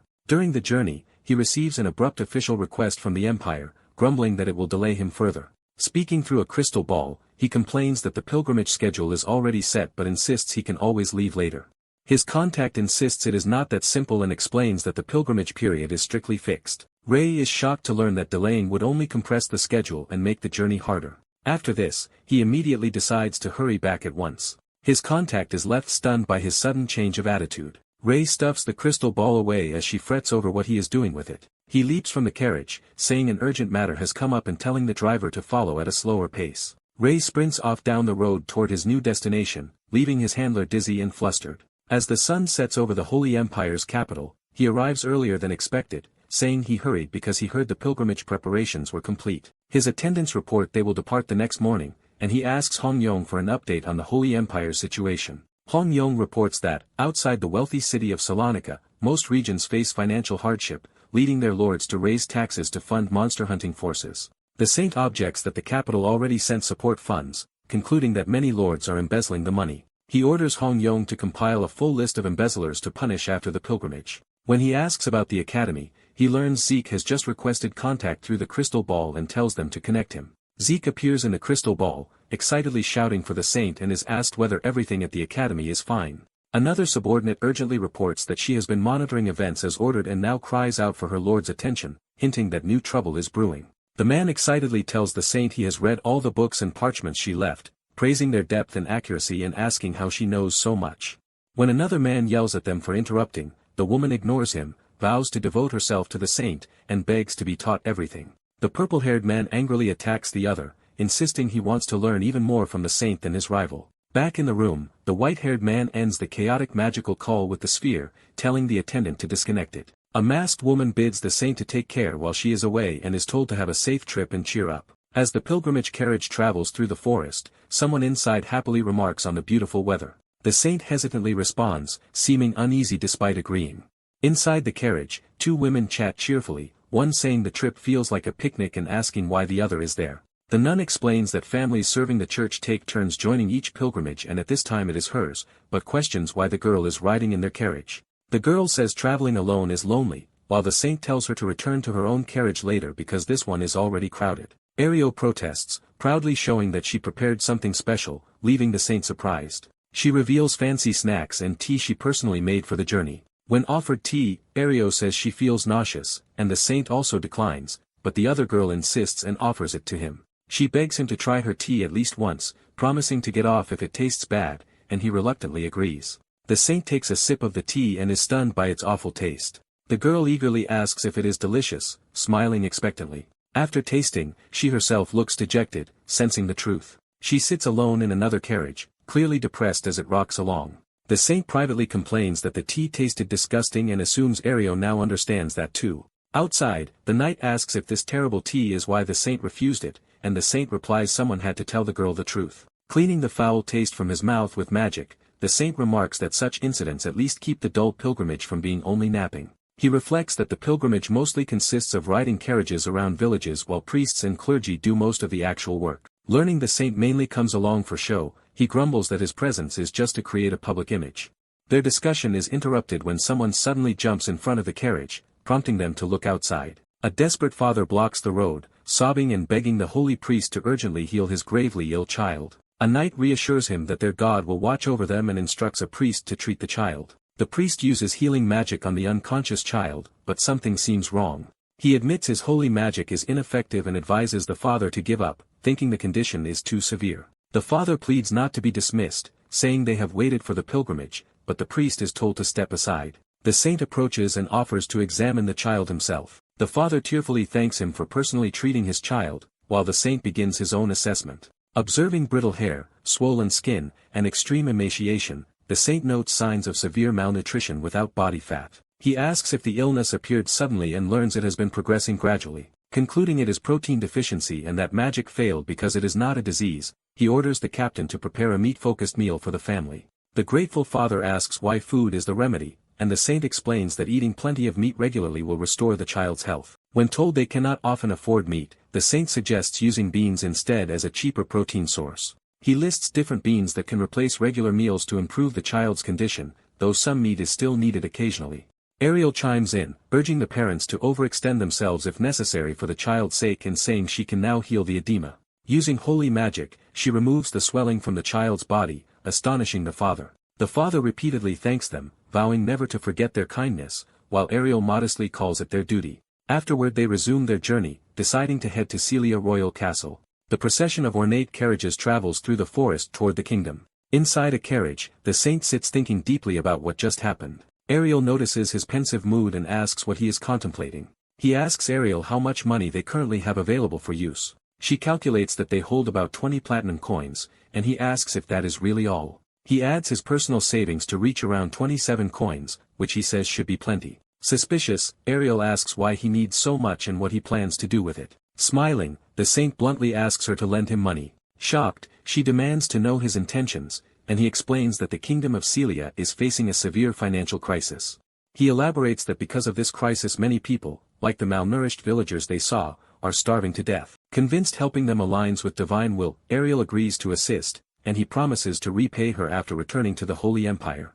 She then generously says repayment is unnecessary, surprising him that she would give away such a large sum without hesitation, proudly reminding him that she too is a saintess. Narration notes the pilgrimage party's arrival in the kingdom of Celia. Under orders from the saints, the clergy gather ingredients from various regions and cook simple meals for the hungry. For those on the brink of starvation, these meals feel like life-saving rain on parched ground. Looking at Celia's grand castle, someone wonders what the king of Celia is planning. The king welcomes them, praising their help to his suffering people and announcing a banquet that evening to honor the pilgrimage. He tells them to relax and enjoy themselves at the celebration. Walking away, the saint and Ariel remark that the king preparing a banquet is unusual and suspect he wants something from the Holy Empire. Since the pilgrimage tasks here are finished, they realize they now have free time, and the saint considers heading out for a bit. Asked if he will visit his family, he says something like that and asks about Ariel's plans. She says she will just relax with FIA and suggests he visit the capital instead of staying cooped up. He replies that after being swamped with work every day,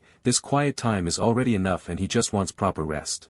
Ariel then quietly asks if, since becoming a saint, he has ever wanted to abandon everything and run away. Gazing out over the castle grounds, she muses about throwing all their duties away. They share a silent moment, neither quite answering the heavy question. At last the saint affirms that of course such thoughts cross one's mind. Inwardly he rants that God keeps demanding tasks, granting only a tiny bit of divine power while working them to the bone. He realizes this complaint is probably what Ariel truly wanted to voice, given she has served as a saint longer than he has.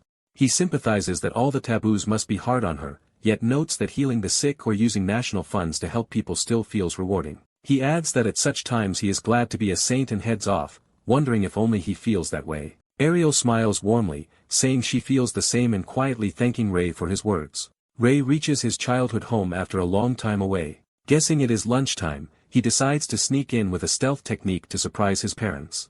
As he steps inside quietly, the floorboard creaks under his boot. Suddenly a plate hurtles toward him with great force from inside. Ray is struck hard by the flying dish and cries out in pain. 4 plates are thrown at him, and he frantically yells for them to stop. His parents realize it is Ray, exclaim his name in surprise, and stop attacking. His mother rushes over and hugs him joyfully while his father scolds him for moving so silently, and Ray explains he dropped by during his pilgrimage. They excitedly invite him to join them for lunch, and he agrees. His father tells him to go upstairs for a surprise before they eat. Ray wonders what awaits him upstairs.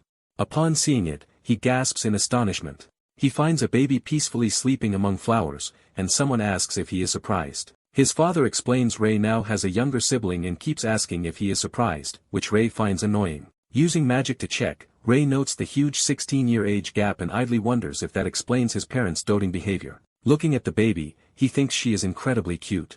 His mother remarks how adorable the baby is and reminds him he was once that small too as the infant grabs his finger. The baby suddenly cries loudly in anger at being poked, and Ray realizes he upset her. His father laughs that she is tiny but assertive, just like Ray was as a baby, confirming their strong sibling resemblance. Their mother enters, calls the baby Sia, and tells them lunch is ready, while Ray repeats her name to himself. Ray bids Sia a temporary farewell before heading down. His father asks how things were in the Holy Empire and whether anything interesting happened. Ray, thinking back on recent events, says quite a lot actually occurred. Over a lavish meal, he confirms it was a very eventful trip. His parents say they are proud and relieved he looks healthy. When his father says there is something he has long been curious about, Ray bluntly asks if their family is ordinary, implying he senses something unusual. They feign confusion, but internally he reveals he has long suspected something since childhood. A flashback shows his mother using high-level magic, revealing she is a powerful mage. Another memory shows his father wielding sword master-level sword skills.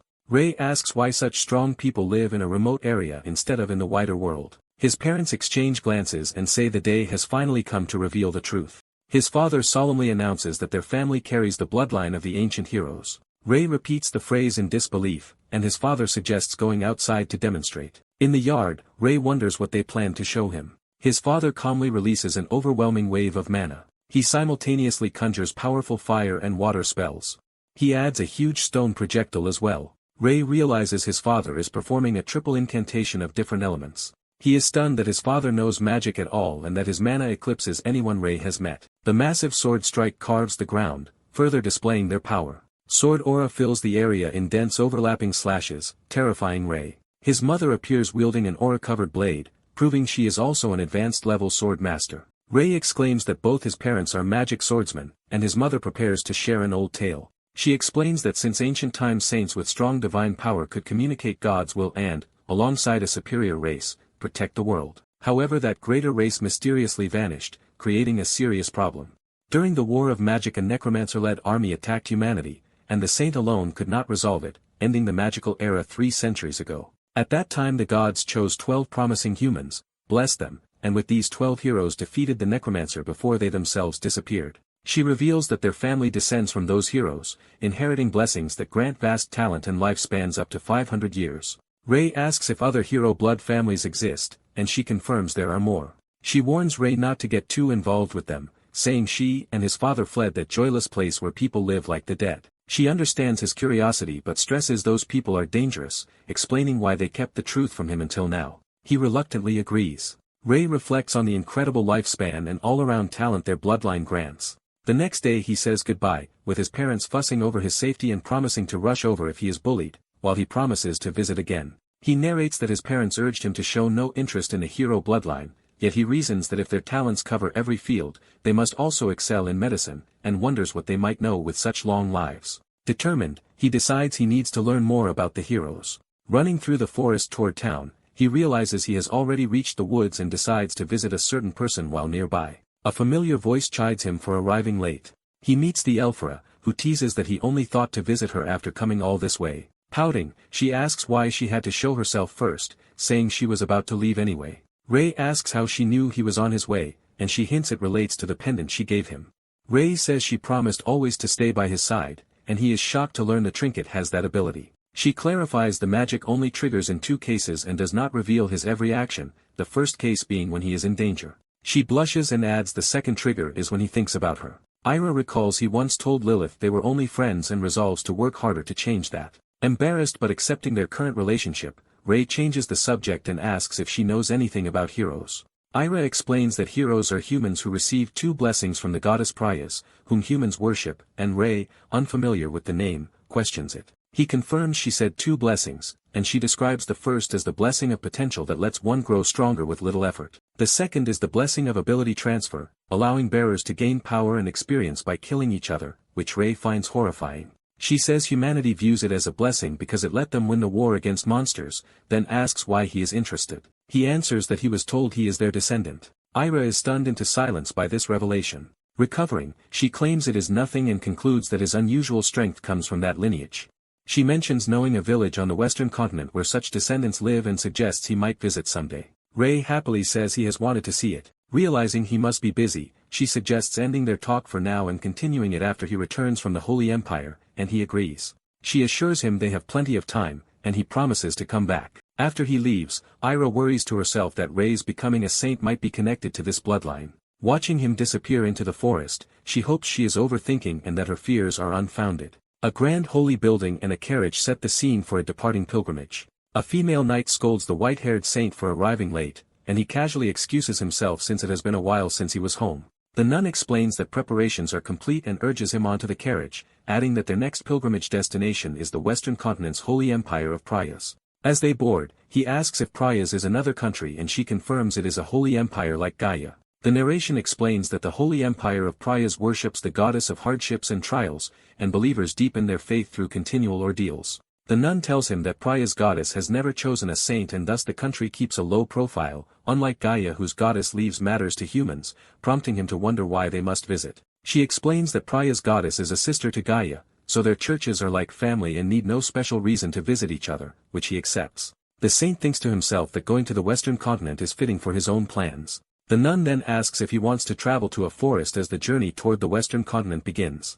On the second day of travel, he asks if visiting Prayas will end the pilgrimage, and she answers that it likely will conclude comfortably. Inside the carriage, he says that since they are already heading west, there is another place he would like to visit, and she asks where. He nervously asks if she knows about the hero bloodline. After hearing his story, she exclaims in disbelief that he is both a hero created by Prayas' goddess and a saint chosen by Gaia, while he admits he also finds it unbelievable. She then questions why he wants to find other heroes, briefly suspecting absurd motives, and presses him to explain. He finally reveals that the place he wants to visit is the Academy of Medicine, leaving her confused. He clarifies with a sigh that he wants to enroll all the heroes there and turn them into doctors, which she remarks is very typical of him. When the carriage stops, someone announces their arrival and suggests they continue the conversation later. Stepping out, the saint looks around the new location in mild surprise. Seeing the bustling harbor, he notes it is a fine port, and his companion praises its constant beauty before suggesting they board their ship. As he gazes at the sea, he briefly admires its beauty before the narrative hints that this peaceful thought will not last. The narration states that the pilgrimage party from Gaia sailed for 15 days across the sea. After landing, they continue by carriage for 3 days through forests. They finally arrive at the holy empire of Prayas, marked by a large temple-like structure. Entering Prayas, the saint complains about how long the journey took and says he is already exhausted, while his companion warns that it is bad to be tired so soon. The narration reiterates that the goddess Prayas presides over adversity and trials, and her followers regard such struggles as virtuous. The nun from Prayas warns the visiting saint that he should brace himself for what lies ahead.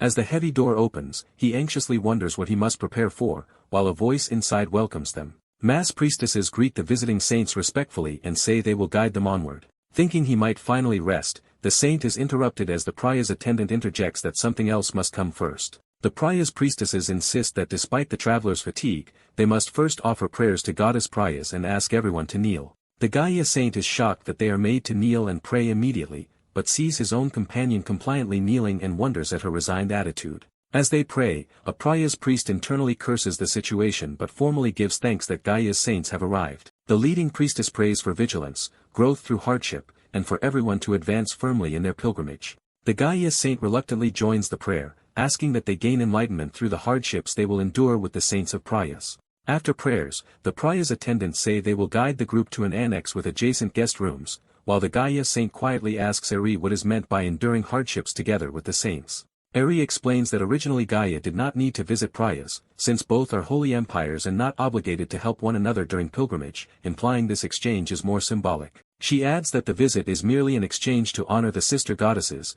meant to build mutual understanding of each other's teachings. Overwhelmed, the Gaia saint declares he wants to quit and leave, but Eri grabs him and insists he cannot abandon her. She angrily reminds him how much she has helped him so far and demands he not leave her alone, and he concedes he cannot argue with that. He reluctantly agrees to continue but asks what specific hardships they will have to undergo, prompting Eri to think about possible trials. Eri lists severe practices common in Prayas, such as fasting, confinement in darkness, or exposure to boiling springs, and says their hardships will be of that nature. Hearing this, the saint internally admits he desperately wants to run away. The next day they reach a bleak forest, where a Praya's guide indicates they have arrived at the site of their ordeal. The guide explains that for the next week the saints must survive only on what the forest provides and are forbidden from using divine powers.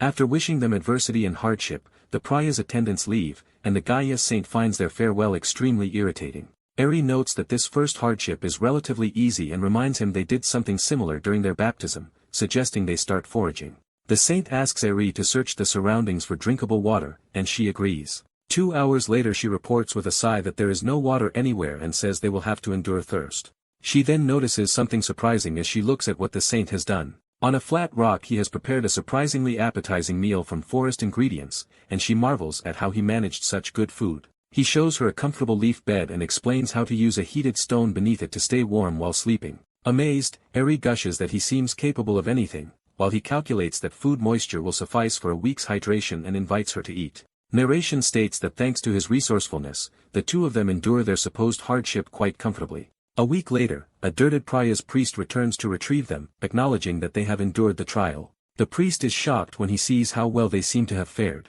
The Gaia pair cheerfully say the week was not difficult at all, leading the suspicious priest to wonder if they secretly hoarded food. Accepting their success, Praya's staff promise to escort them to VIP rooms.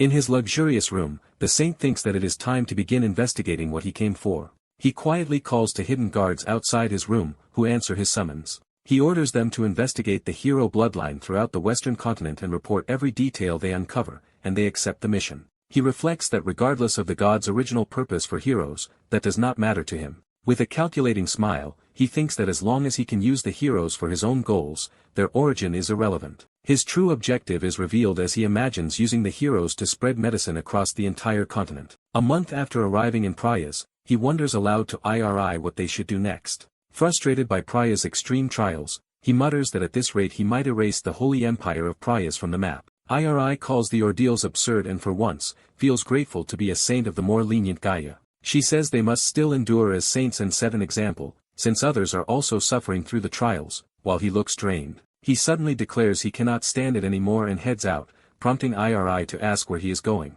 With a confident grin, he tells her to wait and see, implying he has a plan. Soon he has procured large baskets of food ingredients and meat, clearly preparing to cook in defiance of the hardship rules. Iri is stunned at the quantity of ingredients, but he explains that everyone, not just they two, needs to eat and he intends to share the food. As he lights a magical fire to cook, Iri worries about them being caught, but he tells her to trust him. Carefully controlling the flame so nothing else burns, he calls Iri to assist him. He instructs her to cut the vegetables and stir-fry them despite her inexperience, reassuring her to follow his directions. Everyone passes with the bustling sounds of cooking as they work together. They finish a large pot of special porridge made by Ray with Iri's help. Iri tastes it, finds it delicious to the point of tears, while he heads off to distribute portions to others. A few days later, Praya's clergy whisper that something is odd. Head priest Felgi notes that though everyone should be enduring hardship, the people from Gaia all look unusually healthy and energetic. Another priest suggests that as saints it is natural they handle trials well, but agrees they do seem different from Praya's own followers. Felgi insists that not only the saints but all Gaia pilgrims are thriving, concluding suspiciously that the two saints must be doing something. Considering how to verify his suspicions, Felgi decides that for the final ordeal they should accompany the Gaia saints to observe them, which is scheduled at the Hifria mountains. Someone voices concern because a powerful monster lord has recently appeared in those mountains. They settle on a plan to send the saints to the east and west sides of the mountains while Praya's forces conduct a monster subjugation in the south. Felgi agrees to organize and inform everyone about this arrangement. Shortly afterward, he suddenly clutches his chest in pain and collapses, alarming his fellow priest. The other priest hastily casts a healing spell on Felgi. Felgi thanks him but notes grimly that his mysterious illness is not improving and even seems to be worsening. Asked about his family, Felgi reveals that his young daughter has the same condition and that regular treatments have not helped her either. A memory shows his wife caring anxiously for their bedridden daughter as he laments not knowing the disease's cause and seeing his family suffer. The other priest suggests asking Gaia's saints for treatment, but Felgi rejects the idea as unacceptable for a servant of Prayas to rely on another god's grace. The colleague argues that since Gaia and Prayas are sister deities it should not matter, but Felgi stubbornly insists that what is forbidden remains forbidden. The colleague sighs that Felgi is too stubborn. Later, as the final mountain ordeal begins, the Gaia saint complains about returning to the mountains, while Iri urges him to endure since it is the last trial. Narration explains that because many from Gaia are participating, the original sanctuary is too small, so groups are split into 3 teams, Iri East, Ray West, and others South. At the mountain, Apraya's guide tells Ray he may set out, and Ray confirms that these mountains are indeed a monster habitat. The guide admits they are but assures him Praya's holy knights will protect them, and Ray notices that many knights have been assigned to the southern team. Ray comments that the southern group seems to have far more people than his area. The guide explains that the larger force is a subjugation team tasked with dealing with the monster lord that has taken root in the south. Others state that the assembled knights should be enough but ask to be informed immediately if problems arise in the south, suspecting potential danger. Ray agrees, though he privately admits he has a bad feeling about the situation. His premonition is confirmed when a cry announces a sudden monster ambush. A snarling green monster charges into battle swinging a bloody axe. Praya's priest hurriedly casts blessing and protection spells over their allies. Amid the battle, knights shout that there are far more monsters than expected and fear being wiped out, calling for reinforcements.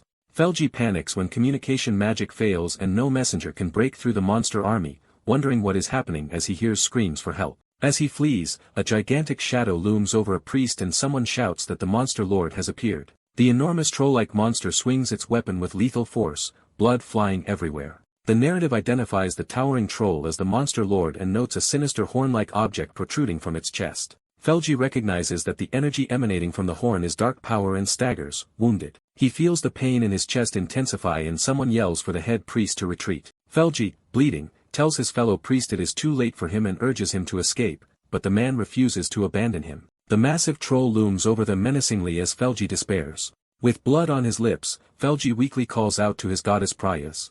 Suddenly a powerful woman enveloped in blue energy appears, slicing at the monster while telling it not to make noise because her husband is sleeping. The mysterious dark elf woman calmly scolds the monster for disobeying like a noisy child as her blue magic crackles. The story then rewinds to 30 minutes before the invasion, when Ray senses that his bad premonition is likely to come true. Using mana-sensing magic directed southward, he detects a large, unexpectedly strong concentration of monsters and acknowledges that spreading his mana that way was a wise precaution. Realizing the threat is severe, he decides he must hurry toward the south. There he encounters the same dark elf woman and is surprised to find an elf, while she corrects him that she is specifically a dark elf. After she saves one of the fleeing Praya's priests, he thanks her profusely, but she says she did not act for gratitude. She points out Felgi lying unconscious nearby, prompting the priest to cry out in alarm for him. The priest once again casts a healing spell on Felgi, trying to save him. Felgi, still in agony, wonders why the healing is ineffective and worries that his divine power may be too weak. Another priest shouts in desperation, asking if any priest still has divine power left.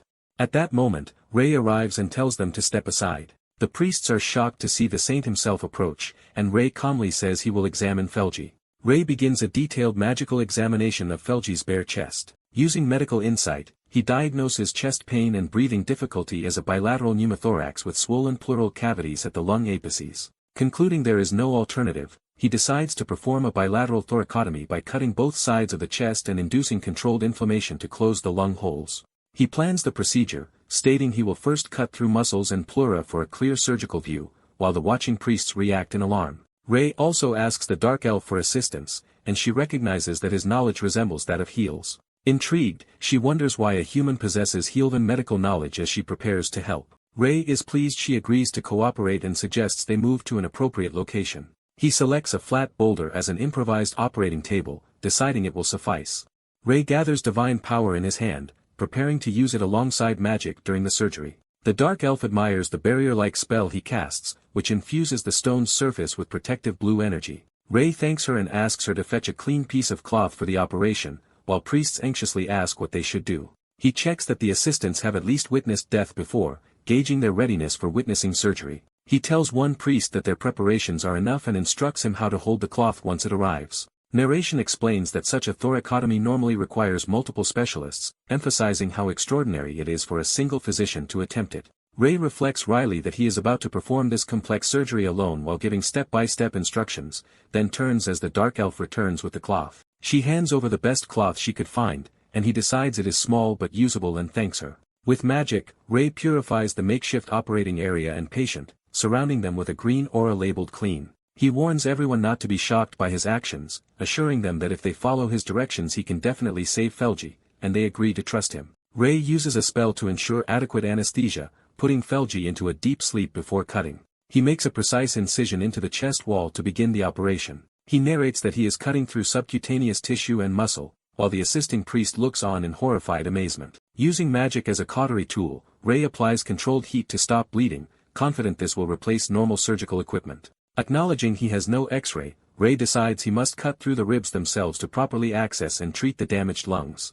Ray orders someone to hold open the incision he made, shocking the priests. A priest panics that doing so will kill the high priest and says he cannot do it. Ray thinks there is no time to waste, then volunteers to do it himself. The high elf woman offers to hold and spread the opening as Ray requested. Ray carefully instructs her where and how to lift the flesh without touching organs, which she finds easy. He tells her to keep it up and conserve strength, and she agrees. Examining the chest, Ray notes the lung is compressed and searches for the hole, then senses something unusual.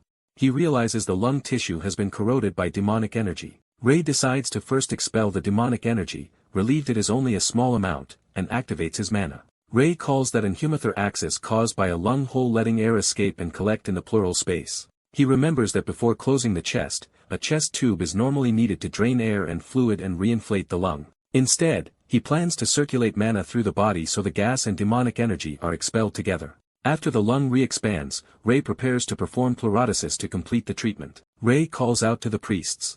He asks Ariel, whose divine power has partly recovered, to heal the patient, accepting reality. Shortly after, the exhausted priests report the treatment finished, and Ray praises them for even fixing the bones. Ray turns to thank the high elf for her help. He sees she has already left, and is surprised. Ray regrets not being able to properly thank her. The narrative notes that a human familiar with the high elf saved a life using a strange method. The high elf, intrigued, finds the event very interesting. She departs, saying she now has a story to tell her husband. The injured priest Felsi begins to wake up. He slowly opens his eyes. Ray greets the now awake Felsi, who cries out and addresses him as Saint. Felsi apologizes for his earlier rudeness, but Ray tells him to forget it, and insists they hurry down in case of more monsters. Felsi agrees to inform everyone while Ray says he will go to the still alert Western Front and meet later at the castle. Once calmer, Felsi asks a priest what happened while he was unconscious. The priest explains that the saint cut open Felsi's chest to save him, something that would normally kill an ordinary person. Another priest checks if Felsi feels okay. Felsi notes the chronic tightness in his chest is gone.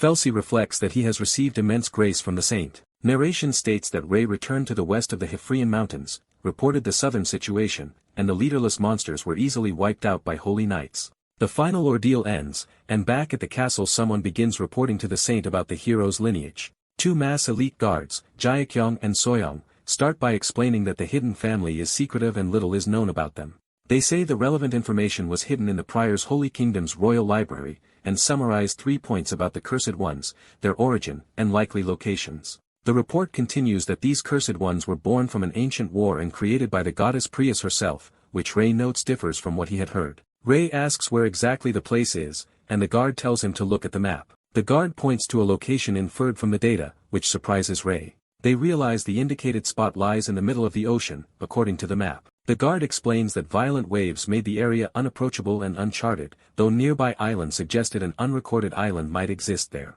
Ray thinks the matter is more troublesome than expected. He acknowledges that having the hero's lineage and being a saint cannot be ignored, and since they do not know the target's strength, they must prepare carefully. A contingency plan is introduced involving Saint Ariel, who asks if she is really being asked to go to this possibly non-existent island of heroes.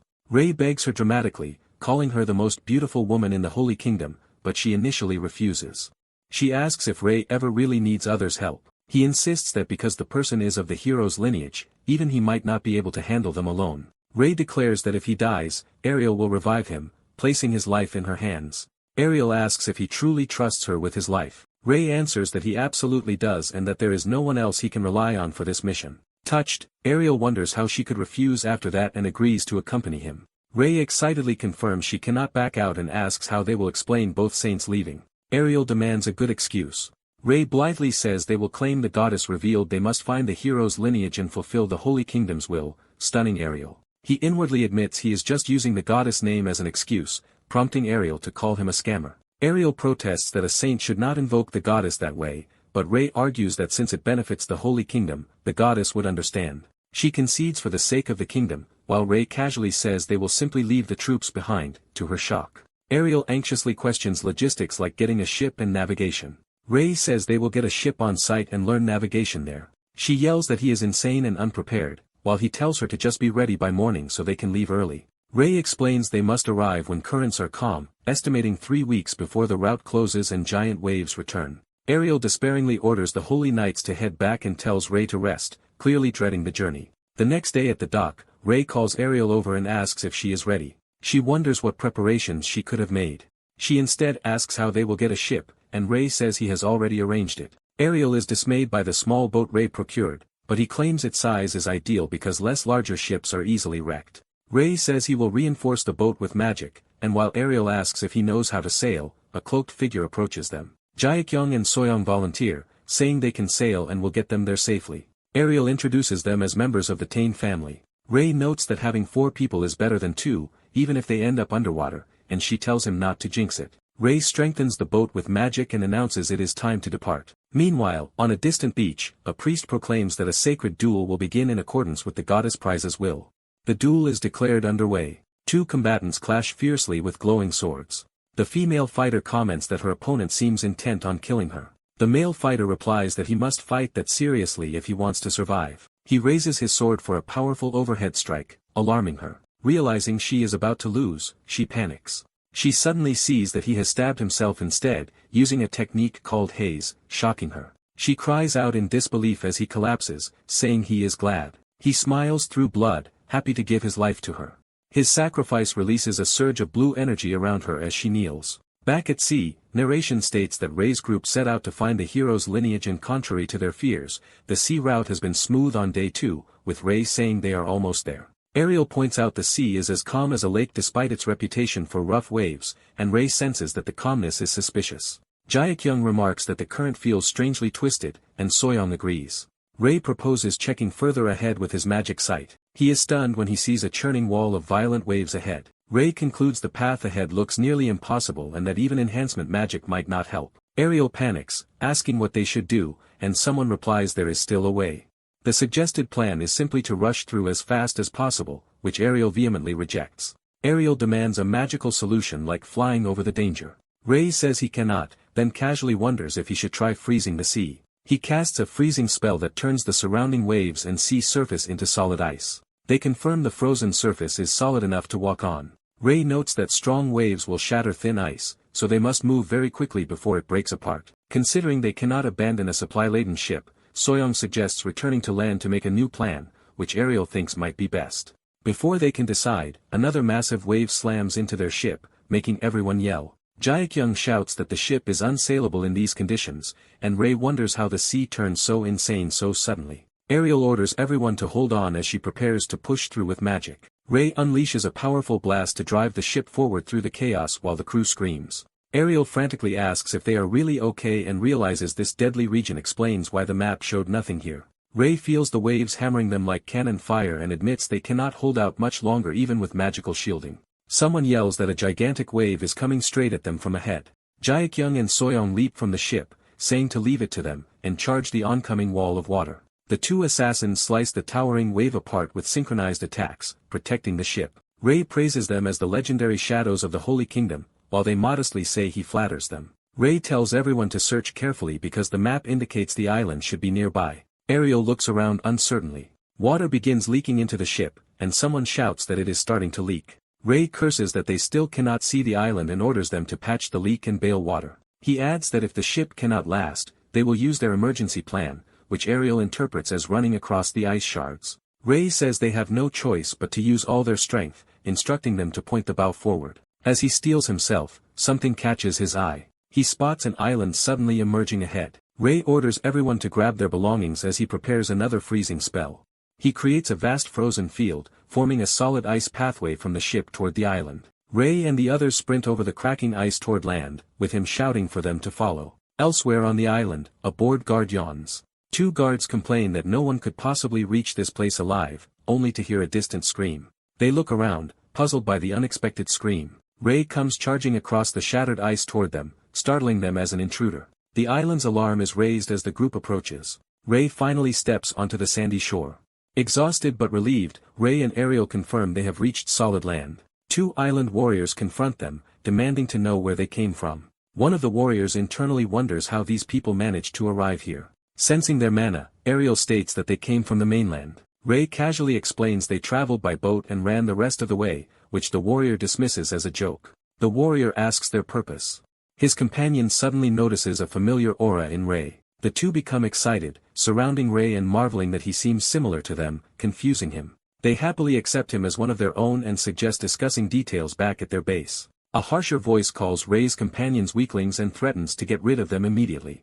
That speaker warns Ray not to die on the land of heroes and says he will throw Ray's corpse into the sea. Ariel angrily asks what he said, while Ray intervenes, calling her and the others friends who came due to circumstances and asking that they not be harmed. The stern warrior accepts them as friends but warns that any intrusion will not be tolerated, and Ray thanks him. He then offers to guide them, and the group silently prepares to follow. Ray quietly observes the situation. Ariel nervously feels that, whatever happens next, something serious is going to unfold on this island. The narration emphasizes that no matter what, major events are about to happen here. As they walk through the Golden Forest, Ray and a warrior chat about barely surviving the sea crossing. The warriors, amazed Ray looks fine after such a crossing, eagerly ask about the outside world and where they are headed. One proudly says they are going to their territory, Manhwa, and points out that they have arrived. Ray looks over the impressive hidden settlement nestled among the trees. He notes that the community seems very well organized and is asked why the gate guards are here instead of on duty. A young woman, addressed as Elder, appears and asks who this newcomer is. One guard explains that he was already seeking her and that Ray claims to share their lineage and came from across the sea, which she initially dismisses as nonsense. Ray internally notes that the place really smells like his homeland user, though slightly different, and the others also remark on its refreshing scent. The elder decides that Ray should follow her home to talk while ordering the other two to return to their posts, despite their wish to stay. She reminds them they will be punished if they skip guard duty, so they reluctantly head back. Alone with Ray, she asks his name and he introduces himself as Ray. She responds that it is nice to meet him and introduces herself as Hale before suggesting they move on. Later at her house, Hale observes that Ray looks exactly like the two warriors who brought him. She correctly guesses that he is the son of Sane and Hale. Ray confirms this, and Hale muses that the child has returned to the place his parents once fled, finding it ironic. She asks why he came and whether his parents told him about this place, suggesting he might just be a troublemaker driven by curiosity. Ray admits curiosity played a part. He adds that there is another reason for his visit. Ray says he thinks it is wasteful for so many heroes' talents to be confined and wasted here, shocking Hale. He declares his goal is to lead the entire hero's lineage out into the world and help them all become true heroes. Hale laughs and calls the boy amusing, recognizing him as truly his parents' child. She explains that Manhwa obeys its own rules and that their lineage's destiny is to create a unified divine being according to God's will. Ray is told no one will heed a fugitive's child, urged to leave the island quickly, and he repeats the idea of creating a unified divine being in thought. Ray learns that battles at set times double as rituals meant to approach the unified divine being, and his arrival makes him valuable prey. Hale reveals he is the child of close friends who fled this fate, and she cannot let him die here. She invites Ray to stay at her place for now and promises to help him leave the island, which he praises as kindness. Hale says anyone who knew his parents would help, goes to silence the men who recognized him, and warns Ray not to stand out meanwhile. Ray thinks that if everyone shares Hale's respect for the rules, changing the island will be difficult.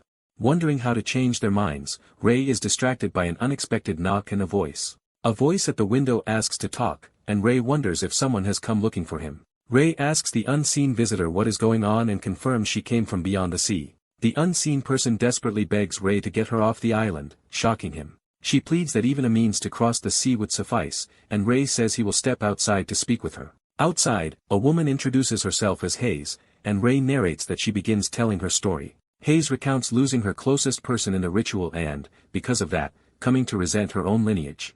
Ray learns that other young people also resent the island system and have begun questioning the ritual. A thought comes to Ray and he decides he can handle the situation. A few hours later, exhausted trainees complain about harsh training and talk about needing drinks.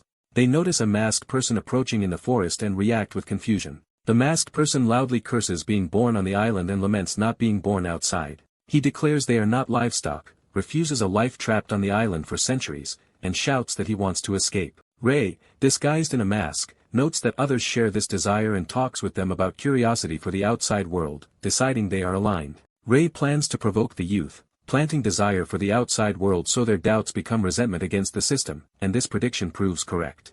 He gives disguises to Soyoung and Jaekyung so they can act as additional masked agitators alongside him. One masked Ray exclaims that wasting away on the island squanders his youth. Another Ray masked persona shouts that he wants to go outside and fantasizes about delicious food out there. Rumors of the masked figure spread rapidly through the village as his antics draw attention. Soon 3 masked figures roam, loudly spreading rule-breaking ideas that excite the bored, overtrained youth as a form of entertainment. Not long after, copycat masked groups race around the island, further confusing authorities. Individual masked people openly admit they also want to leave the island. Others respond that they feel the same, reinforcing a shared desire to escape. More masked voices laugh and call for everyone to go outside together. The anonymous masked chatter makes the island feel like an online anonymous forum of secret opinions. In the Elders' Hall, someone angrily slams the table, asking what is happening as masked intruders spread strange ideologies across the island. A flustered instructor says the masked people move too skillfully to catch immediately. Hale notes their numbers suddenly exploded, suspects a mastermind, and wonders if the newcomer boy is behind it. A shadowed elder decides that if even instructors cannot handle it, he will personally intervene, shocking his subordinate. The powerful elder condemns causing a disturbance in a sacred place and orders the others to lead him to the culprits, so he can punish them. Meanwhile the masked youths shout about leaving together and mock the idea of heroes as rumors continue spreading at night. Watching the uproar from a hillside, Ray decides they have stirred things enough and expects the authorities to move soon. Ray notes that Jaekyung has probably gone ahead to escort the saint, plans to finish his part here, and then join them. A sudden flash of divine-looking light explodes nearby, startling Ray. A powerful attack slams into the ground next to him, signaling the elder's arrival. The elder praises Ray's quick reactions and skill after that first clash. Ray, hiding behind a mask and wielding a glowing sword, thinks the elder arrived faster than expected and even found his hiding spot. Advancing the elder's overwhelming strength, Ray judges him strong, but the elder dismisses him as limited and was only curious about his true power. Ray fights back with his glowing sword but admits he cannot read the elder's sword trajectory. The elder's blow lands and badly injures Ray, drawing blood. Advancing with his blazing sword, the elder declares that disturbing the hero's land is a grave crime. Ray, wounded but defiant, swings again and challenges the elder to meet his end. Other masked allies rush in, clashing swords with the elder in a chaotic melee. One ally asks Ray if he is okay and why he would help him. Ray answers that masked people should stick together, says even the elder cannot identify him and urges the elder to surrender now if he plans to resist. The elder mockingly calls Ray a prankster, vows to rip off his mask, and Ray retorts that doing so will not be easy. The elder boasts that, regardless of shared lineage, his experience conducting many rituals makes him far stronger. They exchange another violent series of blows, with both Ray and the elder grunting in pain. Ray admits fighting the elder is too much, then begs his allies to escape while they still can. The elder coldly declares that everyone who opposes the Central will be executed here. He screams that they will be executed, eyes crazed with fanaticism.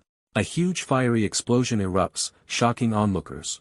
A voice asks if he intends to kill his own kin as well. Ray appears, calling the elder wicked and warning him not to touch his comrades anymore. The elder realizes Ray is the one behind everything and asks how many people he has killed to gain such strength. Ray flatly answers that he has killed none.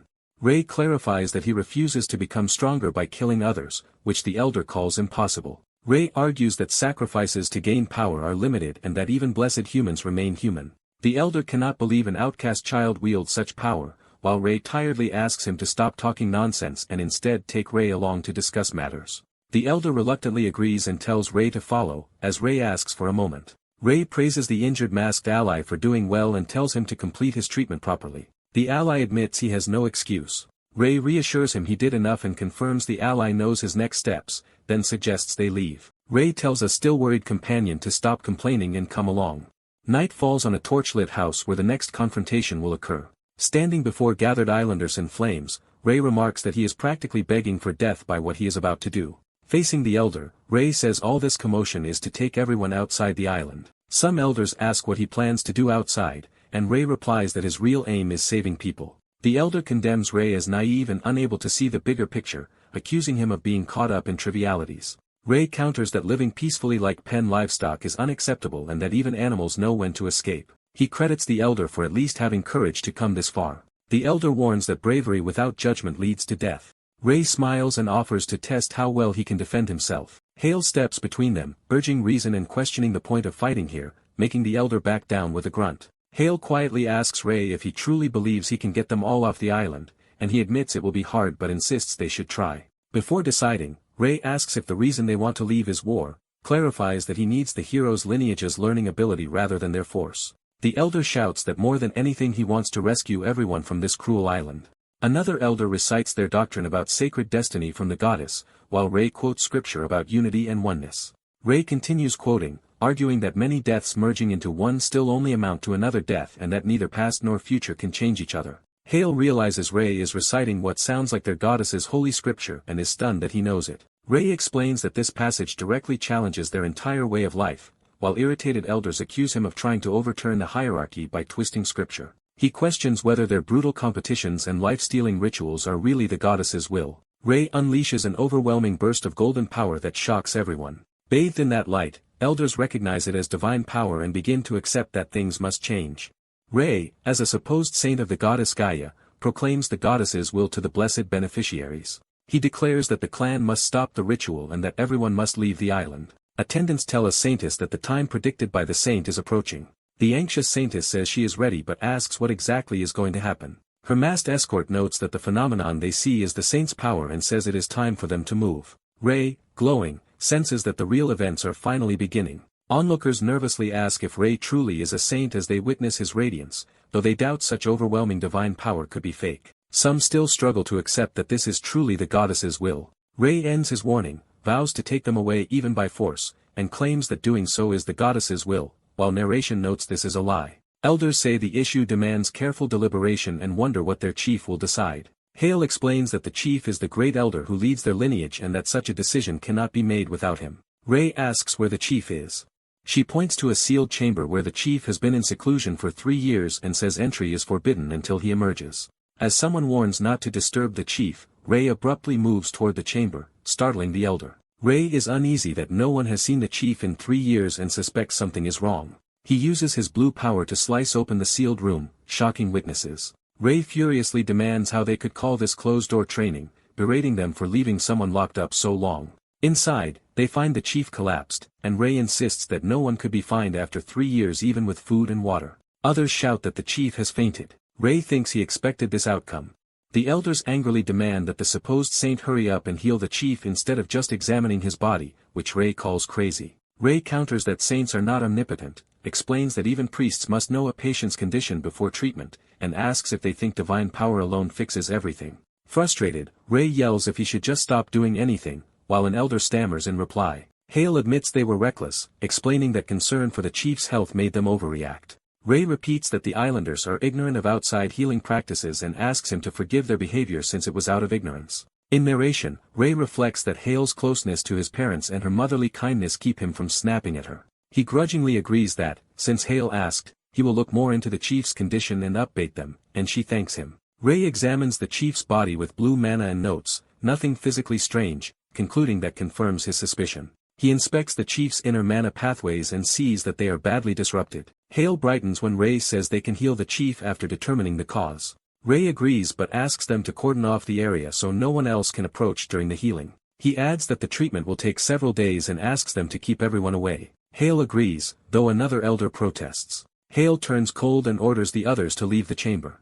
An elder insists Ray must be able to heal the chief, and Ray quietly makes one more request of Hale. Ray tells Hale not to disturb him under any circumstances during the treatment unless she wants all 3 of them to die together. A day later, people fret outside, wondering if it is safe to leave things like this so long. Some doubt leaving the chief to an outsider, but others reassure them that Elder Hale is present. Mir decides he cannot just wait and heads to see the situation for himself. Inside the cave, Ray explains that the chief's mana path is twisted in a complex way but believes it can be untangled gradually, though others think remaking mana paths is impossible. He confidently says not to worry, claiming he has already fixed worse before. Ray kneels over the chief and begins channeling blue mana directly into him. Watching, Hale senses the chief's spirit returning and marvels at Ray's technique of untangling a twisted mana path. Outside someone calls to Hale asking how things are going. Mird appears, saying he came because he was worried and asking about the chief's condition. Hale wearily asks why he is there, then repeats that the saint diagnosed the chief's mana path as tangled, shocking him.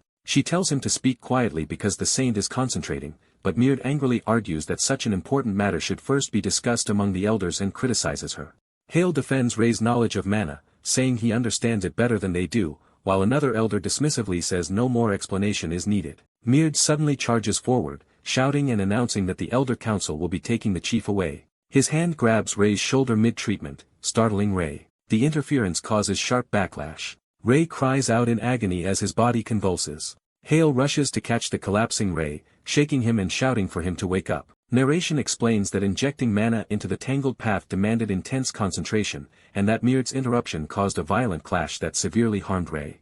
The same backlash strikes the chief, who begins bleeding as well. Meard rages that Ray dared to touch the chief's mana path and vows he will never be forgiven for what he has done. Ray reveals that, despite everything, the treatment of the mana path is already complete. Meard thinks that if he does not kill Ray now he never will be able to. Gripping his glowing sword, he decides Ray is a dangerous nuisance to the lineage and resolves to strike while Ray is weakened. He lunges with a killing blow, stabbing the exhausted Ray in the chest. Hale is horrified as she witnesses the sudden attack. Meard, sweating nervously, begins to speak Ray's name. Ray faces them with blood streaming from his eyes and collapses as Hale screams his name. Later, Ray tells the Saintess to rest safely in the room for now, which she anxiously agrees to while asking about the future. He instructs her to meet him in about 2 days when he unleashes divine power again. As night falls and they travel, someone calls out to Geokian to wait a moment, signaling another development. The masked escort senses Ray's divine power nearby and urges the girl to move faster. The girl reassures herself that since it is Ray there should not be a big problem as the escort says their destination is right ahead. A glowing swordsman appears at the center, threatening the intruders for daring to come this far. The escort judges the enemy to be a strong sword master and offers to hold them off so the Saintess can act. Someone suddenly dashes forward. The girl leaps into battle, telling the escort to hurry away while she fights the glowing swordsman. The swordsman recognizes Hayes and accuses him of rebelling against the center, but Hayes yells that he will risk anything to break the cursed cycle of fate.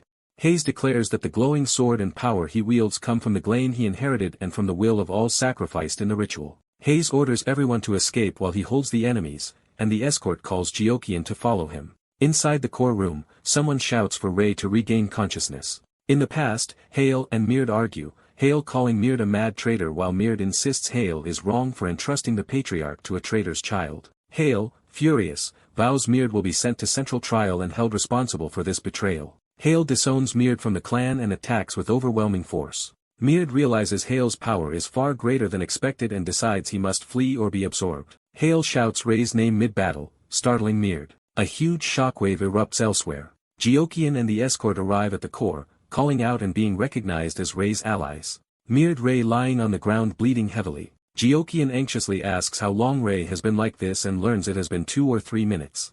She decides that is enough time and begins her spell. Geokian unleashes an enormous burst of divine power. Observers realize her power is far beyond that of an ordinary saintess. Geokian invokes a high-level miracle, resurrection, over Ray. Holy light engulfs Ray's body. Geokian calls for Ray to wake, and he begins to stir. Standing again, Ray jokes that she made it just in time while Geokian laughs that the timing was perfect. Geokian wonders where his killer has gone and is told the enemy escaped while Ray's friends arrived. Hale apologizes for failing to stop the attacker, but Ray says even he could not have blocked such a surprise strike. Ray says they can hunt the enemy down slowly and reminds Hale that the waterways will soon close, then suggests they finish matters quickly. Before that, Ray slaps another companion awake, telling the sleepyhead to get up. As Ray keeps hitting him, the resurrected spirit chief begins to wake and Hale begs Ray to stop. Hale checks on the now revived chief spirit. The chief is surprised to be awake again and deduces someone reconstructed his mana road, and Hale introduces Ray as the one responsible.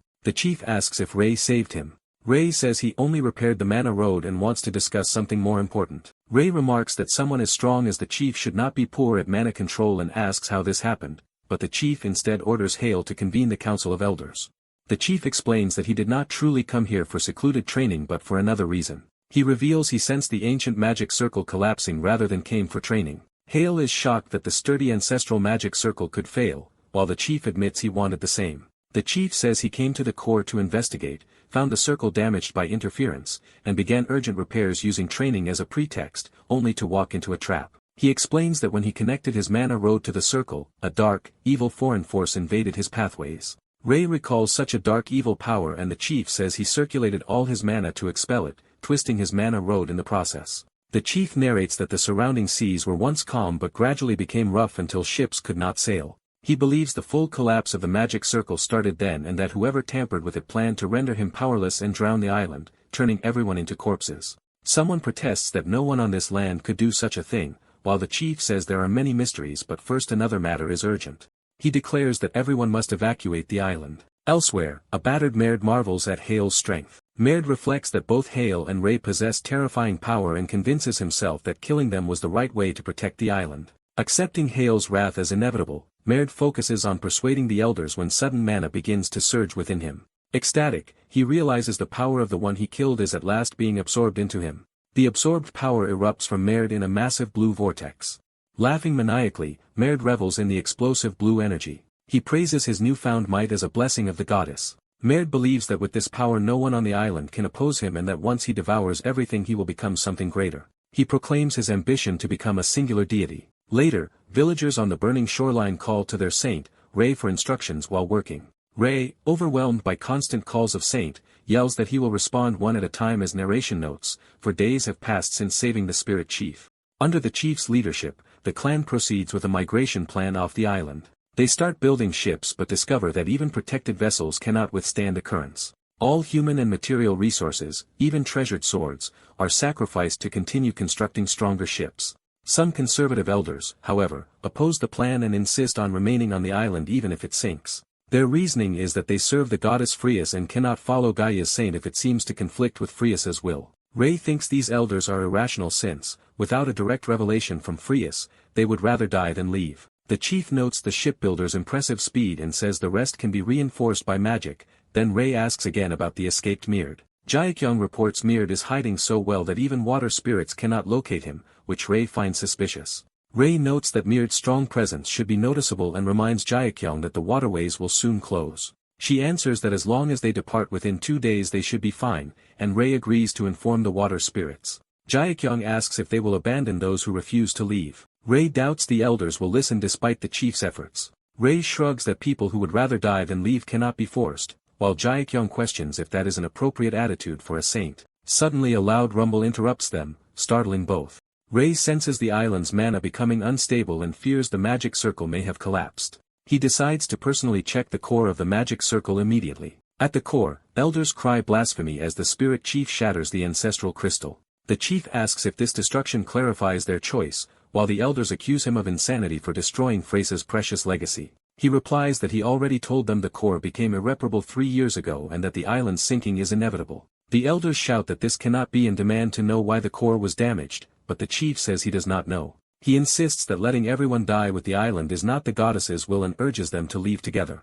Maerd appears, warning everyone not to be deceived and accusing the chief of betraying them by colluding with Gaia's saint. The elders, shocked, question whether the chief has truly betrayed the clan. Maerd claims the chief destroyed the magic circle on purpose so that when they all die their power will be absorbed by him. The chief dryly notes how much Maerd has changed, while Maerd laughs that killing and absorbing the saint has made him this way. Maerd acknowledges Ray and Jaekyung somehow came back to life but boasts that after absorbing their power he is still stronger and will defeat them again. He says first priority is to execute the traitorous chief, though the chief states he has no intention of fighting Maerd. The chief tries to calm everyone and talk things through, but the others draw their swords around him. Later, recalling this, the chief resigns himself that this violent road was Maerd's choice. Outside, Ray grumbles that the chief promised to persuade them peacefully and wonders what he is actually doing.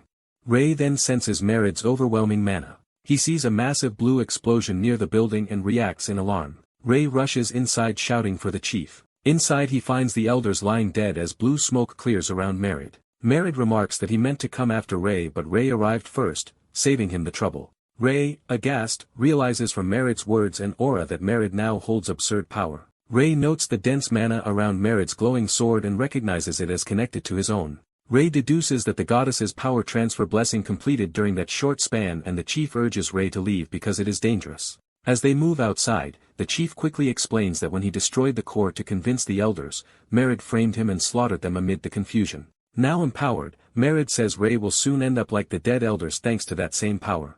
The chief suggests retreating, but Ray resolves to face Maerd himself. Ray confronts Maerd, pointing out that the Mana Lord's ownership has changed. Maerd admits the transition was painful at first but laughs it off, while Ray suggests he could use such strength for something good. Maerd laughs that their purpose is indeed grand. Then he reveals his plan to wipe out everyone on the island and later absorb Ray's parents in Billow Village to achieve unified divinity. Ray realizes Maerd knows about Billow Village, meaning the experience transfer includes memories. Alarmed, Ray starts to say something when Merid focuses on him. Ray asks Merid if he even knows what a slasher is. Merid fumbles, trying to recall what that means. Suddenly Ray strikes, causing Merid agony as foreign memories flood him. Ray notes the transfer takes time to complete. Merid is horrified that Ray's current strength still is not his full power, while Ray calmly confirms he had sensed a slight mana difference. Ray explains he spent their conversation gauging how fast Merid's new mana lord absorbs ambient mana. He reasons that even a special mana lord has limits and that by forcing infinite mana into it he can overheat and melt it. Merid panics, realizing what Ray intends. Ray confirms he is using the technique mana press and begins compressing overwhelming mana onto Merid. The compressed mana detonates in a blinding explosion. A colossal blue beam shoots skyward from the island. Afterwards Ray exhales in relief amid lingering mana.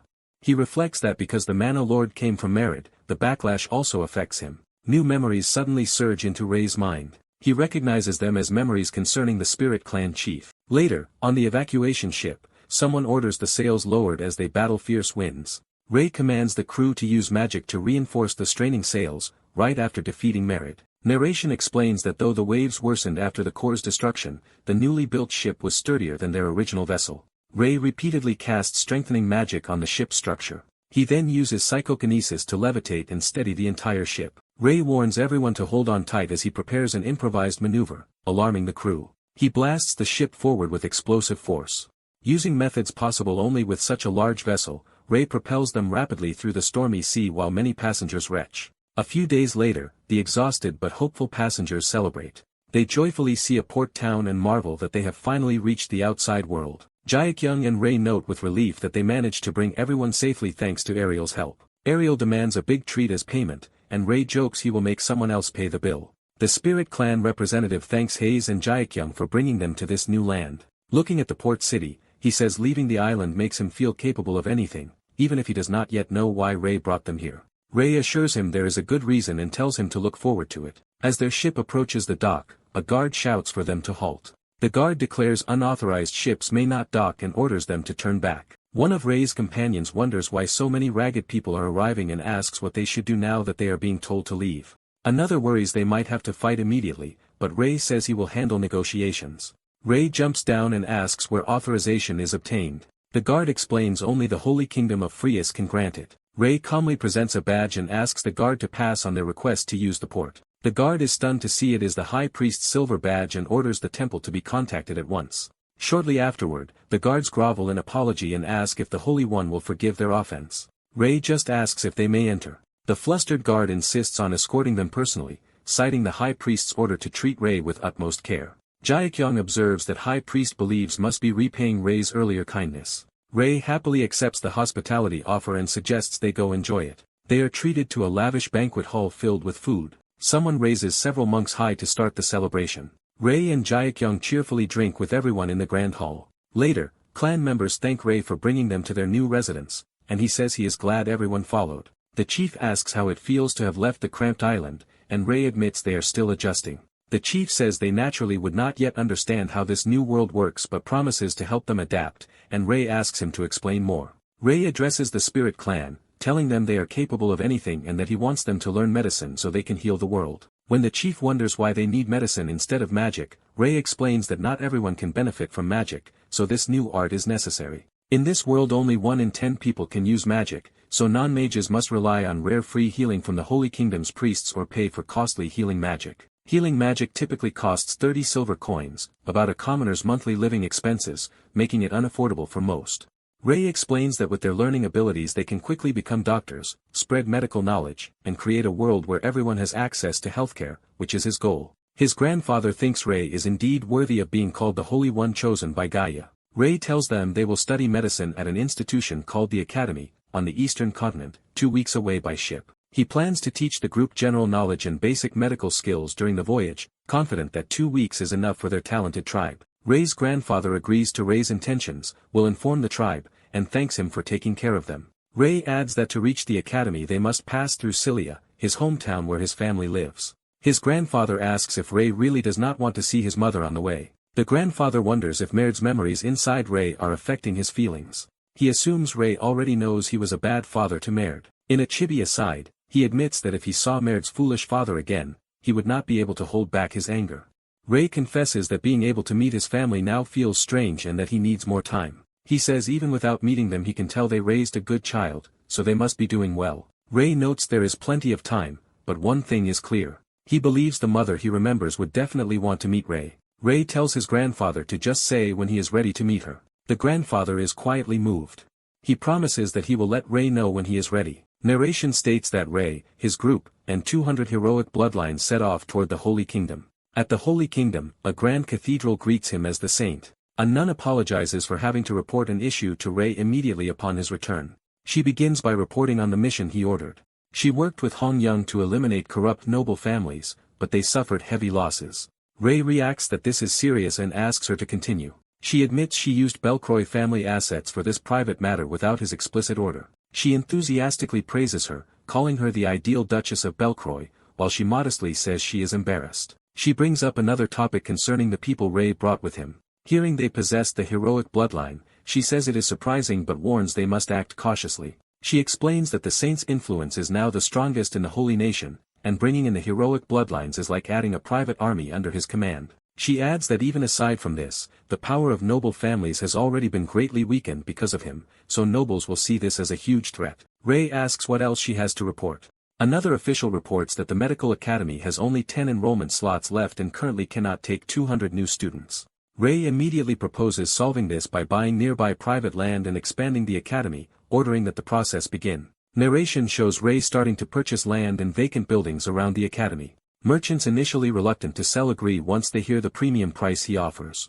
On the actual transaction day, one merchant nervously announces they can no longer sell the land. One reminds him they already offered 1.7 times market price and can even raise it, but the merchant insists price is not the issue. Ray is told that rumors about the group he brought are already spreading among the nobles. The merchant explains that, though he wants to sell as a citizen saved by Ray, border nobles have already blocked all uphill roads to stop the sale. He fears that if they anger those nobles, there will be consequences. Narration explains that border nobles are ancient landholders granted frontier territories at Gaia's founding and have long controlled the nation's defenses and regional power. They also wield significant influence in the holy nation's overall political sphere. The merchant apologizes, saying he must protect his large family, and Ray grudgingly accepts. Ray sums up the issue as simply needing to resolve the uphill road monopoly, though the nun notes that road is tightly controlled by the border nobles. Ray tells them to just prepare the land sale documents and seals, promising a good price once the blockade problem is solved. The nun asks Ray what his plan is.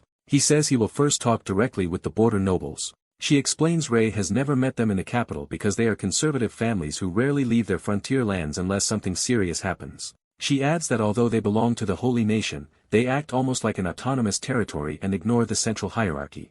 Ray complains about the hassle of visiting every house, but she says the central and border nobles are tightly connected. She advises that negotiating with the representative Klein family should bring the others in line. The nun offers to handle the matter, but Ray decides it will be faster if he goes himself. Ray remarks that the talks will be hard because the border nobles are stubborn and proud, then says he has another request for Euclid. Ray later arrives at the imposing Klein mansion at sunset and is formally welcomed as the saint. A maid named Shibi greets him at the door and escorts him inside. Inside the lavish interior, she apologizes that the host is busy with a pre-arranged schedule and cannot greet him immediately. Ray accepts that the landlord is very busy and thanks her, asking to be called if he needs anything. Ray privately notes he arrived exactly at the agreed time and hopes his suspicion is wrong. An hour passes with Ray waiting alone. 2 hours pass, with Ray now slumped in his chair. 3 hours later he is certain they are deliberately mocking him. A servant finally appears to say the Lord is ready and offers to guide Ray. As Ray enters, a voice comments it is surprising he came all this way. A stylish noble introduces himself as Count Spaya, head of the Klein family, and greets Ray. Ray politely greets Count Spaya and immediately asks him to lift the blockade on the uphill road. Spaya laughs at Ray's bluntness and agrees that he himself prefers direct talk. He then just as directly refuses, saying unblocking the route is impossible. Ray asks if the refusal is because he is buying land around the academy, and Spaya confirms that is one reason, noting it is unusual for a saint to wield so much political influence. Spaya reiterates that a saint intervening in politics at this level is unprecedented. He adds that while it is unusual for them to block the route, such measures are not unheard of for frontier nobles. Spaya tells Ray it is uncomfortable seeing him try to resolve this alone, implying the border nobles dislike his political involvement. He explains that border nobles value autonomy and independence and see a politically active saint as a threat, even though they respect his honor. Ray summarizes that helping him offers no benefit to them, making Spia laugh at his directness. Spia says they will only lift the blockade if they receive appropriate compensation. Outside view and conversation lead to his concrete demand. Spia asks for 1,000 platinum coins as payment, claiming that will be enough. Ray is shocked at the amount, but Spia insists he is serious. Spia argues the fee is not excessive because the uphill road is a major trade artery worth that much, even more than most kingdoms' treasuries. He claims Ray can easily afford it and that, relative to Ray's influence, it is a small sum. Ray counters that even then he doubts they would honor the agreement. Spia admits that even if he got the money, he still would not negotiate. Ray angrily asks why he is making such absurd demands then. Spia says it is to show how serious the matter is, since lifting the blockade involves the honor and interests of all border nobles. Ray points out that the ongoing blockade harms not only merchants but all citizens, yet Spia replies that their elite's interests matter more than the suffering of commoners. Ray criticizes this view, saying citizens are the foundation of the nation, but Spia dismisses that as exaggeration and calls the affected people a temporary, insignificant group. Spia concludes that the trade blockade will continue until Ray makes what he considers a wiser decision. Ray, thinking he had not planned to go this far, tells Spia he will consider it. Internally Ray vows to find a way to completely crush the border nobles. Some time later, narration says the holy nation's economy rapidly begins collapsing because its trade routes remain blocked. Trade and agricultural prices skyrocket, businesses close, and citizens cannot obtain essential goods. Starving people turn to crime, causing public safety to deteriorate sharply. The poorest in the outskirts suffer first while central nobles are initially insulated, though over time everyone is affected. Back at the cathedral, someone is amazed the border nobles actually went so far. Ray tells the Pope that he acted rashly but will now handle the problem himself, and the Pope asks after Ray's well-being. The Pope assures him the crisis is not Ray's fault but a flaw in the holy nation's current system. Ray says the immediate fire must be quenched by opening the treasury and offers to support the Pope in any way. After leaving, Ray thanks the Pope and departs. Outside, Euclid informs him that everything he requested is prepared. Ray confirms that even Zeke has agreed to help and suggests they depart at once. With a determined smile, Ray says that to catch a tiger one must enter its den, indicating he will confront the problem directly. At night in a frontier town, Ray goes to a shabby merchant's office. He asks the man if he is Huffman, startling him. Ray bluntly tells Huffman he looks run down, prompting the merchant to grumble about his troubles and try to send Ray away. Ray drops a heavy pouch of gold on the table, stunning Huffman. Ray proposes that they work together. Huffman replies that a merchant lives on trust and cannot accept any job just for money.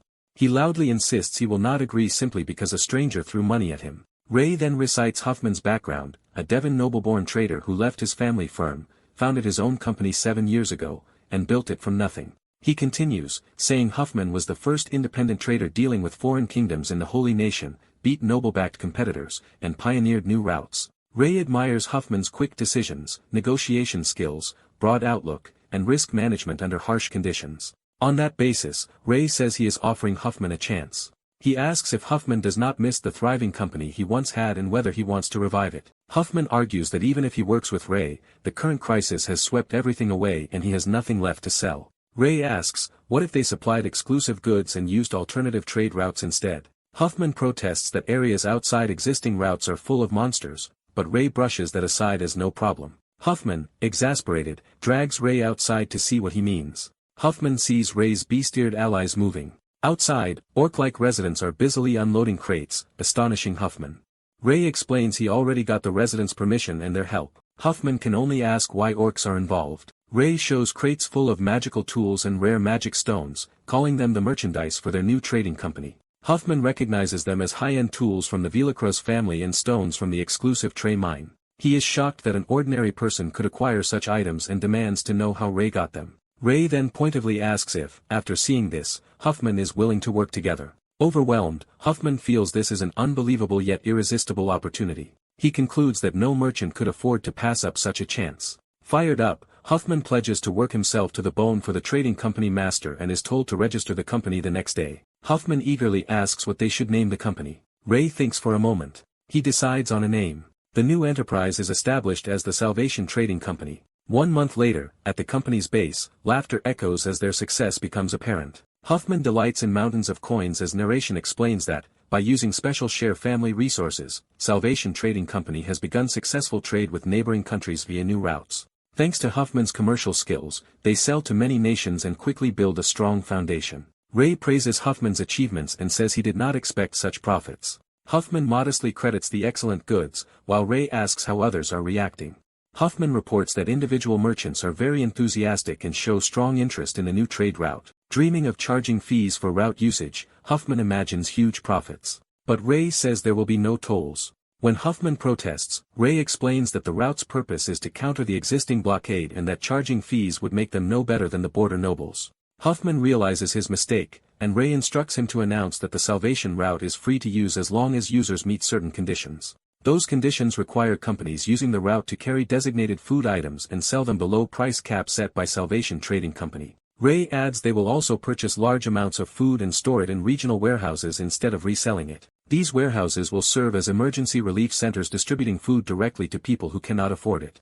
Huffman worries that border nobles will not sit idle, but Ray says the relief system will become a basis for the people's economic independence. Ray clarifies that Salvation Trading Company aims not just at donations but at helping people become economically self-reliant. Huffman realizes that if tenant farmers gain independence, the power base of the border nobles will be shaken. Ray plans to start by giving free relief supplies, then later provide land so farmers can manage production and distribution themselves. If those farmers can trade their crops through Salvation Trading Company, they will gain the means to support themselves, the first step toward independence. Ray assures Huffman that these charitable activities will not reduce his personal share of profits. Huffman admits he first sought money but now, understanding the merchant's code, vows to act with a sense of duty.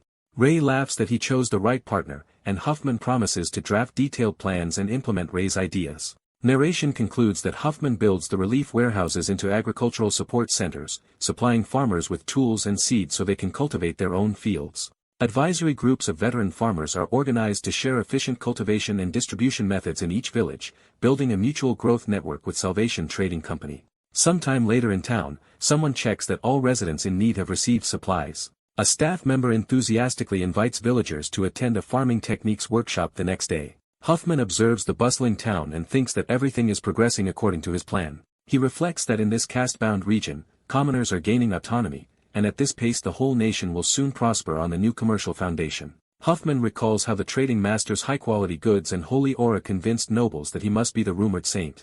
Huffman muses that the master avoids acting openly, perhaps to keep his identity as the saint hidden. Ben notices armored knights of the border nobles arriving in the square holding what looks like a proclamation. Townspeople gather around the posted document, shocked and asking what it says. Reading it, Huffman is horrified by the contents. He rushes to the trading company building, shouting for the master. Inside, Ray calmly asks why Huffman is in such a hurry, and Huffman blurts out that the border nobles are involved. Huffman reports that the nobles have suddenly reopened the old trade routes. Ray reacts mildly, prompting Huffman to continue explaining.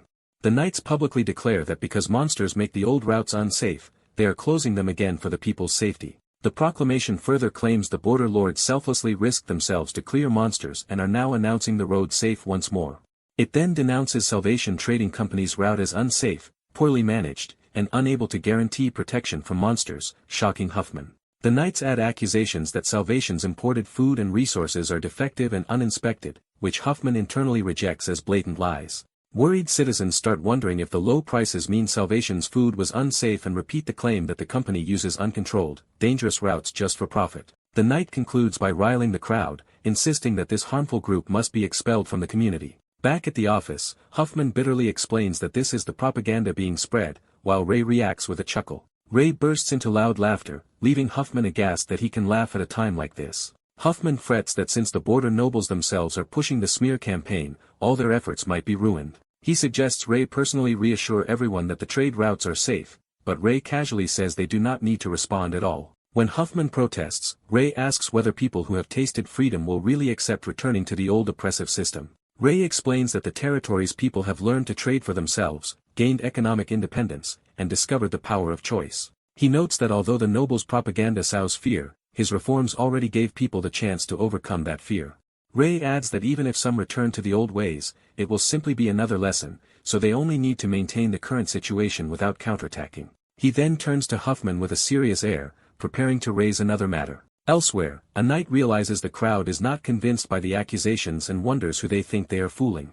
In the square, residents loudly defend Salvation, saying the food tasted fine, saved them from starvation, and that no monsters ever appeared on that route. They angrily recall how the nobles ignored them when they were suffering. The crowd concludes that the nobles are lying in order to exploit them. Hearing of this reaction, a noble who plotted the smear campaign is left sweating in shock. Ray reflects that true freedom is something that shines only when people protect it themselves. He and Huffman clink teacups, reaffirming their partnership. Narration explains that despite the nobles' propaganda, those who opposed them, remembering how they shouted back, the narrator highlights the determined townspeople. These people accelerate farming and commerce in their communities, actively strengthening their independence. As this rapid change unfolds, the border nobles grow anxious and soon bow their heads, coming to apologize for their actions. They offer to assist actively with regional development, hoping to repair relations. Ray answers that Salvation Trading Company was founded to help people become self-reliant, and if nobles truly join that path, that will be ideal.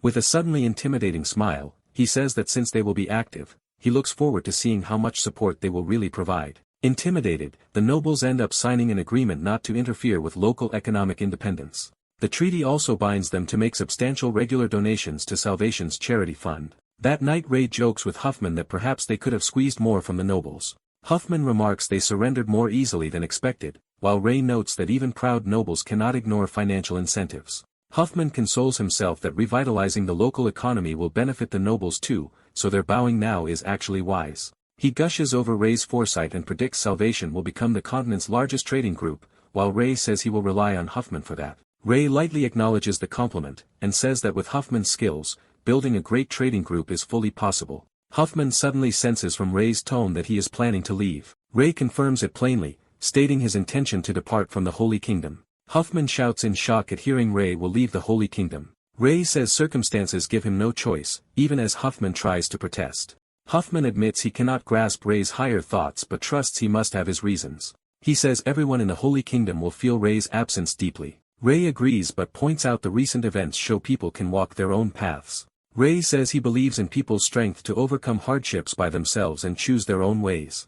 He adds that he trusts Huffman in particular, which makes it easier for him to leave. Ray tells Huffman that with his knowledge, credibility, and the company's reputation, forming a major trading group is quite feasible and asks him to take responsibility. Huffman recalls being an outcast from Devon who struggled alone in the Holy Kingdom's ruthless merchant world until the trade route was blocked and chaos began. He remembers Ray appearing back then, initially seeming like an odd youngster but soon revealing himself as a capable, noble saint who offered Huffman a chance. Huffman reasons that if someone like Ray trusts him again with such an important role he must live up to it. He resolves internally that he has no choice now but to succeed. Huffman passionately vows to turn Salvation Trading Company into the greatest trading group in the world. He tells Ray that doing so is the best way to repay the opportunity he was given and promises Ray will never regret entrusting him with the company.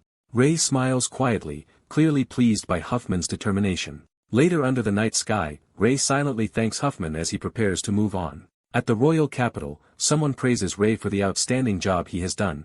Over tea, they commend him for freeing a territory's people from their oppressive border noble and recognize Salvation Trading Company as his work. They then ask what he wanted to discuss, and Ray says he has something important to say. Ray tells them he plans to leave the Holy Kingdom. His companions react with confusion, and Ray explains that his presence has unbalanced power and the kingdom. He elaborates that his authority has overshadowed the central nobles and heroic bloodlines, causing misunderstandings, so for their sake and the kingdom's, he believes departing is right. He adds that he has pondered this decision since long before and that his pilgrimage only confirmed it. Ray points out that they both know how, for many villagers, a local doctor can matter more than Gaia's saint, which is why they train doctors at the academy. They note that it will take time before each medical student becomes a full doctor, but Ray's ally cuts off further objections. One friend warns that the position of saint is granted by God and not easily abandoned, yet Ray insists he will make it possible. The doctor worries no one knows what might happen if he stops being the saint, but Ray says he would not consider leaving if he feared that. Ray accepts any consequences that may follow, prompting his friend to remark that he is truly himself. She reflects that he is still the strong, stubborn person she first met, hard to compromise with yet always pushing in the right direction. She confesses she has always admired that about him even though she struggles with his decision. Overwhelmed, she exclaims that his reasoning still frustrates her. She recalls how she has always stayed by his side since he arrived in the Holy Kingdom and wishes she could do more to comfort him now. Realizing her feelings, Ray gently prepares to leave, and she says she understands and will step away. Turning her back, she bids him farewell as saint. Ray watches her wordlessly, processing the parting. At dusk at the academy, someone asks if he is really leaving. Ray tells his students and colleagues that although parting will be hard, he will surely return someday. Sister Aira pledges that they will continue his work and uphold his will until he comes back. Another ally insists that Rei must eventually return. Representatives of the Jian family swear that, as his shadow, they will also pursue his will to the very end. A young man from the heroic bloodlines promises to follow the Lord's command completely, just as the three families do. Another supporter says he will remain for now but will rush to Rei's side whenever summoned, and Rei thanks him. Rei silently reflects that countless things have happened over these few years. He remembers how unexpectedly he became a saint and how intense every moment has been since. He concludes that even the hardships were meaningful experiences. With that resolve, he shoulders his pack and sets off. Narration states that the saint vanished from the Holy Kingdom and the world began walking a new path. Some time later, Rei in disguise visits an adventurers guild and thinks this request board has good jobs. Inside the busy guild, someone else comments that they would like more profitable quests like the recent one.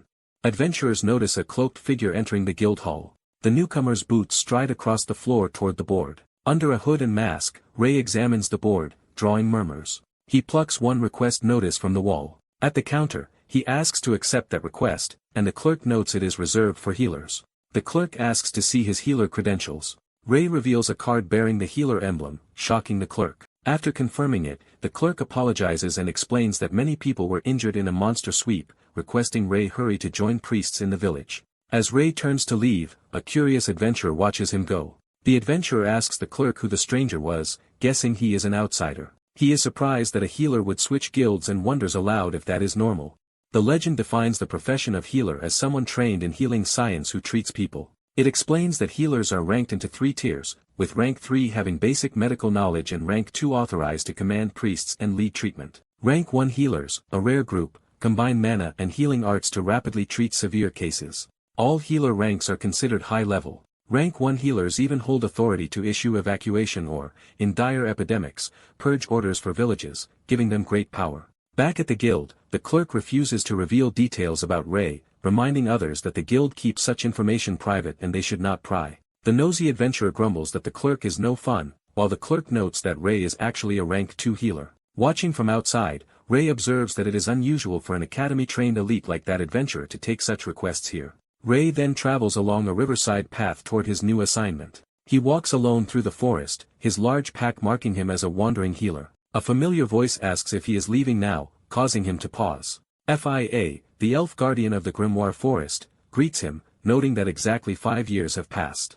As they walk, she says the Holy Kingdom has prospered and people's awareness has grown, just as he had hoped. She adds that although healers are still too few and will need another decade to mature, from an elf's perspective humanity's progress is astonishing and even a bit frightening. She reminds him that everyone is waiting for him at tomorrow's village-wide medical checkup, which he confirms he will attend. Narration states that it has been 5 years since Rei left the Holy Kingdom and that during this time the continent has entered a new era.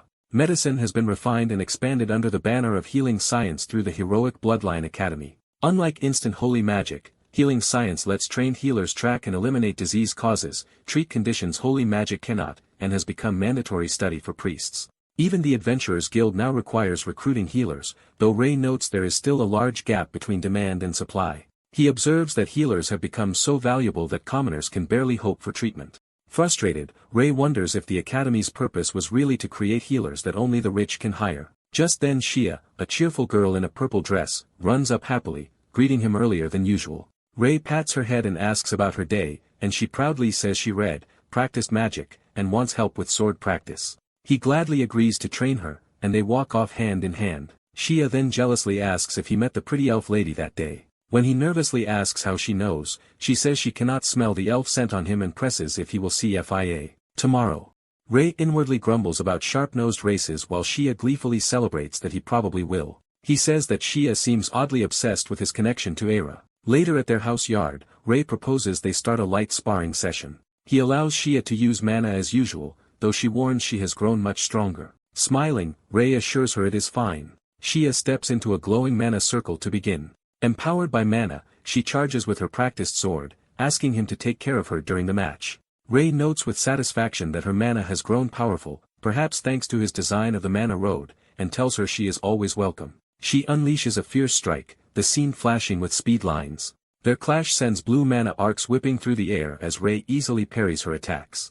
Xia spots what she thinks is an opening and swings again. Rei disarms her cleanly, sending the wooden sword tumbling into the sky. The sword plants itself in the ground, and Shia marvels at how he did that without using mana while he explains that balance of power is what matters in swordsmanship. Shia laments that she is still far behind him, but Rei reassures her that at only 9 years old she has plenty of room to grow stronger. The girl laughs as someone pats her head and explains that the person she spoke of is even stronger than she is. Later, she hesitantly calls out to her older brother. Rei recalls her asking if he truly cannot use mana anymore, thinking that much has changed since he left the Holy Kingdom. He answers that he really cannot, noting that this loss of mana is the biggest change. He narrates that there is no longer any mana flowing within his body as he faces the glowing girl. In the elf village of Grendel Forest, an elf worries about an illness, and Rei reassures them that medicine will make the patient recover.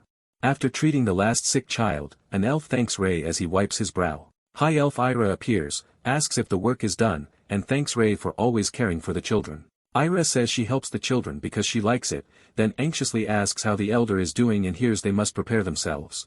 Ira reflects that even after so much time together it is always hard to say farewell to someone close. Rei thinks he could extend the elder's life a bit with healing techniques but doubts she would want that.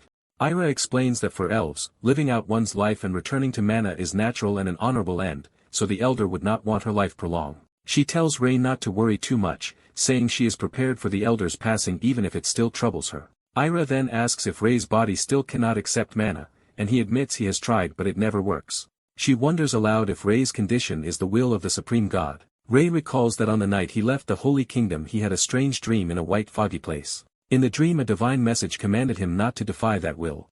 He saw a radiant, bound figure and understood the words telepathically despite hearing no voice. This condensation reminds him of wyvern telepathy and of a mysterious event at the sea. Rei bitterly notes that while he was a saint the gods ignored him, yet now that he has quit they seek him out. The divine being Gaia tells him he is under a blessing and warns of consequences if he keeps resisting that will. Rei dismisses the so-called blessing as mere air purification power and is told his attitude has not changed. He insists becoming and quitting sainthood were his own choices, prompting the being to respond. The divine presence declares it will take that power away, shocking Rei. As light engulfs him, Rei cries out in confusion, asking what it is doing. The being begins stripping power from him while he protests weakly. His vision distorts and fades as the process completes.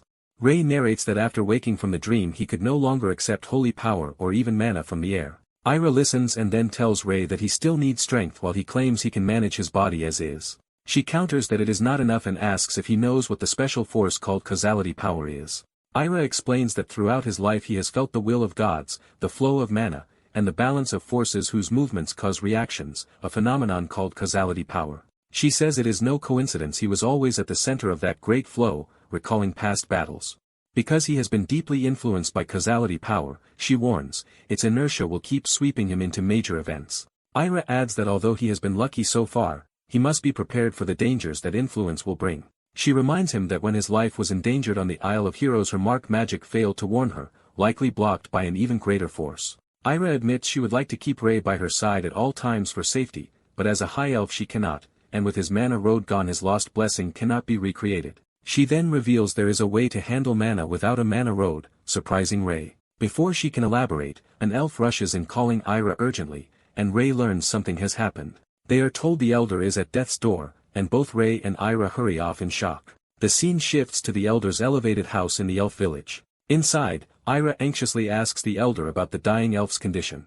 The elder gently says it is time for the old elf to return to mana's embrace. Rei is stunned that the once youthful-seeming elder has suddenly become frail, while Ira hopes the elder has no lingering regrets after centuries of life. The elder replies that she has almost no regrets, hinting only one concern remains. She confesses her only worry is leaving Ira behind again, feeling unsettled about abandoning her. Ira smiles through tears, calling that worry unnecessary now that Ira has Rei at her side. The elder says she should depart soon and cannot keep those waiting outside for her too long. She addresses Ira fondly as their beautiful star and dearest friend, asking if all preparations for the ceremony are complete. Ira, eyes moist, confirms that everything is ready. Ira begins channeling mana over the elder's body, starting the ritual. A powerful blue magic circle expands to envelop the room as the ceremony proceeds.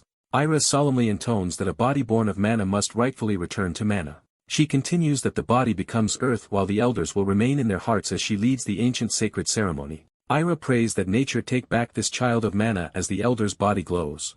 The elder smiles peacefully, saying it has been a joy as her form dissolves into light. Rei and Ira quietly watch the shining particles drift toward the window. Overwhelmed, Ira collapses to her knees.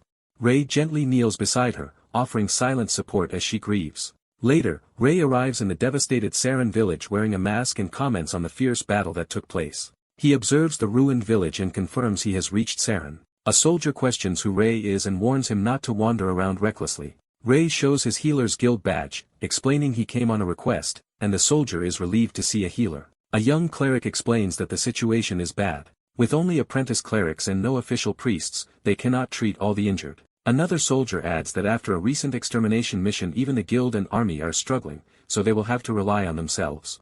Ray decides the exhausted apprentice clerics must rest and asks the soldiers to gather everyone else because there is a lot of work to do. When asked what he plans with the gathered troops, Ray says the soldiers will not handle the wounded. He instructs them to separate those needing immediate treatment from those who can wait and to mark the severely injured with white cloth so he can focus on them. The commanding soldier agrees and hurries off to implement Ray's triage plan. Half a day later, Ray is shown quickly suturing a long wound. He finishes bandaging a patient's leg. The astonished soldier marvels at Ray's speed and notes, he treated all the injured, while Ray checks on a patient's condition. The grateful soldier says he feels much better and admits that while he expected simple healing, Ray's medical techniques work well too. Another soldier scolds him for his casual tone toward their life-saving healer, but Ray laughs it off and says it is fine. Ray remarks that it is strange how the monsters around Saren suddenly increased, and the locals admit they do not know why. The villagers speculate that the surge may be caused by Dampiers, half-vampires rumored to be involved. They explain Dampiers have appeared recently, enslaving monsters and likely causing the increased attacks, and they warn Ray to be careful. Ray thanks them and repeats the word damper to himself thoughtfully. They all swear that night someone in the forest curses an unexpected attack. Two uniformed girls, both Dampiers, stagger away wounded. One complains that she warned them not to approach humans, while the other hopes human healing might cure their disease and make them purebloods. They stop so the injured girl can address her heavy bleeding despite the nearby goblin settlement. Deciding they have no choice, they halt to prevent the wound from worsening, and the injured girl apologizes. Suddenly they notice goblins approaching and curse their luck.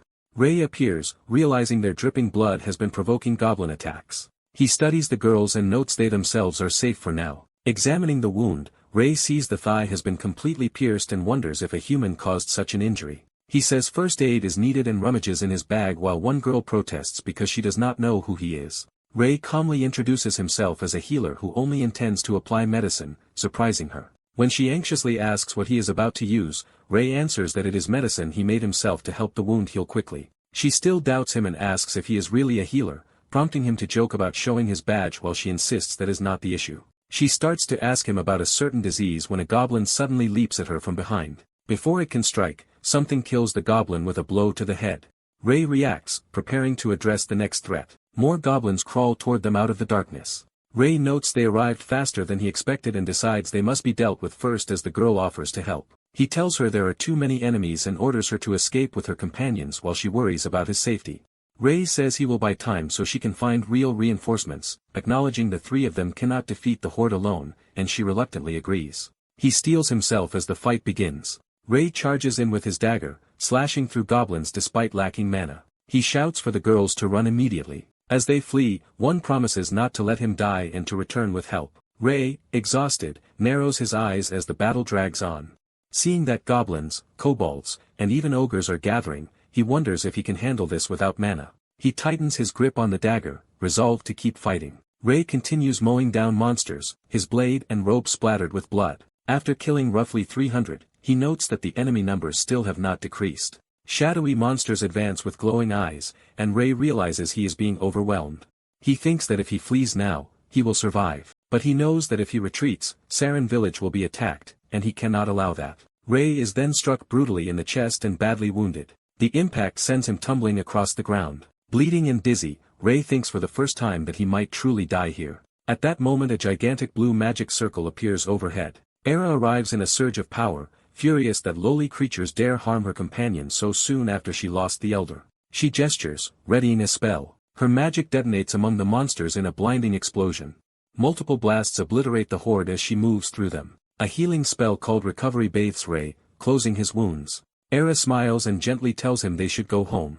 Her magic circle fades as she prepares to teleport them away. Ray later wakes up in bed, groggy but alive. Era leans over him, believed he is awake but clearly worried. She scolds him, saying if she had not noticed in time the situation could have been disastrous, and he apologizes for getting surrounded. He asks what happened to the monsters, and Era casually says she wiped them all out. She then chides him for overexerting himself for Saren's sake and tells him to value his own life more, while he promises to be more careful. Era speculates that such a large, organized monster attack must be directed by someone, perhaps the same kind of manipulator behind events in the Holy Kingdom. She explains that a monster tamer might be strategically using monsters' hostility to weaken territories, and that a small kingdom could fall in under 10 years under such attacks. Rei notes that Era would never ignore such a threat but points out his body is still too weak to move freely. Era responds that they should try the mana control method she mentioned earlier. She brings him to a secluded ruin she has long used, where no one else comes. Rei comments on how spacious the place is, and she confirms it is her private training ground. She asks whether he can still sense mana despite losing his mana road, and he says he can sense but not use it. Era says that means he is naturally sensitive and can learn quickly. Since everything is made of mana and magic is just manipulating it, he has potential. She elaborates that actions, thoughts, and will are themselves a kind of magic, so all living beings unconsciously use mana. However, she adds, the tiny mana flow from normal movements is weak, and stronger phenomena require greater mana flow, ideally directed consciously. She tells Rei that instead of a mana road he can use his mind itself to control mana like higher races do, a secret method she thinks he can handle. Based on what she has seen of him, Era sincerely believes this is possible for Rei. Rei blushes, clearly moved by her confidence in him. Era begins by pointing out a wither tree branch, and says she will show him something first. She commands the dead branch to live, channeling mana into it. The branch sprouts fresh green shoots, revived by her magic. She explains that mana is everything and shapes all phenomena. With training he will be able to manifest effects using only thought. Rei repeats the idea that everything is mana as he prepares to start full training. For his first exercise, Era gives him a potted white flower, and tells him to make it grow. Rei protests that the flower already looks fully grown, but Era says thoughts, intent, and desire are also mana and that if he truly wishes it, magic will occur. She instructs him to align his faint mana with his desire to nurture the flower so it will grow on its own, and he agrees to try. Rei focuses on the bloom and quietly wills it to grow.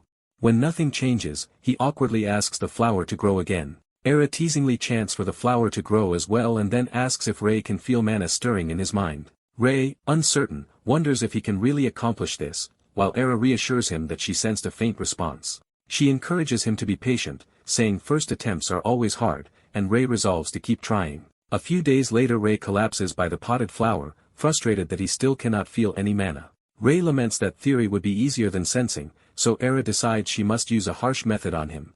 Era resolves to switch to an alternative training method. Determined to improve, Rei eagerly agrees to whatever training Era proposes. Rei finds himself tied up with rope and confused about what is happening.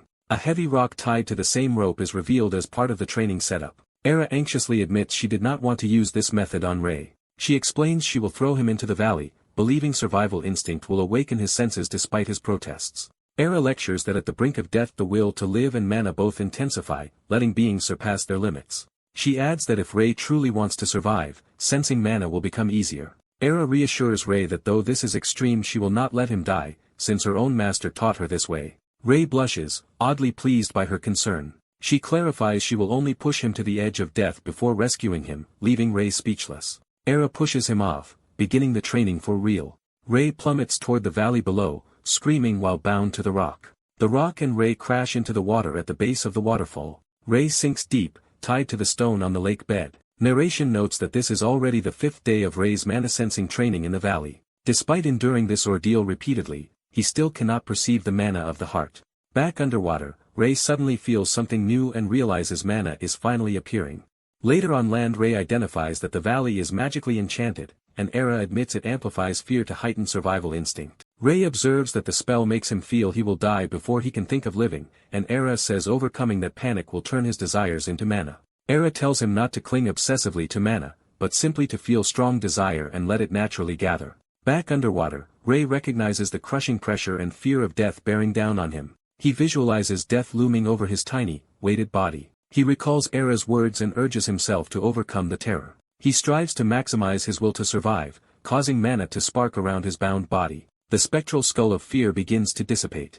Rei jolts awake on the surface, gasping while Era notes, he has regained consciousness. Era anxiously asks whether he felt mana this time, and Rei affirms that he did. She is amazed he succeeded on only the 5th attempt, while Rei admits the sensation is still unclear. Determined, Ray insists on repeating the trial once more. He is thrown in again, the water erupting with a splash. Ray resurfaces gasping from another near drowning. Still fired up, he immediately asks Era to let him try again. Another plunge into the valley pool marks yet another repetition of the training. Exhausted and panting, Ray nevertheless begs for one more round. Era decides to stop for the day since it is late and asks whether he has made progress.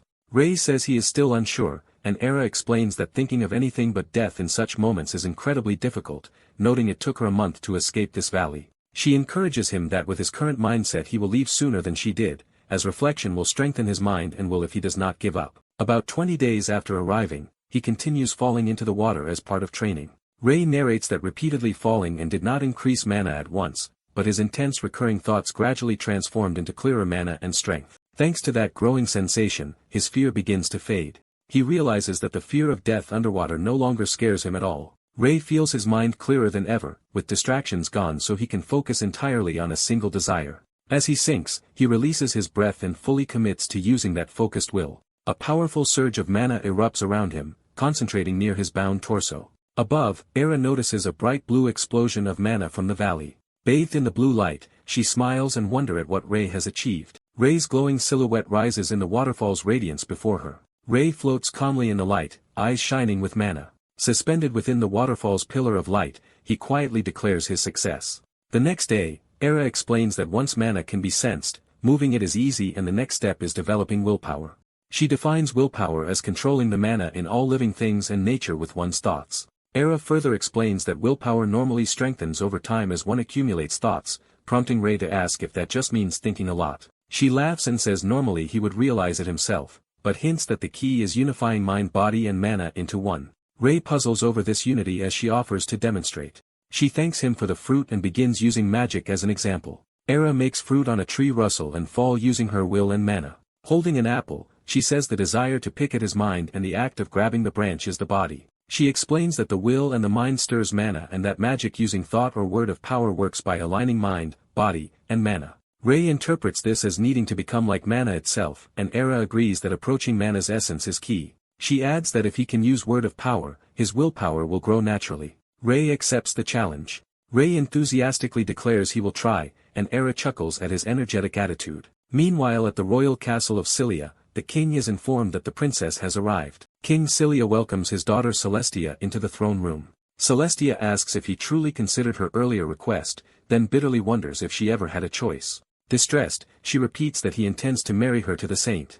The king insists the saint is someone the kingdom must secure at all costs. His advisors note that since the saint left the holy nation over 5 years ago and is from Cilia originally, they have an opportunity to act. They decide to send people to confirm rumors that the saint has recently visited his hometown Bello village. The king muses that ordinary incentives may not sway the saint, but deep human bonds are harder to sever. If they tie him to the royal family through marriage, leaving will be difficult. He therefore proposes sending Princess Celestia herself and asks the court for their opinion. Narration introduces Celestia Vasilia, famed as the kingdom's most beautiful and talented woman and the king's only daughter. It explains that despite countless suitors she has rejected all, and she feels disappointed in her father for arranging a political marriage. Celestia resents being ordered to wed a man she has never even met. She visits Viscount Gade's remote estate and politely thanks him for receiving her on short notice. Celestia explains that the king has told him the purpose of her visit and asks for his help locating the saint, which he gladly promises as a loyal subject. Gade thanks her and offers to guide her to a private room to rest from her journey. Celestia thinks that her personal visit proves how serious the royal family is about this marriage. Gade reflects that if the plan works his estate prospers, but if it fails they will be blamed. He also sees this as a chance to properly apologize for the past. Back at the training grounds, Ray contemplates Era's concept of unity. Sitting on a rock he reflects that magic uses formulas and mana. He analyzes how it stirs mana in the imagination and wonders how to convert formulas into mental will and bodily action. Deciding there is only one way forward, Ray chooses to tackle the problem head-on. From afar Era watches Ray head toward a stream, curious about what he plans to do. She assumes he is going to rest by the stream and finds it unusual that he might take a break. He looks along the water's edge, and Era notes, he has trained non-stop for 3 months so a breather would be understandable. She thinks back to her own early struggles with incantations, realizing Ray has reached in months what took her years and that his current level is already remarkable. Cheerfully, Era decides she should go encourage him. Suddenly she senses a sharp surge of power and looks on in shock. She realizes the power she feels is true willpower flowing from Ray. Ray stands before the stream and speaks the word of power commanding the water to split. The water only ripples slightly, and he falls silent, believing he has failed. Standing in the stream, he complains aloud that he failed again and needs to start over. He focuses intensely, preparing to try once more. As he stands in the water, something changes and he senses a reaction. Watching from the trees, Era is stunned that Ray has already awakened incantations, a talent she finds unbelievable. She observes that the water's flow was indeed disturbed for a moment, and recognizes it as genuine incantation manifestation. Ray notes that using willpower demands enormous concentration and that a single cast leaves beginners mentally exhausted.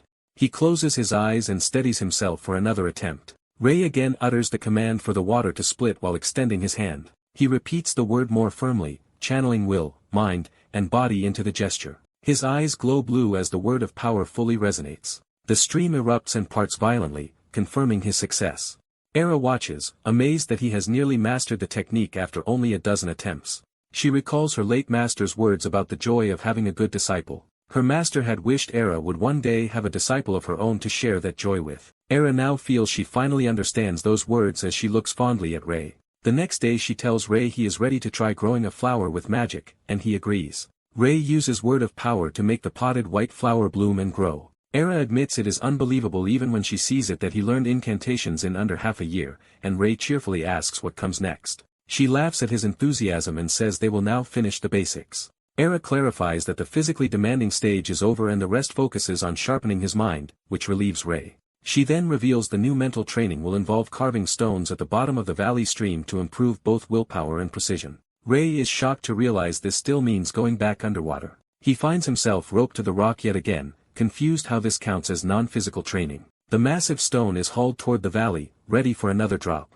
Era insists that since carving will be done with his mind, not hands, it is not truly physical labor, despite his protest. Ray jokes he might grow gills at this rate and asks what he should carve. Era says to pick something meaningful to him. Smiling, Ray agrees that this sounds good. Era enthusiastically grabs his hand and urges him to start right away. Flustered by the sudden handholding, Era cries out in embarrassment. Ray is tossed into the water again to begin his underwater carving practice.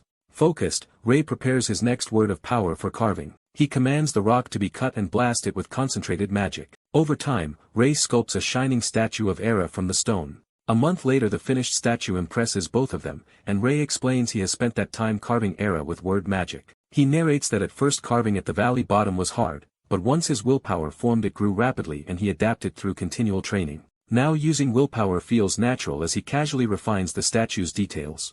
Era remarks that it has been less than half a year and he already surpassed her expectations and talent, with only time needed for further growth. She thanks Ray for all his hard work and admits his past dangers made her anxious, telling him to view her concern as selfishness. Ray teases that she is embarrassed, and Era shyly says she wants to give a gift to such a devoted student. When Ray excitedly asks what the gift is, she tells him to follow her a short distance. She leads into a tranquil hilltop grave marked by a cross. Era explains the place belongs to the teacher who taught her magic. She recounts that her teacher once told her to give a ring to a future student, a day she never thought would arrive. Holding 2 rings, Ray remarks that Era was clearly cherished. She agrees and says her teacher crafted these rings for them to share. Era describes how the rings carry faint willpower that links teacher and student, like a seed that grows and bears fruit to continue life. She says the ring symbolizes that connection and that receiving it from her teacher filled her with joy. Era now wants to pass that joy to Ray by sharing the ring and asks if he will accept it. Ray blushes and gladly agrees to accept the ring from her. The two stand together at the grave in the glowing sunset, sealed as teacher and student through the ring. Time passes and the scene shifts to another grand estate under a bright sky. At Gade's estate, Celestia anxiously asks if the saint has returned yet, and he reassures her that news should come soon. Privately Gade asks a servant if there is still no word, and learns the searchers have not found the saint. He orders the search enlarged with more people and a wider range, insisting they must locate the targets, and the servants rush off. Elsewhere Ray, now masked and back in town, happily eats grilled skewers. The food stall owner greets him, saying it has been a while since Ray last visited, and Ray mentions he has been busy. Seeing many guards outside, Ray asks if something happened, and the stall keeper explains that the local lord is searching for someone. A vendor warns the masked traveler that guards are randomly interrogating people, and after thanking him the traveler excitedly notices a food stall. 2 armored guards joyfully head over, eager to finally eat and taste the food. The masked protagonist, unsure what ranked guards are, offers to pay 1 coin for food, surprising the stall owner. The 2 guards brag that their presence keeps the village crime-free and demand free skewers as thanks. The distressed stall owner is told he should be grateful they are eating his food, leaving him bewildered. The masked traveler, puzzled that bandits exist despite there being guards, openly questions the situation, alarming the vendor. Confronted by the abusing guards, the traveler is insulted for his mask, but he calmly warns them to be ready if they draw their swords. He adds that attacking him will mean risking their lives. Laughing off the warning, the 2 guards rush in to crush him. With a single punch, the masked traveler knocks 1 guard flying. The remaining guard, bleeding and furious, shouts that the attacker will pay for assaulting the Lord's men, boasting of their numbers. As more armored feet surround him, someone remarks that the traveler can punch but cannot handle a crowd. Surrounded by drawn swords, the lead guard orders the traveler to kneel and apologize if he wants to live. The traveler instead tells the furious guard to kneel himself and calls everyone to attack, provoking them. Smiling under his mask, the traveler mocks them all as ridiculous. He activates a power, gives them 10 seconds to drop their weapons, and demands they disarm. Weapons suddenly clatter to the ground as if forced from their hands. 1 guard discovers he cannot move his body and screams in pain. The traveler coldly says that if they wish to live properly, they will need discipline and prepares to punish them. Their agonized screams echo through the village. Elsewhere, a blonde noblewoman hears the distant cries and wonders about the noise. A maid reports a widespread rumor that a lone man defeated all the Viscount soldiers, which many witnesses claim is true, astonishing the noblewoman. The noblewoman asks about the hero's appearance and hears he wore a mask and a white robe and sounded like a man. She recalls hearing that the famous saint is a martial artist who also wears a mask and senses something unusual. Convinced the mysterious savior is the saint, she orders that he be found and treated with utmost respect. Smiling among roses, she remarks that it finally feels like progress in her plans. Back in the village, someone calls out to the masked traveler, who acknowledges their arrival. The skewer seller thanks the traveler for preventing trouble last time and asks what the Lord wants from him. The vendor explains he heard the princess is currently staying in Below village, which surprises the traveler. The traveler wonders if the princess's visit is why the village is full of guards and suspects a connection. As the traveler doubts his suspicion, guards approach and say they need to inspect him. The vendor panics at more guards arriving, while the traveler wonders what is happening. A guard instead politely says the Lord ordered them to escort the traveler and asks him to come along.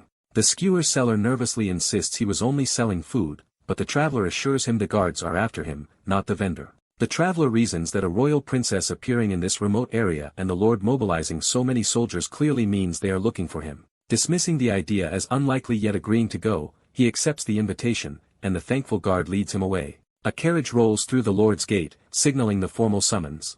As a maid offers to guide him, the traveler reflects that this is the place where his current journey began. The Viscount thinks the traveler followed to prevent more guard trouble and welcomes him enthusiastically as the saint. The Lord cheerfully greets him after a long time, while the traveler complains about being summoned despite being busy. The Viscount apologizes, saying they knew he was busy but had no choice and begs forgiveness for the sudden invitation. A pair of dainty shoes descend the stairs as someone important approaches. The approaching woman steels herself, thinking the masked man is exactly who she suspected. Surrounded by flowers, she formally introduces herself as Princess Celestia Vasilia and hints at a political marriage. The traveler reflects that such political offers were common when he was the saint and prepares to answer. He tells her his name is Ray, says he is no longer a saint, and asks to be addressed simply as Ray, confusing her. Internally, she is shocked and offended at what she sees as poor manners. Celestia recalls researching the saint after her father ordered her to marry him, believing him reputedly wise, refined, and kind. Above all, she is aghast that he still wears that strange mask even at their first official meeting. Outraged at his rudeness, she fumes while the Lord hurriedly changes the subject and invites the saint to the prepared feast. Ray responds that the feast sounds good. The banquet table is laden with extravagant seafood and roast dishes. Ray devours bread greedily, stuffing his mouth. He slurps noodles with equal abandon, ignoring etiquette. Overjoyed, he loudly proclaims how delicious everything is, eating with childlike gusto. The Viscount laughs and urges him to eat as much as he wants as others look on in amazement. Celestia is appalled at how uncivilized he is, feeling deeply offended. A narration explains that since childhood Celestia immersed herself in books, studying every field from geography and war to commerce and strategy. Because she is especially strict about etiquette and rhetoric, she cannot tolerate Ray's behavior and regrets coming so far for someone like him. Late at night, she excuses herself to retire, while the Viscount reminds her of the grand banquet planned for the next day. She coldly agrees, still upset. Ray thanks the Viscount for the good meal, and the Viscount invites him to the next day's banquet as well. Ray agrees to attend since he is already there and thinks that should be enough involvement. Elsewhere in the palace, someone hopes the upcoming banquet will completely win over the princess's heart. The next day a lavish ballroom fills with guests for the grand banquet. A nobles gossip that it is odd for a princess to visit such a remote place and confirm the rumor that the king wants her to marry the saint. Celestia makes a stunning entrance in a pink gown, drawing admiration. A noble greets her respectfully, and she tries to place who he is.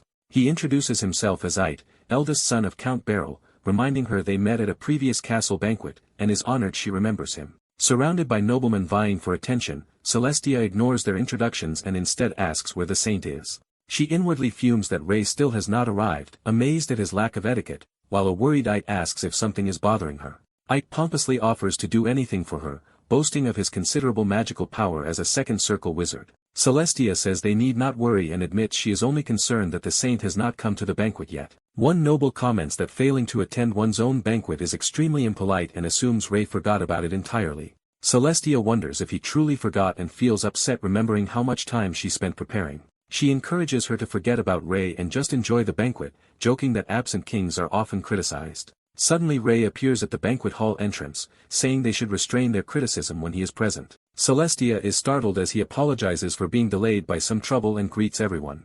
She stands speechless, while Ite glowers from behind her. Ite sees at the sight of Ray, muttering the saint's title through clenched teeth. Half an hour before the banquet, a maid had knocked on Ray's door to summon him. She informed him the banquet was about to begin, and he agreed to come soon, seeing him still in his plain robes. She asks if he intends to attend dressed like that. She explains her father has prepared a gift of formal clothes for him. She shows him the outfit and says the Viscount really hopes he will accept it, while Ray lazily suggests just going as he is. Begging him, she says she will be scolded if he refuses and that she was ordered to ensure he changes. He reluctantly agrees to wear it and head to the hall, though he grumbles when she says she has one more request. She eagerly offers to help style him to match the outfit. He allows it but says his lateness will not be his fault, which she cheerfully accepts. Later in the ballroom, Etra from Count Beryl's family introduces himself to Ray, noting that while main characters are often late, Ray was very late indeed. Hearing that Ray's tardiness was due to unforeseen trouble, Celestia realizes he was not intentionally disrespectful, though Etra subtly criticizes the frontier baron's handling of the event. Ray thanks them for the banquet and invites Celestia to visit his territory someday, promising proper hospitality, then asks who they are to atone for the baron's mistakes. Etra lectures that nobles must not offend guests and warns that any incident at such a grand banquet could disgrace all attendees. Other nobles whisper that the baron appears to have blundered, remarking that mistakes at a banquet are hard to smooth over. Ray finally cuts in, saying the matter is already settled since he himself is fine, and tells Etra to stop meddling, prompting a reluctant apology. Eid politely takes his leave from Celestia and Ray, wishing them an enjoyable time, and she responds courteously. Walking away, Eid sees internally, clearly enraged. Shortly afterward, Celestia shyly asks Ray for a private moment, and he agrees. Out on a moonlit terrace, she notes that he has removed his mask. She asks why he hid his face until now, and he says it was simply to avoid bothersome situations. Celestia replies that it makes sense given she traveled so far by carriage just to meet him, though he says that was not what he meant. Ray asks why the Baron locked down the town just to find him, and Celestia begins to explain. She bluntly states that the lockdown was to deliver a royal marriage proposal on the king's orders, shocking Ray. Celestia confirms the proposal is for him, which Ray inwardly suspected. Ray responds that he has no intention of getting married. He points out she likely does not want a political marriage with a stranger either, and she admits that is true. He says that since they have no feelings for each other, such a marriage is meaningless and asks her to tell the king he is not interested, while she reflects on her father's devotion to Cilia. Celestia explains her father thinks Ray's exceptional abilities would be a great asset and that, as a dutiful princess, she is prepared to obey for the kingdom's sake. With tears forming, she says she must marry Ray according to her father's will. Ray asks if she is alright, and she apologizes for showing such unseemly emotion. He remarks that he has heard she is extraordinarily talented, having skipped grades and graduated early, yet she is being forced to marry because of her father's words. She resigns herself to this fate as a princess and suggests they proceed, even as a tear falls. He imagines her vowing to chase and propose to him forever if he refuses, leaving him silently exasperated. Instead, Ray says he has a different proposal for her, piquing her curiosity. He promises to maintain friendly relations with Cilia and begins outlining his idea. Ray proposes that Celestia herself become the queen of Cilia. When she doubts she could do so, he insists someone as intelligent as her can manage and offers his support if needed. Support if needed. He tells her he understands living by others' decisions but that real life means not letting others control you. He encourages her to choose and pave her own path so she can truly call it her life. Ray argues that since she is not marrying him anyway, gaining political power is better than gaining nothing and jokes that she now owes him a debt. Celestia silently weighs his words, her eyes shining. She then loudly declares that she, Celestia Cecilia, gladly accepts his proposal and looks forward to working with him. Ray is pleasantly surprised by her enthusiastic agreement. They seal their partnership with a firm handshake under the night sky. Celestia adds that she can report to her father that the saint absolutely refused the marriage, which Ray allows. The scene shifts back to the banquet hall chandelier, signaling the return to festivity. The Viscount calls out to the saint, and Ray greets Viscount Gade. Ray learns the Viscount had been looking for him mainly to apologize properly for earlier events. When asked about Celestia, the Viscount notices the princess now laughing brightly, while she insists that nothing special is going on. The Viscount points out how radiant her face looks and suspects something happened between them, but Ray brushes it off and suggests they just get a drink. The Viscount playfully presses for details as the two men head off together. Nearby, Ike bitterly calls Ray a parasite and questions his worth, while a companion warns him to mind his words because Ray is still the saint. Ike scoffs that Ray left the Holy Kingdom and is effectively just a commoner,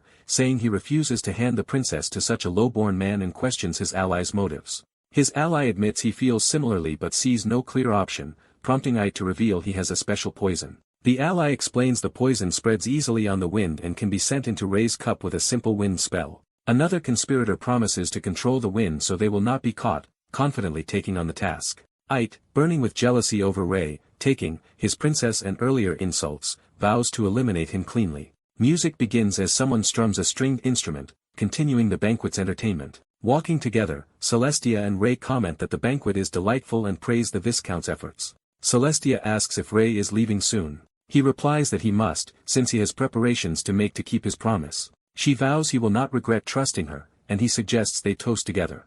Watching from afar, Ike inwardly urges Ray to drink, convinced the poisoned toast will kill him. A narration reveals that while Ray was away, the mage used air hand to drop poison into his cup. Ike gloats that the saint's drink is already lethally poisoned and that he will die within a few steps. As Celestia notes the glasses were swapped and claims one as hers, Ike panics. Despite his silent protest, the two raise their glasses and toast to Celia's peace and enduring trust. At the last second Ike lunges in, knocking the poisoned glass from Celestia's hand. The glass shatters on the floor, spilling the tainted drink harmlessly. Ray demands to know what he is doing, while Ike stammers and then senses something is off. Celestia quickly identifies the liquid by its strong sour smell as a corrosive poison that would have destroyed her throat if she had drunk it. Realizing she nearly died and that Ike saved her, she thanks him for stopping her and apologizes for scolding him earlier, while he nervously insists it was nothing. A nervous noble realizes a man has just saved the princess from an attack on royalty and worries the incident might be covered up. The noble confronts the silver-haired man, demanding to know how he recognized the cup as poisoned. The man is confused as the noble points out he was too far away to have smelled the sour poison. The noble presses him, saying he leapt in as soon as Princess Celestia lifted the cup, as if he already knew it was poisoned, and insists on an explanation. The man admits he had been staring at the saint and the princess, saw someone briefly hover a hand over the cup while they were gone, and thus suspected the princess realizes a man targeted the drink and that either she or the saint could have been poisoned. She formally ends the banquet in her name and orders everyone to leave immediately. Shaken and sweating, the noble leaves the hall with the rest of the guests. The silver-haired man silently watches him go, clearly suspicious. Later, running outside and gasping, the noble thinks how close he came to being executed if anything had gone wrong. He curses the unexpected cup switch and reflects that if he had not intervened, the plot might have succeeded. Deciding to erase evidence instead of dwelling on it, he uses earth magic to dig into the ground. He drops a distinctive veil into the hole, believing this will solve his problem. A voice orders him to stop, startling him as he realizes someone has caught him in the act. The newcomer demands to know what he just buried in the ground. Seeing the silver-haired man, the noble panics inwardly while the man calmly says he saw a vial. The noble forces himself to stay calm, pretending ignorance while the man presses him further. Using magic, the silver-haired man commands the buried veil to surface, astonishing the noble. Horrified that silent magic was used, the noble hears the man say the vial reeks of the same poison from the princess's drink. The silver-haired man asks what he wants in return and says the noble should first apologize. He points out the noble tried to kill him but not the princess, acknowledging the earlier rescue and offering some leniency. He notes that public exposure would force him to pursue the princess's poisoner, which he finds troublesome, so he seems inclined to keep it quiet. Instead, he cheerfully announces he will simply beat the noble up as punishment. The noble can only stammer in disbelief. The silver-haired man brutally punches him, launching him away. The noble crashes to the ground, crying out in pain. Bleeding and sobbing, he's ordered to get up because the beating has only just begun, and he protests that he's a high noble who will have revenge. The healer retorts by asking if the noble thought he could get away with attempted murder as the noble hastily throws up a magic shield. The healer smashes through the shield, declaring it useless, and the noble screams. As the beating continues, the noble begs for mercy in the name of the saint, but the healer says he left the Holy Kingdom long ago and keeps hitting him.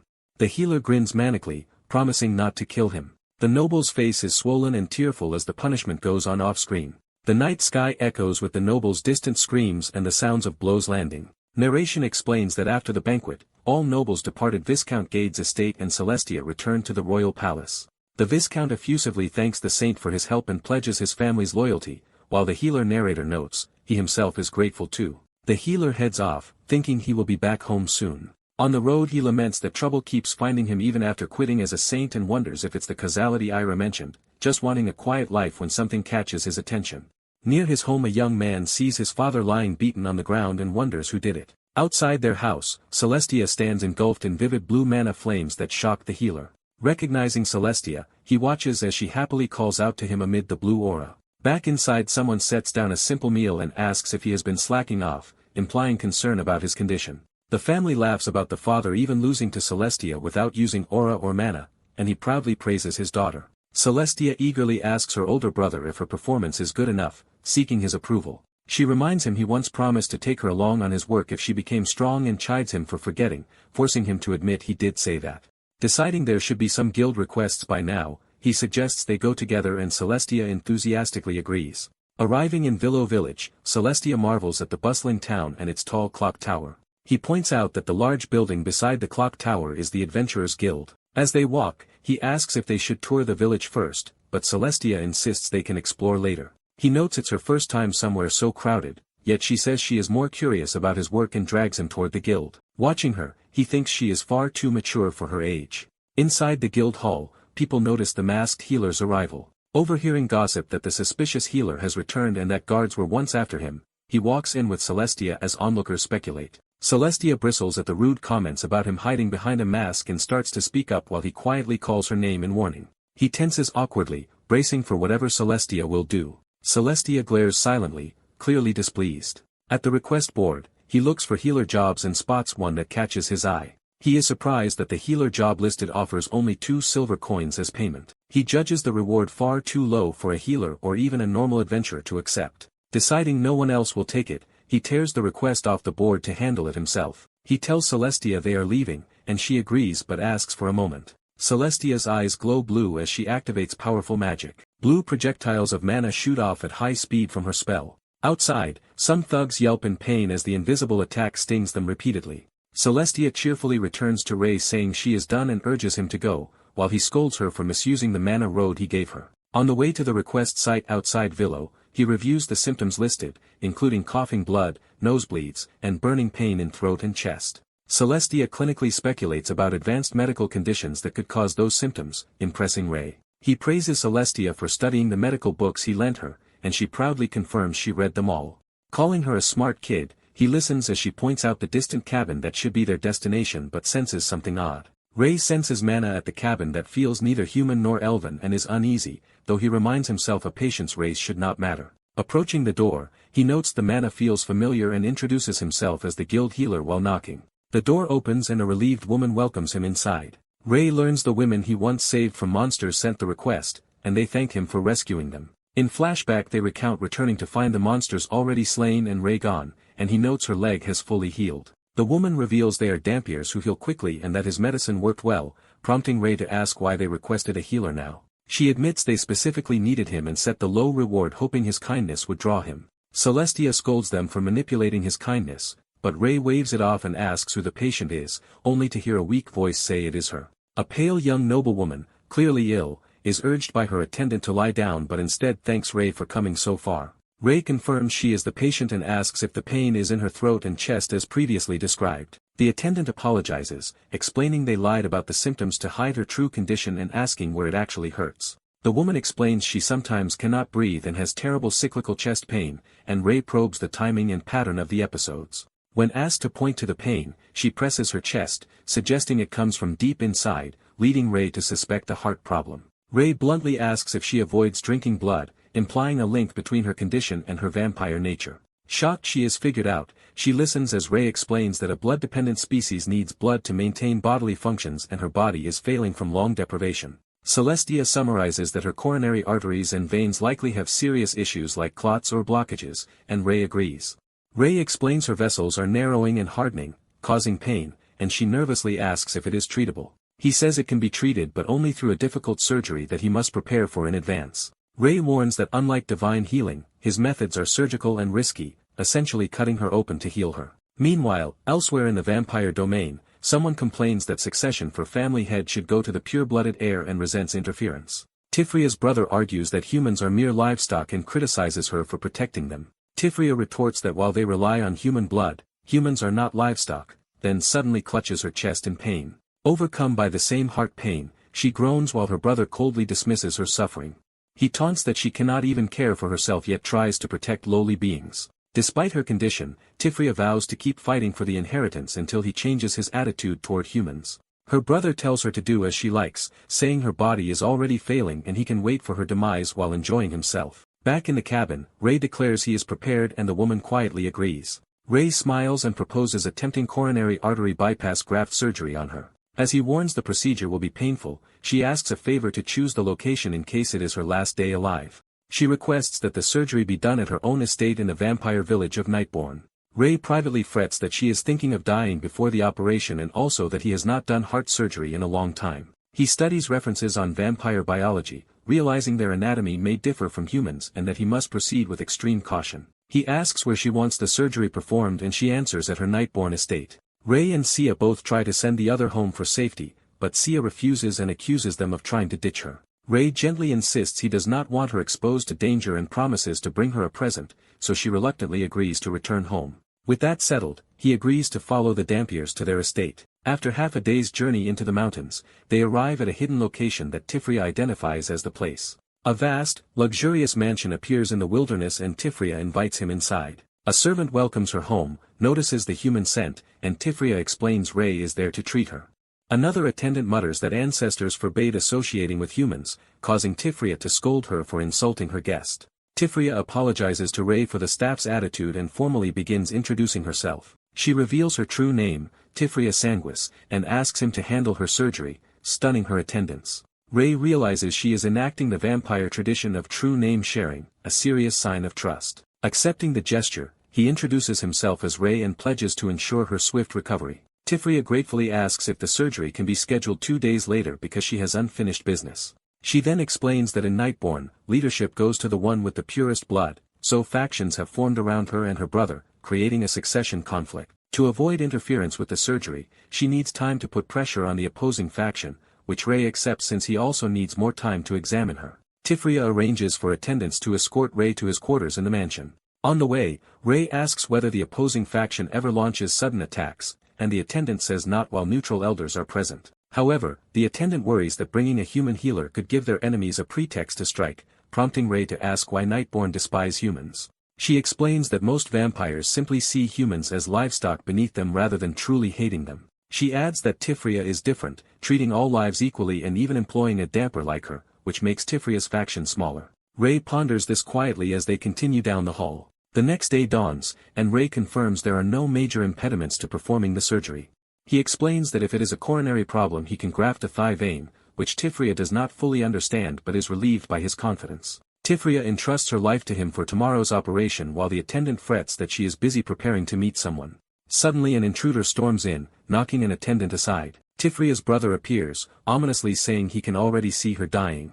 He calls her name sharply, making his hostile presence clear. She notes, bitterly, that he arrived sooner than expected and challenges him for bringing up her human guest. He turns to Ray, confirming he is the human Tifria invited, and Ray politely says it is nice to meet him while realizing this must be her older brother. The brother laughs at Ray's nerve and orders Tifria to leave so he can talk to the human alone. Ray insists he cannot allow that since he is her guest, while the brother claims he just wants to talk, not eat him. When Tifria resists, he threatens to hold her accountable for bringing a human into their domain without permission. Tifria reluctantly agrees to leave, saying she can protect herself but clearly worried. With a pained apology to Rei, she exits the room. Left alone with Rei, the brother casts a spell of silence on the area and asks what Rei wants to discuss. He coldly orders that Rei must heal Tifria no matter what and warns that failure means Rei's death. He then reassures him that success will spare his life, swearing this on his own name, Burmart. Rei, bewildered that the faction leader opposing Tifria is now demanding her survival, concludes his only job is to heal her.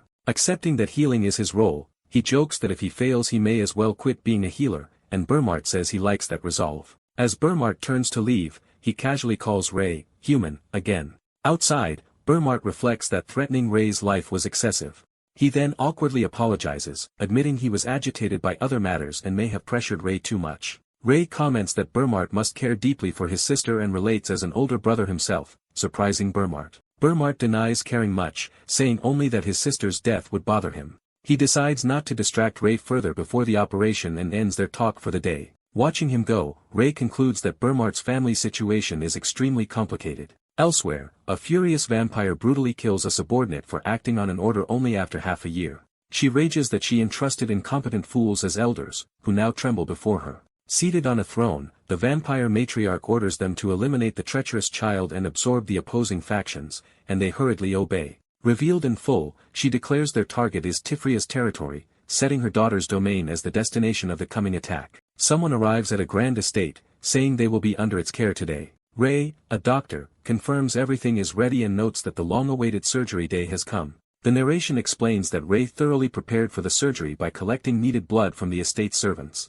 Because of Tifria's past kindness, the servants eagerly donate blood, revealing how much they care for her. During preparation, Rei discovers that the Nightborn can convert any blood into a form compatible with their bodies, a unique biological trait. This ability means the Nightborn have no concept of ABO or RH blood types. Therefore, Rei can use any donated blood, a key reason Tifria's heart surgery can proceed safely with ample blood packs. As the operation begins, Rei steels himself despite unease. Burmart, Tifria's brother, asks if Rei will stay in the operating room the whole time and insists on watching.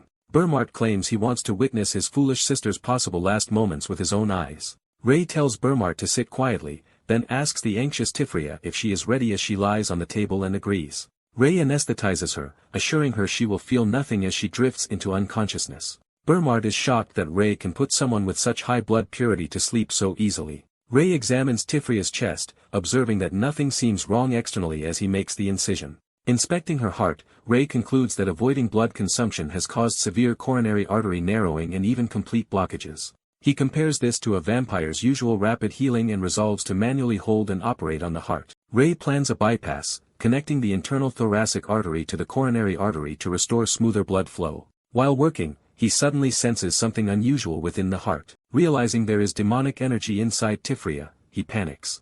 Rei wonders why her heart holds demonic energy and decides he must act quickly to remove it. He activates his mana to confront the malignant force. Rei senses that the demonic energy is deeply rooted in Tifria's heart, having been there for a long time. As he interferes, previously healthy vessels begin rupturing and bleeding. Rei recognizes that moving the clinging demonic energy further damages her weakened heart, alarming Burmart. To stabilize things, Rei orders Burmart to calm down and squeeze a blood pouch to increase transfusion. Rei focuses on first sealing off the bleeding vessels with mana. He then notices Tifria's heartbeat slowing as the demonic energy resists and calls for even more blood. Burmart agrees to help, while Rei resolves that he must purge the demonic energy before continuing the operation. Rei maintains mana activation while simultaneously sealing ruptured vessels and orders Burmart to keep the blood flowing.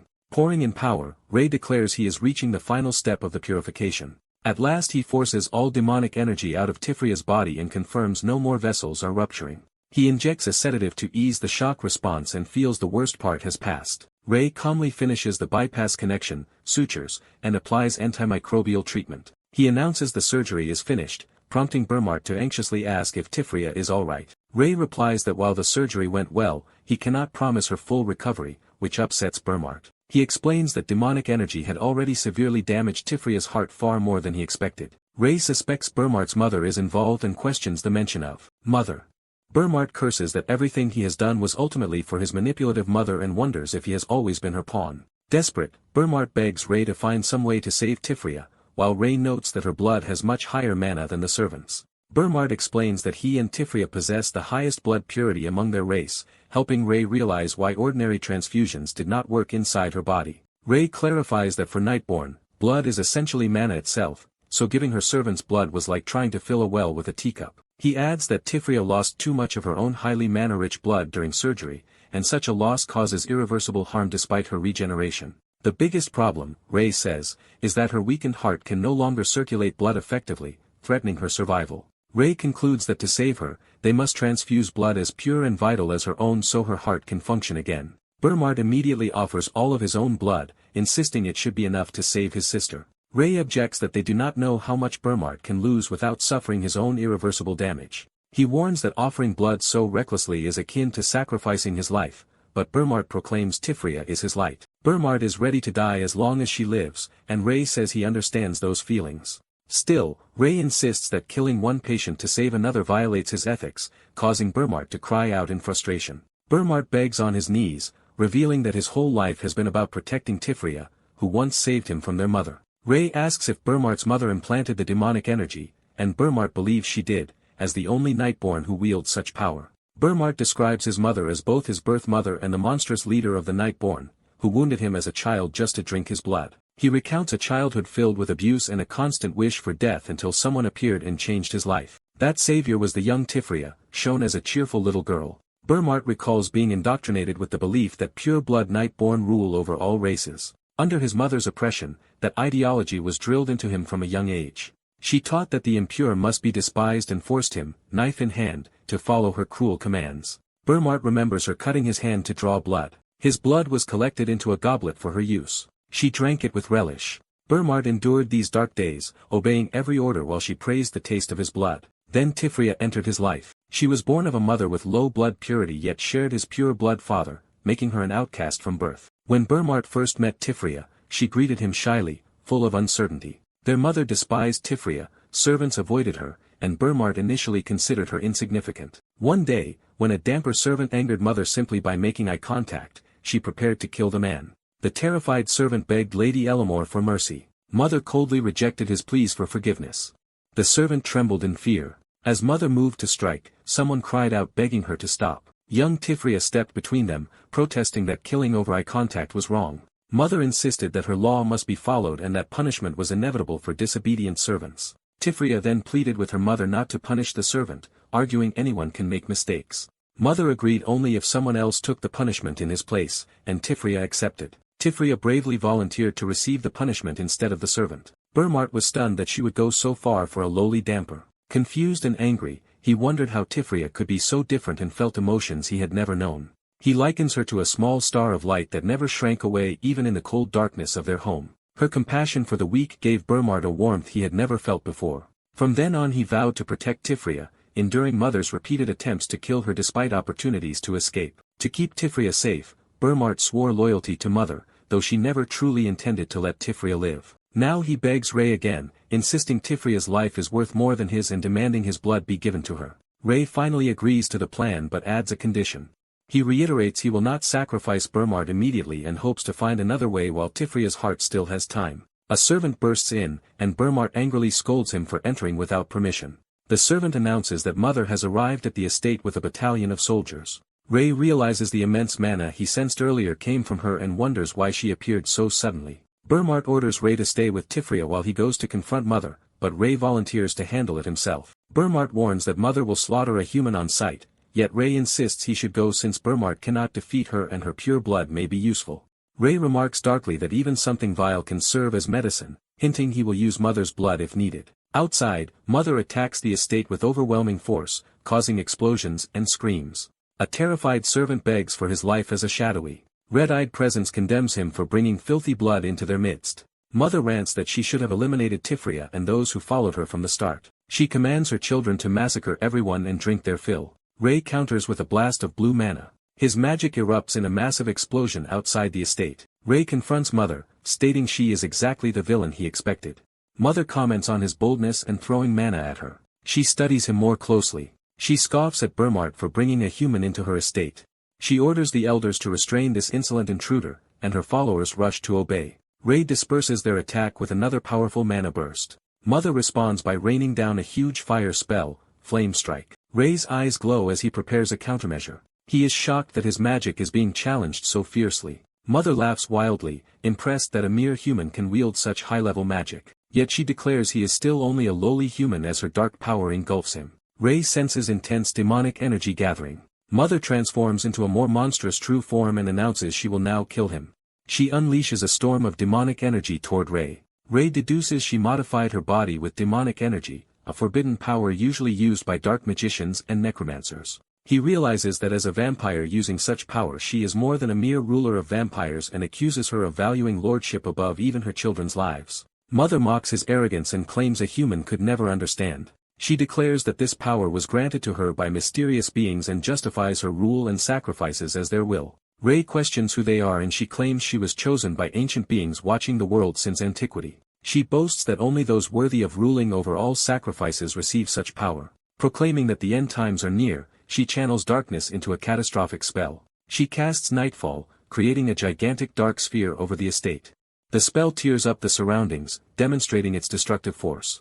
Ray notes she is willing to destroy her own estate while she exults in the overwhelming power. Ray calmly acknowledges her overwhelming power. He then makes a small gesture with his hand, preparing a counter. With that motion he causes the massive dark sphere to implode, shocking Mother. She stares in disbelief as the spell disintegrates in the sky. Mother realizes Ray neutralized an 8th circle grand spell that consumed most of her power just by clenching his fist.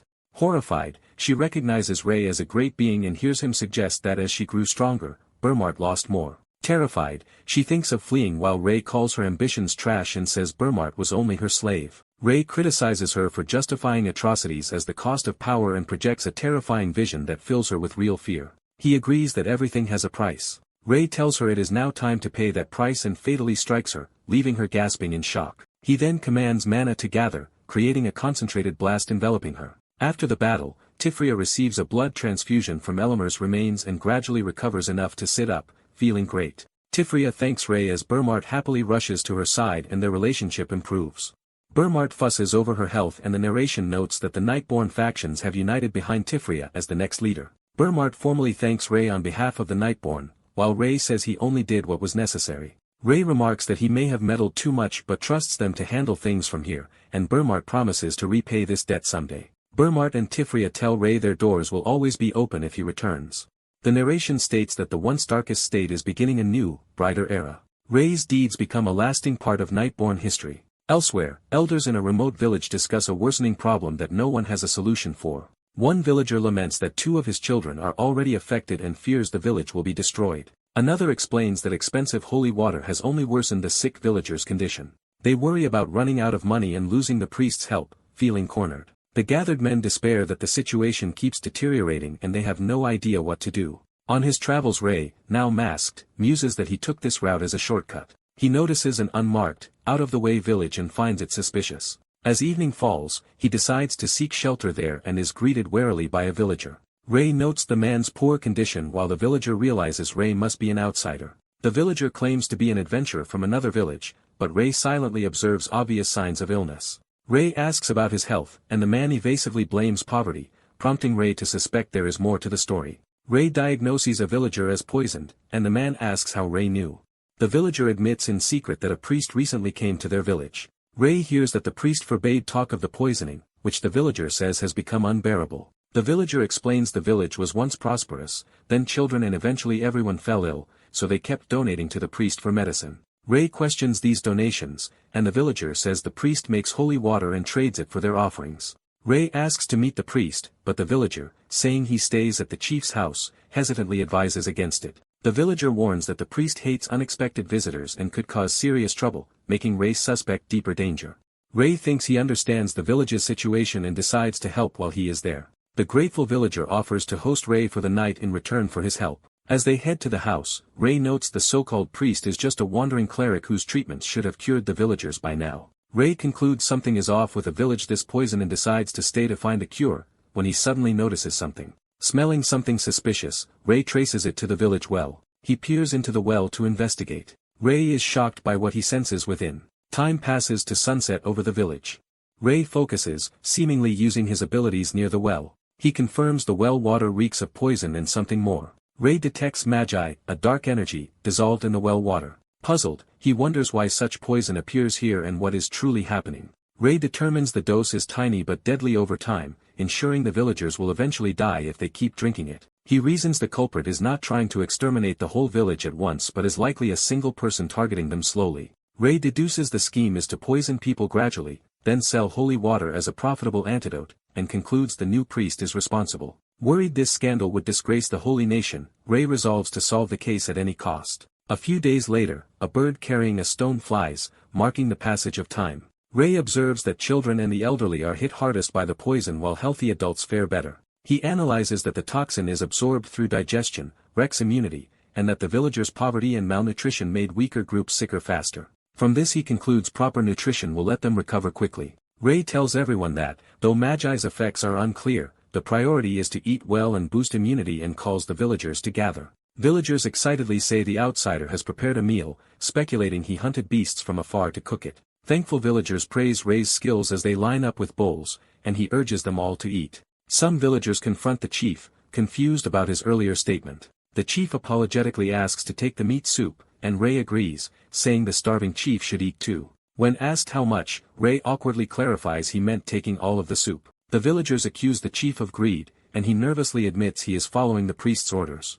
Ray is alarmed as the chief reports the priest claimed the food might be poison and ordered it thrown away. Outraged villagers protest that the priest once said holy water would cure them yet now wants them to waste precious food and starve. The chief tries to calm them and asks them to endure for his sake, but they angrily stress how valuable the food is until someone interrupts. Ray confirms the bearded man is the chief and asks him to surrender the food. Ray then bluntly asks whether the chief is being threatened, causing the man to flinch. The chief hastily denies it, but his reaction makes Ray more suspicious. Resigned, the chief allows Ray to take the food, and Ray thanks him. Nearby, a family looks weary and worried as tensions rise. Ray silently watches the uneasy villagers. That night, narration notes hunger is fraying everyone's nerves. Elsewhere, a holy knight tells the priest villagers are starting to resist and reminds him the reporting deadline to the holy nation has passed. The priest says it is not time to report yet because writing it would take half a day during which villagers might revolt, and the knight agrees to delay. The priest asks about the village mood and hears that people are nearly crazed from hunger and could riot at any moment.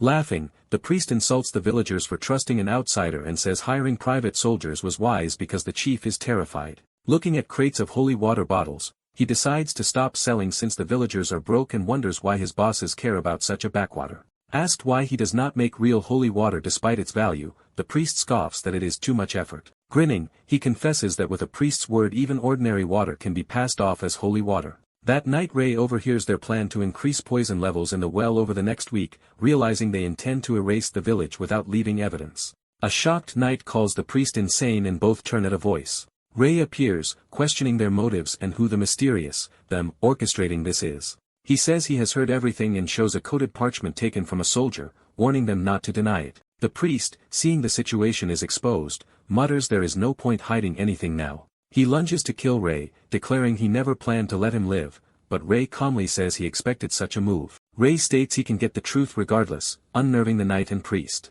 Ray manifests a fearsome spectral power behind him. Under this power, the priest rides and Ray commands him to answer truthfully with no lies. Ray interrogates him, starting by asking whether he personally made the poison. The priest denies it and Ray recalls the parchment's code looked familiar, prompting another question. Ray asks if the priest is connected to the group called Proxia, which horrifies him. As the priest starts to utter disjointed words, Ray senses something wrong and urges him not to continue. The priest suddenly transforms under a curse, chanting for blood. He screams a fanatical slogan about killing the goddess through mass death before self-destructing. A violent explosion shakes the building. Afterwards Ray, spattered with blood, is horrified and wonders what just happened. A recap explains that after leaving Vampire Lands, Ray found this village suffering from a mysterious illness. The summary notes, Ray discovered faint poison and magi in the well water. It recounts how he cooked food to boost immunity, only for the priest to demand it be discarded. Ray, becoming suspicious, tailed the priest to gather information. The recap ends with the priest uttering cryptic words and killing himself under a curse.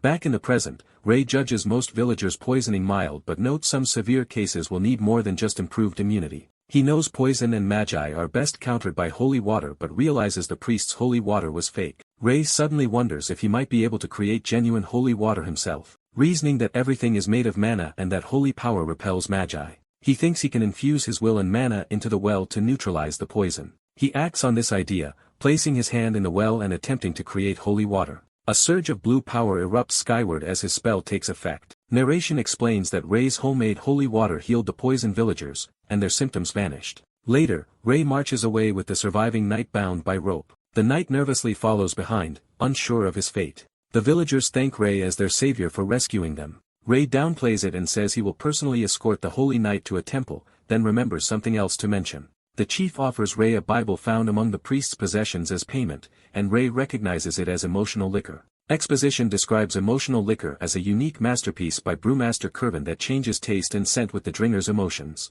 Rei recalls its great value among nobles, having seen it once before, and is surprised to find such a rare item here. Later, Rei addresses the captured knight.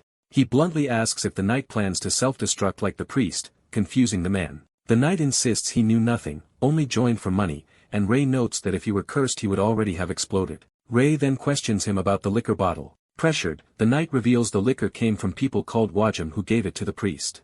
Rei learns Wajam are likely proxias, messengers, or executioners. The knight adds that each Wajam he saw had overwhelming power and a terrifying aura. Rei thinks that in the proxia he knew there was nothing called Wajam, then the knight anxiously asks what will become of him. Rei says he will obviously be sent to the holy nation to answer for his crimes when a voice interjects, ordering him to stop. A cloaked figure demands Rei hand over what he is holding. Multiple hooded Wajam appear, and the knight recognizes them in fear. Rei confirms they are Wajam and asks if they want the emotional liquor he received as reward, refusing to give it up. The lead Wajam warns that refusing means death. The terrified knight begs Rei for help, claiming to be on his side. Before he can finish pleading, something deadly happens to him. A Wajam tells Rei he is next.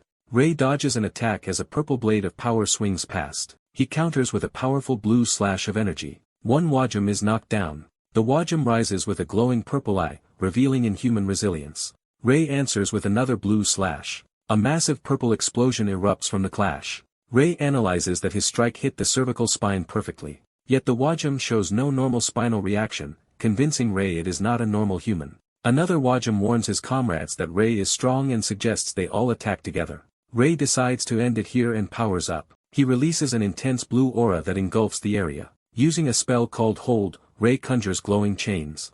The chains bind a Wajam tightly, leaving him struggling. Rei reasons that Wajam are probably cursed to self-destruct if they reveal secrets, and instead orders the captive to deliver a warning from him to their masters. He tells the bound Wajam to pass that message along, and then dismisses him. As the Wajam departs to a portal, Rei watches. The Wajam suddenly explodes under a curse, shocking Rei.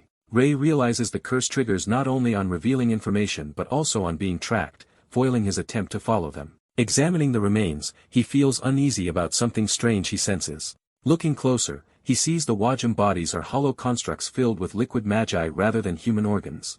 The strong scent coming from the remains strikes him as familiar. He identifies the smell as matching emotional liquor. In another city, business discussion notes customs fees have risen on the northern route. Inside a shop, someone observes that despite higher fees, profit margins remain acceptable.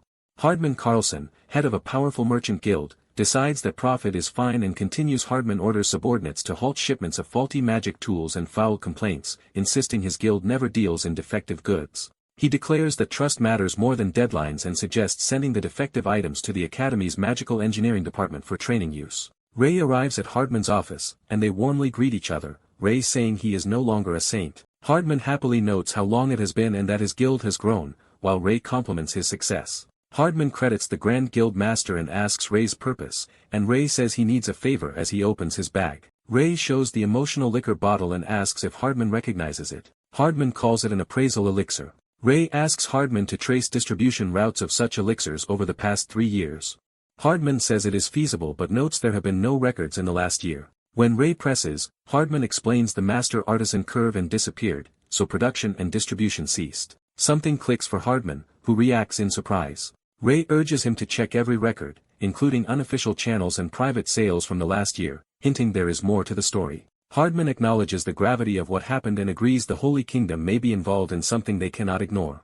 He promises to use all his information networks, and narration says he immediately begins investigating. The narration details how Hardman's network spans exchanges, ports, smuggling routes and noble events across the continent. At his order, staff scour archives, ledgers and distribution records to track the elixir's trail. Ray, satisfied that intel is underway, turns his attention to learning more about the mysterious Wagem constructs. He studies a broken Wagem body, noting it is machine-like with no blood vessels, spinal cord or organs. He concludes Wagem are non-living shells powered by an appraisal elixir that has actually concentrated dark mana. Holding a piece, Ray wonders if this is what people call black magic. He then imagines the horror of injecting dark mana into living humans to make biological weapons. Looking again at the once poisoned well, he speculates that the trace toxins in the water may be connected to such a plan. Ray stops himself, deciding not to jump to conclusions yet. He resolves first to keep analyzing the Wagem body in detail to better understand this new threat. A few days later, someone rushes in to report to the Grand Guildmaster that they have located the target.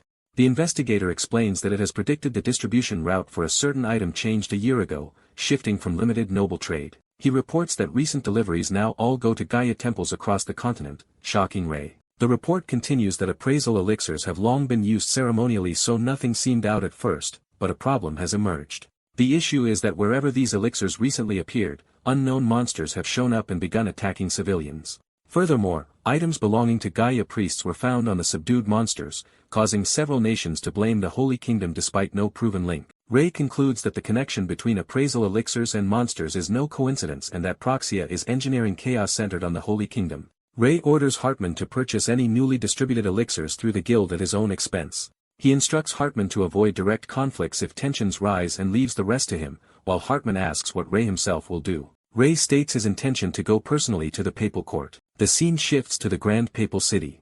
At the papal court, Bishop Eclei asks for an update on the recent monster appearance incidents. A subordinate reports that local temples are trying to contain the situation and negotiate compensation, but the matter is close to becoming an international issue. Eclei notes that some countries are already reviewing their treaties with the Holy Kingdom and asks if any proof ties the priests to the monsters.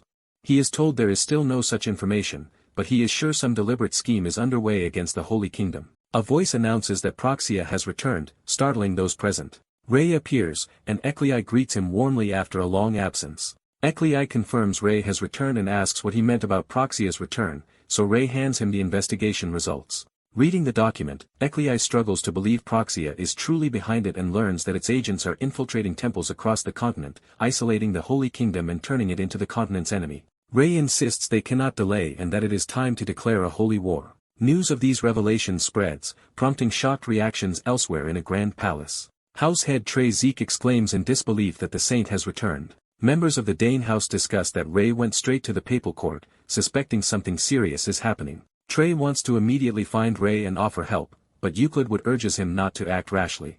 Euclid would reason that since the saint is acting in secret they should avoid hindering him, and is introduced as Velacroa house head. Trey reluctantly agrees to wait until the saint calls for them, seconded by Hong Young.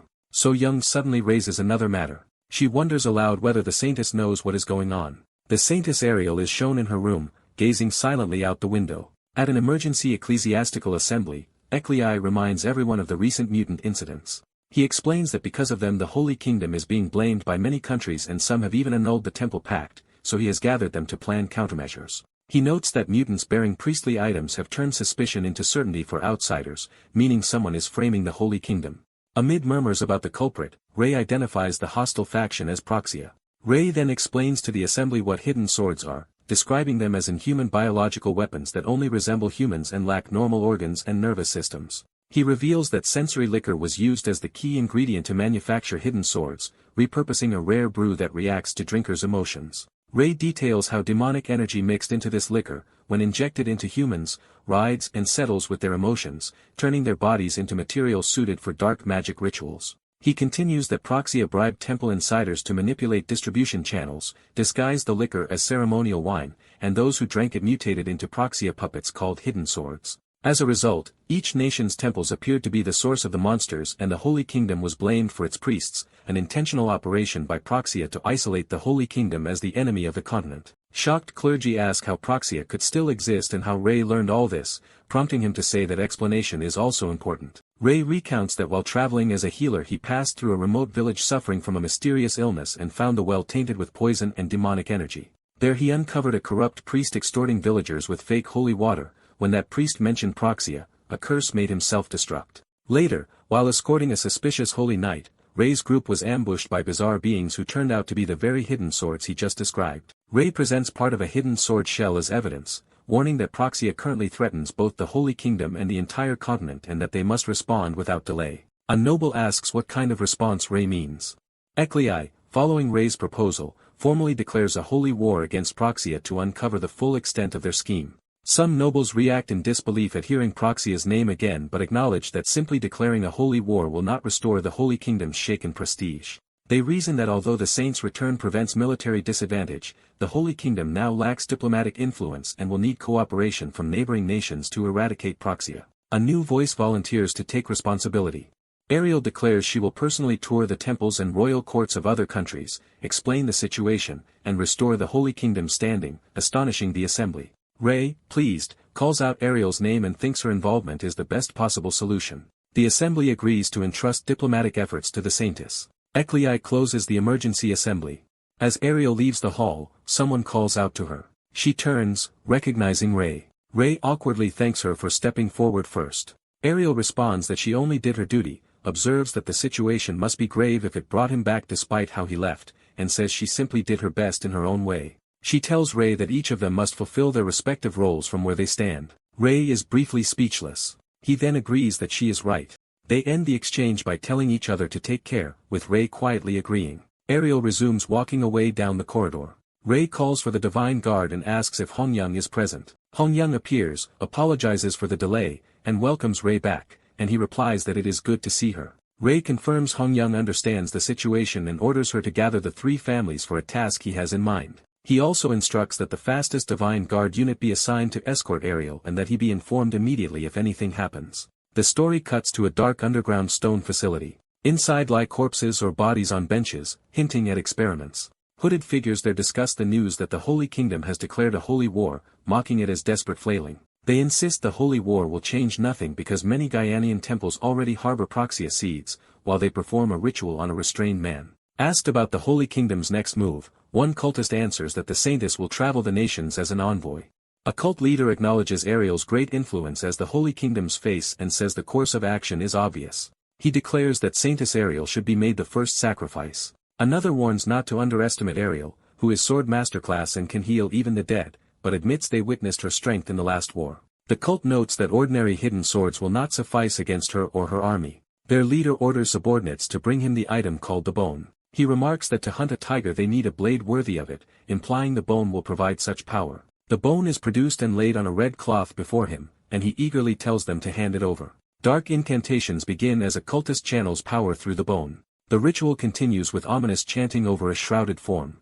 They use the bone in a full resurrection-like ritual, infusing a bandaged woman's body with dark energy. The leader exults that the time of the dead has come and calls for the world to fall into corruption and reject the light. A purple shard shatters with explosive force during the ritual. A blinding burst of purple energy fills the chamber. The cultist laughs, announcing that what they have created is something extraordinary. A resurrected, bandaged female demon emerges, described as the very flesh of the demons everyone fears. The scene shifts to a bright exterior of another city. Inside a room there, someone reports that everyone has assembled. Yuklawud thanks Rei for summoning the three houses. Trey, near tears, says they have been waiting for this audience. Rei greets them, saying it has been a while since they were together. He explains that because the Holy Kingdom has declared holy war against Proxia, he has specific missions for each of them. Trey and Yuklawud pledge to obey any command and do their utmost. Rei assigns Yuklawud to use the Belcroy intelligence network to monitor Proxia's movements in real time and report even the smallest change. He orders the Divine Guard to hunt down any remaining Proxia agents hiding within the Holy Kingdom. Lastly, Rei tells Trey that he will accompany him personally,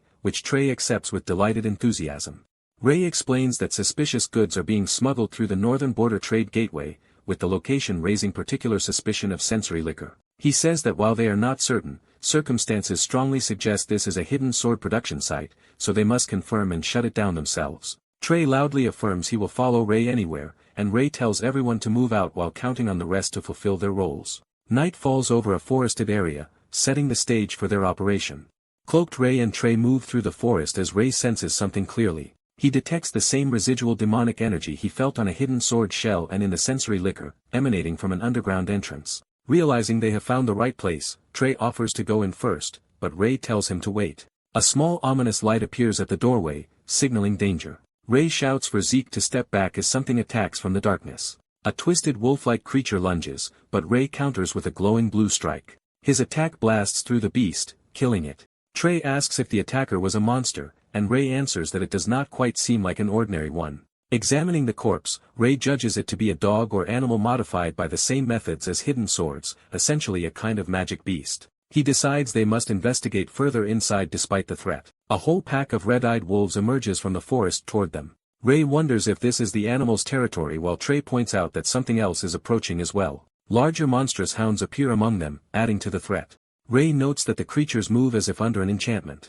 He realizes with alarm that they are being magically controlled. Trey volunteers to handle the enemies himself and charges forward despite Ray's warning to wait. Ray calls his attention to something happening at the corpse they left behind. They see other wolves devouring the slain magic beast, drawn specifically to what is seeping from its body. Ray senses a disturbing growling power as the contamination spreads. He understands that animals are attracted to the monster's corpse, eat it, and in turn become monsters themselves. Feeling a much stronger demonic energy from deeper in the facility, Ray concludes that if left alone hundreds of magic beasts will pour out and urges Zeke to press inside immediately. At that moment a hooded proxy occultist appears, commenting that unwelcome guests have found their way there. Ray demands to know who he is, but the cultist dismisses the question as irrelevant. The cultist, surrounded by his altered beasts, declares that Ray and Zeke are standing before his toys. Ray identifies him as a monster tamer, and Zeke again offers to handle the fight alone. Ray agrees and entrusts the battle to Zeke, who vows to finish quickly and rejoin him. The tamer smugly observes Zeke's confidence. Zeke draws a radiant golden sword, regretting only that Ray will not see his prowess. Meanwhile Ariel's ornate carriage travels along a forest road on her diplomatic journey. Inside, Ariel reflects that she did not have to treat Ray so coldly in the past. She admits she does not fully understand why she became so angry and distant toward him. She recognizes she was indeed mad at him, but while he was gone she never truly hated or blamed him. Clenching her fist, she wonders if she really understood and forgave his actions as she believed. She recalls that seeing his face again after 7 years brought all her buried emotions rushing back. Looking out the carriage window, she reaches an internal conclusion about those feelings. Ariel realizes she still has feelings for Ray. Her eyes glow softly in the sunlight as this realization settles. The carriage arrives at the kingdom of Prial, and Ariel is informed of their arrival. She steps down from the carriage to begin her diplomatic mission. Bathed in holy light, Ariel presents herself with calm determination. Back in the underground facility, Ray remarks that things would have gone badly if he had not come. He is surprised by the size of the hidden lab, which is filled with corpses, ritual circles, and large specimen tanks. He notes the many types of beasts and monsters contained there. Some have already reached full demonic transformation and attack him as he advances. While fighting, Ray senses that the magical circuits in the facility are nearly identical to those he felt from a previous enemy named Wajim. He also realizes that these particular creatures show no trace of sensory liquor, indicating a different method of creation. Ray deduces that this lab is not unique and that similar facilities likely exist across the continent for mass-producing such monsters. He wishes he could fully understand the core mechanism used to create them.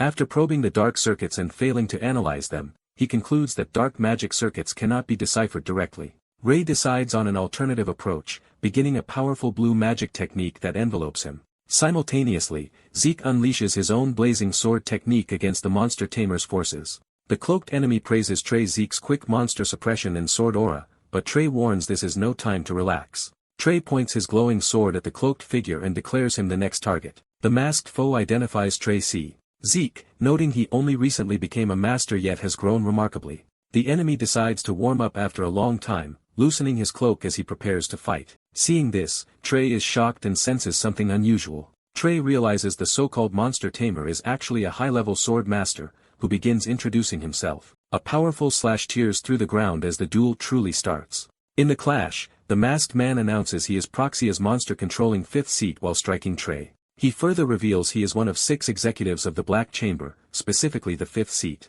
Their auras collide violently as Trey and the fifth seat exchange overwhelming sword blows. Trey confirms the opponent is a Proxia executive, and the man answers vaguely then insists on ending the chatter. The fifth seat, now astride a flying beast, calls for another round as he swoops toward Trey. Trey counters aggressively, meeting the descending enemy with a blazing attack. During their rapid exchanges Trey thinks the enemy is too fast and difficult to read. Trey is wounded and realizes the opponent is not only quick but extraordinarily strong. Observing the beast-like, unrefined sword style, Trey endures the taunts that his efforts are disappointing and hears the foe urge him to hurry up. Trey, undeterred, offers to show his full power and begins sheathing his blade. He then manifests a pure aura sword, prompting the enemy to mockingly ask if that will change anything. The two charge at each other again, sword auras clashing as the fifth seat claims Trey's new tactic is pointless. The fifth seat suddenly notices Trey's sword aura flickering in and out, confusing his perception. Using the vanishing aura technique, Trey slips past and slashes the enemy as they cross paths. The fifth seat, impressed, comments on Trey's disappearing sword as Trey processes what just happened. Though bleeding from the chest, the masked fifth seat marvels that only someone like him could have survived Trey's vanishing sword. Trey is certain he struck a killing blow yet sees the foe still standing and is bewildered. He then spots something unnatural writhing inside the enemy's cut flesh. A sudden blast erupts nearby, startling Trey. Elsewhere, Zeke's silver-haired lord notes that the masked swordsman is quite a formidable opponent. Reunited, they discuss the fight. The lord asks if anything was gained, and the fifth seat answers it only fueled his desire to crush them. A Proxia member laughs, pleased at the hatred, but warns they must hurry since their preparations are almost complete. Another hooded Proxia mage confirms their preparations are nearly done while channeling ominous power. A vast artifact-based magic circle activates on the ground, leaving Trey's side wondering what it is. The Proxia third seat tells the fifth seat it is time to go, and they both prepare to teleport away. Trey's lord identifies the circle as an artifact-driven teleportation portal and tries to dispel it. He fails, finding the formula too complex, while the fifth seat cheerfully says he looks forward to their next meeting as he vanishes. Trey rushes to his lord calling out, after the enemy's escape. Trey apologizes for failing to finish the fifth seat in one blow, but his lord says it was impossible to kill such an opponent with a simple slash. They recall the foes calling each other third seat and fifth seat, and reason that Proxia combines monster taming, sword mastery, and teleportation, making even their remnants terrifying. Concluding they must act quickly, the lord tells Zeke to accompany him and asks where he plans to go. He explains they need intelligence from the academy about the lab they just discovered. The lord declares their next destination is the academy. The scene shifts to the academy's grand building under a clear sky. Inside, a long-haired professor works in the library. A student calls out to the professor about some material he was shown earlier. The stern professor refuses conversation outside office hours, but the excited student begs because he needs the material urgently. Another frantic student runs in shouting for Professor Ravenhar, making the professor think everyone is acting crazy, then announces Professor Ray has arrived. Ravenhar sprints off at full speed through the hall. He arrives before Lord Ray, asking why he has come, and Ray says he has a question. Ravenhar, honored, agrees to answer anything, and Ray suggests they move elsewhere to talk. They relocate to a classroom and begin working at the board. Ray shows Ravenhar a magic formula he saw, prompting the professor's shocked reaction. Ravenhar identifies it as a heavily modified dark magic formula and asks where Ray encountered it. He says interpreting it is normally hard but not for him because it is based on a variation he himself created, stunning Ray. Ravenhar reminds Ray that although beneath him, he is still a lich, leading Ray to begrudgingly accept it. Ray then cheerfully tells Ravenhar to prepare for a beating. Ravenhar reacts in alarm, not understanding at first. A series of comedic off-screen blows later. Ravenhar screams in pain somewhere outside. Battered and bandaged, he laments his pathetic past self and regrets being born. Back to business, Ray asks if there is any way to stop monster production across the continent. Ravenhar doubts such a thing exists and sighs. However, Ravenhar asserts he can at least create a magic tool that instantly neutralizes the monster-making formula, and Ray notes that locating the labs becomes the priority. Ray asks how long making the tool will take. Ravenhar says decoding the formula is the only time-consuming part. Ray produces Ravenhar's ornate book and asks if he recognizes it, revealing it as a life vessel. Shocked, Ravenhar explains he thought his life vessel was lost and realizes Ray had it. Ray explains this vessel holds a lich's life, memories, and existential structure. Realizing that, Ray begins to question what a vessel of life implies. A comedic sequence shows Ray punching Ravenhar in the chest through their shared link, causing mirrored pain. The chain reaction continues with more punches, repeatedly hurting Ravenhar via the vessel. Eventually Ravenhar begs Ray to stop, saying he has been hit enough. Ray points out only Ravenhar can undo the life vessel's powerful seals and orders him to open it. Ravenhar chants complex spells, unlocking the heavily warded tome. The life vessel opens, revealing pages of arcane diagrams and notes. Ray happily prepares to read its contents. He discovers the book largely contains dark magic of all levels and learns it is a secret lich tome handed down from Ravenhar's master. Ray notes the final page is blank. Ravenhar admits he does not know why. Ravenhar recalls the legend that only a mage at the absolute peak can read the last page, likely an intention of the first lich. Ray confirms there is no greater hidden magic inside, while Ravenhar suggests it is still an excellent opportunity to study dark magic, but Ray declines. Ray returns the life vessel, telling Ravenhar not to lose it again. Ravenhar, clutching it tearfully, thanks him, while Ray says he had no use for it anyway. Later, Trey visits Ray's study and announces his arrival. Ray and Ravenhar trade insults about each other's smell before Ray asks Trey how the heroes responded to his message. Trey reports the heroes were eager for action and welcomed the chance to stretch their limbs. Ray is pleased their power issue is solved and asks for news from Ceylonia. He hears that more suspected labs have been found in Balakrua and orders the data compiled. Ray says the magic tool is urgently needed and offers to help make it faster, to which Ravenhar agrees. Looking outside the academy, Ray wonders how Iriel is doing. The scene shifts to Iriel meeting with Duke Dallas, who thanks her for understanding the situation regarding his daughter. A narrator clarifies that since the Saintess herself came to explain, all misunderstandings were cleared with Dallas, Duke of Prio. Dallas acknowledges Proxia as a continental threat and pledges to cooperate with Iriel to overcome the crisis. After exchanging formal courtesies and blessings, Dallas invites Iriel to stay for a banquet in her honor. Iriel politely declines, saying she lacks time, but Dallas insists because he has an urgent question.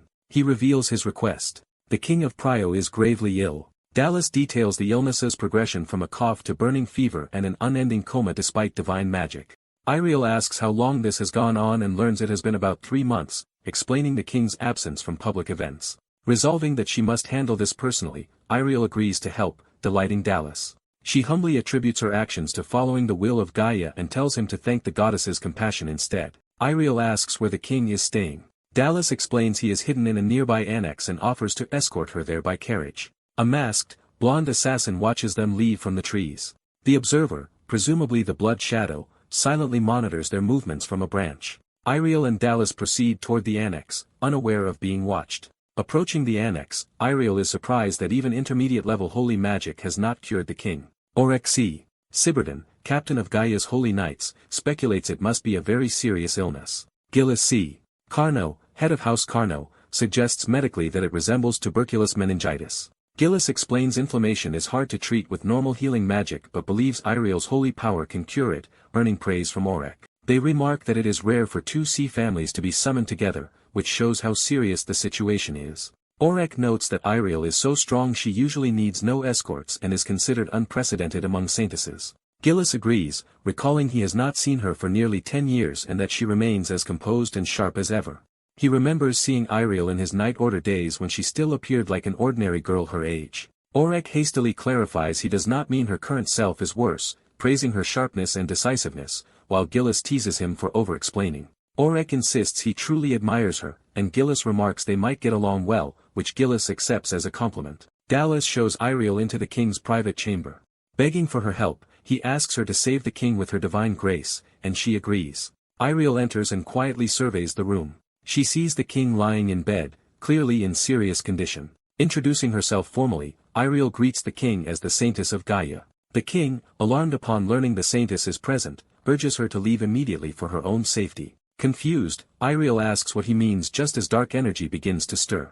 A massive dark magic circle erupts around her inside the chamber, shocking her. Realizing it is dark magic, Iriel hears someone gloat that she has fallen into a trap. Dallas reveals his betrayal, laughing that she has walked straight into it. He confesses that Proxia approached him with an offer to make him king if he trapped the Saintess here. Iriel condemns him as a traitor, insisting such a magic circle cannot restrain her. She acknowledges the Magi is strong but claims it cannot affect a Saintess, though a voice warns her to think about her subordinates. The villain points out the curse affects everyone in the annex, not just this room, horrifying Iriel. A view of the building shows the entire annex wrapped in a gigantic cursed circle. Dallas adds that the curse will only grow stronger with time, meaning Iriel's allies are in danger as well.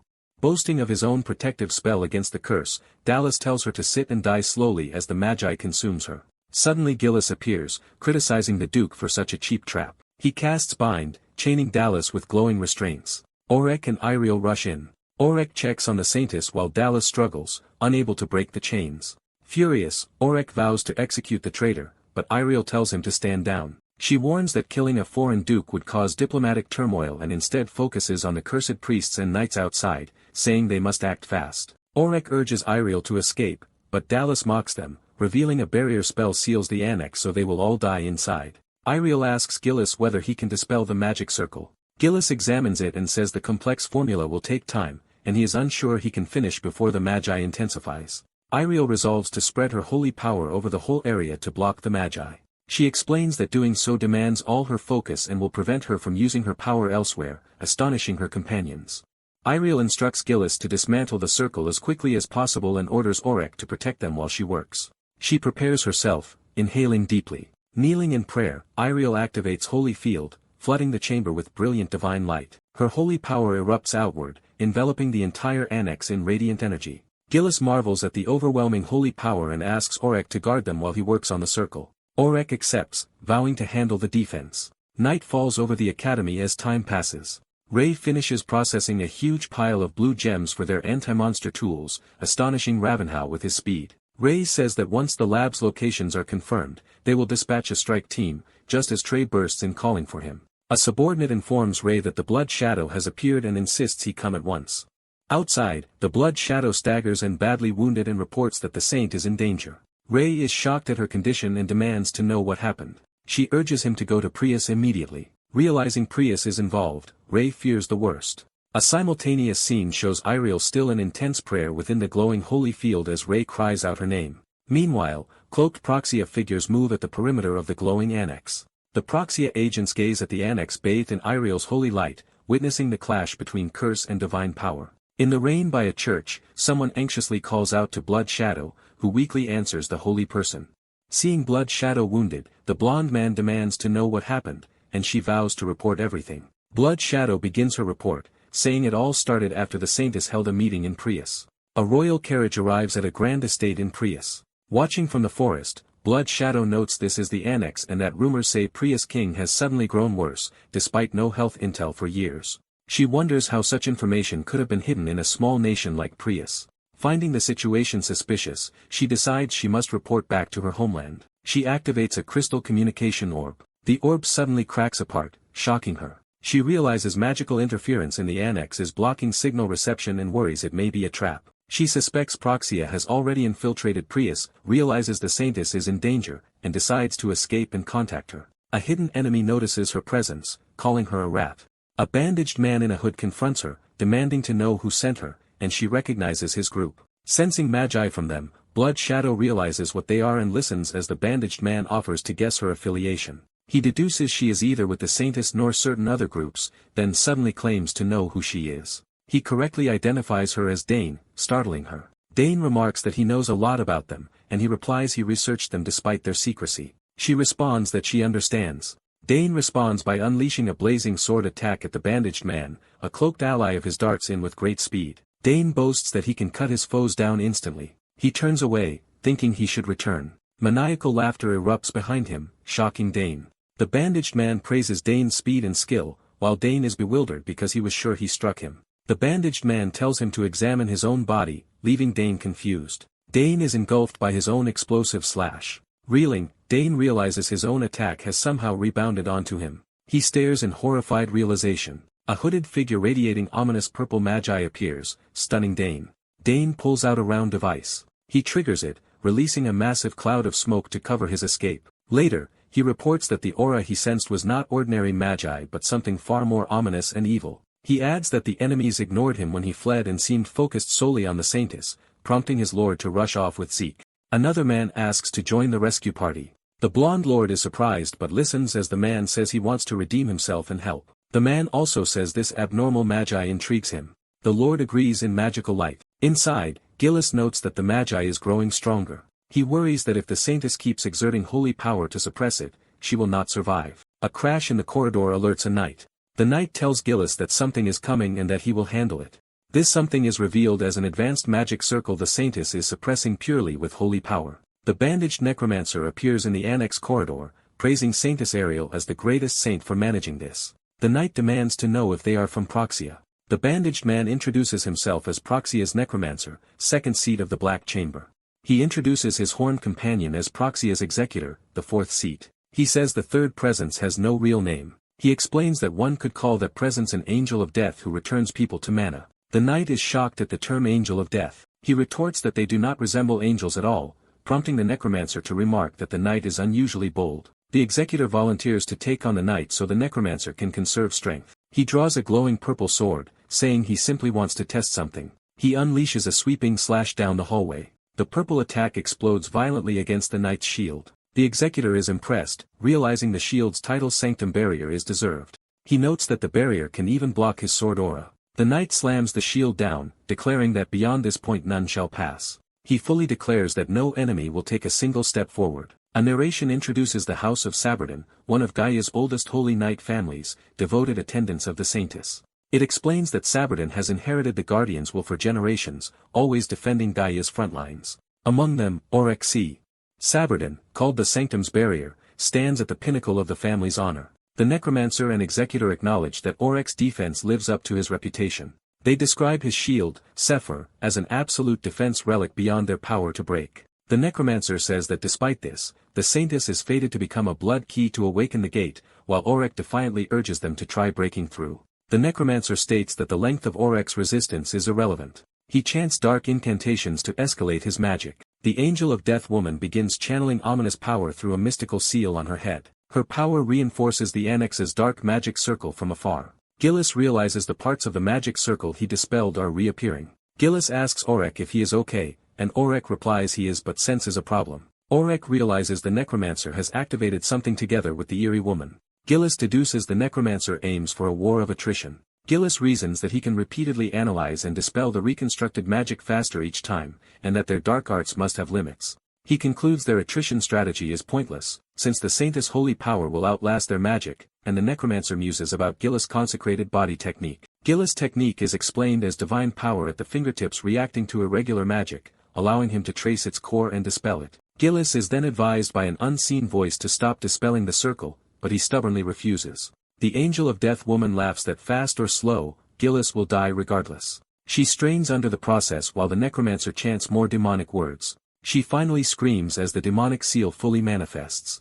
A negative image shows Oryx and Gillis suddenly overwhelmed by this sinister surge. Gillis clutches his chest in alarm. Dark magi crackles over Gillis' hand. He is horrified that his own holy power is turning into magi, realizing what that implies. The Saintess collapses on the floor, unconscious. Oryx demands to know what the necromancer has done, and the necromancer boasts that not even the greatest Saintess can resist demonic power. The necromancer reveals the girl accompanying him carries demonic power etched into her flesh. He names her demonic ability as the power of reversal. Gillis frantically calls to the collapsed Saintess and is told that her immense divine power has been converted into magi within her body. The necromancer explains she is already deeply corrupted and that the magi she had been suppressing is now surging again. Oryx realizes they are trapped without holy power or escape routes and shouts for Gillis to leave the barrier to him. Oryx runs off to hold the line and begs Gillis to focus on protecting the Saintess, despite Gillis' concern for him. Gillis hesitates, but Oryx insists that their mission is to safeguard the Saintess above all.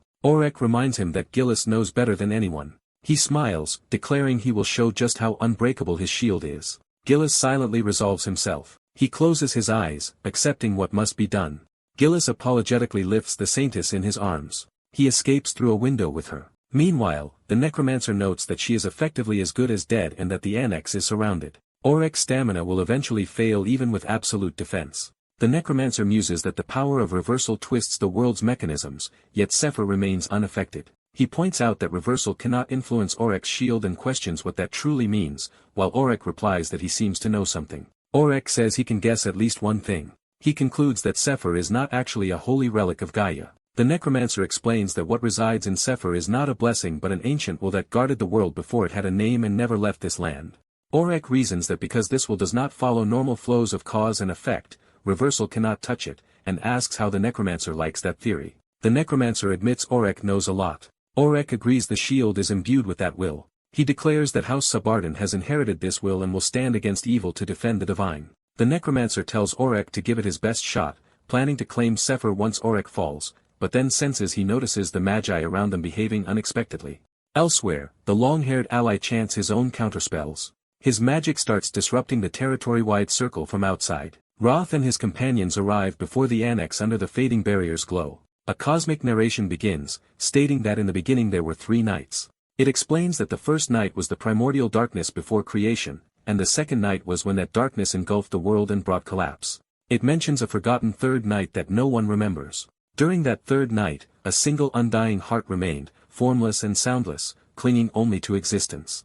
Alone for ages, the heart began a silent dream, longing for someone to call to it in an empty field. It waited first for sky, then for wind, until it forgot the very name it was waiting for. One day faint voices entered its dream, and the heart embraced those words as though hearing its lost name again. In response, the heart awoke and became light. That small light quietly spread across the world. It melted the world's snow, flowers bloomed, finally a baby smiled. A woman finishes the tale, saying the once lonely heart became light and lived happily with everyone. A young girl named Iriel excitedly asks if the heart is the goddess, and the woman playfully returns the question. Iriel insists it must be the goddess who melted the snow and made flowers bloom, while the woman says anyone can make people happy. She tells Iriel that she too can bring happiness. Iriel pledges to become a light for others, even if not as great as the goddess, and to make everyone happy. The woman urges her never to forget that feeling so she can become the warmest light of all. Back in the present, the saintess regains consciousness as someone calls to her. Gillis desperately asks if she is alright while she reels from the vivid childhood dream. Confused, she starts to recall what happened, but pain stops her and Gillis warns her not to use divine power. He explains her body is heavily eroded by dark mana and using holy power now would destroy her. Gillis says he has given her emergency treatment, but insists they must reach the Holy Kingdom. He notes that, for some reason, the territory's barrier has been deactivated and they must flee while they can. The saintess immediately worries about Aurek. She is horrified at the thought he was left behind, but Gillis insists her safety must come first. Gillis grimly asks her not to waste Aurek's sacrifice. The saintess is left speechless and shaken. Meanwhile, Rot's group senses that widespread dark mana makes it hard to locate things, though a few spots of especially strong mana stand out. One such surge comes from the forest opposite their approach, suggesting something powerful is entering the territory. Another strong source is sensed at the top floor of the annex, where they believe the saintess to be, mixed with something more than dark mana. From that room, Rot specifically senses an intense willpower. He assigns his subordinate to investigate the opposite side while the rest hurry toward the annex. Inside, Aurek stands behind Sephir, breathing heavily but still holding the barrier. The necromancer laughs that Aurek cannot block the dark mana everywhere and cues the executor to move. The executor draws his weapon, promising to finish Aurek in a single strike and asking for last words. Aurek replies that even if he disappears from this land, he declares that the will to protect will never vanish. A powerful attack is unleashed, streaking toward its target. A purple energy-coated blade charges with power. The horned assassin unleashes a massive purple strike toward Ray. The white-robed saint steps in front of Ray and raises a glowing blue barrier. The saint activates a spell called Bind with a burst of blue light from his hand. Blue chains appear and tightly restrain the masked, horned attacker, shocking him. While bound, the attacker sees the saint sprinting away through the hall. The saint dashes forward, fist wreathed in blue energy, preparing a decisive punch. A blindfolded cultist is stunned that their powerful executor fell so easily and worries about the saint's reversal ability. The blindfolded cultist focuses one eye through his bandages as he notices something. A long-haired man recognizes Ray and reacts with surprise. The blindfolded cultist flies into a rage, screaming Ravnhar's name. The long-haired man studies the cultist and begins to recognize him. He bluntly asks the blindfolded man who he is. Elsewhere at night, Gillis suggests that the saintess rest for a bit. Gillis asks if the saintess is alright while inwardly noting her stamina is fading faster than expected. The saintess apologizes for being a burden, but Gillis insists that protecting her is his family's duty. Gillis explains that his house and the other guardian houses follow an ancient duty to protect saints, tracing back to sky and wind that once pursued the light. The saintess says their justice is simply following those traces, then quietly asks if that justice has ever felt heavy to him. Gillis admits duty and justice are not always right but says balance is maintained because some people bear that weight. The saintess falls silent, troubled by his words. She begins to confess something to Gillis, but he hushes her so he can focus. Gillis casts Conceal, surrounding them in a swirling field that hides their presence. From afar someone senses movement in the forest and notes that something is approaching. A purple-haired man, Zeke, senses it and looks around alertly. Gillis and the saintess spot Zeke and realize if he is here. Others from Trey House must be involved. The saintess assumes the newcomers are allies and wants to join them, but Gillis warily tells her to wait. Footsteps approach as someone notes there is another person arriving. A masked, cloaked woman appears and greets Zeke of Trey as an old opponent. Zeke recognizes her as the monster tamer and prepares for battle. The masked woman taunts him about taking another hit from her blade while he mocks her overconfidence. She says they will likely cross blades again since they seek the same objective, while Zeke feigns ignorance. She reveals they are both looking for the Saintess, which shocks Zeke. Zeke declares he must stop her, but she says she is too busy now for a one-on-one fight. Colored crystals float around Zeke, alarming him. The crystals detonate in a massive series of explosions. A gray-haired, masked cultist emerges from the smoke, complaining about how troublesome Zeke has been. The gray-haired cultist tells the monster tamer they should quickly defeat Zeke and then find the Saintess. Seeing Zeke under attack, the Saintess insists they must help him, but Gillis orders her to stay hidden while he goes. Gillis reminds her she must not interfere under any circumstances.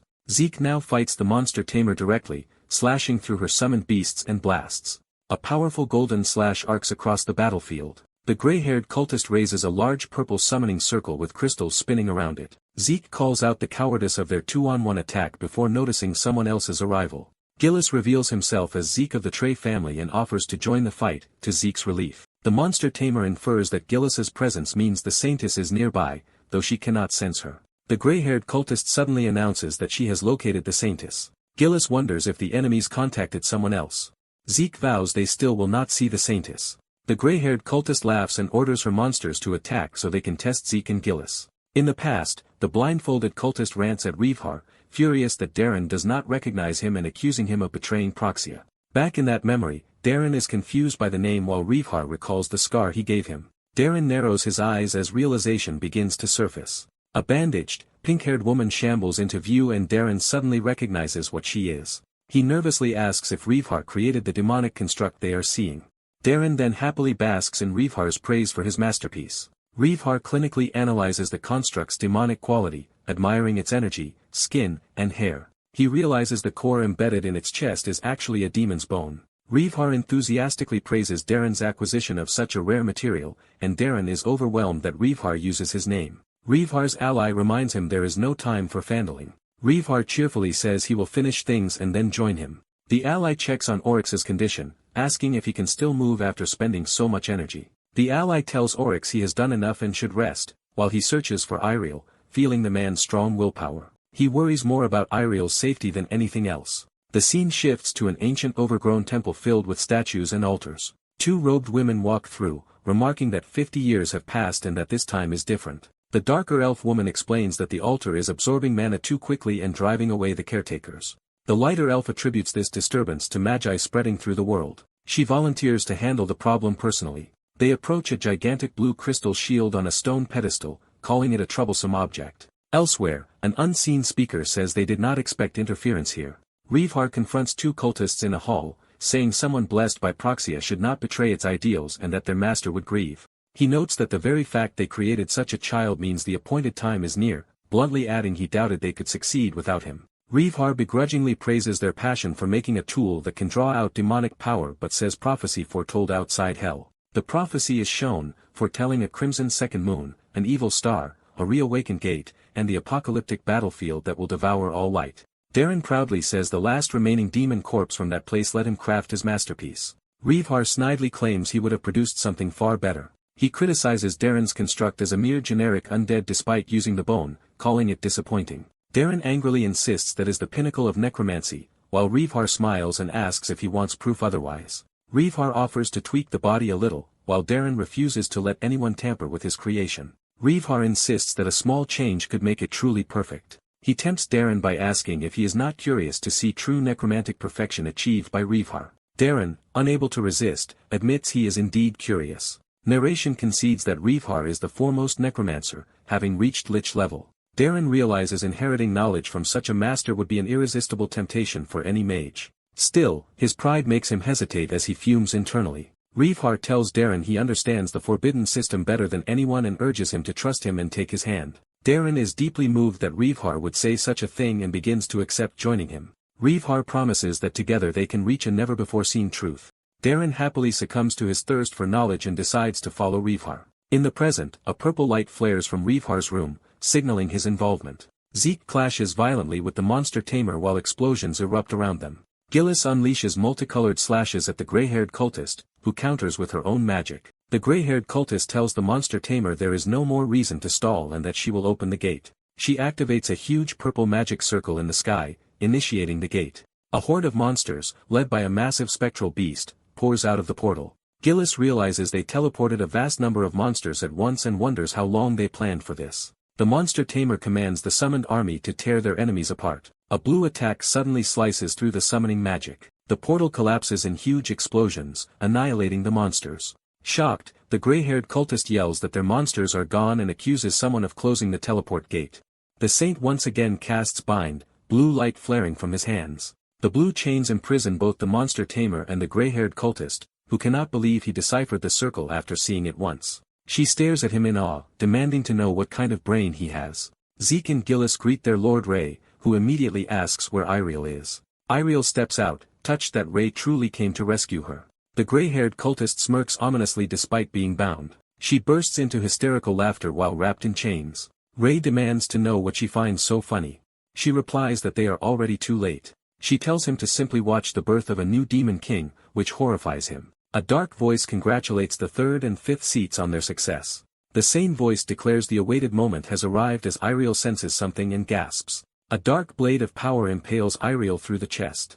Zeke and Gillis stare in horror as a monologue about becoming Demon King and bearing the world's pain echoes. The hooded mastermind holds the bleeding Iriel, saying that in him all things will become meaningless. Ray can only whisper a shocked denial. He sprints toward them, screaming Iriel's name. The mastermind proclaims that Iriel's blood will overturn the world's order as it rises skyward in red streams. He vows that the power will be bestowed upon him while Ray desperately cries out to Iriel. The blood-borne power condenses into a massive red sphere in the sky. That blazing sphere envelopes the mastermind as followers shout to the first seat. The chained cultists cheerfully congratulate their leader on obtaining demonic power. A new voice coldly orders them not to call her that. The transformed figure introduces herself as Beryl, the first demon king of this world. Close up, Beryl repeats her name with a fog-toothed smile. She again declares herself the world's first demon king while floating above the battlefield. The two bound cultists ecstatically beg the demon king to use them as the foundation of her new world. Beryl laughs and asks if they are ready, to which they eagerly agree. The gray-haired cultist offers her demonic, glyph-inscribed body entirely for Beryl's dominion. The masked monster tamer likewise offers his demonic body as nourishment for her rule. Beryl delights in such devoted subjects and announces she will sacrifice them to turn this land into her domain. The two cultists grin madly in anticipation of being used. A violent ritual begins as crimson magic and tendrils swirl around Beryl. The red sphere and swirling runes intensify, preparing a devastating transformation. Ray cradles the wounded Iriel, begging her to stay conscious as she weakly says this is not the time for him to worry. She urges him to stop Beryl before it is too late, even as he protests. Iriel admits it is already too late for her and Ray frantically asks her to use holy magic. The demonic blade lodged in her side continues to corrupt her wound. Ray realizes the demonic erosion is spreading too quickly and that it is blocking her holy power. Iriel agrees, saying the blade-shaped demonic energy has completely sealed her holy abilities. Ray desperately insists he can still undo it, but Iriel tells him they both know there is no hope. As he silently stares at the red sphere overhead, she tells him it is alright because she is merely returning to the goddess's embrace. She softly asks if he remembers when they first met. Ray recalls leading an army to the elf village to take her away as a saintess. She reflects that back then she cared only about fulfilling the goddess's will. She says that single-minded duty left no room for anything else in her life. Remembering happier days with Ray, she explains that meeting him slowly changed her and made her feel like her old self again. She says being with him let her meet people, experience new things, and genuinely enjoy life. Because of that, she can no longer calmly accept this as divine will. Through tears, Iriel confesses that dying now is unbearably painful and frightening. She admits there is something she desperately wants to say before she dies, even if the forbidden constraint punishes her for it, while Ray begs her not to give up. Iriel starts to speak, managing only a faint, "ah," as she looks at him.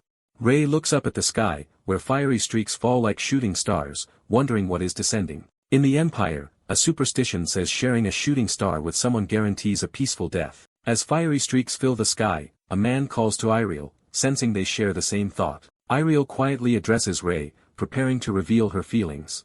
Smiling, Iriel tells Ray she is genuinely glad to have met him. Regretting becoming a saintess, Iriel reaches for Ray while he tries to stop her. Bathed in golden light, Iriel laments not meeting him under normal circumstances as Ray begs her not to act. While dissolving into light, Iriel tearfully bids Ray farewell. Golden fragments fall as Ray kneels alone, reaching toward where she vanished. His hand clenches, showing his grief hardening into resolve. The fist tightens further, signaling his fury. Elsewhere, a demon queenly figure declares that everything is now prepared. A massive blue vortex of power begins to form. The vortex erupts into a catastrophic burst of energy. Ray, engulfed in blue power and laughing madly, is overtaken by rage.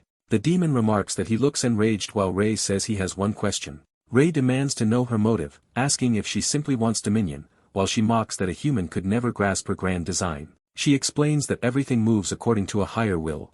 She reveals the world's decree that the saintess becomes a sacrifice, birthing the first demon king, calling it the natural law of the world. Ray rejects that so-called law with contempt. He declares that even if it were true, such rules must be overturned. Consumed by wrath and blue mana, Ray vows to annihilate every being behind this fate. His power condenses into a gigantic sphere of destructive energy. The unleashed attack devastates the surrounding land and forest. The energy sphere shatters into countless blazing fragments. Ray stands beneath the floating, cracking blue meteor he controls.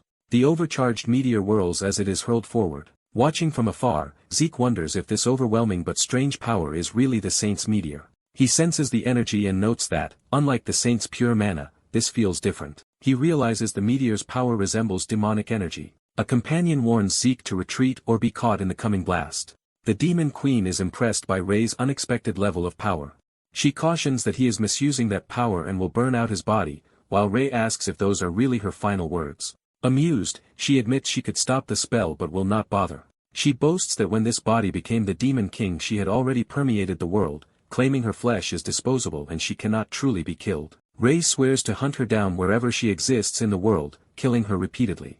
As the meteor looms overhead, she laughs that even if he fails, they will meet again soon. Light engulfs her face as the attack descends. The meteor slams down with overwhelming blue force. Afterward, Ray stands silently amid the lingering light and mist. He stares into the night sky in wordless reflection. Narration explains that the Holy Nation and neighboring countries waged fierce battles together against Phraxia's armies. By destroying the laboratories that created Phraxia's blade beasts, the Holy War finally seemed to be nearing its end. At the same time, the Holy Nation holds an ongoing memorial for Iriel. The grand, noble-filled ceremony shows how deeply she was revered and how important she was to the Holy Nation. Clergy remark that Iriel's death is not an end and speak of her returning to the goddess's embrace. A strategizing priest explains that losing Iriel, one of their strongest pillars, means they must prepare for harsher enemy assaults.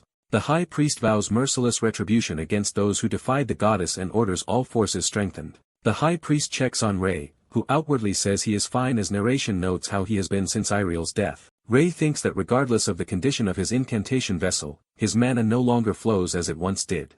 He reflects that forcing his mana now causes pain and that being unable to fight at full strength is a serious problem. Concluding he will need help, Ray clutches his chest. In an ancient elven sanctuary, someone hopes the problem with a central artifact is not serious. A dark-skinned high elf munching fruit notes that if the device breaks, no one will be able to repair it. Her companion says that if the structure collapses, horrific beings will pour into their world and even thinking about it is tiring. Looking at the chained crystal, she says it seems stable for now but doubts how long this fragile piece will last. They ponder who originally restored the artifact and built the mana circuit altar, speculating it might have been some great being or god. One elf observes that the altar's complex magical construction is best left untouched but admits it will not last forever and must eventually be replaced. Two elven figures complain they cannot maintain it alone forever, yet acknowledge that their allies, though slow and independent, will keep their elven honor and arrive. The white-haired elf decides to leave the task to the others and go rest when she suddenly hears Ray's telepathic call through their mark. She is surprised that Ray contacted her first listens as he says he wants to ask about the speech spirit and come meet her. Ray replies that he is glad to hear from her but explains he has already left his village on business and will need 2 months, stressing the request is urgent. Ira silently absorbs this news, her expression thoughtful. Her dark-skinned companion remarks that Ray sounds different and listens as he tells Ira to come to the dark elf forest south of Cilia, beyond a river. Ira thanks him, saying she relies on him a lot and will head out immediately, while he tells her there is no need for thanks and that he will wait. Back in the sanctuary, her friend is stunned and anxious after overhearing their plan. The dark elf protests in disbelief that Ira is really calling a human into this place. She reminds Ira that the altar is off-limits to anyone not officially recognized but concedes that recognition only needs approval from both elf and dark elf representatives, who are both present. Still suspicious, she recalls that a human nearly blew up the altar once and insists bringing another is absurd, while Ira pleads that if she cannot trust him, she should at least trust Ira herself. Ira assures her that Ray is not the kind of person who would commit such a deed. The dark elf admits he does not seem that type and understands why Ira vouches for him. She reveals she met him earlier while collecting stories for her so-called husband, calling him an interesting human, and reluctantly agrees this exception will be only once. In a chibi aside, the dark elf warns that she will never permit this again if it happens, while Ira apologizes for the difficult favor. The dark elf adds one condition and Ira asks what it is. She explains that since the sanctuary is sacred, any human entering must show proper respect. She says she will prepare what he must wear and tells Ira to inform him. Later, Ray wanders through the night forest, grumbling that Ira's forest is hard to find. He notes that dark elves are rare and recalls only seeing them once on the western continent, when a distant scream interrupts his thoughts. He spots a group of people collapse near a wrecked wagon. Realizing they are surrounded by trolls, he assesses the danger. Deciding he has no choice, Ray prepares to intervene. He activates his blue fear-based power, energy flaring around him. Meanwhile, a noble family travels by carriage, and a younger man asks his master if their family legend is true. The master recalls the tale that when golden meteors fall, a great being will descend into the forest of stars to guide them, dismissing it as an old story. The older man scolds the younger not to jinx this moment, saying their ancestors long for it and they cannot let their family decline further. He explains that is why they rushed out at night and prays the legend is real so their family can be revived. Near their destination, they decide to rest and confirm that the forest of stars means the dark elves' forest. They worry that to meet the great being they must enter the forest, yet doubt the dark elves, known to be hostile, will admit humans. The daughter optimistically insists they should try something since they have come this far, unaware of a lurking monster behind her. A troll roars and attacks, throwing their camp into chaos. Surrounded by many trolls, the servants urge their lady to flee while they hold the beasts off. One servant bravely confronts a charging troll about to strike him. Ray suddenly commands the monsters to stop. His fear magic manifests as a gigantic spectral skull towering over the trolls. The trolls are overwhelmed, frothing and frozen in terror. The family stares as the orcs stand immobilized, recognizing the power as something belonging only to the absolutes. They identify Ray's ability as the absolute power known as fear. They thank their mysterious savior, while he warns that the forest is dangerous and tells them to leave quickly.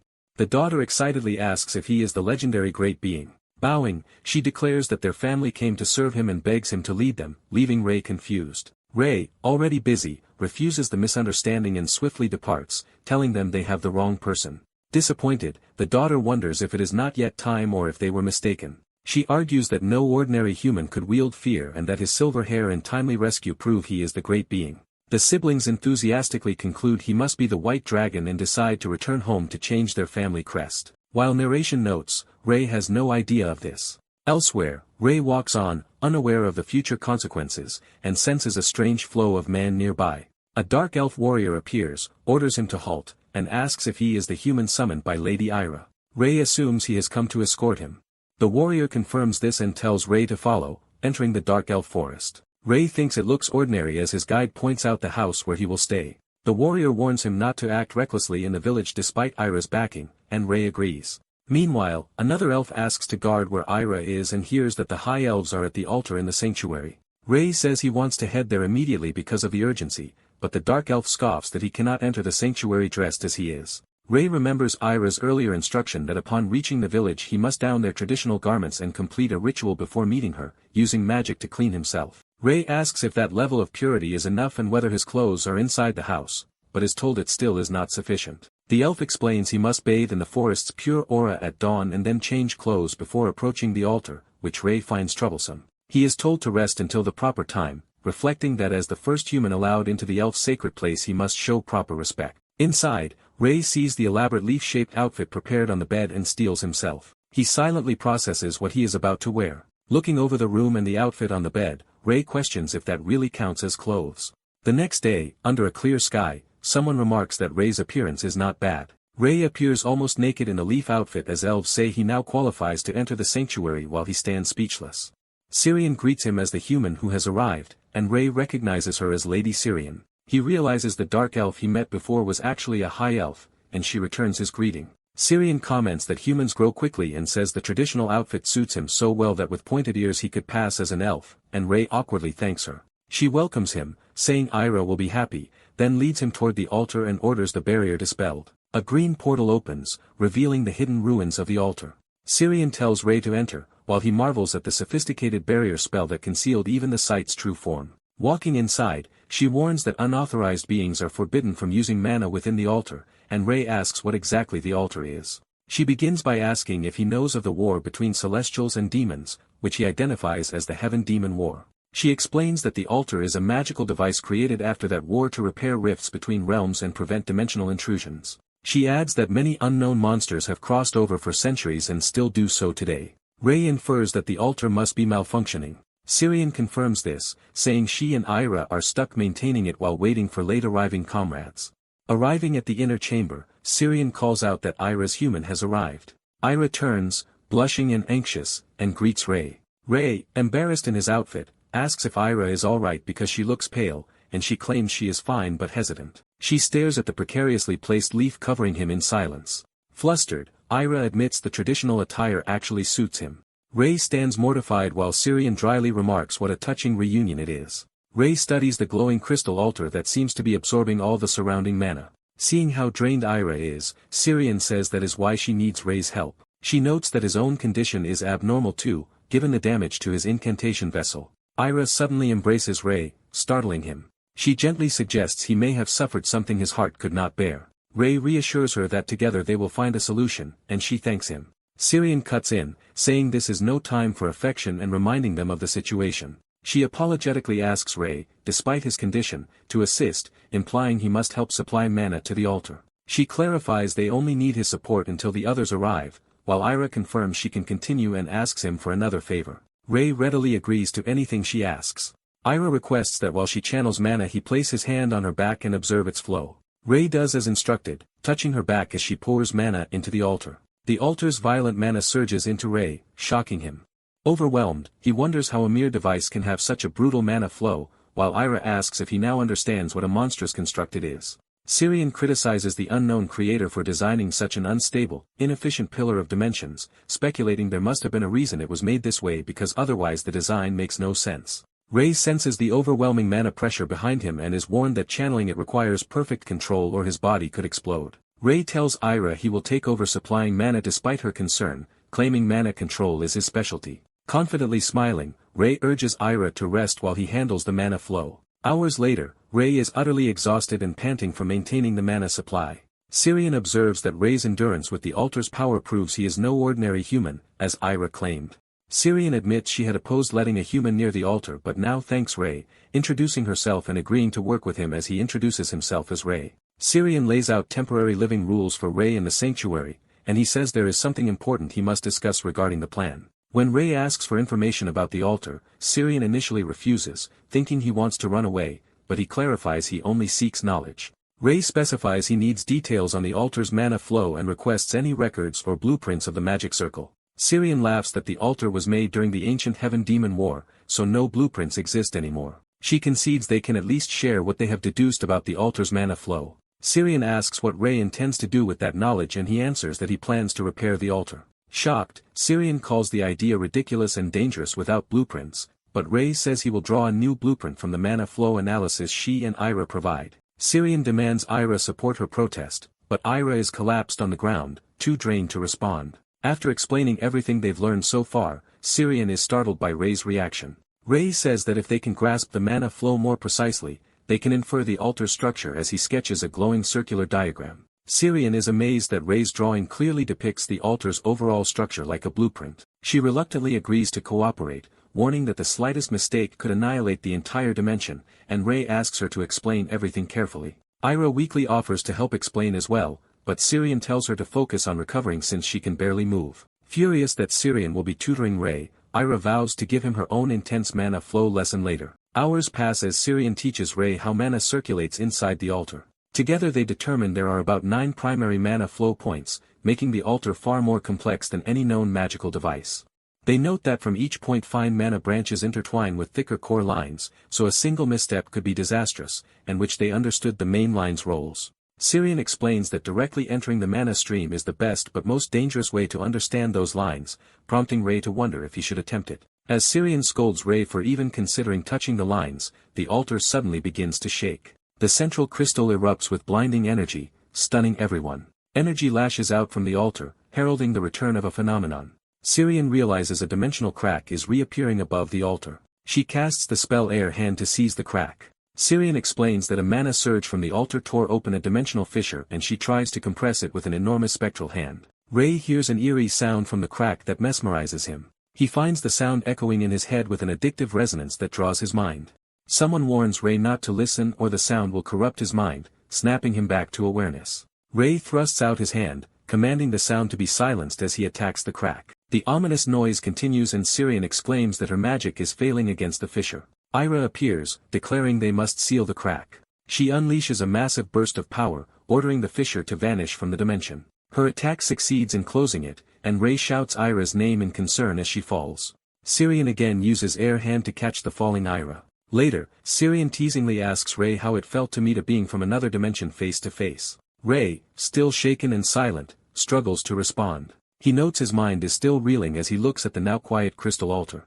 Night falls over the forest surrounding the Alves sanctuary. At a starry waterfall, someone bathes alone beneath the cascade. Ray is bathing there, trying to relax after the ordeal. A disembodied voice casually mentions that the monster he fought earlier was only of low rank, unsettling him. Syrian recounts that such monsters once besieged the temple for a day, in mental time, slain adventurers lying outside as evidence. She explains to Ray that small dimensional cracks like before can be erased as Ira did, but that only works for minor mana streams. Syrian warns that mistakes with major mana flows could have catastrophic consequences for the world, and Ray admits he must be more cautious. They decide to alternate supplying mana into the altar for analysis, slowly mapping its structure. Over time they discover 5 major mana lines and believe that if they locate more, repairing the altar may be achievable. While bathing again, Ray reflects that tracing deeper lines is getting harder and that he lacks the stamina to supply mana continuously. He laments his slow mana recovery and wishes he could repair his damaged mana vessel when he hears movement nearby. A cheerful voice remarks on finding a guest in such a place. The newcomer, having heard from Syrian about a human aiding the altar, asks if Ray is that human, and Ray confirms while asking who they are. The elf apologizes for the late introduction. He introduces himself enthusiastically as Hyprian, a high elf summoned by Syrian and Ira to inspect the altar. Ray privately thinks Hyprian is extremely energetic as they exchange greetings and Hyprian praises Ray's name. Hyprian gushes that Ray's looks and physique match his fine name. He continues to admire Ray's strong, well-built body and asks if Ray came alone to the altar. Hyprian explains that another elf went straight to the sanctuary and more high elves will soon arrive from their nearby village. Ray wonders why Hyprian did not go directly there, and Hyprian says he came first to purify himself in the sacred spring out of respect for tradition. Hyprian proclaims their meeting at the spring to be a fated, romantic encounter. He declares that they should deepen this cross-Ray racial bond through a primal connection, clearly alarming Ray. Embarrassed, Ray hurriedly ends his bath and tries to flee as Hyprian laughs and calls his shyness adorable. The night sky echoes with Hyprian's loud cries from the spring. Back at the sanctuary, Ira grows impatient that Ray is taking so long and Syrian senses that someone else has arrived. A small high elf named Surt appears, greeting Ira after a long time. Syrian questions the unfamiliar Surt, confirming he was assigned to a village near Devon and asking if he came alone. Surt says he came with Hyprian. Surt adds that Hyprian insisted on bathing first and told him not to wait, which makes Ira suddenly realize what that implies. Horrified that the romantic maniac is alone with Ray, Ira tries to rush off, but Syrian reminds her the altar still needs attention. Syrian assures her that Ray is no ordinary human and can manage, then turns to instruct Surt and asks for his help at the sanctuary. Surt nervously confirms Ray is the human Ira brought and begins to voice his unease. He admits that as a high elf he feels it is wrong to entrust the sacred altar to a human. Surt explains that humans relinquished their claim to the altar long ago, so high elves have guarded it ever since as a core tradition. Syrian acknowledges that allowing a human insight already breaks tradition, but says Ray's aid is essential given the current crisis. Surt counters that for elves, tradition embodies their bond with ancestors and that mishandling the mana they inherited would be unforgivable. Syrian argues they must be realistic, warning that clinging to tradition while the altar runs wild would flood the world with monsters. She ends the debate for now, saying such a decision cannot rest on just the three of them. Ira states that she and Syrian support Ray's involvement and pointedly asks Surt if he truly values tradition above all else. Surt stammers that although he respects tradition, he is not blindly stubborn. He says they know too little about Ray to involve him lightly and declares himself opposed for the moment. Ira notes the vote stands 2-1. They decide to wait for more high elves and count only the opinions of the next two to arrive because of the urgency. Ira proclaims that if the majority later agrees, then by her authority, as guardian of the high elves she will grant Ray permission to walk the altar's path. Surt and Syrian react with surprise to the extent of Ira's commitment. Syrian exclaims that Ira is going very far for Ray. Hyprian bursts in, thrilled by what he perceives as Ira's romantic devotion to the human. Syrian asks why Cyprian came alone and where Ray is. He jokes that he tried to bond with Ray and the human ran away. Cyprian passionately praises Ray as a shy but splendid person whose aura impressed him, prompting Ira to ask Syrian's assessment. Syrian, who overheard the discussion while arriving, quickly supports the idea of the handsome Mr. Ray helping, though Ira guesses that is not her true stance. To everyone's shock, Cyprian loudly declares that despite his praise he formally opposes letting Ray handle the altar. Night deepens over the forest as Ray walks alone, reflecting on how unsettlingly strange Cyprian was. Having escaped and changed back into his normal clothes, Ray mutters that the high elf scared him. He realizes he has wandered far from the sanctuary and suddenly notices the smell of cooking meat. Ray finds the scent unusual for an elf village and wonders who is grilling meat nearby. He approaches and spots a lone figure by a campfire in the woods. The figure is a calm elf woman roasting meat over the flames. The campfire crackles brightly, illuminating the clearing. Watching from a distance, Ray wonders if the person by the fire is another high elf sent to help the altar. He notes how unusual it is to see an elf grilling meat as the woman notices his presence. The elf realizes Ray is human and asks why a human is here. He hesitantly starts to answer. She kindly offers to share her meal if he is hungry, and Ray bashfully asks if that is really okay. She insists there is more than she can eat alone, so Ray accepts her invitation. While they eat, she remarks that humans must take care with meals and asks why he has been neglecting them. Ray explains that being among elves makes meat eating awkward and wonders if elves can even eat meat. She laughs that elves appreciate good food and can hardly savor cuisine without meat, challenging his assumptions. The elf muses that although avoiding harm to nature is admirable, truly living with nature without any killing is impossible. Ray responds with a philosophical line about slaughter and coexistence both being parts of nature and harmony, echoing the Confucian doctrine of balance. She recognizes his reference to the doctrine of the mean and is startled. Curious, she asks where he learned those words, and Ray awkwardly admits he spoke without thinking. She then asks if he has met a half-elf violinist, which shocks Ray. Ray recalls that the violinist treasured an instrument inherited from her grandmother. Realizing the connection, Ray exclaims that the elf before him must be that grandmother as she laughs at the coincidence. She confirms she is a reincarnator like Ray and introduces herself as Elisa. After hearing Ray's story, Elisa marvels that he comes from so far in the future and that two reincarnators could meet here. Ray learns that Elisa originally lived in 1890s Korea as a Confucian scholar working at a machine factory before dying in an engine explosion and being reborn as an elf. Elisa changes the subject to the altar, saying she has heard of his role and assumes he is a remarkable human, prompting Ray to admit there are complications. He explains that his incantation vessel is unstable, surprising Elisa, who infers he can use incantations. Elisa says she is not an incantation user and cannot repair him directly, but she understands that incantations are rooted in the heart. She then expounds the teaching, when the will is fixed the mind calms, calm brings ease allows deep thought, and deep thought yields insight, likening the mind to ever-moving water that clouds when shaken and clears when still. Elisa concludes that Ray's unstable vessel reflects a mind lacking stillness and that maintaining inner balance amid turmoil will eventually bring composure. She defines composure not as lifeless silence but as unwavering stillness within constant motion, calling it the Tao's perfect balance. Ray admits that settling one's will is difficult and Elisa advises not to rush, saying urgent matters require a patient, indirect path. Ray refocuses on their immediate priority of fixing the altar and suggests that solving that problem step by step may reveal his way forward. Elisa agrees to return with him but has more to say. Ray realizes that if Elisa cherished her granddaughter's keepsake, violin, the girl must still be alive. Elisa hints that something nearly killed her but glosses over the details. Back at the sanctuary, another elf asks if Elisa is also against Ray's involvement, and she enthusiastically replies that she is. She declares that for elves, tradition can outweigh even life itself in certain situations. Cyprian dramatically proclaims that the present crisis is exactly such a time, calling it a truly romantic situation, while Syrian regrets inviting him.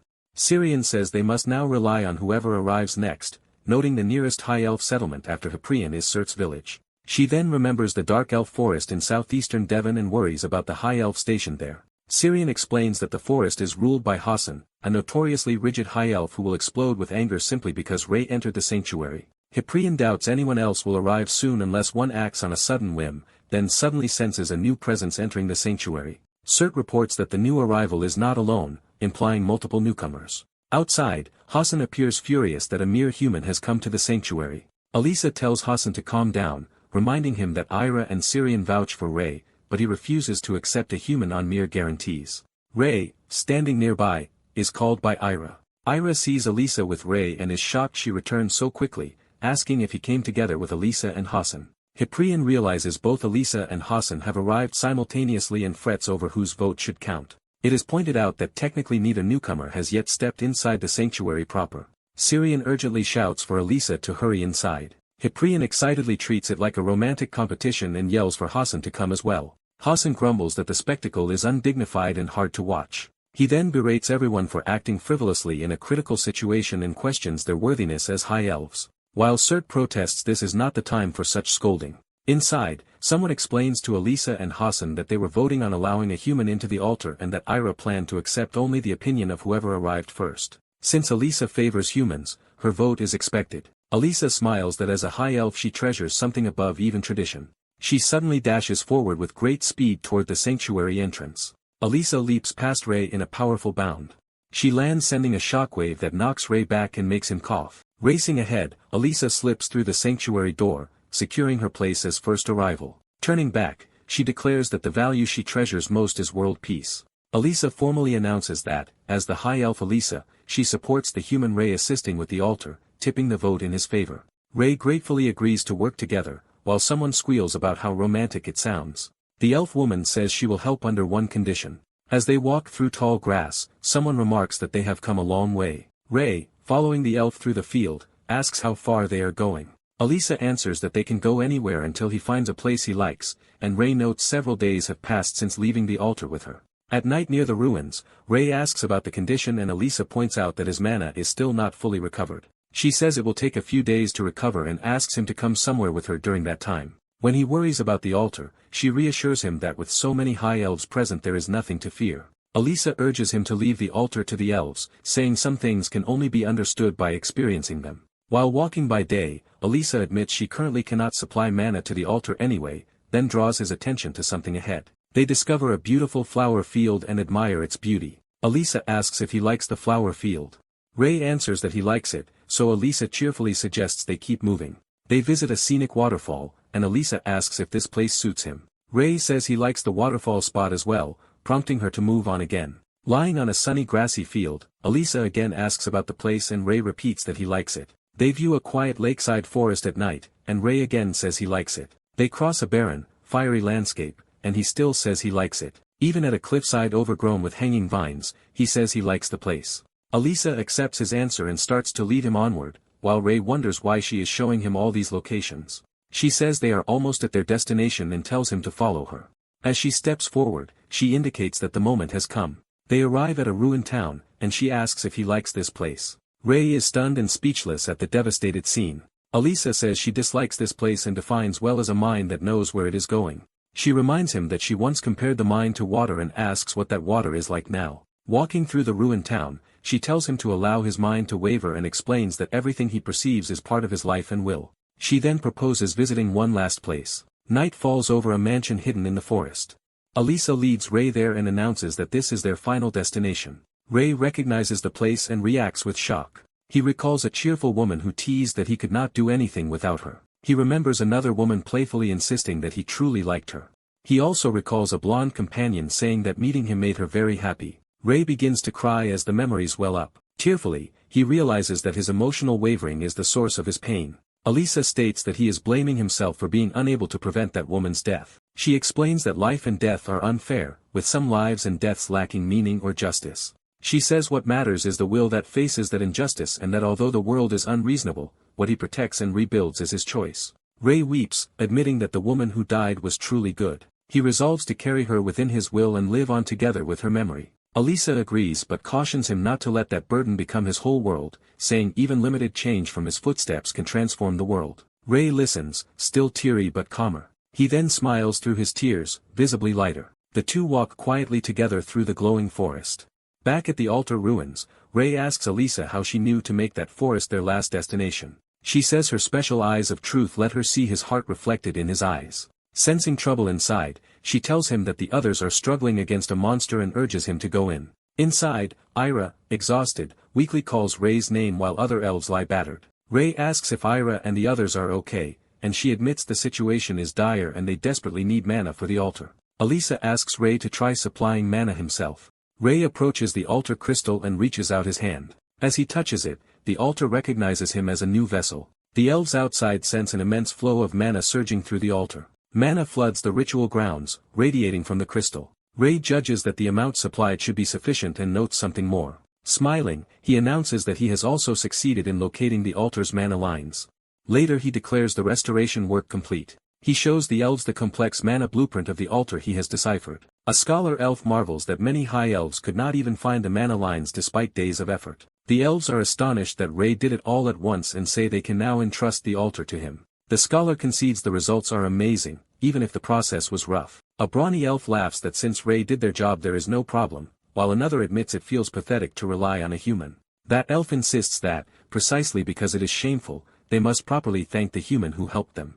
Ira explains that Ray once overused mana and bled while searching for the lines but never stopped, and he even found a sixth line no one else could. She adds that he worked harder than anyone to prevent the world's destruction and asks if they do not want to help someone who pushes himself so far. Another high elf agrees, saying that even if they are incompetent they should not get in the way and must uphold their pride without denying their flaws. The scholar enthusiastically agrees that Ray shows there are more important things than their pride. When the strong elf threatens to use force if the scholar still opposes, the scholar relents, admitting he knows his own limits. The scholar tells Ray he will no longer interfere and will leave things in Ray's hands, while others joke about calling him Mr. Human.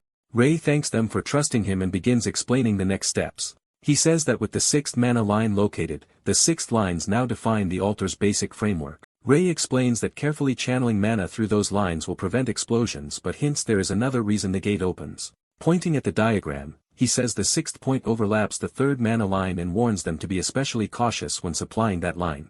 Asked about the remaining 3 of the altar's 9 lines, Ray says they must all work together to find them. He explains that the remaining flow points lie in the altar's deep structure beyond the foundational 6. Ray says his own power cannot reach that depth and that everyone must supply mana simultaneously, prompting concern about disturbing the deep layer. He admits it is dangerous but says the altar is growing unstable and will eventually collapse if they do nothing. The elves agree they have no choice but to try. Ray suggests they rest briefly and then regroup for the attempt. As they pause, Ira pulls Ray aside to talk. She apologizes for dragging him into such hardship, but he brushes it off, saying there is no need to apologize between them. Ray says he is actually glad he came since he could repair his spirit word's vessel, and Ira thanks him for that sentiment. Ira reflects that they have spent considerable time together. Blushing, she asks that once everything is resolved, he goes somewhere with her for a while. She clarifies that she means a trip with just the 2 of them, leaving Ray flustered. Later the elves prepare for another ritual at the altar, wondering if they should begin. One elf laments that he will have to keep watching their romance, while another calls the planned trip very romantic and wishes some of that energy went into the altar. Ira dryly says they are in the sweet early phase and that boredom will come in a century, while another elf gushes that such long romance sounds wonderful. A younger elf excitedly asks Ray to travel with him or visit their village after Ira, only for Ira to angrily tell him to stay out of it. Some time later, everyone takes their positions around the altar crystal and Ray asks if they are ready. One injured elf says she cannot use mana and will cheer from the sidelines. Ray rallies the group and begins to count to start channeling mana. Mana violently surges through the altar, and Ray urges everyone to maintain this flow. The scholar is shocked at how quickly their mana is being drained, while Ray laughs that the altar is deeper than expected. Straining, Ray says he is starting to sense the deep flow and that they are nearly there. The crystal erupts with blinding light and energy. When the light fades, Ray finds himself alone at the altar and wonders what happened. He realizes that everyone else has vanished from the hall. Alarmed, he wonders if touching the deep mana line caused this as a side effect. He notes that this situation is very troubling. Elsewhere near Bayvon, travelers remark that the forest feels unnaturally quiet. The travelers discuss rumors that people have been disappearing in that area. One insists the rumors involve an unknown creature attacking travelers, which the other dismisses as impossible so close to the kingdom. A horrifying winged creature with a skull-like face swoops down, making them scream. Terrified, the men flee, shouting that the monster is real and unlike anything they have seen. A massive fireball suddenly strikes the creature. The explosion rocks the area, stunning the travelers. A robed figure remarks that he is glad he was not too late. The robed mage runs over and checks if the men are hurt. Shaken, they thank him for saving them and ask who he is. He proudly introduces his group as the Baekmaeang sect, or White Radiance School. Back at the altar, Ray decides he must first understand what has happened. He recalls touching the altar to locate the mana line and sending mana deep into its structure. He remembers that just as he was about to reach the line, something abruptly burst. Now standing in a quiet hall, he hears that disturbance echoing. Analyzing the mana flow and his own stillness, he realizes that it is not everyone else who vanished. Instead, his mind has become linked to the altar's deep core. He resolves to follow the mana he feels and believes that if he can touch the line directly, he will understand. A presence informs him that a foreign will has reached this place, startling him. The voice says Rei's steps have disturbed the flow, giving him a strange but familiar sensation. He recognizes the energy as something unforgettable that he has felt before. He recalls sensing it on Hero's Island and after leaving the Holy Kingdom. Rei asks if the presence is a god, and it replies that it has no name. The presence describes itself as an echo from the end of something that once existed, a hollow shell of resonance. Rei questions its use of we, and the presence warns that unseen beings are devouring the roots of the deep. It explains that the sleeping gate is awakening and that if the flow collapses, manifested darkness will spill into the world, while Rei notes the voice sounds like many speaking as one. When Rei asks what it means, the presence says it will show him. Rei is suddenly drawn into a vision, reacting in shock. In the vision a beastman priest yells that the sealing stone can no longer contain the dark flow and they will all be corrupted. Rei witnesses the altar spewing blue energy and recognizes both the altar and the dark flow as it rushes outward. He sees something emerging and cries out in realization. A gigantic purple gate erupts from the altar, larger than any before, and people scream. A mass of darkness surges from the gate. The dark wave engulfs priests, transforming them. One cloaked figure rides on the floor, groaning. Rei sees a corrupted human roaring like a monster and is horrified. He realizes that a human has turned into a monster. The presence explains this is a memory being transmitted from the other side. Rei asks if the other side means another dimension, and the voice warns that his own time is running short. Rei worries that if they fail to repair the altar their world will share that fate, then asks the presence to help him locate the mana lines. The voice replies that when his will touches this place, all the flow of mana will rush into him, which immediately begins to happen. Rei screams as blue mana violently floods his body. The entire altar blazes with that overwhelming blue light. Reality and vision blend as torrents of mana surge outward into a bright landscape. Rei becomes a glowing silhouette, his features lost in the intense flow. The mana rages and pounds around him. His body and clothes begin to shatter amid the torrent. The scene ends in a colossal burst of blue light that engulfs the altar. In a cocoon of blue mana, Rei lies unconscious as power gathers around him. The mana surges violently, cracking with energy. Outside, the elves battle new monsters erupting from the gates. A shadowy giant monster screams as their attacks bombard it. While fighting, the elves panic that endless gates and unknown monsters are appearing and ask if Rei has awakened. Another elf reports that Rei is still out, but an abnormal, intense mana storm is swirling around him. The researchers fear Rei is going out of control because they tampered with the altar and say they cannot keep fighting. They observe that the new creatures have extreme magic resistance and decide they should retreat from the altar. Ira refuses to move Rei because he is still linked to the altar, but another elf argues they will all die if they stay. The healer insists survival comes first and suggests they can figure things out after escaping. Ira hesitates, sweating, as she considers the choice. She finally tells the others to evacuate without her, shocking them. Ira declares she will stay behind to guard the unconscious Rei. Clicking her tongue, she resigns herself to the decision. She orders everyone else to flee while she remains, and a young elf volunteers to stay and protect Rei with her. Their boisterous comrade excitedly says he will stay too, and the scholar Hassan begrudgingly agrees for the honor of the high elves. Ira is moved as she realizes her companions are all staying by Rei's side. She suddenly senses something ominous and looks up in alarm. A long, black rift opens in the sanctuary. From within, a sinister eye and pulsing waves of sound appear, and someone recognizes the same thing as before. The humming psychic noise spreads, unsettling the elves as they warn each other not to listen or lose their minds. The scholar notes there is also a strange scent in the corruption and feels his resistance slipping. A clawed hand reaches toward them as the source approaches. A bizarre, one-eyed, fluffy monster steps fully through the gate, continuing its unearthly chant. The monster sits and projects expanding waves that batter everyone's senses. Ira, overwhelmed, realizes they cannot fight this enemy. Thinking of Rei, she despairs while trying to hold on. She clasps his hand tightly. Rei's body begins to stir, bathed in clear blue light. Rei awakens, now standing and supporting Ira as mana calmly curls around them. The one-eyed monster pauses, sensing the change.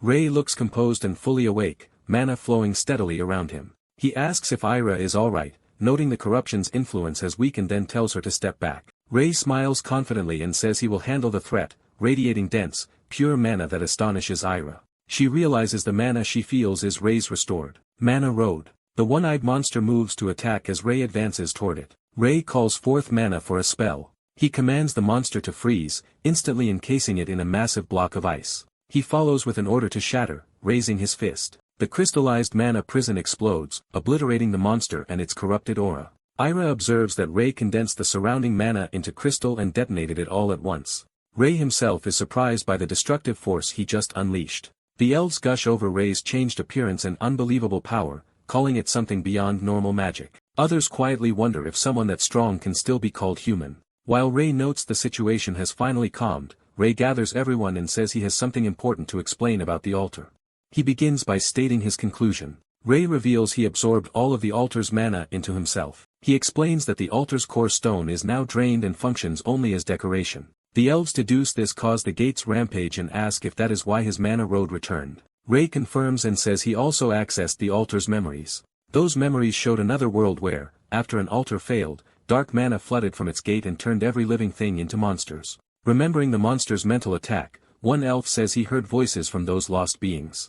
They recall that the voices begged to dream together forever and see only happiness, revealing the monster's tragic origin. The group agrees they all heard the same message and decide to stop dwelling on that horror and instead focus on what to do with the altar now. Rei announces his plan is to rebuild the altar. Shocked elves ask if that is possible, and Rei says that by absorbing its power he came to understand most of its structure. He explains the original altar was unstable, but with improvements based on his new knowledge they can make a safer gate. Ira notes rebuilding will require many layered magic circles and, more challenging, a new foundation to support them. They reject simply reusing the current flawed altar, since it would only offer a temporary fix. Ira thinks and says there might be one solution. She proposes asking the dwarves for help. Others point out dwarves are indeed masters of magic tools but doubt they will cooperate given the race's bad blood.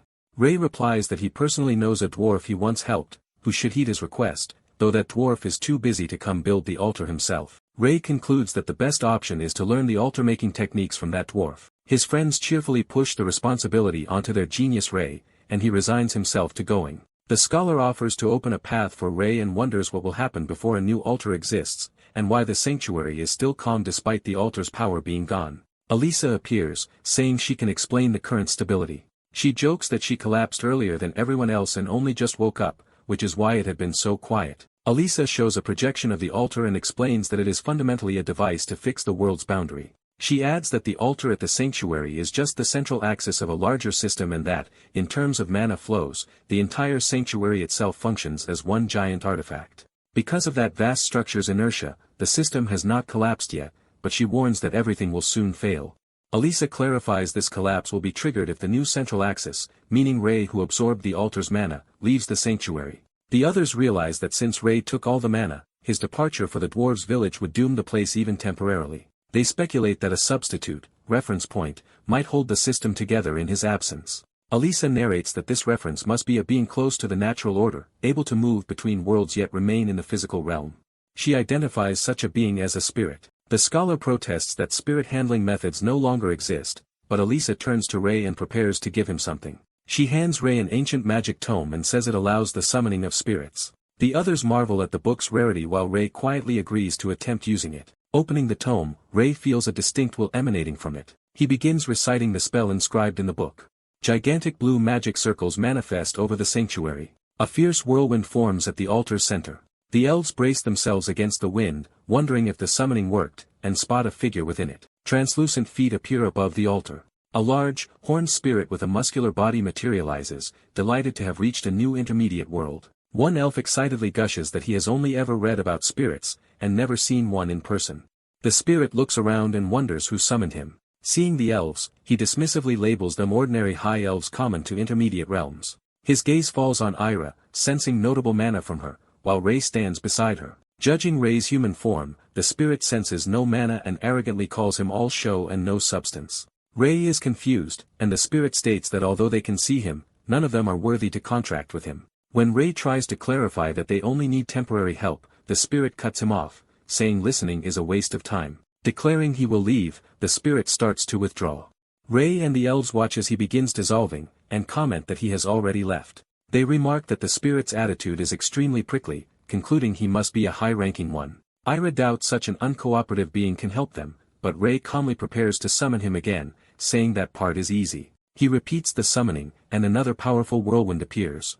The spirit is forced back into the sanctuary, and is surprised Rei had enough mana to call him twice. He grudgingly admits that feat is impressive and mistakenly credits Ira for it. When Ray tries to say he is the summoner, the spirit shouts at the manaless brat to be quiet. The spirit rants that he will not form a contract and that Ray is unworthy, raising his voice in arrogant refusal. Ray attempts to explain again as the spirit begins to vanish, ignoring him. Growing irritated, Ray goes silent, deciding that negotiation is pointless. He says that since the spirit keeps leaving, they will simply prevent his escape, mentioning a binding method he saw in the book. Ray jams a blood-smeared branch into the floor as part of the binding. He prepares himself mentally, placing his bleeding finger to his lips. Ray lets blood drip from his finger, enacting the spell's requirement. The blood-soaked branch glows and stabilizes, becoming the spirit's anchor. The spirit is yanked back a third time, impressed by Ray's persistence and the mana used.